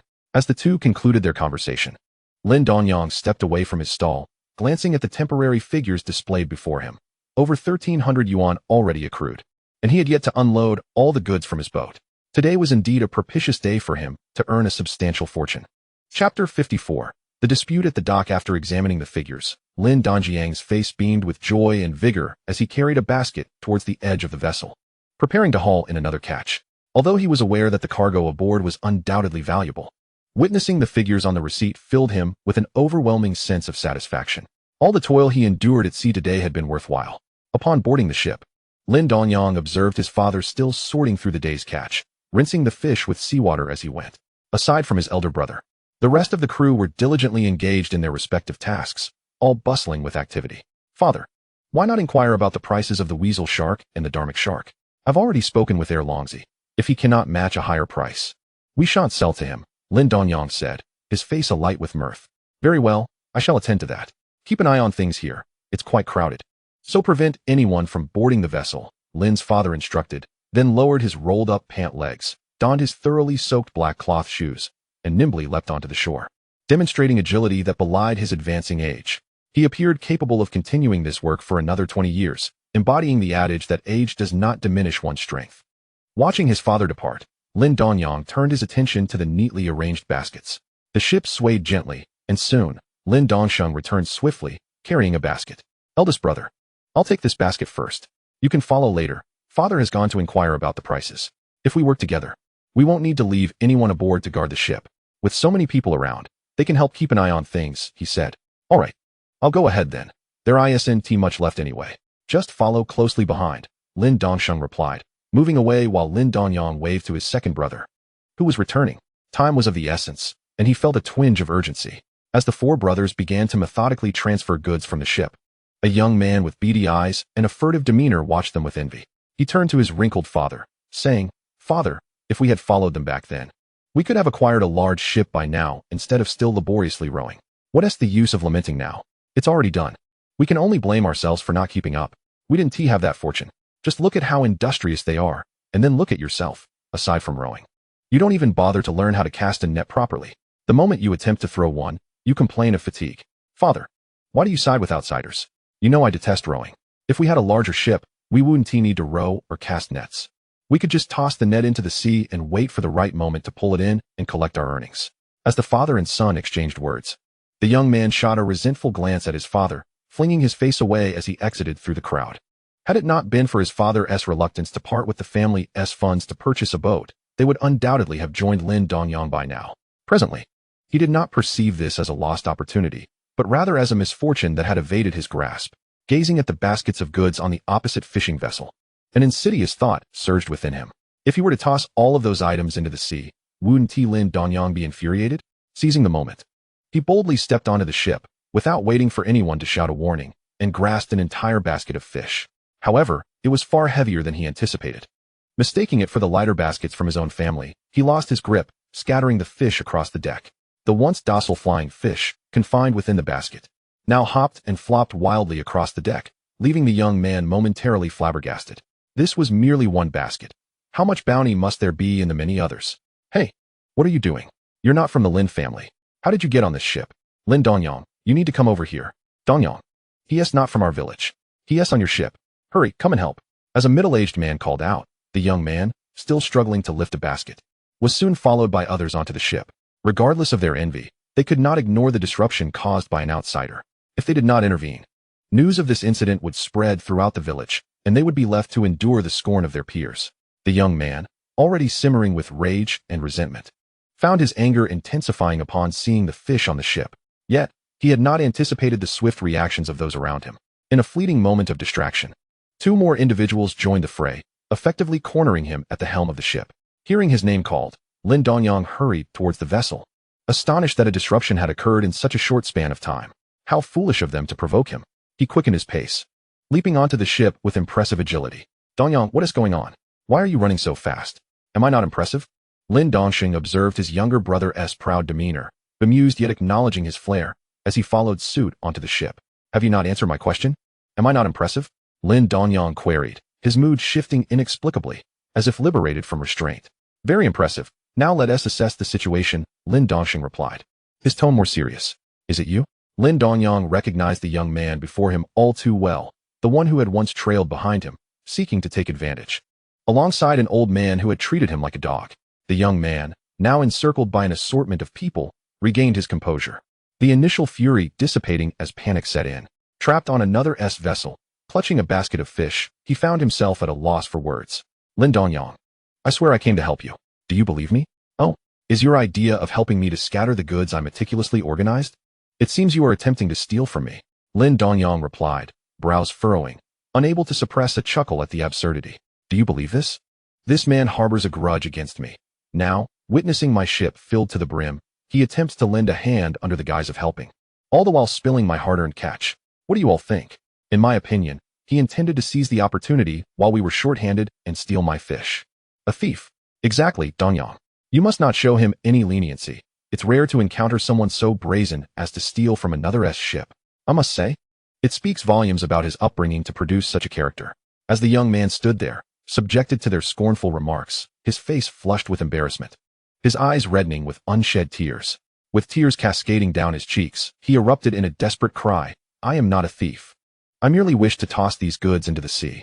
You cannot wrongfully accuse me. If you persist in labeling me a thief, I shall leap from this ship and drown myself in the sea. Moreover, I only spilled one basket, not two." Chapter 55, A Lucrative Deal. Lin Dongyang stood rooted to the spot, utterly stunned by what he had just heard. He had assumed that this was merely a cinematic tale, yet here it was, manifesting itself in reality, and he found himself entangled in it. However, this was far more infuriating than stealing fish. How could one be so malicious as to contemplate discarding the entire cargo from the boat? Why not just set the vessel ablaze? Wouldn't that be less troublesome than tossing out fish? Do you think I'm foolish? Setting the boat on fire would surely land me in jail. If I throw the cargo overboard, when the police arrive, they would have no way of knowing how much we actually had on board. It's all just baskets. Who can tell what's real and what's not? As Lin Dongyang spoke, the older brother who had initially spoken fell silent, taken aback and at a loss, merely glaring angrily at the young man before him. "What audacity you have!" Lin Dongyang exclaimed, rolling up his trousers and putting on his soaked shoes. With a sudden leap, he delivered a powerful kick that pinned the young man against the iron panel of the cabin, producing a resounding thud. The other onlookers, momentarily stunned, quickly regained their senses and rushed to join in, delivering swift kicks to the young man's body. "Damn it! I didn't settle the score with you two last time you followed me, and now you think you can just toss my cargo aside? Who gave you the gall?" After catching his breath and delivering one final kick, Lin Dongyang looked down at the nearly unconscious figure beneath him and, unsatisfied, landed two more blows. He and Lin Dongyang hoisted the young man and unceremoniously threw him onto the shore. By now, the area was completely blocked off, and onlookers regarded the sprawled figure with disdain. They were all fishermen, after all, many of whom hoped to strike it rich like Lin Dongyang. No one felt sympathy for such brazen attempts to undermine another's livelihood. Otherwise, they wouldn't have been shouting encouragement for the beating. As the crowd began to disperse, Lin's father and third brother approached, their faces etched with concern. They had been stuck outside, unsure whether Lin's father would attempt to mediate and spoil the excitement. "I stepped out for just a moment, and look at the chaos that ensued," Lin Dongyang remarked. "Father, this kid has clearly harbored a grudge. If we don't deal with him today, he might try again next time with so many witnesses around. I didn't think much of it." Seeing his father about to lecture him again, Lin Dongyang raised his hands in resignation. "Let us talk about the shark's price. Has anyone inquired?" "Of course. There's interest. These are prime specimens, and 2 restaurants from neighboring towns were looking to purchase. They thought we had a regular supplier and didn't bother to ask. As soon as I inquired, they expressed interest. They even mentioned wanting to use that large shark for a specimen, offering a substantial sum." "How much?" Lin Dongyang pressed. "You only say it's substantial without specifics." "They offered 200 for each." Lin Dongyang frowned at the price. "That is absurd. I may as well sell it directly to Longzi. They clearly don't recognize the value. If they truly wanted a specimen, 200 is far too little for such a massive shark. The restaurants in the county are all competing. Having a large thresher shark on display would be quite the status symbol, regardless of demand. Forget it. Let us hold off on them for now. We'll sell the flying fish and squid first, then bring down the thresher shark," Lin Dongyang decided. Just as he lifted his head, he noticed the crowd stirring as the young man's father approached, tears streaming down his face. Yet, he made no demands for an explanation. Lin Dongyang, wishing to avoid further entanglements, remained on the boat, allowing his father and brothers to assist with the cargo while he sought out a sturdy board. As he listened to the weeping from the shore, Lin Dongyang found a certain grim amusement in it, rubbing his arms as he observed quietly. However, as time passed, and Li Dongsheng arrived with the board, the once tranquil sea began to churn with waves, and a gusty wind picked up, accompanied by a light drizzle cascading from the starry sky. The rain fell upon Lin Dongyang's boat and the sobbing middle-aged man. He noticed the young man's mouth was bleeding, moving slightly. "Dongyang, are you sure you can manage? This is quite heavy. I can't fathom how you got it aboard. How else would I manage? I was with my father. You 3 lend a hand, and I can take it easier. I'll treat you to a nice meal when we get back tonight." His tone was almost childlike. "Be careful. If it's too much, just say so. Ready? 1, 2, 3. With the call, the 4 brothers, aided by their elderly father, heaved the 600 or 700-pound thresher shark onto the shore. Remarkably, they managed to keep it intact, the only damage being a large gash in its belly, with the rest of its body remaining largely unharmed, even its mouth unmarked. As the first thresher shark was brought ashore, Longzi finished his task and hurried over, astonished by the pristine condition of the catch. Such a top-quality specimen would be an impressive gift. Light rain fell on the shark's skin, and as a powerful spotlight illuminated it, a chilling aura emanated from the oceanic beast, Though it paled in comparison to titanic creatures measuring over 10 meters, it was still formidable. Onlookers at the dock found themselves momentarily speechless. The shark was far larger than they had anticipated. The realization that Lin Dongyang had managed to haul such a creature from the depths was truly impressive. They couldn't help but feel a tinge of envy. Viewing it from the boat was one thing, but standing next to it on solid ground revealed the stark difference in scale. Dongyang, your strength is incredible. Who would have thought you could not only catch fish, but also lift this giant? If it were me, I wouldn't even be able to budge it. With your slender frame, I doubt you could even lift your own wife, let alone this beast. How do you know I can't? Have you tried? So you're saying you've held my wife while I wasn't around, huh? The commotion at the dock failed to divert the attention of those interested in purchasing the shark. They stared intently at the massive creature. If this were displayed at a restaurant entrance and touted as genuine, how impressive would that be? Originally intending to throw out a casual offer, they now realized the true value of the catch. Gentlemen, if you're all interested in purchasing a shark, please make your bids. We have two available. This first one has a smaller wound on its belly. Lin Dongyang, addressing the crowd, refrained from stating a price, encouraging them to bid among themselves. Which would appear more equitable? I'll offer 300. I'll bid 330. As both sharks were sold, the first went to Longzi for 420, likely a gift, and the second, despite its larger wound, fetched 430 due to fierce competition, surpassing the first's price. They had indeed secured a fantastic deal. Had I known the first one would sell for so much, I wouldn't have cut it. Lin's father remarked, astonished as he watched the buyers count their bills. We even sliced one aboard and discarded the meat. What a waste. Father, try to be a bit more open-minded. Who can truly say what is good? If there were no demand, the price of these sharks wouldn't be so high. We've already made a substantial profit, and besides, we still have fish fins and shark skins. Not to mention dozens of hammerhead sharks and several baskets of squid. These are equally valuable. You have a point, let it go. What comes to me is fortune. What slips away is merely fate. Father, you've become quite eloquent. When did you start speaking like this? As the money was placed in their hands, the Lin family was filled with uncontainable joy. Dongyang, quickly hand the money to mother. Let me count it. I've never seen such a large sum before. Chapter 56. A day's earnings of 3,000 yuan. Once the two great tiger sharks were sold, many at the dock were still in disbelief. As the price was simply astronomical, the two fish combined could purchase a rather dilapidated trawler. It was as if Lin Dongyang, with just one fishing expedition, had nearly earned the equivalent of a boat from two sharks, which inevitably evoked envy. Observing Lin's mother counting a stack of cash, numerous women cast jealous glances, lamenting why their own sons lacked such ambition. At this point, no one dared to mention the past when Lin Dongyang was merely a good-for-nothing. Instead, they would only remember that he sold two fish for 8 or 900 yuan. Dongyang, you've truly struck gold this time. Who would have thought these two sharks were so valuable? Your father should have encouraged you more on the boat. Otherwise, you wouldn't have lost one. Lin's mother waved the money, seemingly addressing Dongyang, but more so the circle of women around her. Lin Deifu, witnessing his wife's pride, refrained from retorting, silently enduring her display. With so many children at home, she had it tough, so he thought it best to give her some leeway. Kui, you've indeed birthed some fine sons. Even the previously unambitious Dongyang has risen to prominence. You two will soon enjoy a life of comfort. Indeed, Kui, you often praised Dongyang's capabilities, and we were skeptical, but it seems you were not exaggerating. He truly possesses remarkable talent. Oh, what comfort is there to speak of? We are not yet so old that we can't move. His father helps him with work, and he pays quite well. The 3 elder sons are responsible. And even though we divided the family, we remain a close-knit unit. Lin's mother, with a gleam of pride, gestured towards her sons while smiling at the women nearby. They often chatted while the fishing boats were away, inevitably discussing Lin Dongyang. In the past, she struggled to find a rebuttal for his shortcomings, but now, with successes to share, she could hardly contain herself. The other women, feeling envious and resentful, chose not to engage further, fearing that continued conversation might lead to a desire to toss Lin's mother into the sea. Listening to their exchanges, especially hearing how his mother defended him even during his less admirable moments, warmed Lin Dongyang's heart. Having a mother is truly wonderful. All right, enough boasting. Be cautious, or others might come seeking loans from us now that they know we have money. Lin's father frowned, approaching her and whispering a caution. Unsurprisingly, after years of sharing a bed, he knew how to manage her well. At his words, Lin's mother, who was about to continue her bragging, suddenly fell silent. As if struck dumb, Lin Dongyang couldn't help but laugh at the sight of his parents. It was the first time he had seen such an endearing side of his mother, having previously paid her little attention. Come now, father, don't frighten mother. If they truly wish to borrow money, there's no stopping them. After all, it's my money, and you too are aging.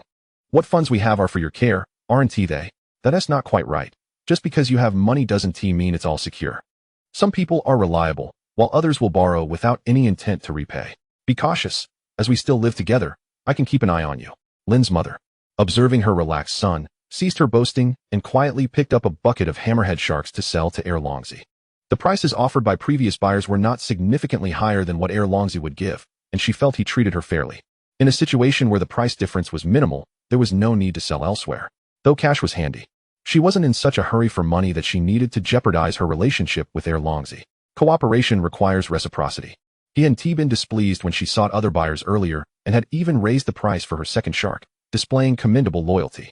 As the last few baskets of fish were unloaded from the boat, the once bountiful cargo had vanished completely, leaving only remnants of broken fins and scattered fish scales on the deck, an unsightly sight. However, from the remnants, one could still glean a glimpse of the initial splendor of their haul. Dongyang, you've genuinely struck it rich. Regarding these hammerhead sharks, they're not small. I weighed them, and I can offer you 9 yuan per fish. There are a total of 34, which amounts to 306 yuan. The skins of these tiger sharks are quite intact, and combined with the fins you kept, they hold considerable value, though certainly not as much as the whole fish. The highest I can offer is 150.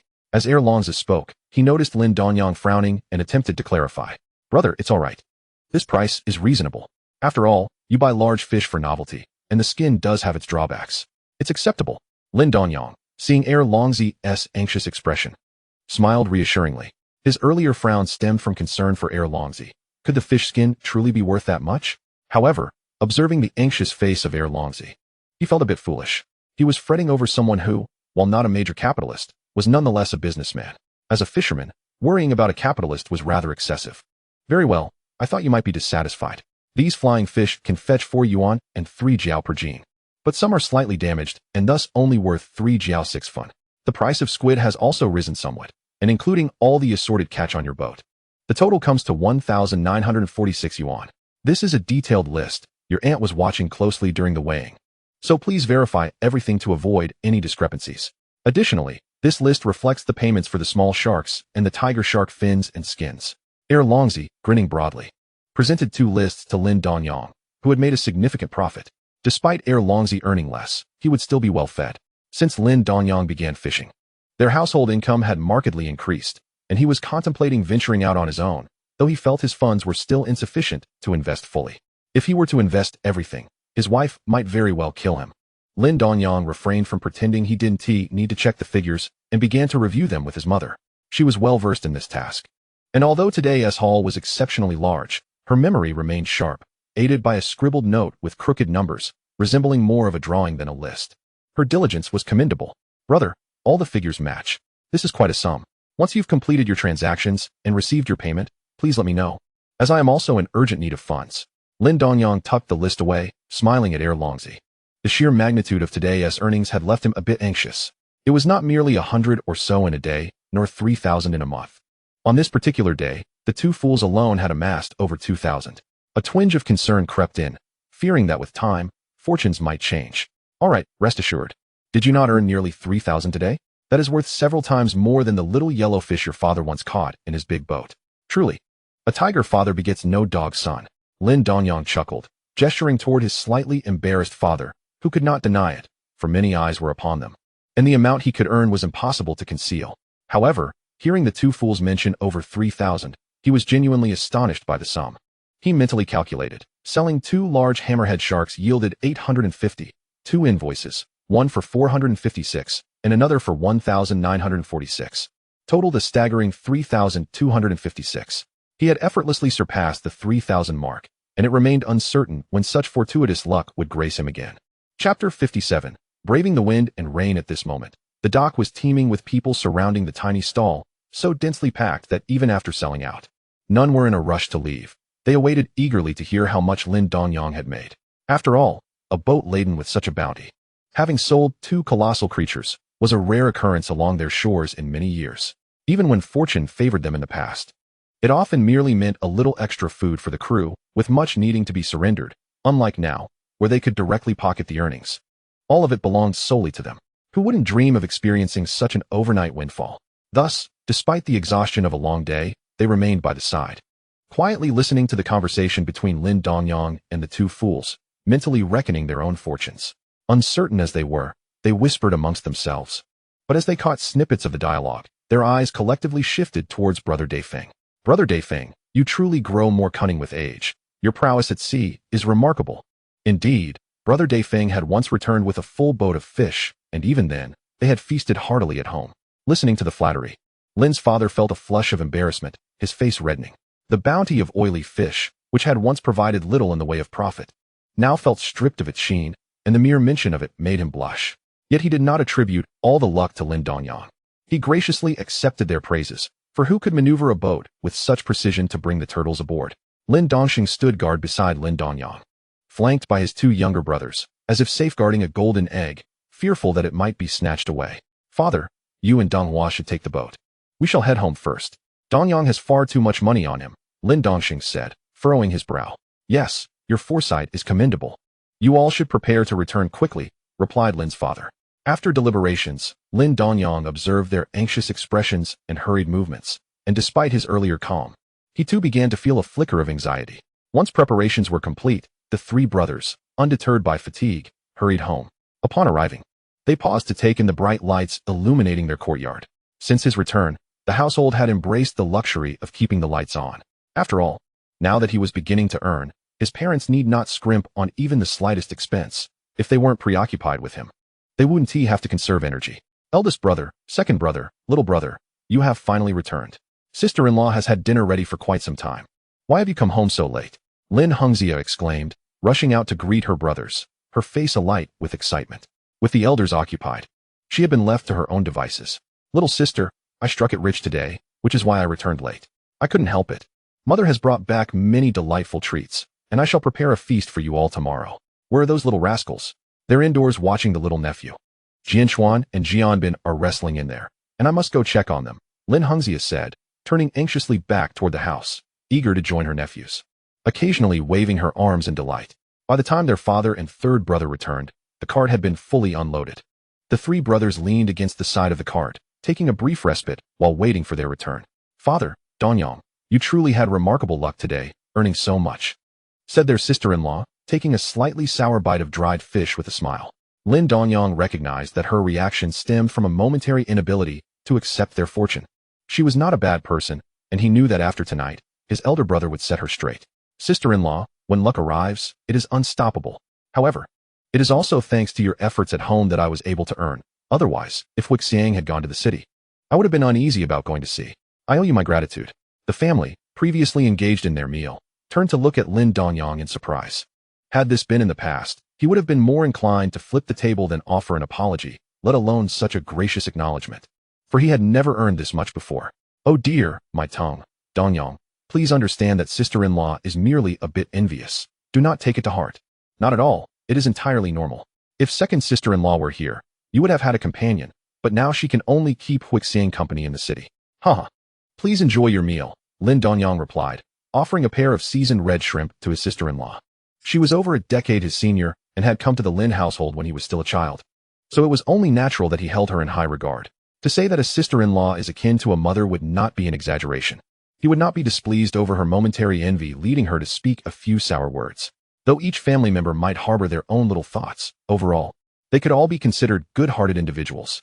Sister-in-law gazed at the red shrimp in her bowl, reluctant to partake, for such delicacies were typically reserved for the children, and she had seldom enjoyed them herself. However, realizing her earlier misstep, she felt a twinge of embarrassment as she consumed the shrimp, grateful that Dongyang bore no ill will. Indeed, Dongyang has truly matured. I was in such a rush on my return that I neglected to purchase anything, so I've saved a bit for us all. Let us drink less tonight and retire early, Lin Dongyang remarked, his previously displeased expression now blooming into a radiant smile. From a corner, he retrieved half a bottle of liquor, shaking it slightly before producing several cups, pouring a measure for each. Eldest brother, you certainly hid this well. Had I not hidden it well, you would have drunk it all and gone on a spree. Your abstinence from drinking is a blessing, they bantered. And soon the cups were raised, laughter filling the air. As the liquor flowed, their spirits lifted, but ultimately, it was Lin Jianhai who was dispatched to procure more, leading to an even more hearty indulgence. Upon returning home, he found his son had been taken by third sister-in-law, leaving the house feeling unusually empty. reminiscent of the solitary days before his return. In that moment, he felt a pang of longing for his wife. Glancing at the 2 invoices in his hand, an idea struck him. He fetched Li Huixiang's little notebook, transcribing the invoices anew to send to his mother for delivery to Huixiang, hoping to bring her joy. As he climbed into bed, though the space felt desolate without a warm companion, he was utterly exhausted from the day's labors and the drink. He soon succumbed to a deep slumber. That night, the once tranquil sky, adorned with scattered stars, suddenly succumbed to a raging tempest. Rain pelting down as if in a frenzy. Yet Lin Dongyang, too fatigued to care, remained undisturbed by the thunder, sleeping soundly. He awoke with the dawn, having slept deeply, only to realize he had overslept. How could my father not rouse me? He often chastises me for my drinking hindering my affairs. Had I known, I would have deterred them from drinking so heavily yesterday. As he contemplated this, he hurriedly slipped on his shoes, and, before he could even open the door, he was met with the piercing, thunderous voice of his father echoing from outside. This is your punishment from heaven for not going out to sea. Just one day of not being able to sail, and you're already fretting. We haven't even reached typhoon season yet. Lin Dongyang listened as his father and mother began yet another quarrel. He opened the door to behold the overcast sky, with a steady drizzle falling and a strong wind whipping around, causing his flimsy shirt to flutter noisily. Mother, could you prepare a bit more this morning? Since we can't go out to sea in this gloomy weather, I'll go check on Huixiang, he suggested. Fine, I understand. You men are truly a source of worry for me. This is the life I lead. Lin's mother shook her head, casting an exasperated glance at Lin's father before retreating to the kitchen. In a short while, a thick plume of smoke began to billow forth, accompanied by a fit of coughing. Though she complained, when it came to work, she was always the most diligent. Lin Dongyang took a simple bite of food, pocketed a fair amount of cash. After all, Li Huixiang had left with barely any, lamenting her lack of practicality. If it weren't for his newfound ability to keep track of finances, he wouldn't have even known how much he had taken. He tucked 2 slips of paper into a plastic bag and grabbed the prepared lunchbox. Braving the wind and rain, he made his way toward the county town, thoughts of her filling his mind. Chapter 58, The Watch and the Bicycle. Lin Dongyang emerged with a weary expression from Li Danyu's home. He had initially planned to take a tractor, but unfortunately, he couldn't find the handle, and his family was preoccupied with the children. Without lingering, he set off on foot, retracing his steps toward the county town. This detour meant he had to walk quite a bit further, but there were advantages to walking, as he could avoid the usual routes. Perhaps it was due to not consulting the almanac before setting out, but halfway through, just as the rain had begun to lighten, it suddenly poured down, drenching him from head to toe. It reminded him of being washed by a pod of orcus on the boat yesterday, before he could even open his umbrella. A fierce gust of wind blew the water from nearby trees all over him, making him hesitate to use the umbrella at all. Damn it, once I reach the town, I'll have a tale to tell. Getting into the city is truly no easy feat. Lin Dongyang muttered quietly as he leaned against a tree with a trunk as wide as a pot. The heavy rain came swiftly and departed just as quickly. Completely soaked, he felt no fear of the downpour due to his sturdy physique. He pressed on toward the county town without opening his umbrella. As Lin Dongyang gazed at the road leading into the town and the sunlight breaking through the clouds, he felt a momentary sense of helplessness. What a stroke of luck. The heavens on land are no match for Mizu at sea. They offer him no protection whatsoever. He looked at his drenched clothes and lifted the now-chilled lunchbox. He decided there was no rush to go to the hospital. He would wait until he dried off a bit to avoid bringing any chill with him. If Li Huixiang fell ill, that would be unfortunate. With this thought in mind, he resolved to visit the department store in the county town to buy some food and supplements for Li Huixiang, as the money she brought with her wouldn't suffice for decent meals. Now that he was earning, he wanted her to eat well. Otherwise, what was the point of making money? However, upon surveying the unfamiliar streets around him, he found himself at a loss as to which way to go. As many places had changed, reluctantly, he reverted to the old method of asking for directions. Excuse me, how do I get to the department store? I'm a bit lost. Yes, the department store is at the end of this road, right? Lin Dongyang inquired of several passers-by.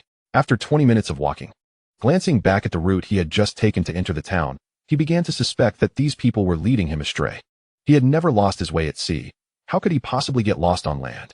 In the end, he found a local child to guide him. Upon arrival, he rewarded the child with 2 pieces of candy. After a brief period, his clothes had dried. Inside the store, he saw counters brimming with goods and many people queuing. He wasn't sure if it was a weekend, having spent so much time at sea. He had lost track of the days and was content to take each day as it came. He bought 5 pounds of egg cakes, encountered some ham, purchased 2 pounds of that as well, and picked up some dried fruit, recalling that pregnant women often craved sour foods. After surveying the store and purchasing a bit of everything, He filled a bag that he slung over his shoulder. When he glanced at the clock on the wall, he realized it wasn't late. He planned to take Li Huixiang and his sister-in-law out for a nice meal, avoiding the hassle of cafeteria food at the hospital. However, just as he was about to leave, he caught sight of a dazzling row of watches and found himself momentarily paralyzed. Reflecting on his earlier glance at the wall clock and his frequent outings to sea, he recognized that he truly needed a watch. He had brought enough money, and since he was walking alone, no one would suspect his financial means. "Excuse me, do you have any waterproof watches? I live by the sea, and I need one that can withstand the ocean. It would be even better if it could be submerged." Lin Dongyang smiled at a saleswoman. Though the situation wasn't as extravagant as before, he maintained a courteous demeanor to ensure they would still serve him. "How much does such a watch cost?" "They can be quite pricey. Just let me know what you're looking for. I'm not very familiar with the prices myself. I believe I brought enough money," Lin Dongyang remarked, noticing her skeptical gaze as he lifted the bag of his recent purchases with a smile. "Well, take a look at this. It's a Torch brand 24-jewel military watch. Although it's a civilian version, it comes from a factory that produces diving watches. And with the new military models released in the past 2 years, it's hardly different from the full version. I've heard it can withstand depths of several meters underwater. Quite durable," Lin Dongyang observed as the saleswoman presented a watch with a striking red strap, a black dial, and a gleaming silver case. It was indeed quite beautiful. And he disregarded her casual remarks. "How much is this?" "Huh, aren't you going to look at others? This is the most expensive one we have. It costs 170 yuan. All right, just wait a moment. I'll get the money." Lin Dongyang, enamored with the watch and aware of the fixed price with no room for negotiation, said nothing further. He retrieved his money from the plastic bag and began counting it out. "Here, this is the payment." After confirming the transaction, he received the watch and, without hesitation, put it on his wrist. To his surprise, it looked rather dashing, certainly not the accessory one would expect of a fisherman. With this significant expenditure, he felt a twinge of excitement as he glanced at the remaining cash and at the row of bicycles nearby. Witnessing others joyfully carrying their new bicycles away stirred a desire within him. Having walked here, he had no other means of transportation due to the tractor's unavailability. A bicycle would certainly make things more convenient. At the very least, he could deliver some of the delicious food back home or to the hospital, even if it was just for a few days. He wanted to ensure that Li Huixiang wouldn't have to endure any hardships. In his previous life, she had suffered enough alongside him. This time, he was determined to alleviate her burdens.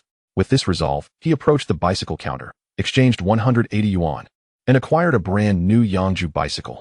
Quite the luxury in this era. With the newly acquired items nestled in the rear seat, Lin Dongyang maneuvered his bicycle with both hands. One wrist adorned with a watch that glinted in the sunlight. His fair complexion, preserved from excessive sun exposure due to diligent protection at sea, coupled with his impressive height of nearly 6 feet 3 inches, drew the gaze of many passers-by, particularly the older women. "Young man, do you have a partner? Would you like me to introduce you to someone?" A middle-aged woman inquired. "Auntie, I'm practically a father of 2 now. Speaking of which, could you direct me to the hospital? I'm not quite familiar with this route," Lin Dongyang replied with a smile, gently grasping her arm to seek directions. "If only I had known, I wouldn't have stepped forward," the woman thought, her expression slightly crestfallen but ultimately obliging as she pointed him in the right direction. With the bicycle at his disposal and his long legs propelling him forward, his pace quickened significantly. Chapter 59, Dining Out with My Wife and Switching Hospital Rooms. Upon arriving at the hospital and making his way to the ward, Lin Dongyang encountered his sister-in-law, who was assisting the heavily pregnant Li Huixiang as she exited. The commotion from within the ward was quite audible. Peering inside, he spotted 6 beds, all occupied by expectant mothers, seemingly on the verge of labor, accompanied by their bustling families. At such a time, most families would hesitate to admit their wives to the hospital prematurely. Typically, they would only do so when the situation became urgent or, in rural areas, they would summon a midwife to assist with the delivery. In a year's time, Lin Dongyang would likely find himself in a similar position, relying on a midwife while ensuring Li Huixiang remained hidden, enduring considerable hardship to bring their child into the world. If luck were to abandon them, complications might arise. "Dongyang, what brings you here? Did you not go out to sea today?" his sister-in-law asked, her face weary yet adorned with a curious smile. Observing her fatigue and the bloodshot hue of her eyes, Lin Dongyang recognized her need for rest and her desire to switch hospital rooms. Having earned over 3,000 the previous day, he was more than capable of covering the hospitalization expenses. Initially, he hadn't given it much thought, forgetting that both Li Huixiang and his mother were frugal by nature. The primary reason for admitting her to the hospital was to ease his own mind while out at sea. Otherwise, they would have likely hesitated. Today's rain was quite heavy, with strong winds, so I didn't venture out to sea. I thought I'd come check on Huixiang. Who knows when such fortunate days will visit again? Lin Dongyang said, his tone lighthearted. I'm here for you. So what is there to worry about? These good days should be cherished, but they also affect our ability to earn money at sea. Others hope for less of such weather. Yet you seem to wish for more. How can one rest under these conditions? Lin Dongyang chuckled, exchanging a few more words with his sister-in-law, while Li Huixing quietly regarded him with a gentle gaze, her silence only enhancing her charm, particularly in his eyes. Surprised to see your husband? He teased. Look what I've brought for you. Is this room secure enough to store it? He opened a burlap sack to reveal the items he had purchased at the department store. Why do you keep spending money carelessly? Isn't this a waste? Li Huixiang protested. Waste. You're about to give birth, and your body needs nourishment. I feel I'm not providing enough. Let me set this down, and afterward, I'll take both of you out for a nice meal to replenish your strength. Hospital food is bound to be unsatisfactory, Lin Dongyang replied, moving inside the room to exchange pleasantries before stepping back outside with the sack in hand. Such warmth. I would have struggled to leave had you not been at the door, he remarked, wiping the sweat from his brow and closing the door behind him. Yet, the thought of switching rooms weighed heavier on his mind. Yesterday's earnings still lingered at home, and he felt somewhat buoyant. He typically wouldn't be inclined to save money, and given his good fortune today, he knew time would soon elude him. The rainstorms in this region, apart from during typhoon season, typically lasted merely a day. Dongyang, take Huixiang out for a meal. I can just grab a bite at the cafeteria, his sister-in-law suggested, her eyes reflecting a blend of envy and contentment as she observed Lin Dongyang supporting Li Huixiang. Dear sister-in-law, how could I possibly leave you behind? Come along. It won't cost me much. I had a lucrative day yesterday. Let me indulge a bit, especially since I'll need your help caring for Huixiang going forward. He insisted, playfully snatching the lunchbox from her hands, opting not to return it to the room, thinking it would be handy if any leftovers remained. With the lunchbox now gone, his sister-in-law could only nod in resignation as the three of them exited the hospital. Noticing Li Huixiang's slight difficulty in movement, Lin Dongyang was pleasantly surprised by how quickly the benefits of purchasing a bicycle had manifested. Wait here while I fetch the bicycle from the parking shed, he instructed, proceeding to retrieve it. As Li Huixiang watched her husband emerge with a bicycle, a watch gleaming on his outstretched arm, she furrowed her brow, aware that this was yet another impulsive purchase by Lin Dongyang. If only she had divided their funds and hidden some away, for while they had some money now, it should not be squandered. Noticing her reproachful gaze, Lin Dongyang scratched his head and chuckled, pondering whether her expression would change if she learned of his earnings. Yet, knowing her well, he suspected it might intensify her scrutiny. He found himself in a fortunate position. Otherwise, it would have been challenging to procure such funds. Dongyang, is that a new bicycle you bought? Our village doesn't have anything this modern. And the watch, did you really just buy that? Sister-in-law, let us discuss this later. I assure you, these purchases were necessary, and I did not waste a single coin, he replied, his words ostensibly directed at her, but truly meant for Li Huixing. He gently lifted her onto the bicycle's rear seat. Though it was not the most comfortable arrangement, it was preferable to navigating with her large belly. With a newfound sense of purpose, Lin Dongyang began pedaling towards a nearby restaurant. As establishments began to reopen, the town's eateries were bustling, and he selected a two-story restaurant that appeared lively. Carefully assisting Li Huixiang off the bicycle and securing it, the trio entered the establishment, greeted by a wave of enticing aromas. After a long morning, Lin Dongyang's stomach audibly protested its emptiness. They ordered a simple meal of 4 dishes and a soup, which was a modest selection compared to their usual practice of indulging in 10 or more dishes at home. Let me tell you, I encountered schools of flying fish and pods of orcas while out at sea yesterday, he recounted animatedly, his storytelling akin to that of a bard. And the meal extended as the two women visibly brightened, perhaps relieved by the change of scenery. Did you truly earn that much? Please don't deceive me just to make me happy, Li Huixiang questioned, her skepticism evident. Why would I lie? I know it brings you joy. Look, I even brought the receipt, meticulously detailed. Those 2 large hammerhead sharks I caught were sold for cash. And the funds I used for the bicycle and watch were less than the value of a single shark, he explained, revealing the receipt. Upon hearing his words, Li Huixiang felt as though the bicycle and watch were indeed not extravagant expenses. A sense of sweetness enveloped her heart, and she couldn't help but smile broadly as she gazed at the receipt.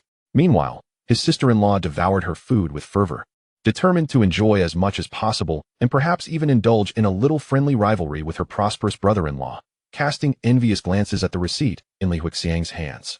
Unexpectedly, after Dongyang began to cherish his wife, he turned out to be rather romantic, which made her somewhat eager to indulge in this affection. Would it truly be permissible for me to reserve these 2 hospital beds? Lin Dongyang originally posed the question casually, not anticipating that it would indeed be feasible. With a hint of skepticism, he inquired of the nurse, given that it was commonly said within the hospital that bed availability was scarce. My dear fellow, why would I deceive you? There are indeed not many beds available for couples in the hospital, and most people are reluctant to occupy them. Since you're willing to pay, how could we possibly refuse your request? The nurse continued, however, it's important to note that if an urgent situation arises, your sister-in-law will need to vacate the bed temporarily. But rest assured, we won't charge you for that. Very well, that is agreeable, Lin Dongyang replied, handing over the payment. His face beaming with joy as he returned to gather their belongings, pleasantly surprised by how smoothly everything was progressing. It seems that nowadays, people are hesitant to spend money. Had this been in a later era, securing such hospital accommodations would require connections and might not even be guaranteed. Once he assisted Li Huixiang in relocating to the new room, the atmosphere became much quieter. You must stop being so extravagant. I can advise you, but you never listen. He admonished gently. You can save on other expenses, but do not skimp on this one. Once you've recovered and returned home, you need not fear my spending habits. After all, you will have access to the funds then. For now, let us not dwell on such matters. Sister-in-law, I appreciate your efforts. You should take a moment to rest while I take Huixiang for a stroll. The weather is quite pleasant, Lin Dongyang said, supporting his wife as they exited the ward. Li Huixiang, observing her little brother-in-law and sister-in-law side by side, smiled contentedly, feeling fortunate to have married into the Lin family. Returning to the soft hospital bed, she finally surrendered to sleep, having struggled to rest the night before due to disturbances. Chapter 60. A golden nest and a silver nest cannot compare to one's own doghouse. Lin Dongyang assisted Li Huixiang back to the hospital, and witnessing the radiant smile on her face filled him with genuine happiness. Recently, it seemed that the joy reflected in her countenance surpassed all the happiness of her previous life combined. You know, the reduced number of patients indeed contributes to a more serene environment, making it less agitating. Now, even sister-in-law can enjoy a good night's sleep, he remarked as he carefully laid her down on the bed, observing her sister-in-law softly snoring nearby. I told you that day not to hesitate to spend money. I can earn it, and your expenditures will not surpass my earnings. You did not heed my warning, and if I hadn't had the time to come today, we would have had to wait until after the baby's birth to discuss this, he continued. Please, from now on, refrain from such thoughts. You know, my motivation to earn diminishes when you are so reluctant to spend. I might even lose the desire to set sail. Lin Dongyang adjusted the blanket around her, gently brushing his fingers across her nose, sharing a warm smile as he sat by her side. Li Huixiang, hearing his words, initially intended to retort. But upon meeting his earnest gaze, she quickly glanced at her sister-in-law to see if she was awake, pinching Lin Dongyang playfully. Her cheeks flushed with a mix of embarrassment and irritation. What are you staring at? Is there something on my face? She questioned, a playful glint in her eye. You know very well why I pinched you. They exchanged a glance, and in that moment, both erupted into joyous laughter. This is truly wonderful. I never dared to dream of such happiness. You must not refrain from setting sail. You must work diligently. Our family will soon welcome another member. And we are still under the care of our parents, she said, resting against Lin Dongyang's shoulder, her expression brimming with contentment. Do not let the prospect of earning a little more make you disdain the small amounts. We must remain grounded. Once I give birth, I will be able to work again, assisting you while also caring for the child. We must ensure our family thrives. Once the new year passes, we should consider having another. I am certain I will conceive faster than sister-in-law. Li Huixiang leaned against Lin Dongyang, her voice filled with happiness as she spoke. And by the end, she cast a proud glance in his direction. Having 2 children within 3 years was indeed an impressive feat in this era that encourages larger families. Her thoughts did not seem strange to Lin Dongyang. In the past, had he neglected his duties, she would have hesitated to continue bearing children. Now, with their circumstances improving, and with both elder and younger sisters-in-law having given birth to 3 children each, she felt compelled to keep pace, at the very least not to lag behind sister-in-law. Lin Dongyang observed her excitement, refraining from outright declaring that they should stop having children, knowing that enduring the hardships of childbirth was not something he wished for her to bear. All right, whatever you wish to do, we shall do. I will work diligently. But you must take care of your health. Do not let your body suffer during the second pregnancy, or else do not even think about having another child. He continued. Let your sister-in-law accompany you for daily meals and leisurely strolls. I will leave you some money. Do not hesitate to spend it. If you do not heed my advice, I shall not set sail and will remain here to keep you company. He planted a kiss on her forehead, his tone imbued with playful threat. I understand, rest assured. I will take good care of myself. You must not worry about me while you are at sea. Stay safe, for I am eagerly awaiting your return. Li Huixiang replied, smiling as she gently caressed her abdomen, realizing that her husband was using the notion of not setting sail as a playful means to keep her in line. Let me listen. I'm sure the little one is already moving, Lin Dongyang said, lifting the blanket to place his ear on her belly. Eagerly attuned to the sounds within, his face lighting up with a smile. In my past life, it was my father's fault for not keeping you. This time, I will ensure to make amends tenfold. Throughout the afternoon, Lin Dongyang engaged in conversation with his wife, both aware that this visit would span several days. And neither felt fatigue until the sun began to set, signaling that it was time to part. Do hurry along. Although the nights are longer now, the journey still takes time. Do not venture back in darkness. You carry money and valuables, which is unsafe, Li Huixing urged, sitting up straight. Her gaze fixed on the evening sky, addressing her husband who still sought to embrace her. Huh, have you forgotten that I bought a bicycle? Now you see that I am not frivolously spending money, Lin Dongyang chuckled, pulling her closer without rushing to depart. Once I return home, I will teach my mother and sister-in-law, and they will visit you when they have the time. Time is indeed getting late, but during my absence, do refrain from unnecessary expenditures. I will need to spend quite a bit, more than the average worker's family in the city incurs for childbirth, he cautioned. What nonsense. You are no less than them. The money in our household is for you to spend, not for anyone else. One child is still young, and the other hasn't even arrived yet. From now on, do not let me hear you lamenting about spending too much. Otherwise, I will be displeased, Lin Dongyang asserted, his expression serious as he fixed his gaze on Li Huixing.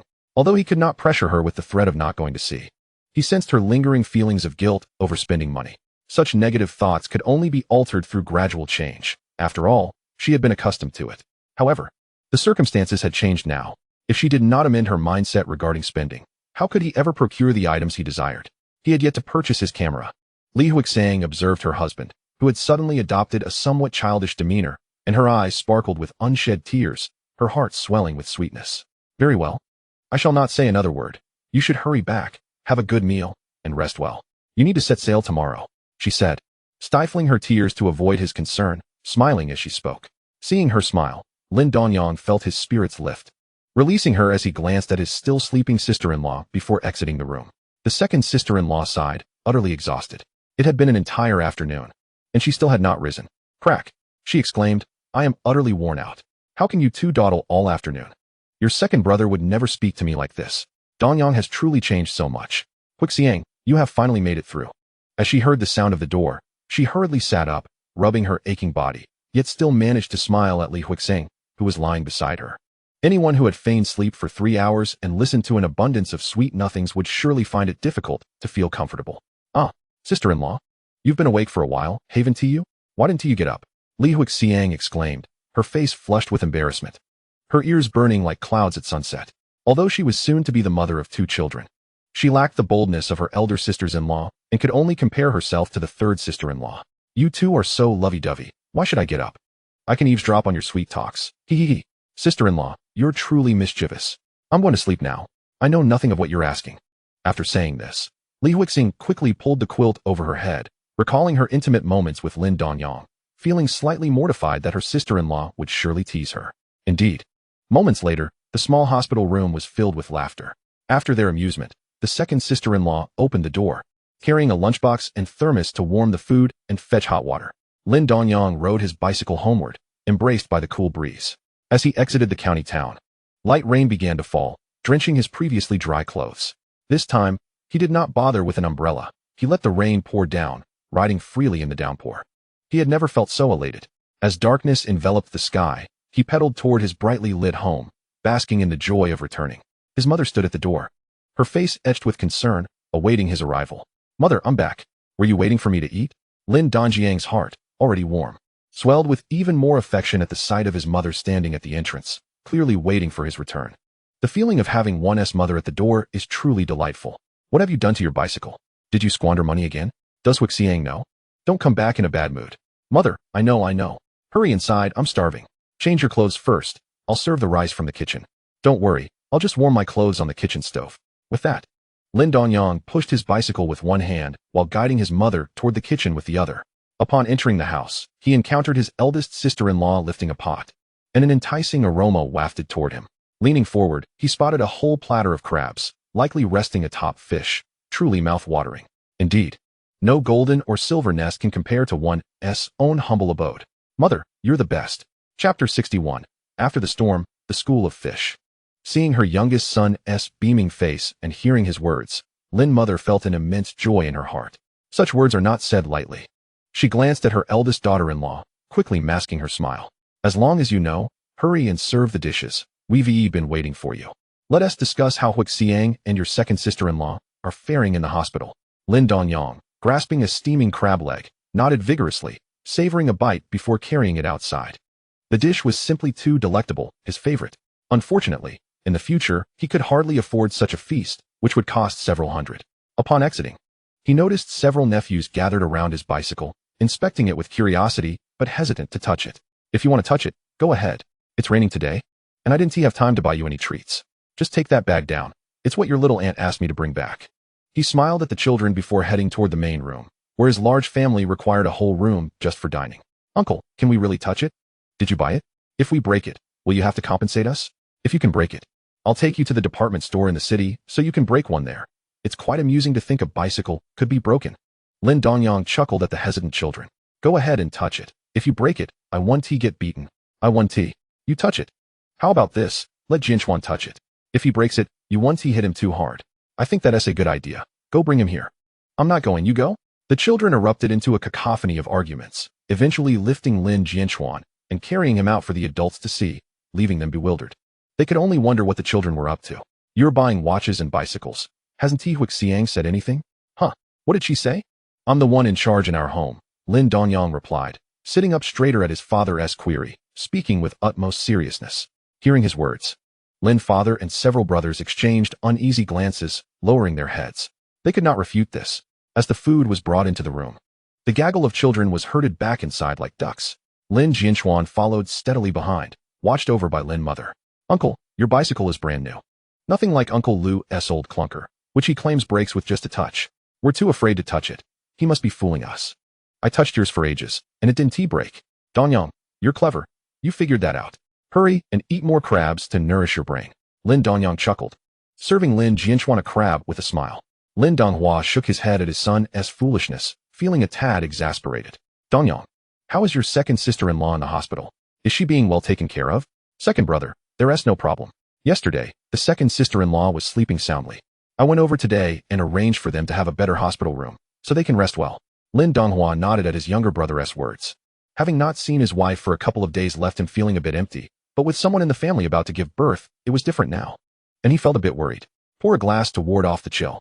Lin father pointed to a nearby bottle of liquor, instructing Lin Dongyang to pour, while he continued to enjoy the large crab he had peeled, also taking a sizable fish head.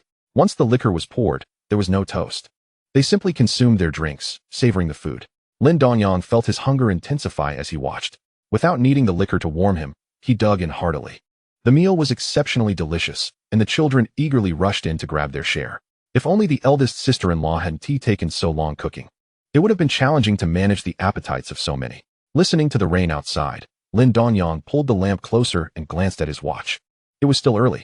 He wondered how long the rain would persist, and decided to snuggle back under the covers and sleep. Knock, knock, knock. The unmistakable rhythm of 2 long knocks, and a short one roused Lin Dongyang from his slumber. He dressed quickly, rubbing his eyes as he opened the door to find his father standing there. Has the rain stopped? It only rained for a bit. It won't hinder the fishing. A day lost means less earnings. Hurry and pack your things. I'll prepare the gear. There's still wind, so I want to take the crab traps. We'll go lightly equipped. If we can catch anything, we will. If the weather changes, we'll return. Lin father, holding a flashlight, glanced at the sky and declared. All right, I'll follow your lead. Lin Dongyang nodded thoughtfully and inquired. Father, do we still have a cast net and a dip net at home? It would be prudent to bring an extra, just in case we encounter another incident like last time. All right then, since they have just been mended, I shall fetch them, replied his father. After their brief exchange, Lin Dongyang began to wash up lightly, while also filling the water tank, awaiting his father's return with the nets. Once they had gathered everything, they made their way towards the harbor. As they topped off the fuel, a resounding gudong echoed, reminiscent of a tractor's rumble. As a sizable fishing vessel departed from the port, this time, it was Lin Dongyang at the helm. After observing for so long, he had finally reclaimed the right to steer the boat from his father. Lin's father, watching his son navigate steadily, leaned against the cabin's edge, allowing himself to doze off. Years of labor on the fishing boat made it easy for him to succumb to slumber. However, before they reached the fishing grounds, the horizon began to brighten with the first light of dawn. There was no sign of rain, but the sea breeze was brisk, creating small waves on the surface. A dolphin leapt gracefully from the water, spinning in the air before crashing back down. It was as if they had disturbed a dolphin's nest, for in an instant, numerous dolphins erupted from the depths, bounding forward. Observing their playful antics, Lin Dongyang had no choice but to reduce the boat's speed to avoid colliding with these enchanting marine creatures. It was a rare treat to witness such oceanic sprites up close. In the years to come, such proximity would be nearly impossible. As he watched them frolic, Lin Dongyang felt no urgency to cast the nets, opting instead to follow along leisurely. He was relieved they hadn't cast the nets earlier, otherwise, they might have ensnared these dolphins, resulting in the loss of fish and the necessity of releasing them back into the sea. As the dolphins passed, Lin Dongyang noticed the splashes they created, under which shadowy figures of fish swam beneath the surface. "Father, wake up. Look over there. Doesn't that seem like a school of fish? It resembles the big-headed mackerel. What brings them up here?" Lin Dongyang called out, puzzled. His father sat up, first spotting the leaping dolphins before glancing below, though he couldn't see clearly. "Regardless, let's cast the nets first.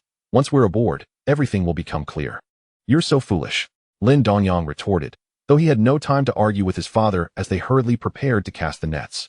As the nets sank into the water, Lin Dongyang observed the fish still trailing behind the boat, feeling a slight sense of relief. While his father continued steering the vessel, he took out the fishing rod his father had procured for him the day before. Given the unpredictable weather, it was wise to be prepared for any opportunity. Although he had earned a significant sum recently, he remained humble and appreciative of smaller gains. Just as Li Huixing had advised, one must always remain grounded. Lacking formal education and knowledge, he knew that relying solely on his past experiences would not guarantee success. Given his affinity with Mizzou, he resolved to embrace the life of a fisherman, waiting for the right moment to invest in property, which he believed would ultimately prove advantageous. Shaking his head to dispel distractions, he lifted the fishing rod, casting it not far from the boat. As he noticed plenty of fish beneath them, there was simply no chance of returning empty-handed. As expected, even without bait on the hook, he felt the rod tremble with the weight of a fish. The rod, which his father had acquired from an unknown source, felt as though it might snap under the strain. It was evident that the equipment was subpar. The fish below were strong, and Lin Dongyang did not intend to waste time playing with them. He exerted his strength to hoist the struggling fish from the water. "Father, it seems your fishing rod is indeed inadequate. I'll need to procure a better one myself," he called out, lifting the rod overhead to bring the fish onto the boat. "Wow, this is quite remarkable. I should have secretly bought a camera. These moments make for excellent material. When I'm older, I can showcase them in an album with pride. Who else could catch 5 fish at once?" Lin Dongyang murmured to himself, gazing at the wriggling catch before him. Now, he found himself slightly regretful. The fish had taken the bait, and he had reeled in a whole string of them. If he were to post this on social media, it would surely create a stir. One large, big-headed mackerel, with 2 red-blood fish clinging to its tail, writhed on the deck like 2 eels, refusing to release their grip even after being pulled from the sea. The red-blood fish were quite valuable and known for replenishing energy, making them perfect for consumption post-surgery, a timely catch indeed. There were also 2 small oil eels, for reasons unknown, clamped tightly onto the pectoral fin of the big-headed mackerel. Unwilling to let go, observing their plight, Lin Dongyang thought it might seem as though they had violated some celestial decree. After extracting the fishing hook from their mouths, he understood their desperate struggle. Anyone would feel pain in such a situation. Quickly separating the fish, he ensured they could live happily for a while longer on his boat. Once ashore, he could sell them, and from that point on, their fate would no longer concern him. Sometimes, Lin Dongyang felt like a benevolent bodhisattva, brimming with kindness. "Well, having a fishing rod is better than nothing. My father wouldn't dare let it go, so I suppose I must rely on myself," he murmured, casting his gaze over the surrounding waves. Seizing the opportune moment, he did not cast the hook nearby, but instead flung it forcefully into the water, this time attaching the tail he had just pried from the red-blood fish. In midair, it appeared as if a fish was swimming through the air. As the hook plunged into the water, Lin Dongyang stood quietly at the edge of the boat, the wind whipping his scarf, yet with something to engage him. He found no desire to rest. Suddenly, the fishing rod trembled violently. He had caught something. With swift hands, he pulled the line back, the veins on his arms bulging as a wave approached the fishing boat. Judging by the strain on the line and rod, this catch was certainly substantial. Lin Dongyang found himself straining. If he eased his grip even slightly, the rod seemed on the verge of snapping, a prospect he could not bear. Losing both a large catch and the rod would be an embarrassing misfortune for him, who had never endured such a loss since taking to the sea. In a moment of desperation, he tore the scarf from his neck, wrapping it around his hand just as the fishing rod bent dangerously close to breaking. With a swift motion, he grasped the line and pulled with all his might. His arm muscles tensed. The line was remarkably sturdy. Or else he might have lost it altogether. He felt as though he was nearing his limit. With determination surging within him, Lin Dongyang wrapped the fishing line around the edge of the boat, leveraging the vessel's strength to alleviate some of the pressure on his hands, though his arms ached terribly. "Father, come help me," he called out, glancing at the approaching wave and urging his father in the cabin. When faced with uncertainty, calling for his father was always a wise choice. "How is it that you managed to encounter trouble while fishing? I should have known better than to fetch you a rod," his father lamented. Picking up the fishing rod and glancing at Lin Dongyang with a mix of exasperation and concern. "I can't tell what kind of fish it is, but your rod is utterly useless. It nearly broke earlier. I had to pull it by hand. You know my strength. Keep an eye on that wave. Steer the boat to the other side, and let us see what this catch is." Lin Dongyang gritted his teeth and replied forcefully, watching as more line unfurled from the reel, entangling itself once more. A solitary figure engaged in a relentless struggle with a fish, their contest unfolding in a rhythmic dance of give and take. Should the man falter, his efforts would be in vain. Should the fish succumb, it would lose its very life. Neither party wished to concede, their determination unwavering, accompanied only by the splashes of water stirred by the boat's motion and the undulating waves created by the fish, tugged along by the line. However, as Lin's father exerted his strength, the fishing boat would intermittently seem to halt, then surge forward again, while Lin Dongyang diligently reeled in the line. Feeling its increasing lightness with each pull, though the fish was substantial, its strength waned, and Lin Dongyang found it manageable, his own robust physique aiding him. Observing the now tranquil waves in the distance, Lin's father emerged from the cabin, his face alight with excitement as he watched Lin Dongyang reel in the line. He had not anticipated that the newly acquired fishing rod would indeed be put to use. Initially, he thought it merely a whim of his younger son during his first outing. Clearly, he had underestimated Lin Dongyang's fortune. "Come, let me assist you. You must be weary," Lin's father called out, grinning as he moved closer to help with the retrieval. Feeling the weight in his hands, he gained newfound respect for his son's strength. Had it been anyone else, they might have struggled to bring such a creature aboard. Indeed, his son was destined for prosperity. As a sharp-nosed figure broke the surface, ensnared by the hook, Lin Dongyang finally grasped why the fish was so elusive. It was a formidable swordfish. This specimen, measuring just over 2 meters, bore a sleek black and white line along its body, its elongated snout resembling a sword poised for battle, and a prominent dorsal fin that added to its striking yet perilous appearance. "Father, thank goodness it isn't larger. Otherwise, it might have punctured our boat. How terrifying. We must reel it in quickly. You are indeed fortunate. To catch such a giant fish will yield a handsome profit," Lin's father exclaimed as he grasped the landing net, assisting in hoisting the fish aboard. Weighing approximately 200 pounds, it was no lightweight, and the father-son duo exerted themselves to bring it onto the deck. Gazing at the swordfish thrashing upon the deck, Lin Dongyang unwound his scarf, revealing red marks on his hands. However, the sight of the magnificent fish made it all worthwhile. Yet, he realized he truly needed to replace that fishing rod. Chapter 63. The floating treasure of the sea. The sky cleared, and the sea lay calm. Sunlight streaming onto the boat. Lin Dongyang laboriously pushed the swordfish aside, uncertain whether it would survive the journey back to the dock. He at least hoped to prevent it from succumbing to the sun's rays. Time slipped away, and as he beheld the seamless horizon where the sea met the sky, he felt an overwhelming sense of exhilaration, prompting him to shout joyfully. "What on earth are you making such a ruckus about? If you're so eager to shout, why not take the helm while I fish?" Lin's father replied, having watched his son reel in the colossal catch, followed by a string of 5 squids. A mix of astonishment and the desire to join in had lingered in him, but he had yet to find the right moment to voice it. At last, the opportunity had arrived. "Father, don't get carried away. Didn't you just say this morning that fishing was futile? What, can't you resist the allure?" Lin Dongyang chuckled, lifting his fishing rod, finding it empty once more, and turning to his father with a grin. Seeing the smile on his son's face, Lin's father felt it was a deliberate tease, rolling his eyes in mock irritation, yet he activated the netting machine, returning to work. If all went as expected, there would be no more leisurely moments today. As the creaking sounds of the machinery began to echo, the two eagerly awaited the catch. Upon hearing the sound, their spirits lifted. However, as the noise intensified, Lin Dongyang quickly approached, spotting a large bulge in the net, and hurriedly used the landing net to scoop out the fish, tossing them onto the side of the boat to relieve the pressure on the netting apparatus. The net was brimming with Pacific cod, known locally as bighead fish, alongside several red-blooded fish that had been nibbled upon. His initial sighting of the fish school beneath the waves had proven accurate. The local fishermen often referred to bighead fish as non-fishy. In truth, they were Pacific true cod, delectable and visually appealing. with a texture reminiscent of garlic cloves. Their taste was fresh and devoid of any unpleasant odor, and they commanded a respectable price in the market. This haul alone would cover at least a month's worth of fuel expenses, and with the recent swordfish catch, it had indeed been a fruitful morning. Once the weight was manageable, Lin Dongyang and his father together hoisted the heavy net bag. As they opened it, a flurry of big-head fish leaped out, covering the deck, followed by a swarm of crabs emerging from below. Most were sizable blue crabs, along with a few smaller flower crabs, their blue claws strikingly beautiful and delicious. Just as they finished hauling in the net, it was time to cook.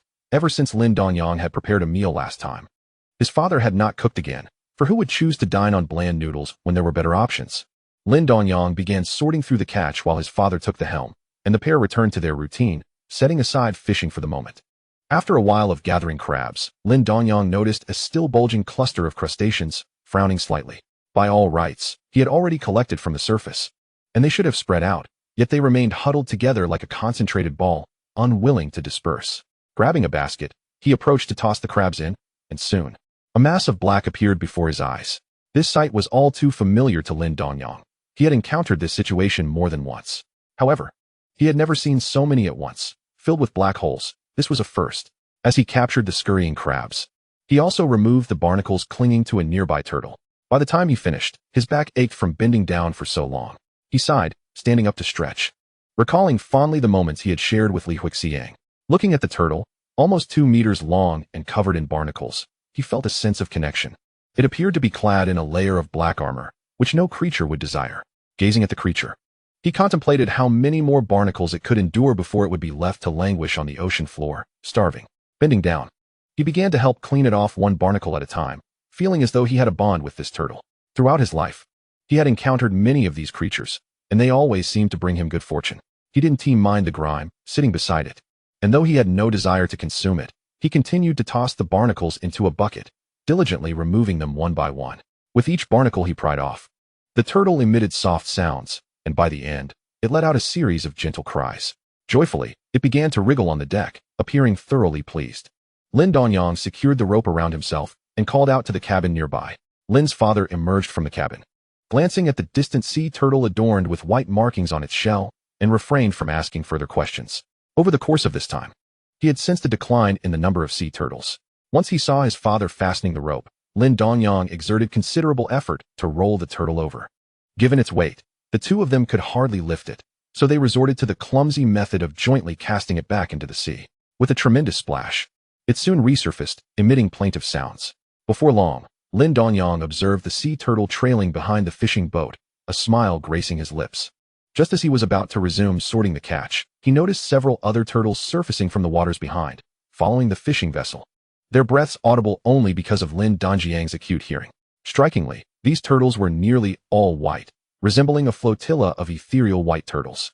Lin Dongyang focused intently for a moment and promptly urged his father to halt the boat, awaiting the approach of these sea turtles, his face aglow with excitement. For he had not anticipated such a bounty arriving at their doorstep. What trailed behind them was not merely turtles. They were floating treasures of the sea. Father, we are about to strike it rich. Let us refrain from casting the net for now. These creatures may very well be the same ones summoned by the one we just released, Lin Dongyang exclaimed, gazing at the recently liberated turtle drifting on the water's surface. Surrounded by a ring of larger, armored sea turtles, each surpassing its size, the barnacles clinging to them rendered them significantly larger than the turtle they had just freed.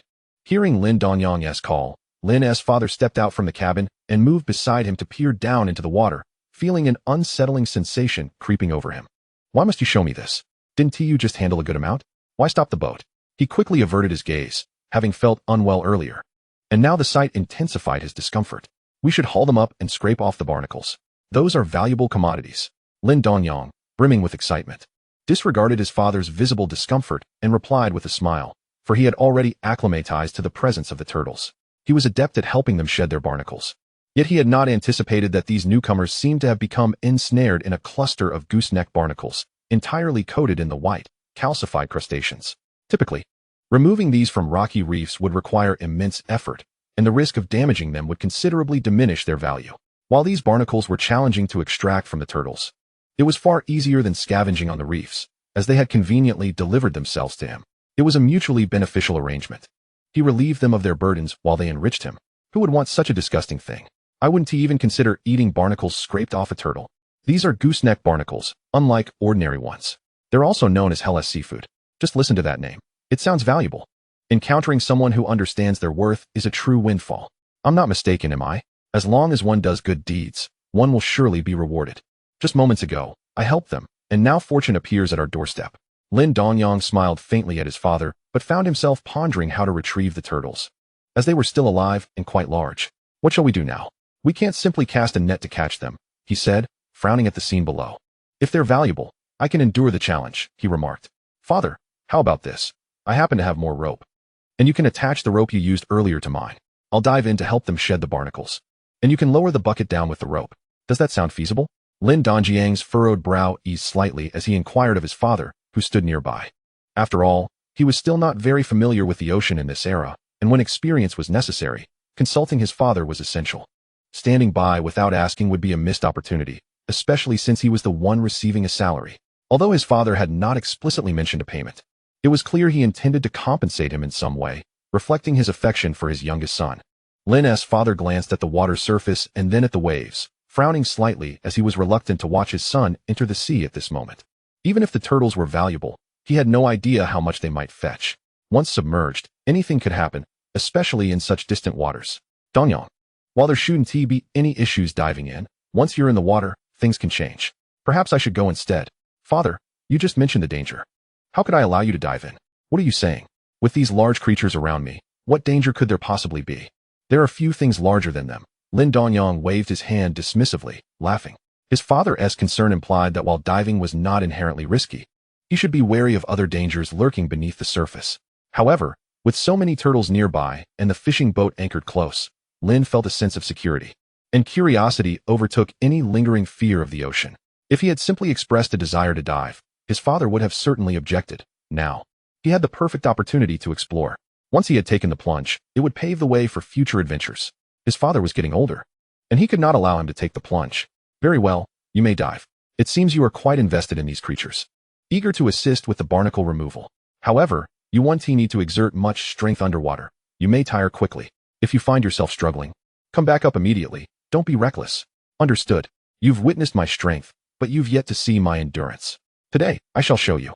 Lin Dongyang retorted, a hint of defiance in his voice, breaking into a smile. Spending time with his father had an inexplicable rejuvenating effect on him, reminiscent of his childhood. After all, no matter how grown up he became, he would always be a child in his father's eyes. Watching his father secure the rope, Lin Dongyang tightened the knot around himself and leapt into the water, landing perfectly amidst the recently cleansed sea turtles. Upon entering the water, Lin Dongyang realized that the turtle was surrounded by a throng of admirers, akin to a model strutting down a runway, drawing attention from all sides. In a way, he was advertising himself. Equipped with his tools, he cautiously swam towards a turtle exceeding 2 meters in length and gently tapped the barnacles on its shell, finding it nearly impossible to reach the carapace beneath the barnacles. These turtles were indeed unfortunate, subjected to indiscriminate attachment. Had he not intersected their path, this small group would have faced a grim fate. A faint sound emanated from the side, causing subtle ripples in the water. For reasons unknown, Lin Dongyang perceived this delicate disturbance with remarkable clarity, as if it had brushed against him. Furrowing his brow momentarily, he then relaxed, deciding to let the thoughts fade away. Dongyang, the bucket is on its way. Be careful not to injure yourself. Are these turtles docile? Do they harbor any intentions of attacking you? Lin's father inquired, still somewhat anxious as he lowered the bucket into the water. This marked the first occasion he had witnessed his youngest son diving in. While his other sons had occasionally entered the water when nets got snagged, now that the youngest was also submerged, it gave him a bittersweet sense of being rendered unnecessary. His sons had all grown up. Lin Dongyang emerged joyfully from the water, then gently patted the sea turtle beneath him. Lin's father, observing Lin Dongyang rising from the depths alongside a large white sea turtle upon which he was seated, could hardly believe his eyes. Not only was there no thought of attacking, but the creature remained utterly still. Father, you're overthinking it. Just keep the boat steady and watch me, Lin Dongyang shouted, while cautiously prying off barnacles. Initially, he struggled with the task, but as experience accumulated, his technique improved, and soon he had filled the bucket with barnacles from beneath him. The slick shell of the turtle made it difficult for him to remain seated, so he slid off and submerged once more, assisting the turtle in cleaning other areas. These turtles were not like playful pets. They wouldn't flip over for him in the water. After a futile attempt to move one, he decided to abandon the effort. However, the underwater labor was indeed exhausting. For the first time, he felt fatigued so quickly. Yet, gazing at the increasing number of gooseneck barnacles in the bucket filled him with renewed vigor. His body felt warm, and he did not feel the chill of the icy water. 1, 2, 3, Chapter 65. The Boss of the Two Foolish Ones. Lin Dongyang returned to the boat with the heavy bucket, adding a bit of seawater. The weight was burdensome, making it a struggle to lift. Perhaps you should rest a bit. They don't seem inclined to leave, Lin's father remarked, watching his son pant heavily. Father, it's fine. The sooner we finish, the sooner we're done. What if they decide to leave, or if a killer whale shows up later? Lin Dongyang, drenched, shrugged off the concern, switched buckets, and with a smile, leaped back overboard, splashing water onto his father, who had not managed to evade the deluge. As soon as he hit the water, both barnacled and freshly cleaned turtles swam towards him. Some were making sounds, while others were making soft murmurs. The distance from the water's surface to the depths was unusually lively. Lin Dongyang, noticing their heads approaching, patted each as they came near, then surfaced, riding on one turtle's back to resume his work. After tending to the upper parts, he dove again to address the underside, and the turtles, seemingly intelligent, flipped over to facilitate the task, saving him considerable effort. However, after nearly 2 hours, all the work was complete, which had delayed their netting. The time spent reducing the turtles' burdens felt worthwhile as he admired the throng of turtles and the 3 buckets brimming with barnacles. Let us hurry, next time. Avoid intruding into their homes. I might not be so fortunate again, Lin Dongyang mused, looking at the heads gathered by the boat. Gently stroking them as a ray of sunlight pierced the overcast sky, illuminating several turtles' backs, which reflected the light beautifully. Reluctantly, he turned away. Father, let us set sail. Let us go further out to net. All right, as you say. As the fishing boat's engine roared to life, it gradually picked up speed. Lin Dongyang stood at the stern, still able to see several turtles following beneath the surface, leaving trails in the water. He quickly cleaned the large fish he had caught earlier along with a few small eels and red-blood fish, tossing them into the pot, seasoning them with a bit of salt. He planned to add some noodles and shrimp just before serving. His self-created sumptuous stew, made with quality ingredients, was bound to be delicious. Even if it somehow wasn't tea, he would eat the tasty bits, and his father would finish off the rest. After all, it was all money, and certainly more appealing than plain noodles. For his father, the recent improvement in their meals was a welcome change. Otherwise, dinner would have been meager. With 4 sons and 2 daughters to support, the pressure was immense. Father, dinner is ready. We can lift the net right after. As Lin Dongyang lifted the pot lid, he called to the steering cabin. It looks like the weather is turning gloomy again. Perhaps after this haul, we should head back and call it a day. I need to find a buyer for this catch. There might not be anyone knowledgeable at this dock. The 2 of them began eating around the pot. Before they finished, the dark clouds above grew even more ominous, threatening rain, and the sea was no longer calm. As you said, let us pull up the net, Lin's father replied, glancing at the sky and nodding. The Lin family was not short on funds. There was no need to risk their safety for profit. Even if Lin Dongyang wished to continue, his father would not agree. This situation was ideal. They weren't anxious about a poor catch, allowing them to remain calm. As the net was gathered, the winch emitted a creaking sound, indicating there would not be a significant haul. Even if there was a surge, it would be minor. On Lin Dongyang's boat, a surge was grated. The sound of the winch determined the severity of the catch. Father, there are some blue-scaled fish. These fellows haven't left yet. The bounty in this stormy weather is quite good. Rarely do we come back with dissatisfaction from a haul. And we haven't even spotted any schools of fish. Lin Dongyang leaned against the boat, pushing the net towards the inner side of the hull. As the net opened, several eels with white spots slipped over the pile of fish, causing a commotion among the cucumbers. He grabbed a basket, scooping up the more vigorous ones, and assisted his father with the net, shaking off the sea mud before changing direction and re-lowering the net. One steered the boat, while the other collected the catch. But halfway through, Lin Dongyang felt a strain in his back. The strenuous work in the water had taken its toll on him. He had to switch places with his father. Observing the increasingly darkening sky, Lin Dongyang felt a pang of anxiety, prompting him to speed up. The waste of diesel and missed opportunities weighed on his mind. However, having already secured 3 buckets of fish, he chose not to dwell on it. Safety was paramount. Otherwise, he would be earning a living without the chance to raise his second child. The regrets of the previous generation must not be repeated in his own life. The small engine aboard the boat roared louder, distracting Lin's father, who was bent over collecting fish. He looked up toward the cabin, watching the ever-increasing speed of the boat. Contemplating, he ultimately chose silence. He realized he would need to gradually allow Dongyang to take the helm. Strictly speaking, he was still the one operating the vessel. Although he worked, compared to his younger son, he had become more of a bystander. If Lin's mother knew, She might have something to say about it. So he resolved to let Dongyang take over starting tomorrow. Let us haul in another net. When they arrived at the dock, it was clear that their vessel was the only one that had returned. However, the dock was bustling, lively and chaotic. With someone tearing a cloth bag into triangles and placing it on their head, hands clasped together as if in prayer for rain, only to be scolded by an elderly man nearby. As Lin Dongyang searched for his mother, he began unloading the catch from the boat. Oh dear. Why is there so little today? Aren't we supposed to be lucky? It seems that luck has run dry, a matron remarked, eyeing Lin Dongyang's less than full boat with a hint of disdain. The weather certainly complements the atmosphere. Lin Dongyang cast a sidelong glance at her. Indeed, indeed. He then resumed his tasks in silence, though he did throw a meaningful glance at his mother. He proceeded to transport the goods to find Longzi. Brother, do you have any assistance today? Lin Dongyang inquired, observing a young man standing beside Longzi, smiling as he spoke. What are you saying? This is my boss. How could I possibly make him work? Dongyang, how's your harvest today? Longzi clapped his hands, offering a rueful smile as he began weighing the goods. Lin Dongyang stood to the side, watching him with curious interest. It was quite unusual for someone to wear a suit at the docks in this era. He was not the only one intrigued. Many eyes turned in their direction. You must be the Lin Dongyang who consistently supplies Longzi with quality goods, correct? I am Cui Xingxing, the owner from Haibencheng in the county. Upon finishing his introduction, he extended his hand, pausing before Lin Dongyang. Chapter 66, An Unimaginable Price. Lin Dongyang quickly wiped his damp hand on his clothing and shook his hand. He was still somewhat unaccustomed to handshakes, but given the appearance of this boss, it was likely he had just returned from abroad, which seemed reasonable. Young individuals returning from overseas often carry with them the habits of outsiders, a fact he could understand. However, this man appeared quite amicable, and Lin Dongyang was familiar with his name.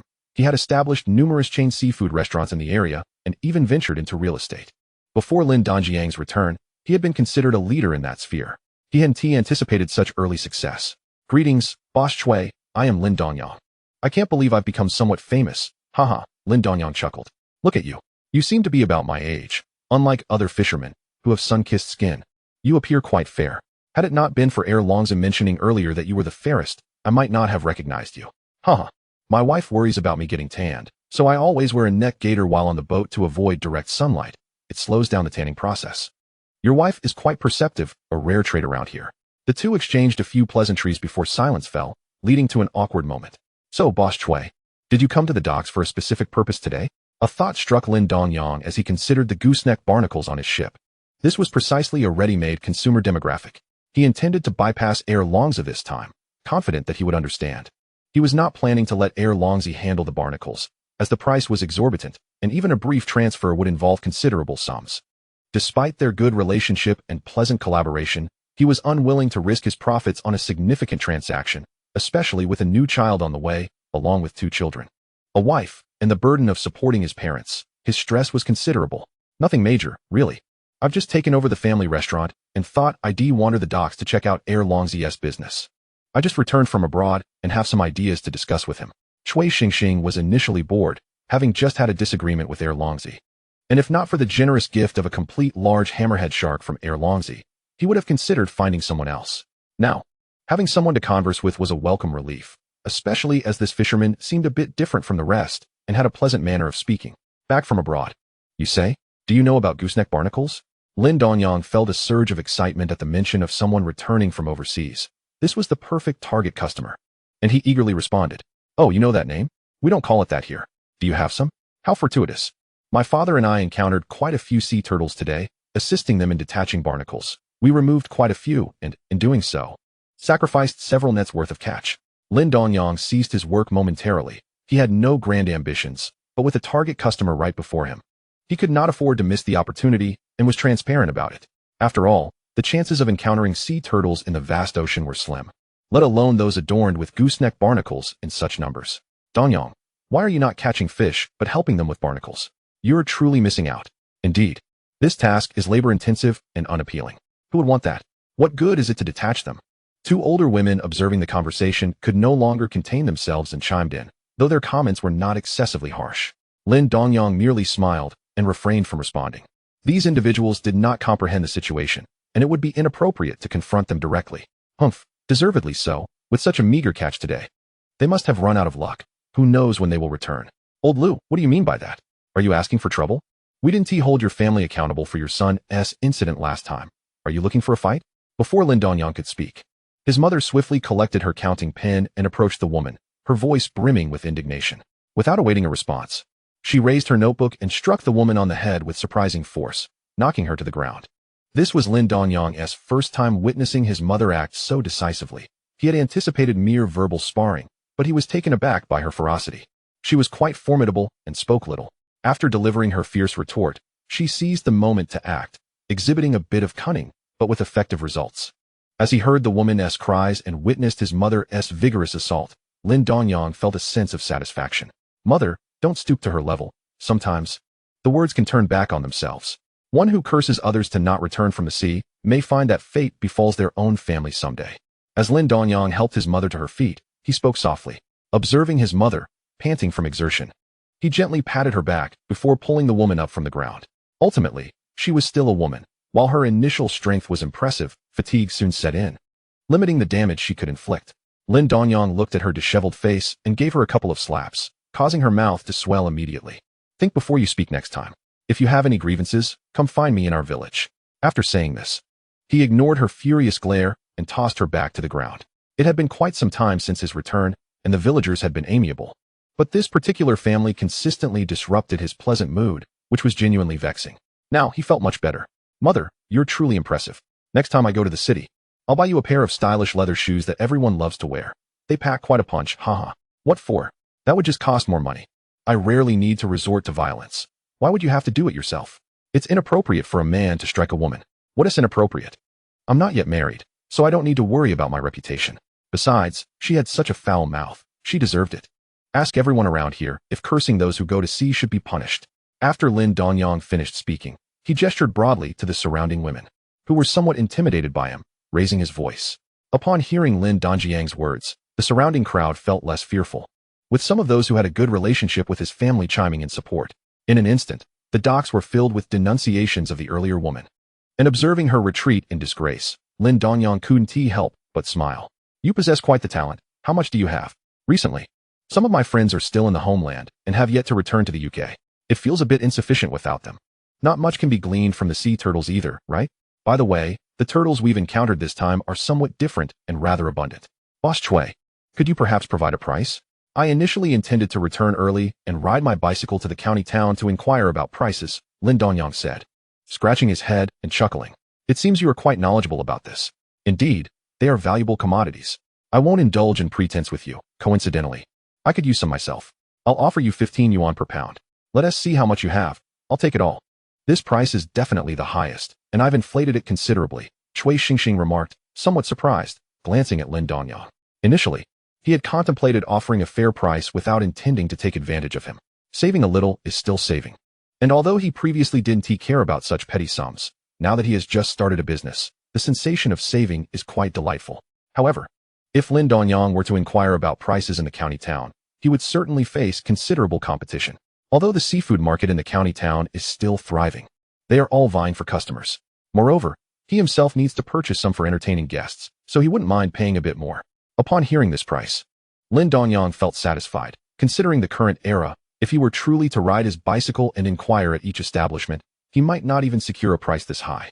He was somewhat taken aback. However, if he were to entertain foreigners, it wouldn't be deemed expensive. Eastyong, Boss Chui is genuinely a good person. You can trust him. This sea chicken foot is collected by others too, but not many are aware, and it doesn't even reach 10 yuan per pound, Chui Xingxing added. Alright, since you, second brother, have spoken so, I see that Boss Chui is indeed a good man. I shall return to the boat to fetch the goods. Please wait a moment, Lin Dongyang responded with a smile, leading his mother toward the boat. The surrounding crowd, upon hearing this price, reflected on their earlier comments about Lin Dongyang, realizing that the boy did not look down upon them, and their faces flushed with embarrassment. They felt a bit awkward and avoided making eye contact. Chapter 67. Intervening in cooperation. This boy is quite commendable. He surely understands that the price wouldn't be low. I am quite ignorant of this, and just earlier I mentioned he wasn't fishing, solely focusing on this. I truly feel humiliated, one remarked. Oh, what shame is there? Eastyong hasn't said anything about you. Besides, we are merely simple village women. It's normal to be unaware. Alright, let us hurry over, another added. Yes, let us see how much there is. Eastyong mentioned quite a bit, I wonder how much it truly is, they continued, surrounding the discussion with a hint of admiration as they watched the Lin family trio approach, each carrying a bucket, yet none harbored jealousy. In this day and age, while some may feel a twinge of imbalance watching others earn substantial sums, they understand that it is all earned from the sea. Merely dreaming of a time when their own family might also prosper. Rarely do they harbor feelings of resentment. However, for those engaged in side jobs, if discovered, they would wish to report them cleanly. After all, they rely on their own labor to earn a living. While those who do nothing at home are buying washing machines and televisions, how could they not feel a tinge of bitterness? Thus, since Lin Dongyang's return, he has never once contemplated engaging in such work. Even in times of dire financial need, his thoughts were solely on venturing out to sea. 3 buckets? Judging by the boss's demeanor, this must be scarce. I never anticipated East Yang could procure so much. Even if it's diluted with water, it should still be quite valuable, one mused. Indeed, East Yang's luck is truly remarkable. It seems the goddess Ma Zhu is favoring him with sustenance. He has never returned from the sea without profit. Initially, I thought he returned early today, with little catch aboard. I assumed Ma Zhu had bestowed her fortune upon another. How frustrating. When will it be our Zhang family's turn? Listening to their attempts to conceal their thoughts, Lin Dongyang felt a bit helpless. Yet he knew he could not silence them. Absent from the dock, he found it somewhat dull. It wasn't yet evening, and those who had gone to sea had yet to return. Gathering like this was quite normal. Had he not returned, his mother would likely have been among them. Second brother, could you assist in weighing this? I'll think of you for good goods in the future, Lin Dongyang said, handing the bucket to the eager second lousy. What you're saying is true, we're brothers. What is the fuss? Given this high price, it is only natural for you to desire a larger share. Uncle Lin and my boss are right here. I want to be upset, he replied. Then that is settled. Let us pour it out. Be careful. It's a bit heavy. As they conversed, they poured the water out. What was once a full bucket barely covered the bottom of the iron basin. Perhaps the basin was simply too large. My goodness, with the bucket.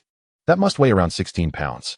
Without the bucket, it should still be around 14 or 15 pounds. That's quite a lot, second lousy remarked. Boss Chui, can you consume all this, or should we reconsider the price? Lin Dongyang asked, directing his words at the perpetually calm Chui Xingxing. Not at all, as I said. I'll take it all, and the price remains unchanged. It wouldn't be appropriate to lower it simply because there's more. However, if you have good items in the future, you can sell them directly to me, and rest assured, the price will be the best, Chui Xingxing replied. Hearing this, Lin Dongyang nodded with delight. He hadn't expected to encounter a boss upon returning early, and that in the future, he could deliver his good finds directly. Given his luck, he was certain there would be more opportunities ahead. While it may not be apparent after just a few instances, accumulating more would indeed amount to a considerable sum. These 3 buckets, after accounting for the bucket, total 42 pounds. If priced at 15 yuan per pound, that would amount to 630 yuan, second lousy remarked enviously. I didn't bring that much money with me today. Second lousy, could you cover for me? I'll repay you tomorrow at the store. Also, I'll need you to call a vehicle to help me transport it. The money will be on me. Lin Dongyang said. Calling a tractor? That's hardly an expense. Second lousy replied. Let us not dwell on that. What have you thought about the matter we discussed? The money is right before us. Were it not for my unfamiliarity and my father's assurance of your good character, I wouldn't have considered partnering with you. Lin Dongyang said, turning to speak quietly with Boss Chui, though his keen ears caught every word. Well, the primary issue is that the upfront cost is quite substantial. I would need to put everything I have on the line, second lousy admitted, scratching his head awkwardly. He had contemplated pursuing his own ventures, and the opportunity was indeed present, yet he was hesitant to invest all his funds. What if it didn't pan out? If he lost the money, he would also lose his current job, and having earned quite a bit in the past 2 years, he was reluctant to part with it. Just 10,000 yuan. I'll cover 20%, you take 80. Were it not for the fact that this venture is primarily yours, I wouldn't even consider granting you shares. Lest I be branded a capitalist leech. I have no desire to be scorned by you, Chui Xingxing said, his patience wearing thin. All right, I'll take 30%. If I offer more, you will certainly have objections. This kind of decision must be made swiftly, he added. Even if I were to take 70%, that's still 7,000 yuan, which is quite a lot. Boss Chui, I certainly want to speak ill of you behind your back. Could you not contribute a bit more? Listening to their conversation, Lin Dongyang felt a spark of realization. It dawned on him that this was indeed the moment second lousy had risked everything to venture out on his own, and he had subsequently thrived remarkably well. They had become exclusive suppliers for the seafood market and had even delved into retail, and unbeknownst to them, there were already shares in the very seafood market they were discussing. Moreover, it seems that the second deaf man is somewhat reluctant. It's understandable, after all. It is no small matter to part with hard-earned money. Brother, how about letting me join in as well? Lin Dongyang approached the two and whispered. Upon hearing this, both turned to regard him. The second deaf man appeared both pleased and puzzled, while Cui Xingxing gave Lin Dongyang a scrutinizing glance. His willingness to proactively offer assistance indicated he possessed discernment. Cui boss, let us converse over there. Just now, Dongyang could hear us, and others might catch on as well. The trio gathered and retreated behind the stall. Dongyang, do you have a general understanding of the situation? Essentially, our family will invest the funds, gain a stake, and provide a channel for sales, while the rest will be managed by the second deaf man. We merely await dividends. If you choose to participate, your share will be drawn from what he earns. Cui Xingxing regarded the second deaf man with a serious expression. He had already provided him with sustenance. If he were to reject this opportunity, he would have little to say in response. Besides, Lin Dongyang seemed to have a streak of good fortune. Perhaps his involvement could enhance their business prospects. Although he had studied abroad, he held a firm belief in metaphysics. This is splendid. I happen to have limited funds, but regarding the profit-sharing, brother, I can contribute 3,000 yuan for a 20% stake. The remaining 1,000 shall serve as compensation for your expertise and hard work. What do you think? This venture relies heavily on your input. Lin Dongyang contemplated before speaking, determined not to let this golden opportunity slip away. Though he lacked business acumen, he recognized that both individuals before him had thrived in their previous lives. Inserting himself into their endeavor should not pose a significant risk. Even without the seafood market, embarking on his own venture would not lead to substantial losses. He considered it a means to amass wealth for his future son, sparing him the burden of debts and potential ruin before marriage. Chapter 68, Agreement Reached. The second deaf man pondered Lin Dongyang's proposal, becoming increasingly convinced of its merits. This way, he could avoid depleting his family's savings entirely, and he wouldn't have to face the prospect of being ousted by his wife for a few days. Moreover, Lin Dongyang was essentially investing 1,000 yuan to buy into his expertise. If it had been a few hundred, he might have hesitated. But a genuine stake was worth the extra expenditure. After all, he had already gifted a sizable shark, which held considerable value. He hadn't anticipated Lin Dongyang's decisiveness in parting with 1,000 yuan, which stirred a sense of reluctance in him. Dongyang, don't think of brother as taking advantage of you. You understand that in this business, I provide the primary effort, and Cui boss has the sales channels. Even if we can't sell externally, there's still the seafood market. Your investment of 1,000 yuan is bound to yield returns. The second deaf man grinned at Lin Dongyang, pleased with the prospect of pooling resources together. Observing Lin Dongyang's straightforward demeanor, he felt he was someone worth collaborating with. Brother, you needn't worry about me profiting at your expense. Once we start making substantial profits, you cannot hold it against me. Lin Dongyang chuckled, feeling elated internally. He had expected the second deaf man to negotiate, but to his surprise, the 1,000 yuan was indeed settled. With an additional 2,000, he would secure a 20% stake without needing to lift a finger, merely awaiting his share of the profits. It was akin to investing 1,000 yuan for 40 years' worth of expertise from the second deaf man. He felt a twinge of guilt, but he knew that once the second deaf man agreed, there was no turning back. He understood the second deaf man's character. Given that Cui boss was venturing into real estate, he would likely not swindle him out of this modest sum. This business opportunity was tailor-made for him. Most importantly, it required minimal effort on his part, merely invest funds and await dividends. Simple and straightforward. Now, let us not get ahead of ourselves. We haven't even earned a penny yet, and you're already dreaming of great fortune. With your luck, be sure to look out for our business. Cui boss, do you have anything to add? The second deaf man beamed at Cui Xingxing. As long as you have no objections, the main task still falls on you. As long as you don't have regrets, that's all that matters, Cui Xingxing replied blandly. He regarded Lin Dongyang with newfound respect.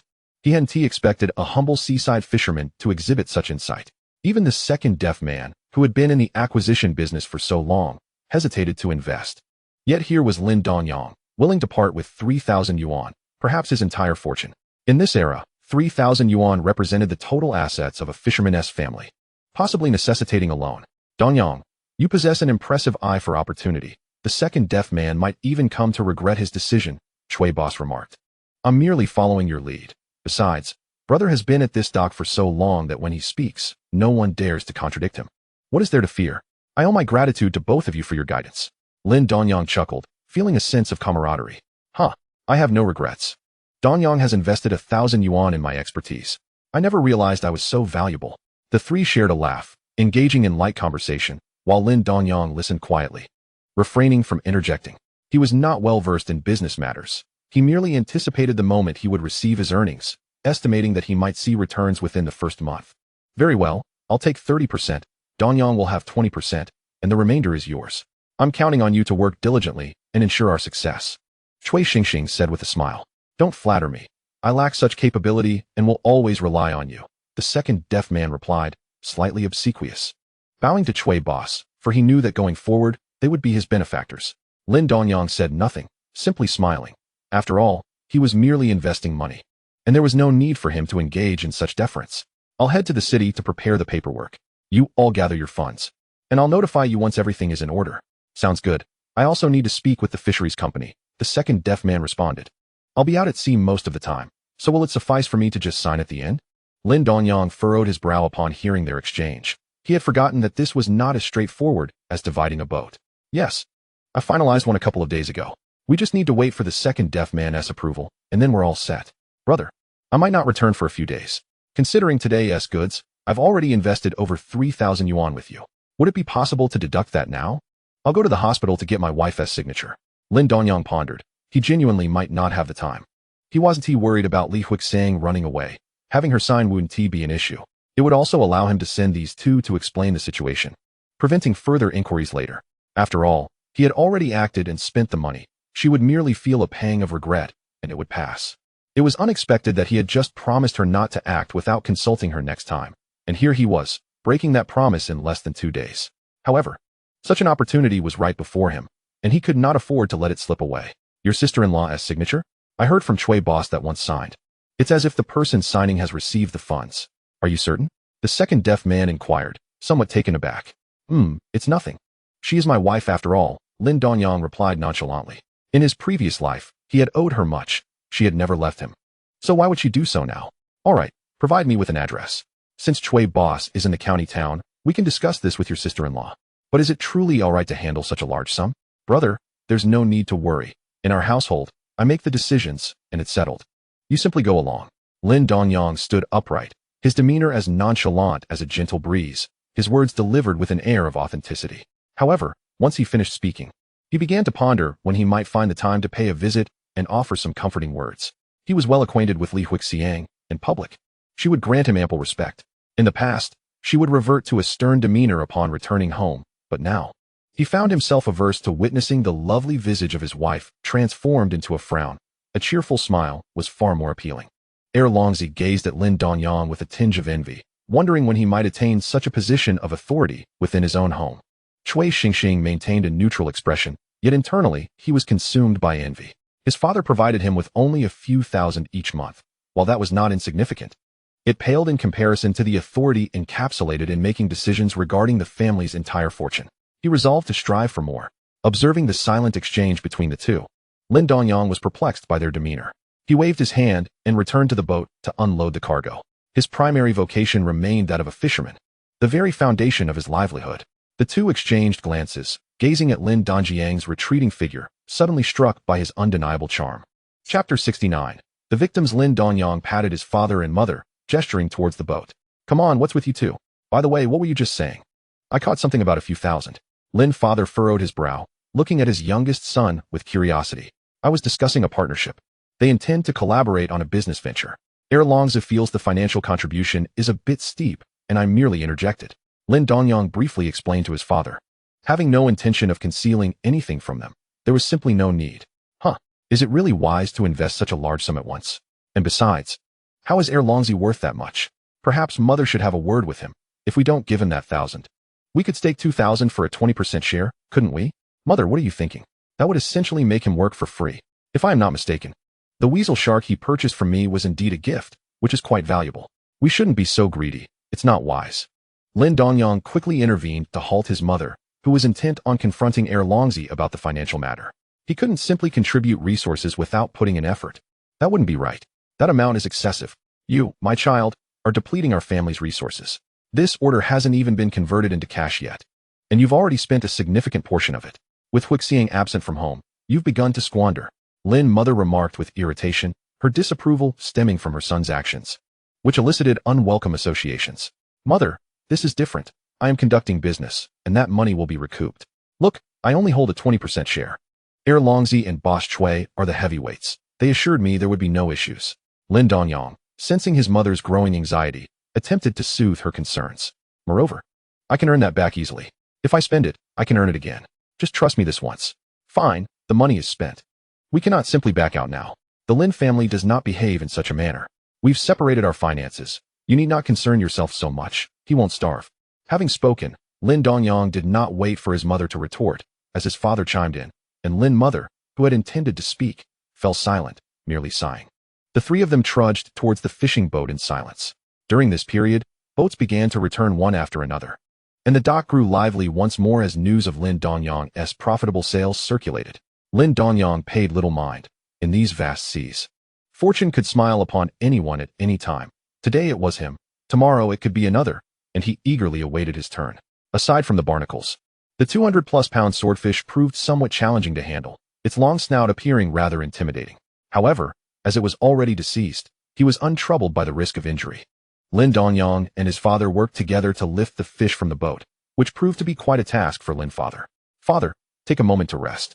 I'll handle the rest. There isn't much left, Lin Dongyang remarked, rolling up his sleeves and stepping aside. Before long, he had cleared the few remaining catches from the boat, leaving his mother to oversee the weighing of the goods with Longzi. Though she was jotting down numbers, her gaze remained fixed on Longzi. Unable to persuade her to avert her eyes, Lin Dongyang resigned himself to her watchful scrutiny. After all, 3,000 yuan had been so easily spent. While he was confident in the eventual profits, she could not know that, and her reluctance was entirely understandable. It was Longzi who would have to endure the burden of her gaze, weighing the goods while being subjected to her unwavering attention. One could only imagine how uncomfortable that must feel. Lin Dongyang shook his head and returned to assist his father in moving the swordfish to Longzi's side. Unable to suppress a chuckle at his exasperated demeanor. Dongyang, what are you laughing at? Hurry and explain to Andy. If you don't, she might think I suggested giving this money. She'll believe I'm being unreasonable to my brother. Brother, just let my mother see. I cannot help it. After all, the money has been spent. Lin Dongyang replied with a smile. It also shows that my mother holds affection for you. After finishing the transfer of the fish catch, Lin Dongyang joined his father in weighing the swordfish. It weighed an impressive 230 pounds, exceeding his expectations. Since his strength had increased, he found it challenging to estimate accurately.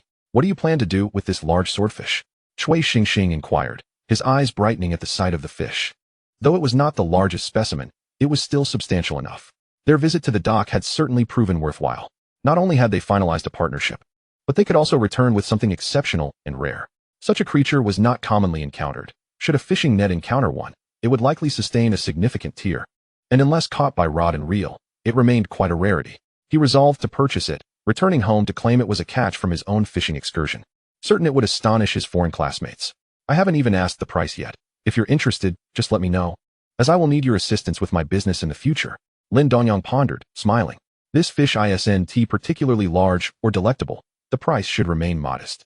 However, if it's a favor, I wouldn't mind. That's unacceptable. Business is business. How does 200 sound? That should be a fair price. However, how did you manage to catch this fish? It seems unlikely it could be caught in a net. Cui Xingxing questioned, puzzled. Lin Dongyang glanced at him, surprised to find the price was quite reasonable, approximately 8 or 9 jiao per pound. He mused that wealthy individuals could indeed be quite generous. He felt an eagerness for Cui Xingxing to venture into real estate, having heard that those in that field were even more affluent and generous. You're not mistaken. I was simply fishing on the boat, and it took quite a bit of effort to land it. What kind of rod did you use? I too enjoy fishing, and we could discuss techniques. I didn't realize you had time for such leisure. Well, I actually pulled it in with fishing line, Lin Dongyang admitted sheepishly. Scratching his head, his fishing rod was rather unimpressive. Cui Xingxing, let's tally this up, including the 200 for the swordfish and 630 for the barnacles. That brings us just 50 cents shy of 900. I'll round it up to 900. Your luck is remarkable, just as you spent money on business. You've earned a fortune with this catch. The two deaf individuals gazed at Lin Dongyang with gleaming eyes. Their fortunes seemed to align favorably with his investment, promising a prosperous venture ahead. Lost in this thought, they began to chuckle foolishly, leaving onlookers around them in a state of bewilderment. Cease your laughter. It is quite unbecoming, Lin's mother remarked, exasperated by the incessant giggles of the two. She snatched the list from his hands, meticulously scrutinizing it, wishing fervently for any errors in his calculations. Madam, your son has nearly spent the same amount of effort in this venture as I have, and yet you remain irate. The deaf man retorted with a huff.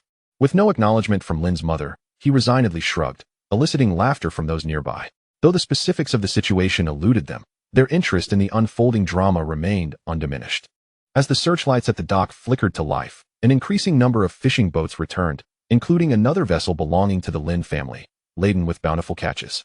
At this moment, Lin Dongyang, alongside several of his brothers, busied himself with the tasks at hand.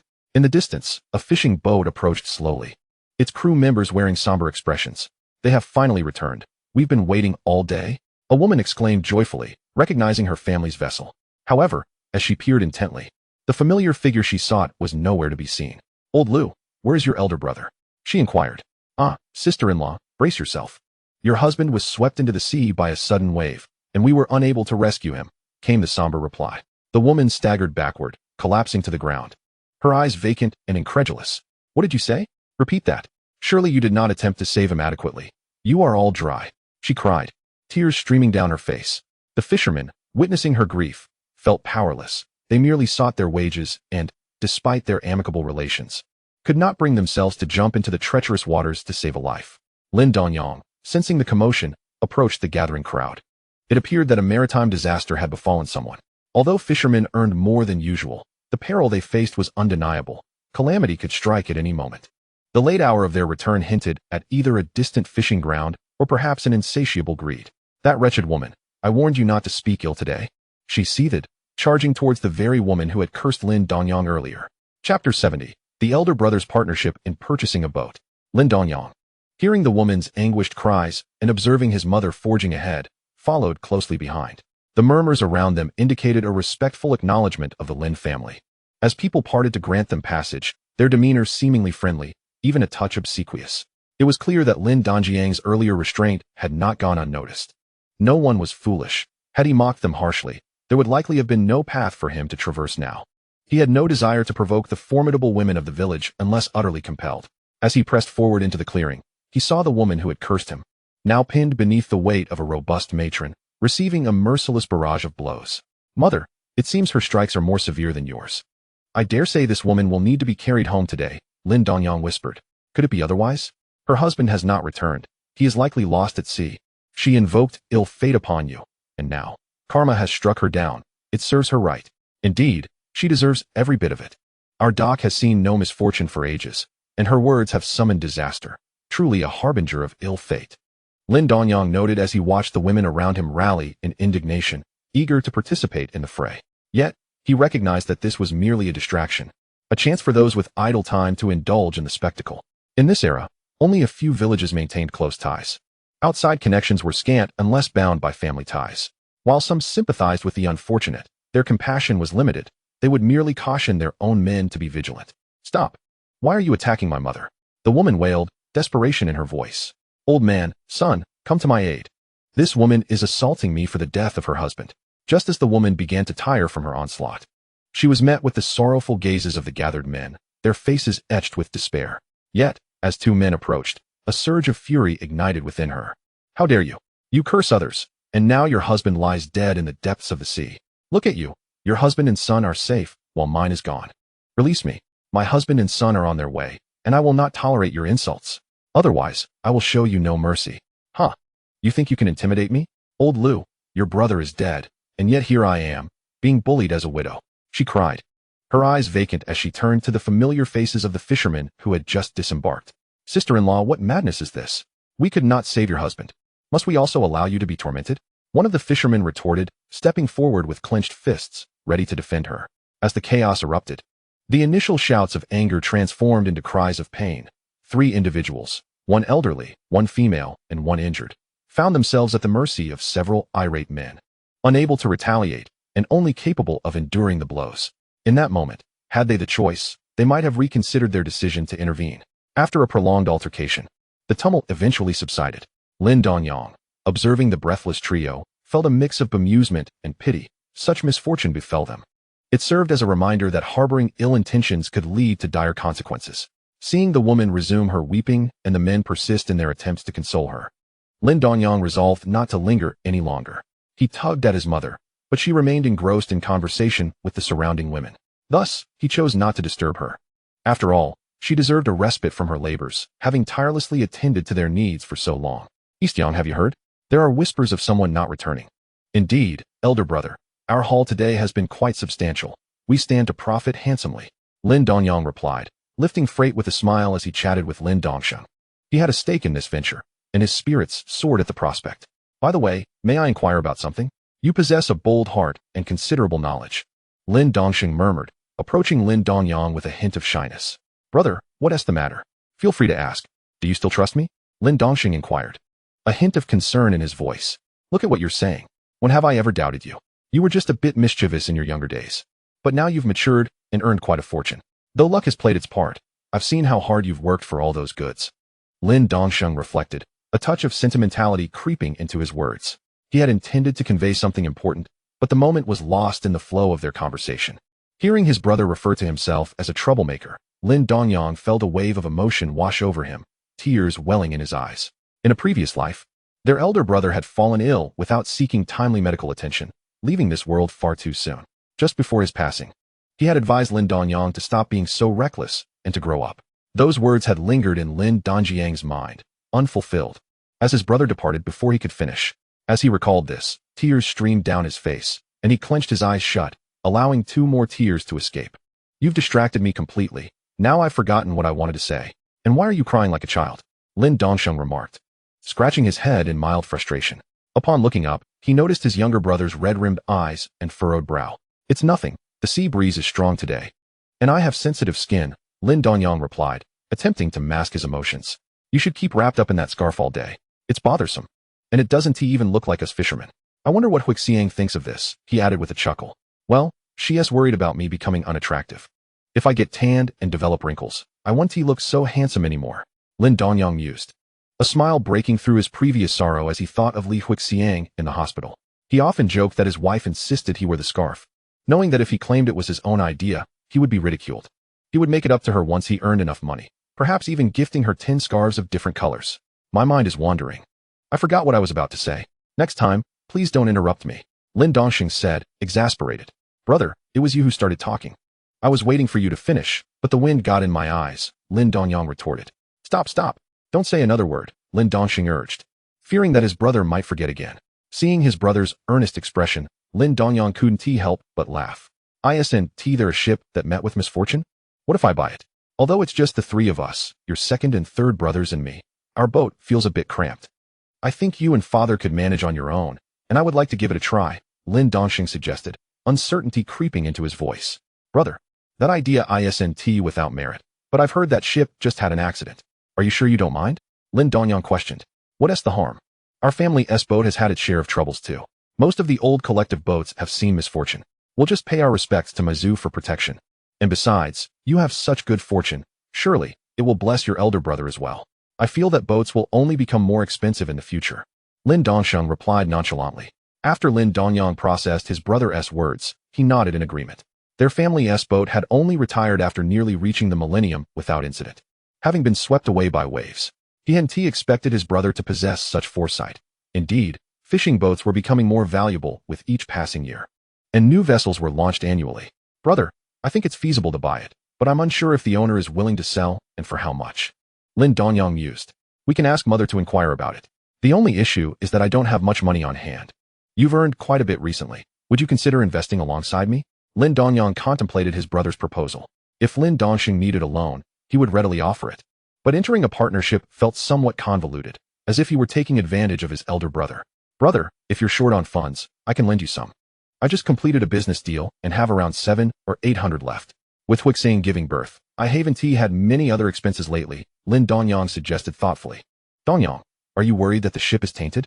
If I borrow money from you, it would deplete my savings and put me in debt. You know how your sister-in-law is. She might get upset, and I fear her silence could lead to illness, Lin Dongyang explained, his tone serious. Also, don't fault me. Brother, ever since we split the boats, I've noticed our catch has increased significantly. I'm certain it's Mizu's blessing for you, which inadvertently blesses us as well. If you don't invest, I wouldn't have seriously considered purchasing that ship, he continued, expressing his thoughts candidly. Lin Dongyang laid out his sentiments plainly, trusting his younger brother without reservation. If Lin Dongyang didn't want to invest, he would abandon the idea of buying the ship and save up for a new one later. His superstitions were unwavering. Lin Dongyang was taken aback by his brother's perspective, feeling a mixture of amusement and exasperation. Although he indeed felt fortunate, having made a considerable sum in a short time without encountering any mishaps, he couldn't help but feel that his elder brother was being overly superstitious. Brother, you're quite superstitious. It's not that I find the ship undesirable. I just think you might be at a disadvantage. If that's the case, I'll contribute more and take less of a share, he offered, contemplating the situation. He hadn't anticipated being bound to the ship by his elder brother's insistence on partnership due to his good fortune. It was a first for him. Let us see how it goes. Even if we can't buy the ship this time, I'll still want to partner with you on the next one. There's no way we'll lose money. Even if I incur losses, I'll ensure you recoup your investment first, Lin Dongyang assured him. Brother, you said I'm lucky. If we can't even recoup the money spent on the ship, that would be quite disheartening, Lin Dongyang replied, shaking his head with a smile. Future vessels are bound to be productive. I could earn money even with my eyes closed, and they'll last for many years. There's no way this venture will lead to losses. With that thought, Lin Dongyang felt a surge of inspiration. If his brother hadn't brought it up today, he might never have considered purchasing a new boat. However, there was no rush. He would wait until Li Huixiang returned before making any decisions. He was hesitant to spend any more money, especially considering that in just a few days, he had already spent nearly 4,000, partially due to his brother's contributions. If Li Huixiang returned and saw their savings dwindled from 6,000 or 7,000 to just a few hundred, she would surely have her thoughts on the matter. He resolved to work even harder, hoping to earn back whatever he could. What are you two whispering about? I just returned, and you two are standing around idle. Their mother called out. Mother, brother was contemplating which ship to purchase and came to discuss it with me, asking for my investment. He was about to ask you to inquire about it. So this is perfect timing for you to step in, Lin Dongyang explained quickly, noticing the momentary hesitation from his elder brother. As soon as he finished speaking, footsteps echoed behind them. So, you don't consult me and instead involve your younger brother? What does he know? Their father grumbled, setting down the basket in displeasure, clearly irked by Lin Dongyang's actions. Father, my younger brother is quite fortunate. Lin Dongyang stammered, scratching his head awkwardly. With that, he turned to his father, ready to absorb any reprimands. Well, you all can discuss it. I have work to do. Their father said, feeling somewhat conflicted about his eldest son's words. He left with a single remark, picking up the basket to continue weighing the catch. The three of them watched as their father hurried off, momentarily stunned by the abruptness of his departure. Forget about your father. He has been acting like a child lately. We've all grown up and don't need his guidance anymore. And he should be grateful. What are your thoughts? That ship has just had an incident. Mother, our family has faced its share of tribulations, yet over the years, we have remained unscathed. As long as we maintain our sincerity, surely nothing will go awry. Furthermore, with Dongyang having a stake in the matter, how could there be any trouble? It is common knowledge that the ship encountered a mishap, and perhaps we could procure it at a discount. By the time everyone regains their composure, the price may very well surge. Brother, you are quite the thinker for an honest man. Your elder brother is indeed straightforward, not foolish. If you have made up your minds, I shall inquire further. After Lin Mu spoke, she felt her eldest son's words held merit. Her younger son was undeniably fortunate. She had been meticulously overseeing the weighing and counting, and she was aware that the recent catches from their old vessel had indeed increased. With the household's finances flourishing, all thanks to her younger son's diligent efforts. Her steps quickened at the thought of perhaps acquiring another ship. If Lin Shui were to possess such a vessel, she would undoubtedly command respect within the village. How delightful. Lin Dongyang, intending to impart a few last words to his mother, observed her quickening pace, and as she began to run, he lowered his raised hand. Then, brother, please inform our second and third brothers. I shall attend to the weighing of goods. Mother left the ledger with me. Lin Dongyang offered a wry smile to his elder brother, securing the ledger, and, alongside Lin Fu, lifted 2 baskets of fish. They silently approached the stall of Longzi. As the day was filled with tasks. However, if his elder brother were to purchase a ship, their lives would surely improve. With 2 brothers each possessing a vessel, they could earn even more. In truth, he would find himself with 3 ships, along with a 30% stake in a company. It was astonishing that so many accomplishments had materialized in such a short time since his return. He felt a surge of excitement upon reflection. What are you thinking? You have miscounted, Lin Fu remarked, glancing at the numbers in the ledger with an exasperated tone. Finally, we can converse. I was nearly at my wit's end. Father, how astute you are. I am in awe of your capabilities. You should take over the counting. I shall handle the laborious tasks, Lin Dongyang replied. Having felt awkward standing there, he quickly handed the ledger to his father. As he took the basket from Longzi and made his way to the ship, Longzi noticed Lin Fu staring intently at him, swallowing hard in resignation. Cui Xingxing observed the lively family scene and the stark contrast of his own situation, finding it quite amusing. This was far more engaging than he had anticipated in his homeland. A sense of belonging blossomed within him as he cheerfully assisted Longzi in their tasks. I have brought the individual here.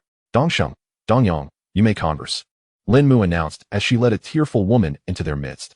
While she felt a sense of joy, she remained mindful of the woman's emotions, maintaining a stoic expression. Lin Dongyang noted that his mother possessed an inherent tenderness, treating everyone with equal kindness, though he wished she would refrain from being so garrulous. After a brief discussion, they settled on a price of 1,000 yuan. The woman, having only a young son who could not operate a ship and with no intentions of sending family members to sea again, decided to sell as soon as an offer was made. Then I shall return home to fetch the money. Please wait a moment. Shall we finalize this today? Certainly.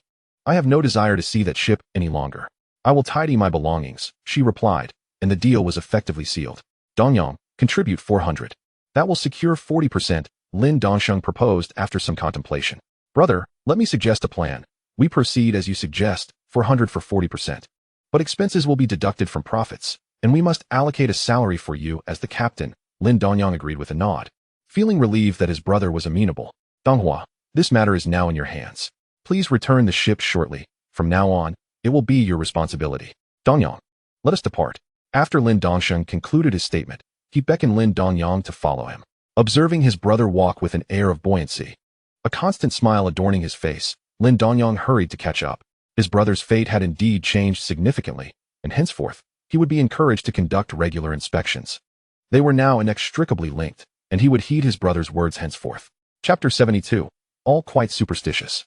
Lin Dongyang emerged from the house with money in hand, coincidentally encountering Lin Dongyang, who emerged with a sheepish grin, trailed by a sister-in-law whose expression was far from pleasant.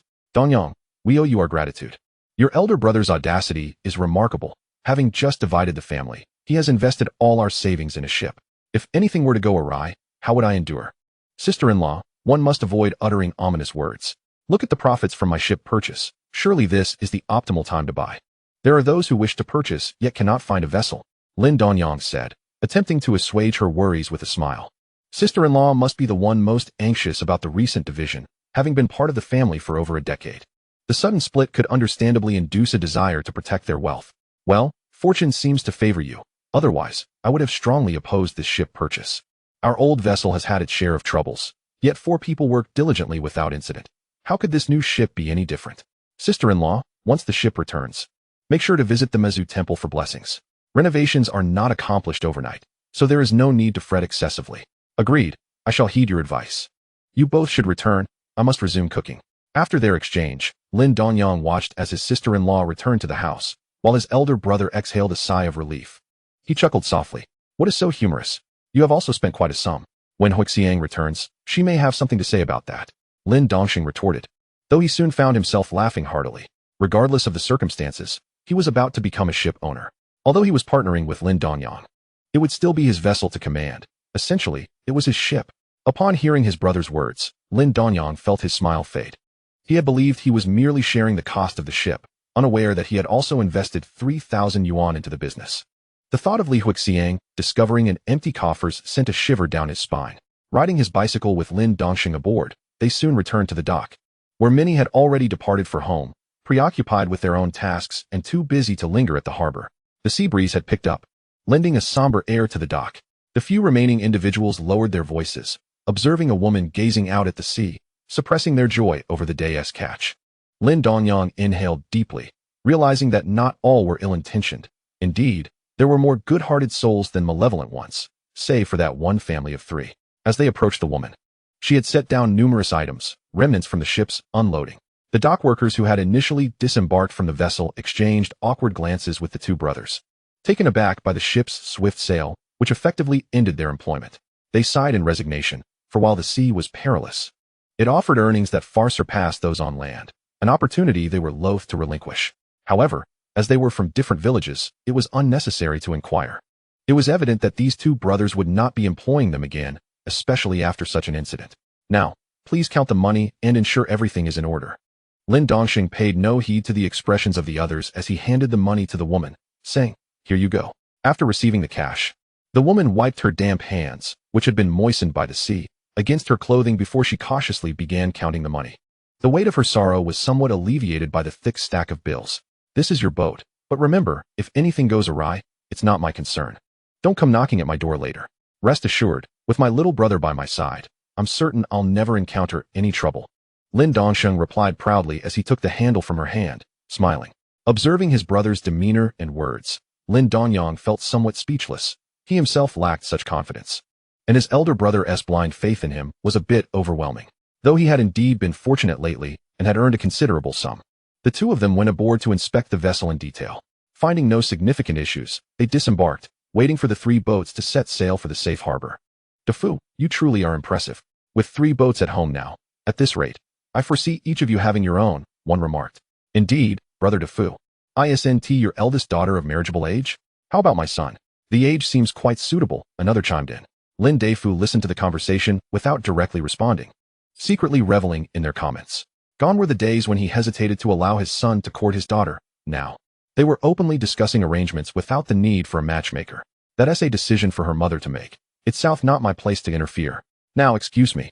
I must board and take the helm, Lin father declared, puffing out his chest and tossing a notebook to Lin mother before stepping onto the boat. Lin Dongyang, stretching his back, did not follow Lin Dongyang onto the boat, instead pushing the cart home with his 3rd brother. Look at you, for such a short distance. You still had to ride your bike. You didn't think about the return trip, did you? The wind is so strong it's dirted the bike. We'll need to have Ji and Hai clean it well, Lin mother complained as she pushed the bicycle, though her face was alight with excitement. She had indeed pushed a bicycle before and, noticing the women who approached intermittently, took her time as well. Onlookers at the dock gazed enviously at the 3 neatly lined vessels as they departed one after another. Initially, 3 boats seemed inconsequential, but the fact that they all belonged to one family was impressive. When will our family have 3 boats too? They mused. Just thinking about it seemed far-fetched. Such good fortune was rare, and it required substantial investment. Yet, the Lin family was undeniably wealthy, having just acquired 1 boat and now another. You have no idea how much their youngest son has earned recently. I heard he has started a business with partners, someone remarked. Who would have thought that once timid boy would turn out to be so capable at sea? Meanwhile, Lin father cleared his throat. It's been a while since we held a family meeting. Today, with Dongyang having purchased a boat, it's high time we convene. Sipping the hot water poured by his daughter-in-law, he continued solemnly, now that Dongyang has acquired a boat and is in partnership with Dongyang, it would be inappropriate for you to take a share in it. I propose to rent this boat to you 2 brothers. Dad, that won't do. You and big brother can withdraw, but the little brother cannot. How about this? Big brother can take 1 share. Is that acceptable? Lin Donghua interjected anxiously, his voice raised uncontrollably.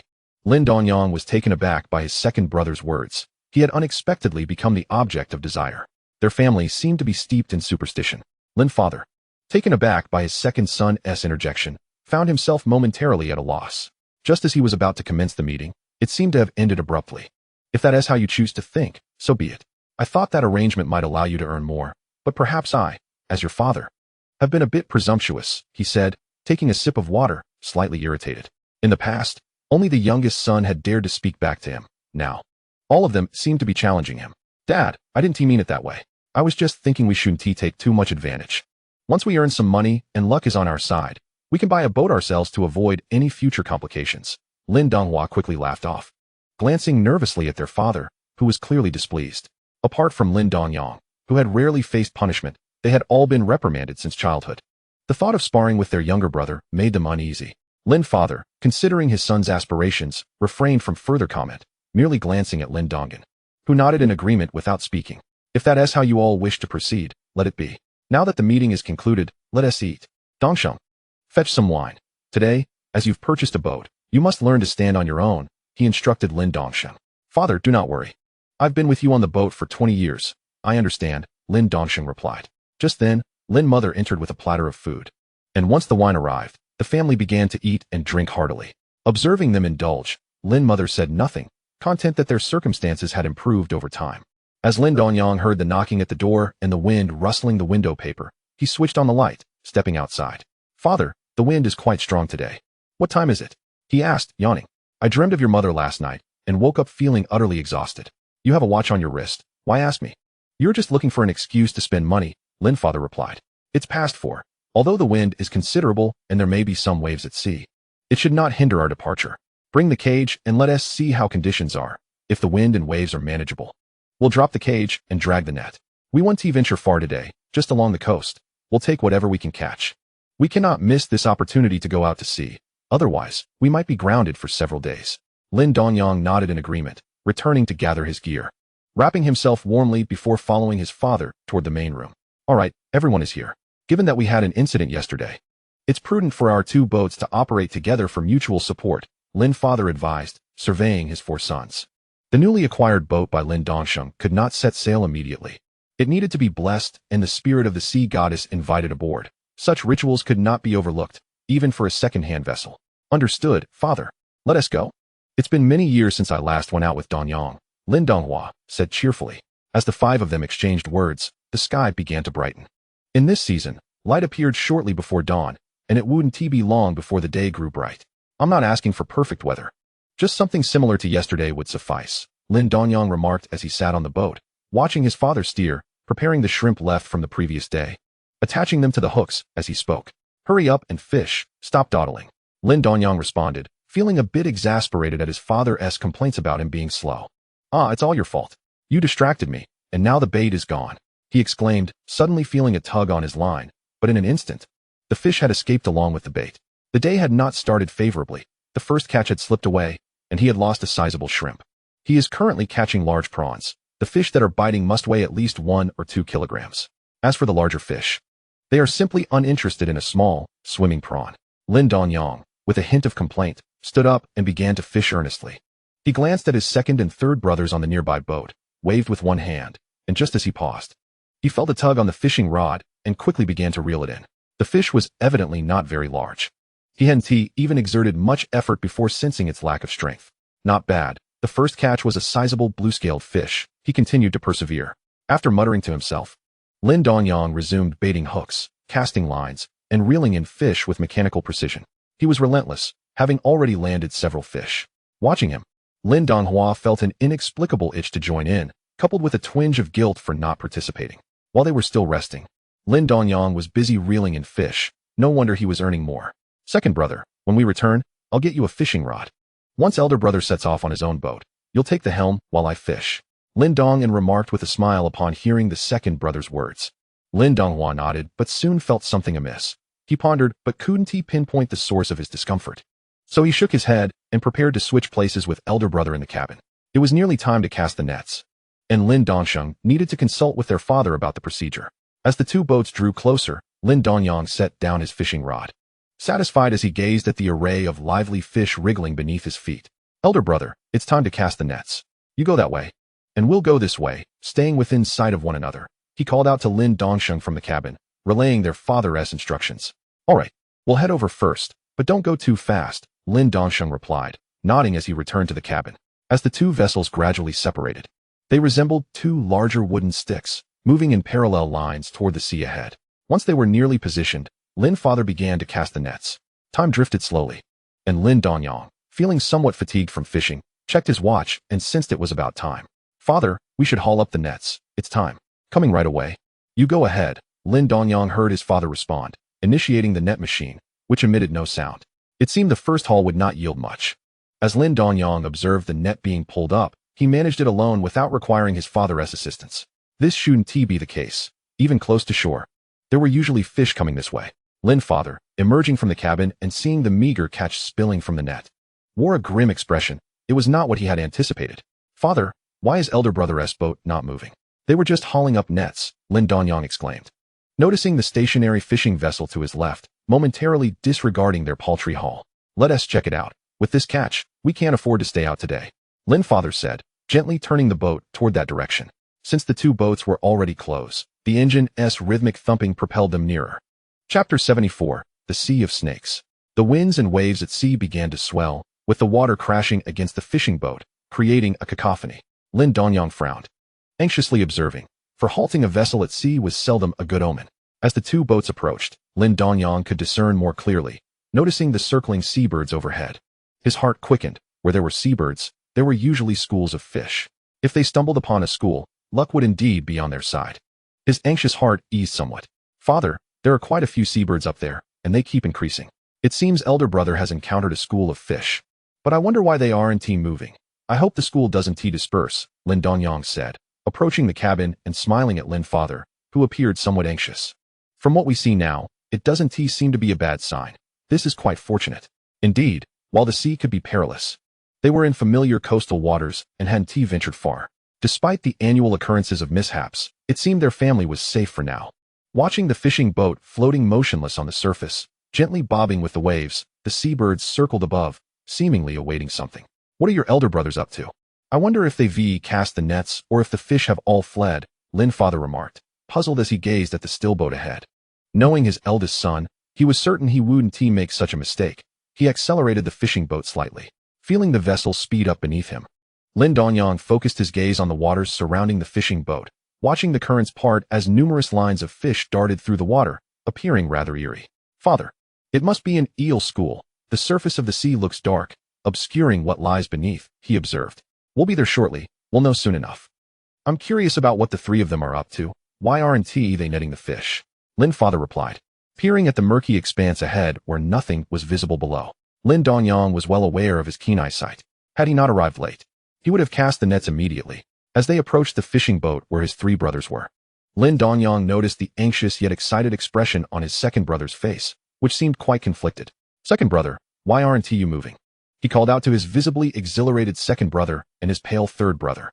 With the boats now close, the three brothers felt a wave of relief upon seeing Lin father and Lin Dongyang approach.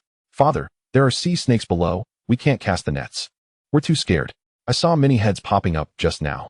It nearly scared me to death, Lin Dongyang shouted in response to Lin Dongyang's inquiry.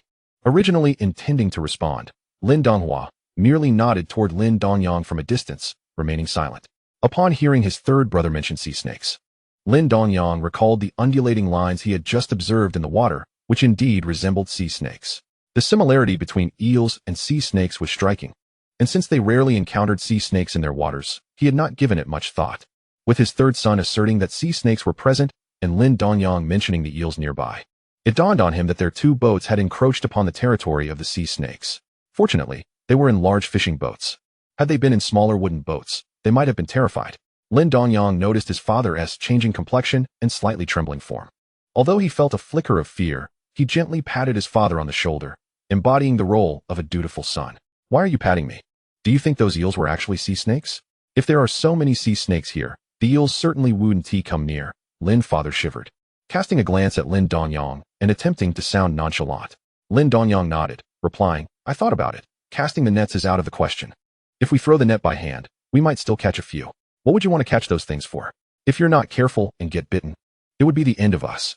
Last year, that Wang heir from our village was bitten by a sea snake and returned looking so swollen he was unrecognizable. Lin father frowned at Lin Dongyang's intention to catch a snake. Though he too was tempted by the lucrative price of sea snakes, he was reluctant to take the risk. After all, just yesterday there was an incident. Although he was an old fisherman, he always prioritized stability whenever he set sail. Now, a sense of trepidation lingered within him. Having spoken, he glanced at the fishing boats ahead, where his three sons were likely harboring thoughts of capturing sea serpents. Otherwise, they wouldn't be lingering here instead of departing. Dongshan, what are your thoughts? This creature cannot be caught using a dragnet. Otherwise, if it were to thrash about once aboard, it would certainly create chaos. Lin Fu cast a glance at Lin Dongyang, aware that his son was resolute. He realized that no amount of persuasion would yield significant results. So he called out to his eldest son, Lin Dongshan. Father, why don't we give it a try? The price for these creatures is quite high. Just a couple of days ago, someone brought two ashore, and they were snatched up in the blink of an eye, purchased by the piece. Lin Dongyang understood his father's intent perfectly, but having recently acquired a boat, he hesitated to turn back. Moreover, his younger brothers were also eager to earn a little more to eventually buy their own boats. Seeing him and Dongyang already with their vessels, they were all driven by an unyielding ambition. Even the youngest, though visibly pale with fear, remained silent, unwilling to simply leave. Before Lin Fu could respond, a gentle rain began to fall from the sky, pattering against the fishing boat. Initially, the sound was faint, but as the rain intensified, it obscured everyone's vision.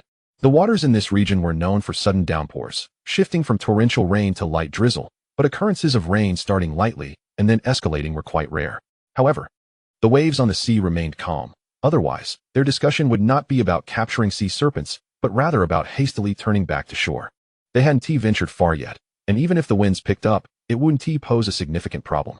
Lin Dongyang paid no heed to the rain drenching him, nor did he think to retrieve a raincoat from the cabin. Instead, he gazed incredulously at the surface of the sea. As he surveyed his surroundings, his eyes widened. and an involuntary shiver coursed through him. He wondered if it was indeed the blessing of Mizu. Had he not joined his brothers on this outing, he would not have witnessed the spectacle unfolding before him. Before his eyes lay a vast expanse of water, teeming with countless sea serpents emerging from the depths, each swimming upwards in a continuous flow. Some even lay atop one another due to the sheer number of them. The two fishing boats were, at that moment, the only refuge amidst this serpentine sea. Chapter 75, Braving Fear to Act. Countless sea serpents swirled in the rain-soaked waters, and with his keen eyesight, Lin Dongyang could see them piled several layers deep. Should a net be cast now, it could potentially yield an entire boat's worth of catch. But the risk to life loomed large. The serpents appeared to be fully grown, with none of the smaller varieties in sight. They were, in fact, larger than many terrestrial snakes. The thought of hauling thousands of these serpents aboard, spreading them across the deck, filled Lin Dongyang with a mixture of excitement and trepidation, causing him to shudder repeatedly. He could assure himself that it was not merely the cold rain that caused this reaction. Unexpectedly, it seemed that today, it was his brothers who were blessed by Mizu rather than him. If they had the courage, they could strike it rich. The surface of the sea resembled a treasure trove. However, this wealth was laced with danger. It was a matter of daring to seize it. Why are there so many sea serpents? I've never seen such a multitude in my life, Lin Fu remarked, his voice trembling with a mix of awe and fear. He typically feared nothing, yet snakes struck a deep-rooted dread within him. This was not the time to maintain a facade of bravery in front of his younger son. The sheer number of serpents was overwhelming. Lin Dongyang took a moment to compose himself, suppressing his racing heart, and felt a burgeoning desire to purchase a camera. If he could capture a photograph now, depicting their two boats adrift amidst the sea of serpents, it would surely become a cherished memory for future generations. Reflecting on this made the serpents seem less terrifying. If he could catch a few, he could eventually buy that camera. After all, with money flowing into the household, his mother, Li Huixiang, would likely be more generous. Father, this must be their breeding season. Otherwise, how could there be so many sea serpents gathered here? Lin Dongyang pondered aloud to Lin Fu. Breeding season? Is that how they reproduce? This is the first I'm hearing of it. How do you know? Lin Fu looked at his son, puzzled. Having spent so many years at sea, he found it curious that his novice son possessed such knowledge. Well, you learn as you go, Lin Dongyang replied, scratching his head, feeling somewhat sheepish. Just as they finished speaking, seabirds swooped down from the sky like a squadron of fighter jets, diving towards the water to snatch the serpents from the surface. Soaring back into the air with their slippery prizes, Lin Dongyang even caught sight of numerous serpents wriggling in their beaks, reminiscent of how his son would one day devour spicy strips, though he worried about the possibility of an unexpected shower of serpents from above. Father, quickly to the cabin, Lin Dongyang called out, raising his voice to alert his elder brother nearby, though the sound of the rain made it uncertain whether they would hear him. The two hurried into the cabin, where the rain had lessened. Ultimately, the seabirds could not bring themselves to abandon such easily obtained serpents. Once the birds had disappeared from view, Lin Dongyang and Lin Fu emerged from the cabin, the rain having cleared enough to restore visibility. They could now see the silhouettes of his three brothers on the neighboring boat. Father, these sea serpents must have come here to mate. I wonder how they know it's going to rain and chose this area. They cannot drink seawater and must wait for the rain to replenish their moisture. Or else there wouldn't be so many. Lin Dongyang shared his thoughts with Lin Fu, then began to retrieve the hand-cast net from the boat, meticulously inspecting it. He had contemplated that while they couldn't use the large net, the hand-cast net should suffice. Although the mesh was not particularly fine, it would still be sufficient to ensnare these large sea serpents. You seem to know quite a bit. What do you intend to do with that net? Are you really going to catch them? Lin Fu observed Lin Dongyang preparing the net, nodding in agreement while asking. These are valuable creatures. How could we not try to catch them? Perhaps this is a gift from Mizu. Coming out with my brothers today was indeed fortuitous. Even if I am afraid, we must act. Lin Dongyang replied with a smile, continuing to check the net piece by piece. If it were to suddenly tear, and the serpents went thrashing about on the deck, it would become quite a predicament. While sea serpents were generally docile, it did not mean they would not resist once captured. Look at you, I never pushed you this hard. If something were to happen to you, ugh. I shouldn't say such things, Lin Fu stammered, quickly knocking on wood. I'll go inform your brothers. You keep checking the net. I was reluctant to have you work too hard, but since you seem eager, go ahead, he said, shaking his head as he walked away. As he watched his younger son stride forward, Lin father realized that the boy had made up his mind. Aware of his earlier misstep in words, he hastily began to inspect the net. Elder brother, if you are planning to catch sea snakes, I recommend using a hand-thrown net. Ensure you thoroughly check for any damages before pulling it up, and refrain from speaking until we reach the shore to sort things out. We currently lack any tools on the boat. Lin Dongyang called out loudly to his older brother, Lin Dongsheng. All right, That was indeed our initial plan. Do you have a trap on board? Check it as well. Given the current density, let us see how many might venture in on their own, Lin Dongyang replied, suppressing the fear that had bubbled within him upon hearing his younger brother's words. If Lin Dongyang dared to act, why should he hesitate? After saying this, he glanced at Lin Donghua and Lin Dongan beside him. The three of them nodded in unison and began their inspection of the net. Lin Dongyang, observing his brothers diligently at work, returned to the boat in high spirits, having completely forgotten about the traps he could utilize. He recalled that he had quite a few crab traps on board, which would indeed come in handy. Father, I'll handle the hand-thrown net. You should check the traps and crab pots. They might be seeking a quiet spot to burrow after all that breeding, Lin Dongyang enthusiastically suggested to his father. With that, he picked up the previously inspected net and hurled it forcefully towards the sea. Once he sensed the timing was right, he swiftly pulled the net back, bringing up a bounty of sea snakes. Gritting his teeth, he refrained from asking his father for assistance, knowing well of his father's aversion to snakes. He would manage this on his own. The snakes were an ominous black on the back, adorned with a striking yellow on the sides and belly, the demarcation quite pronounced, with dark spots on their tails. Upon realizing they were merely long-snout sea snakes and not the more fearsome green-ring variety, Lin Dongyang felt a wave of relief wash over him. The net, teeming with sea snakes, was effortlessly hoisted onto the boat. Lin Dongyang secured the catch with a tight knot, observing the writhing snakes within the net, now unable to escape, which allowed him to finally relax. Grabbing a second net, he prepared to continue his efforts. Thankfully, recalling the lesson learned from the flying fish incident, he had 3 hand-thrown nets aboard. Otherwise, the frustration of having a plentiful catch without the means to capture it would have been unbearable.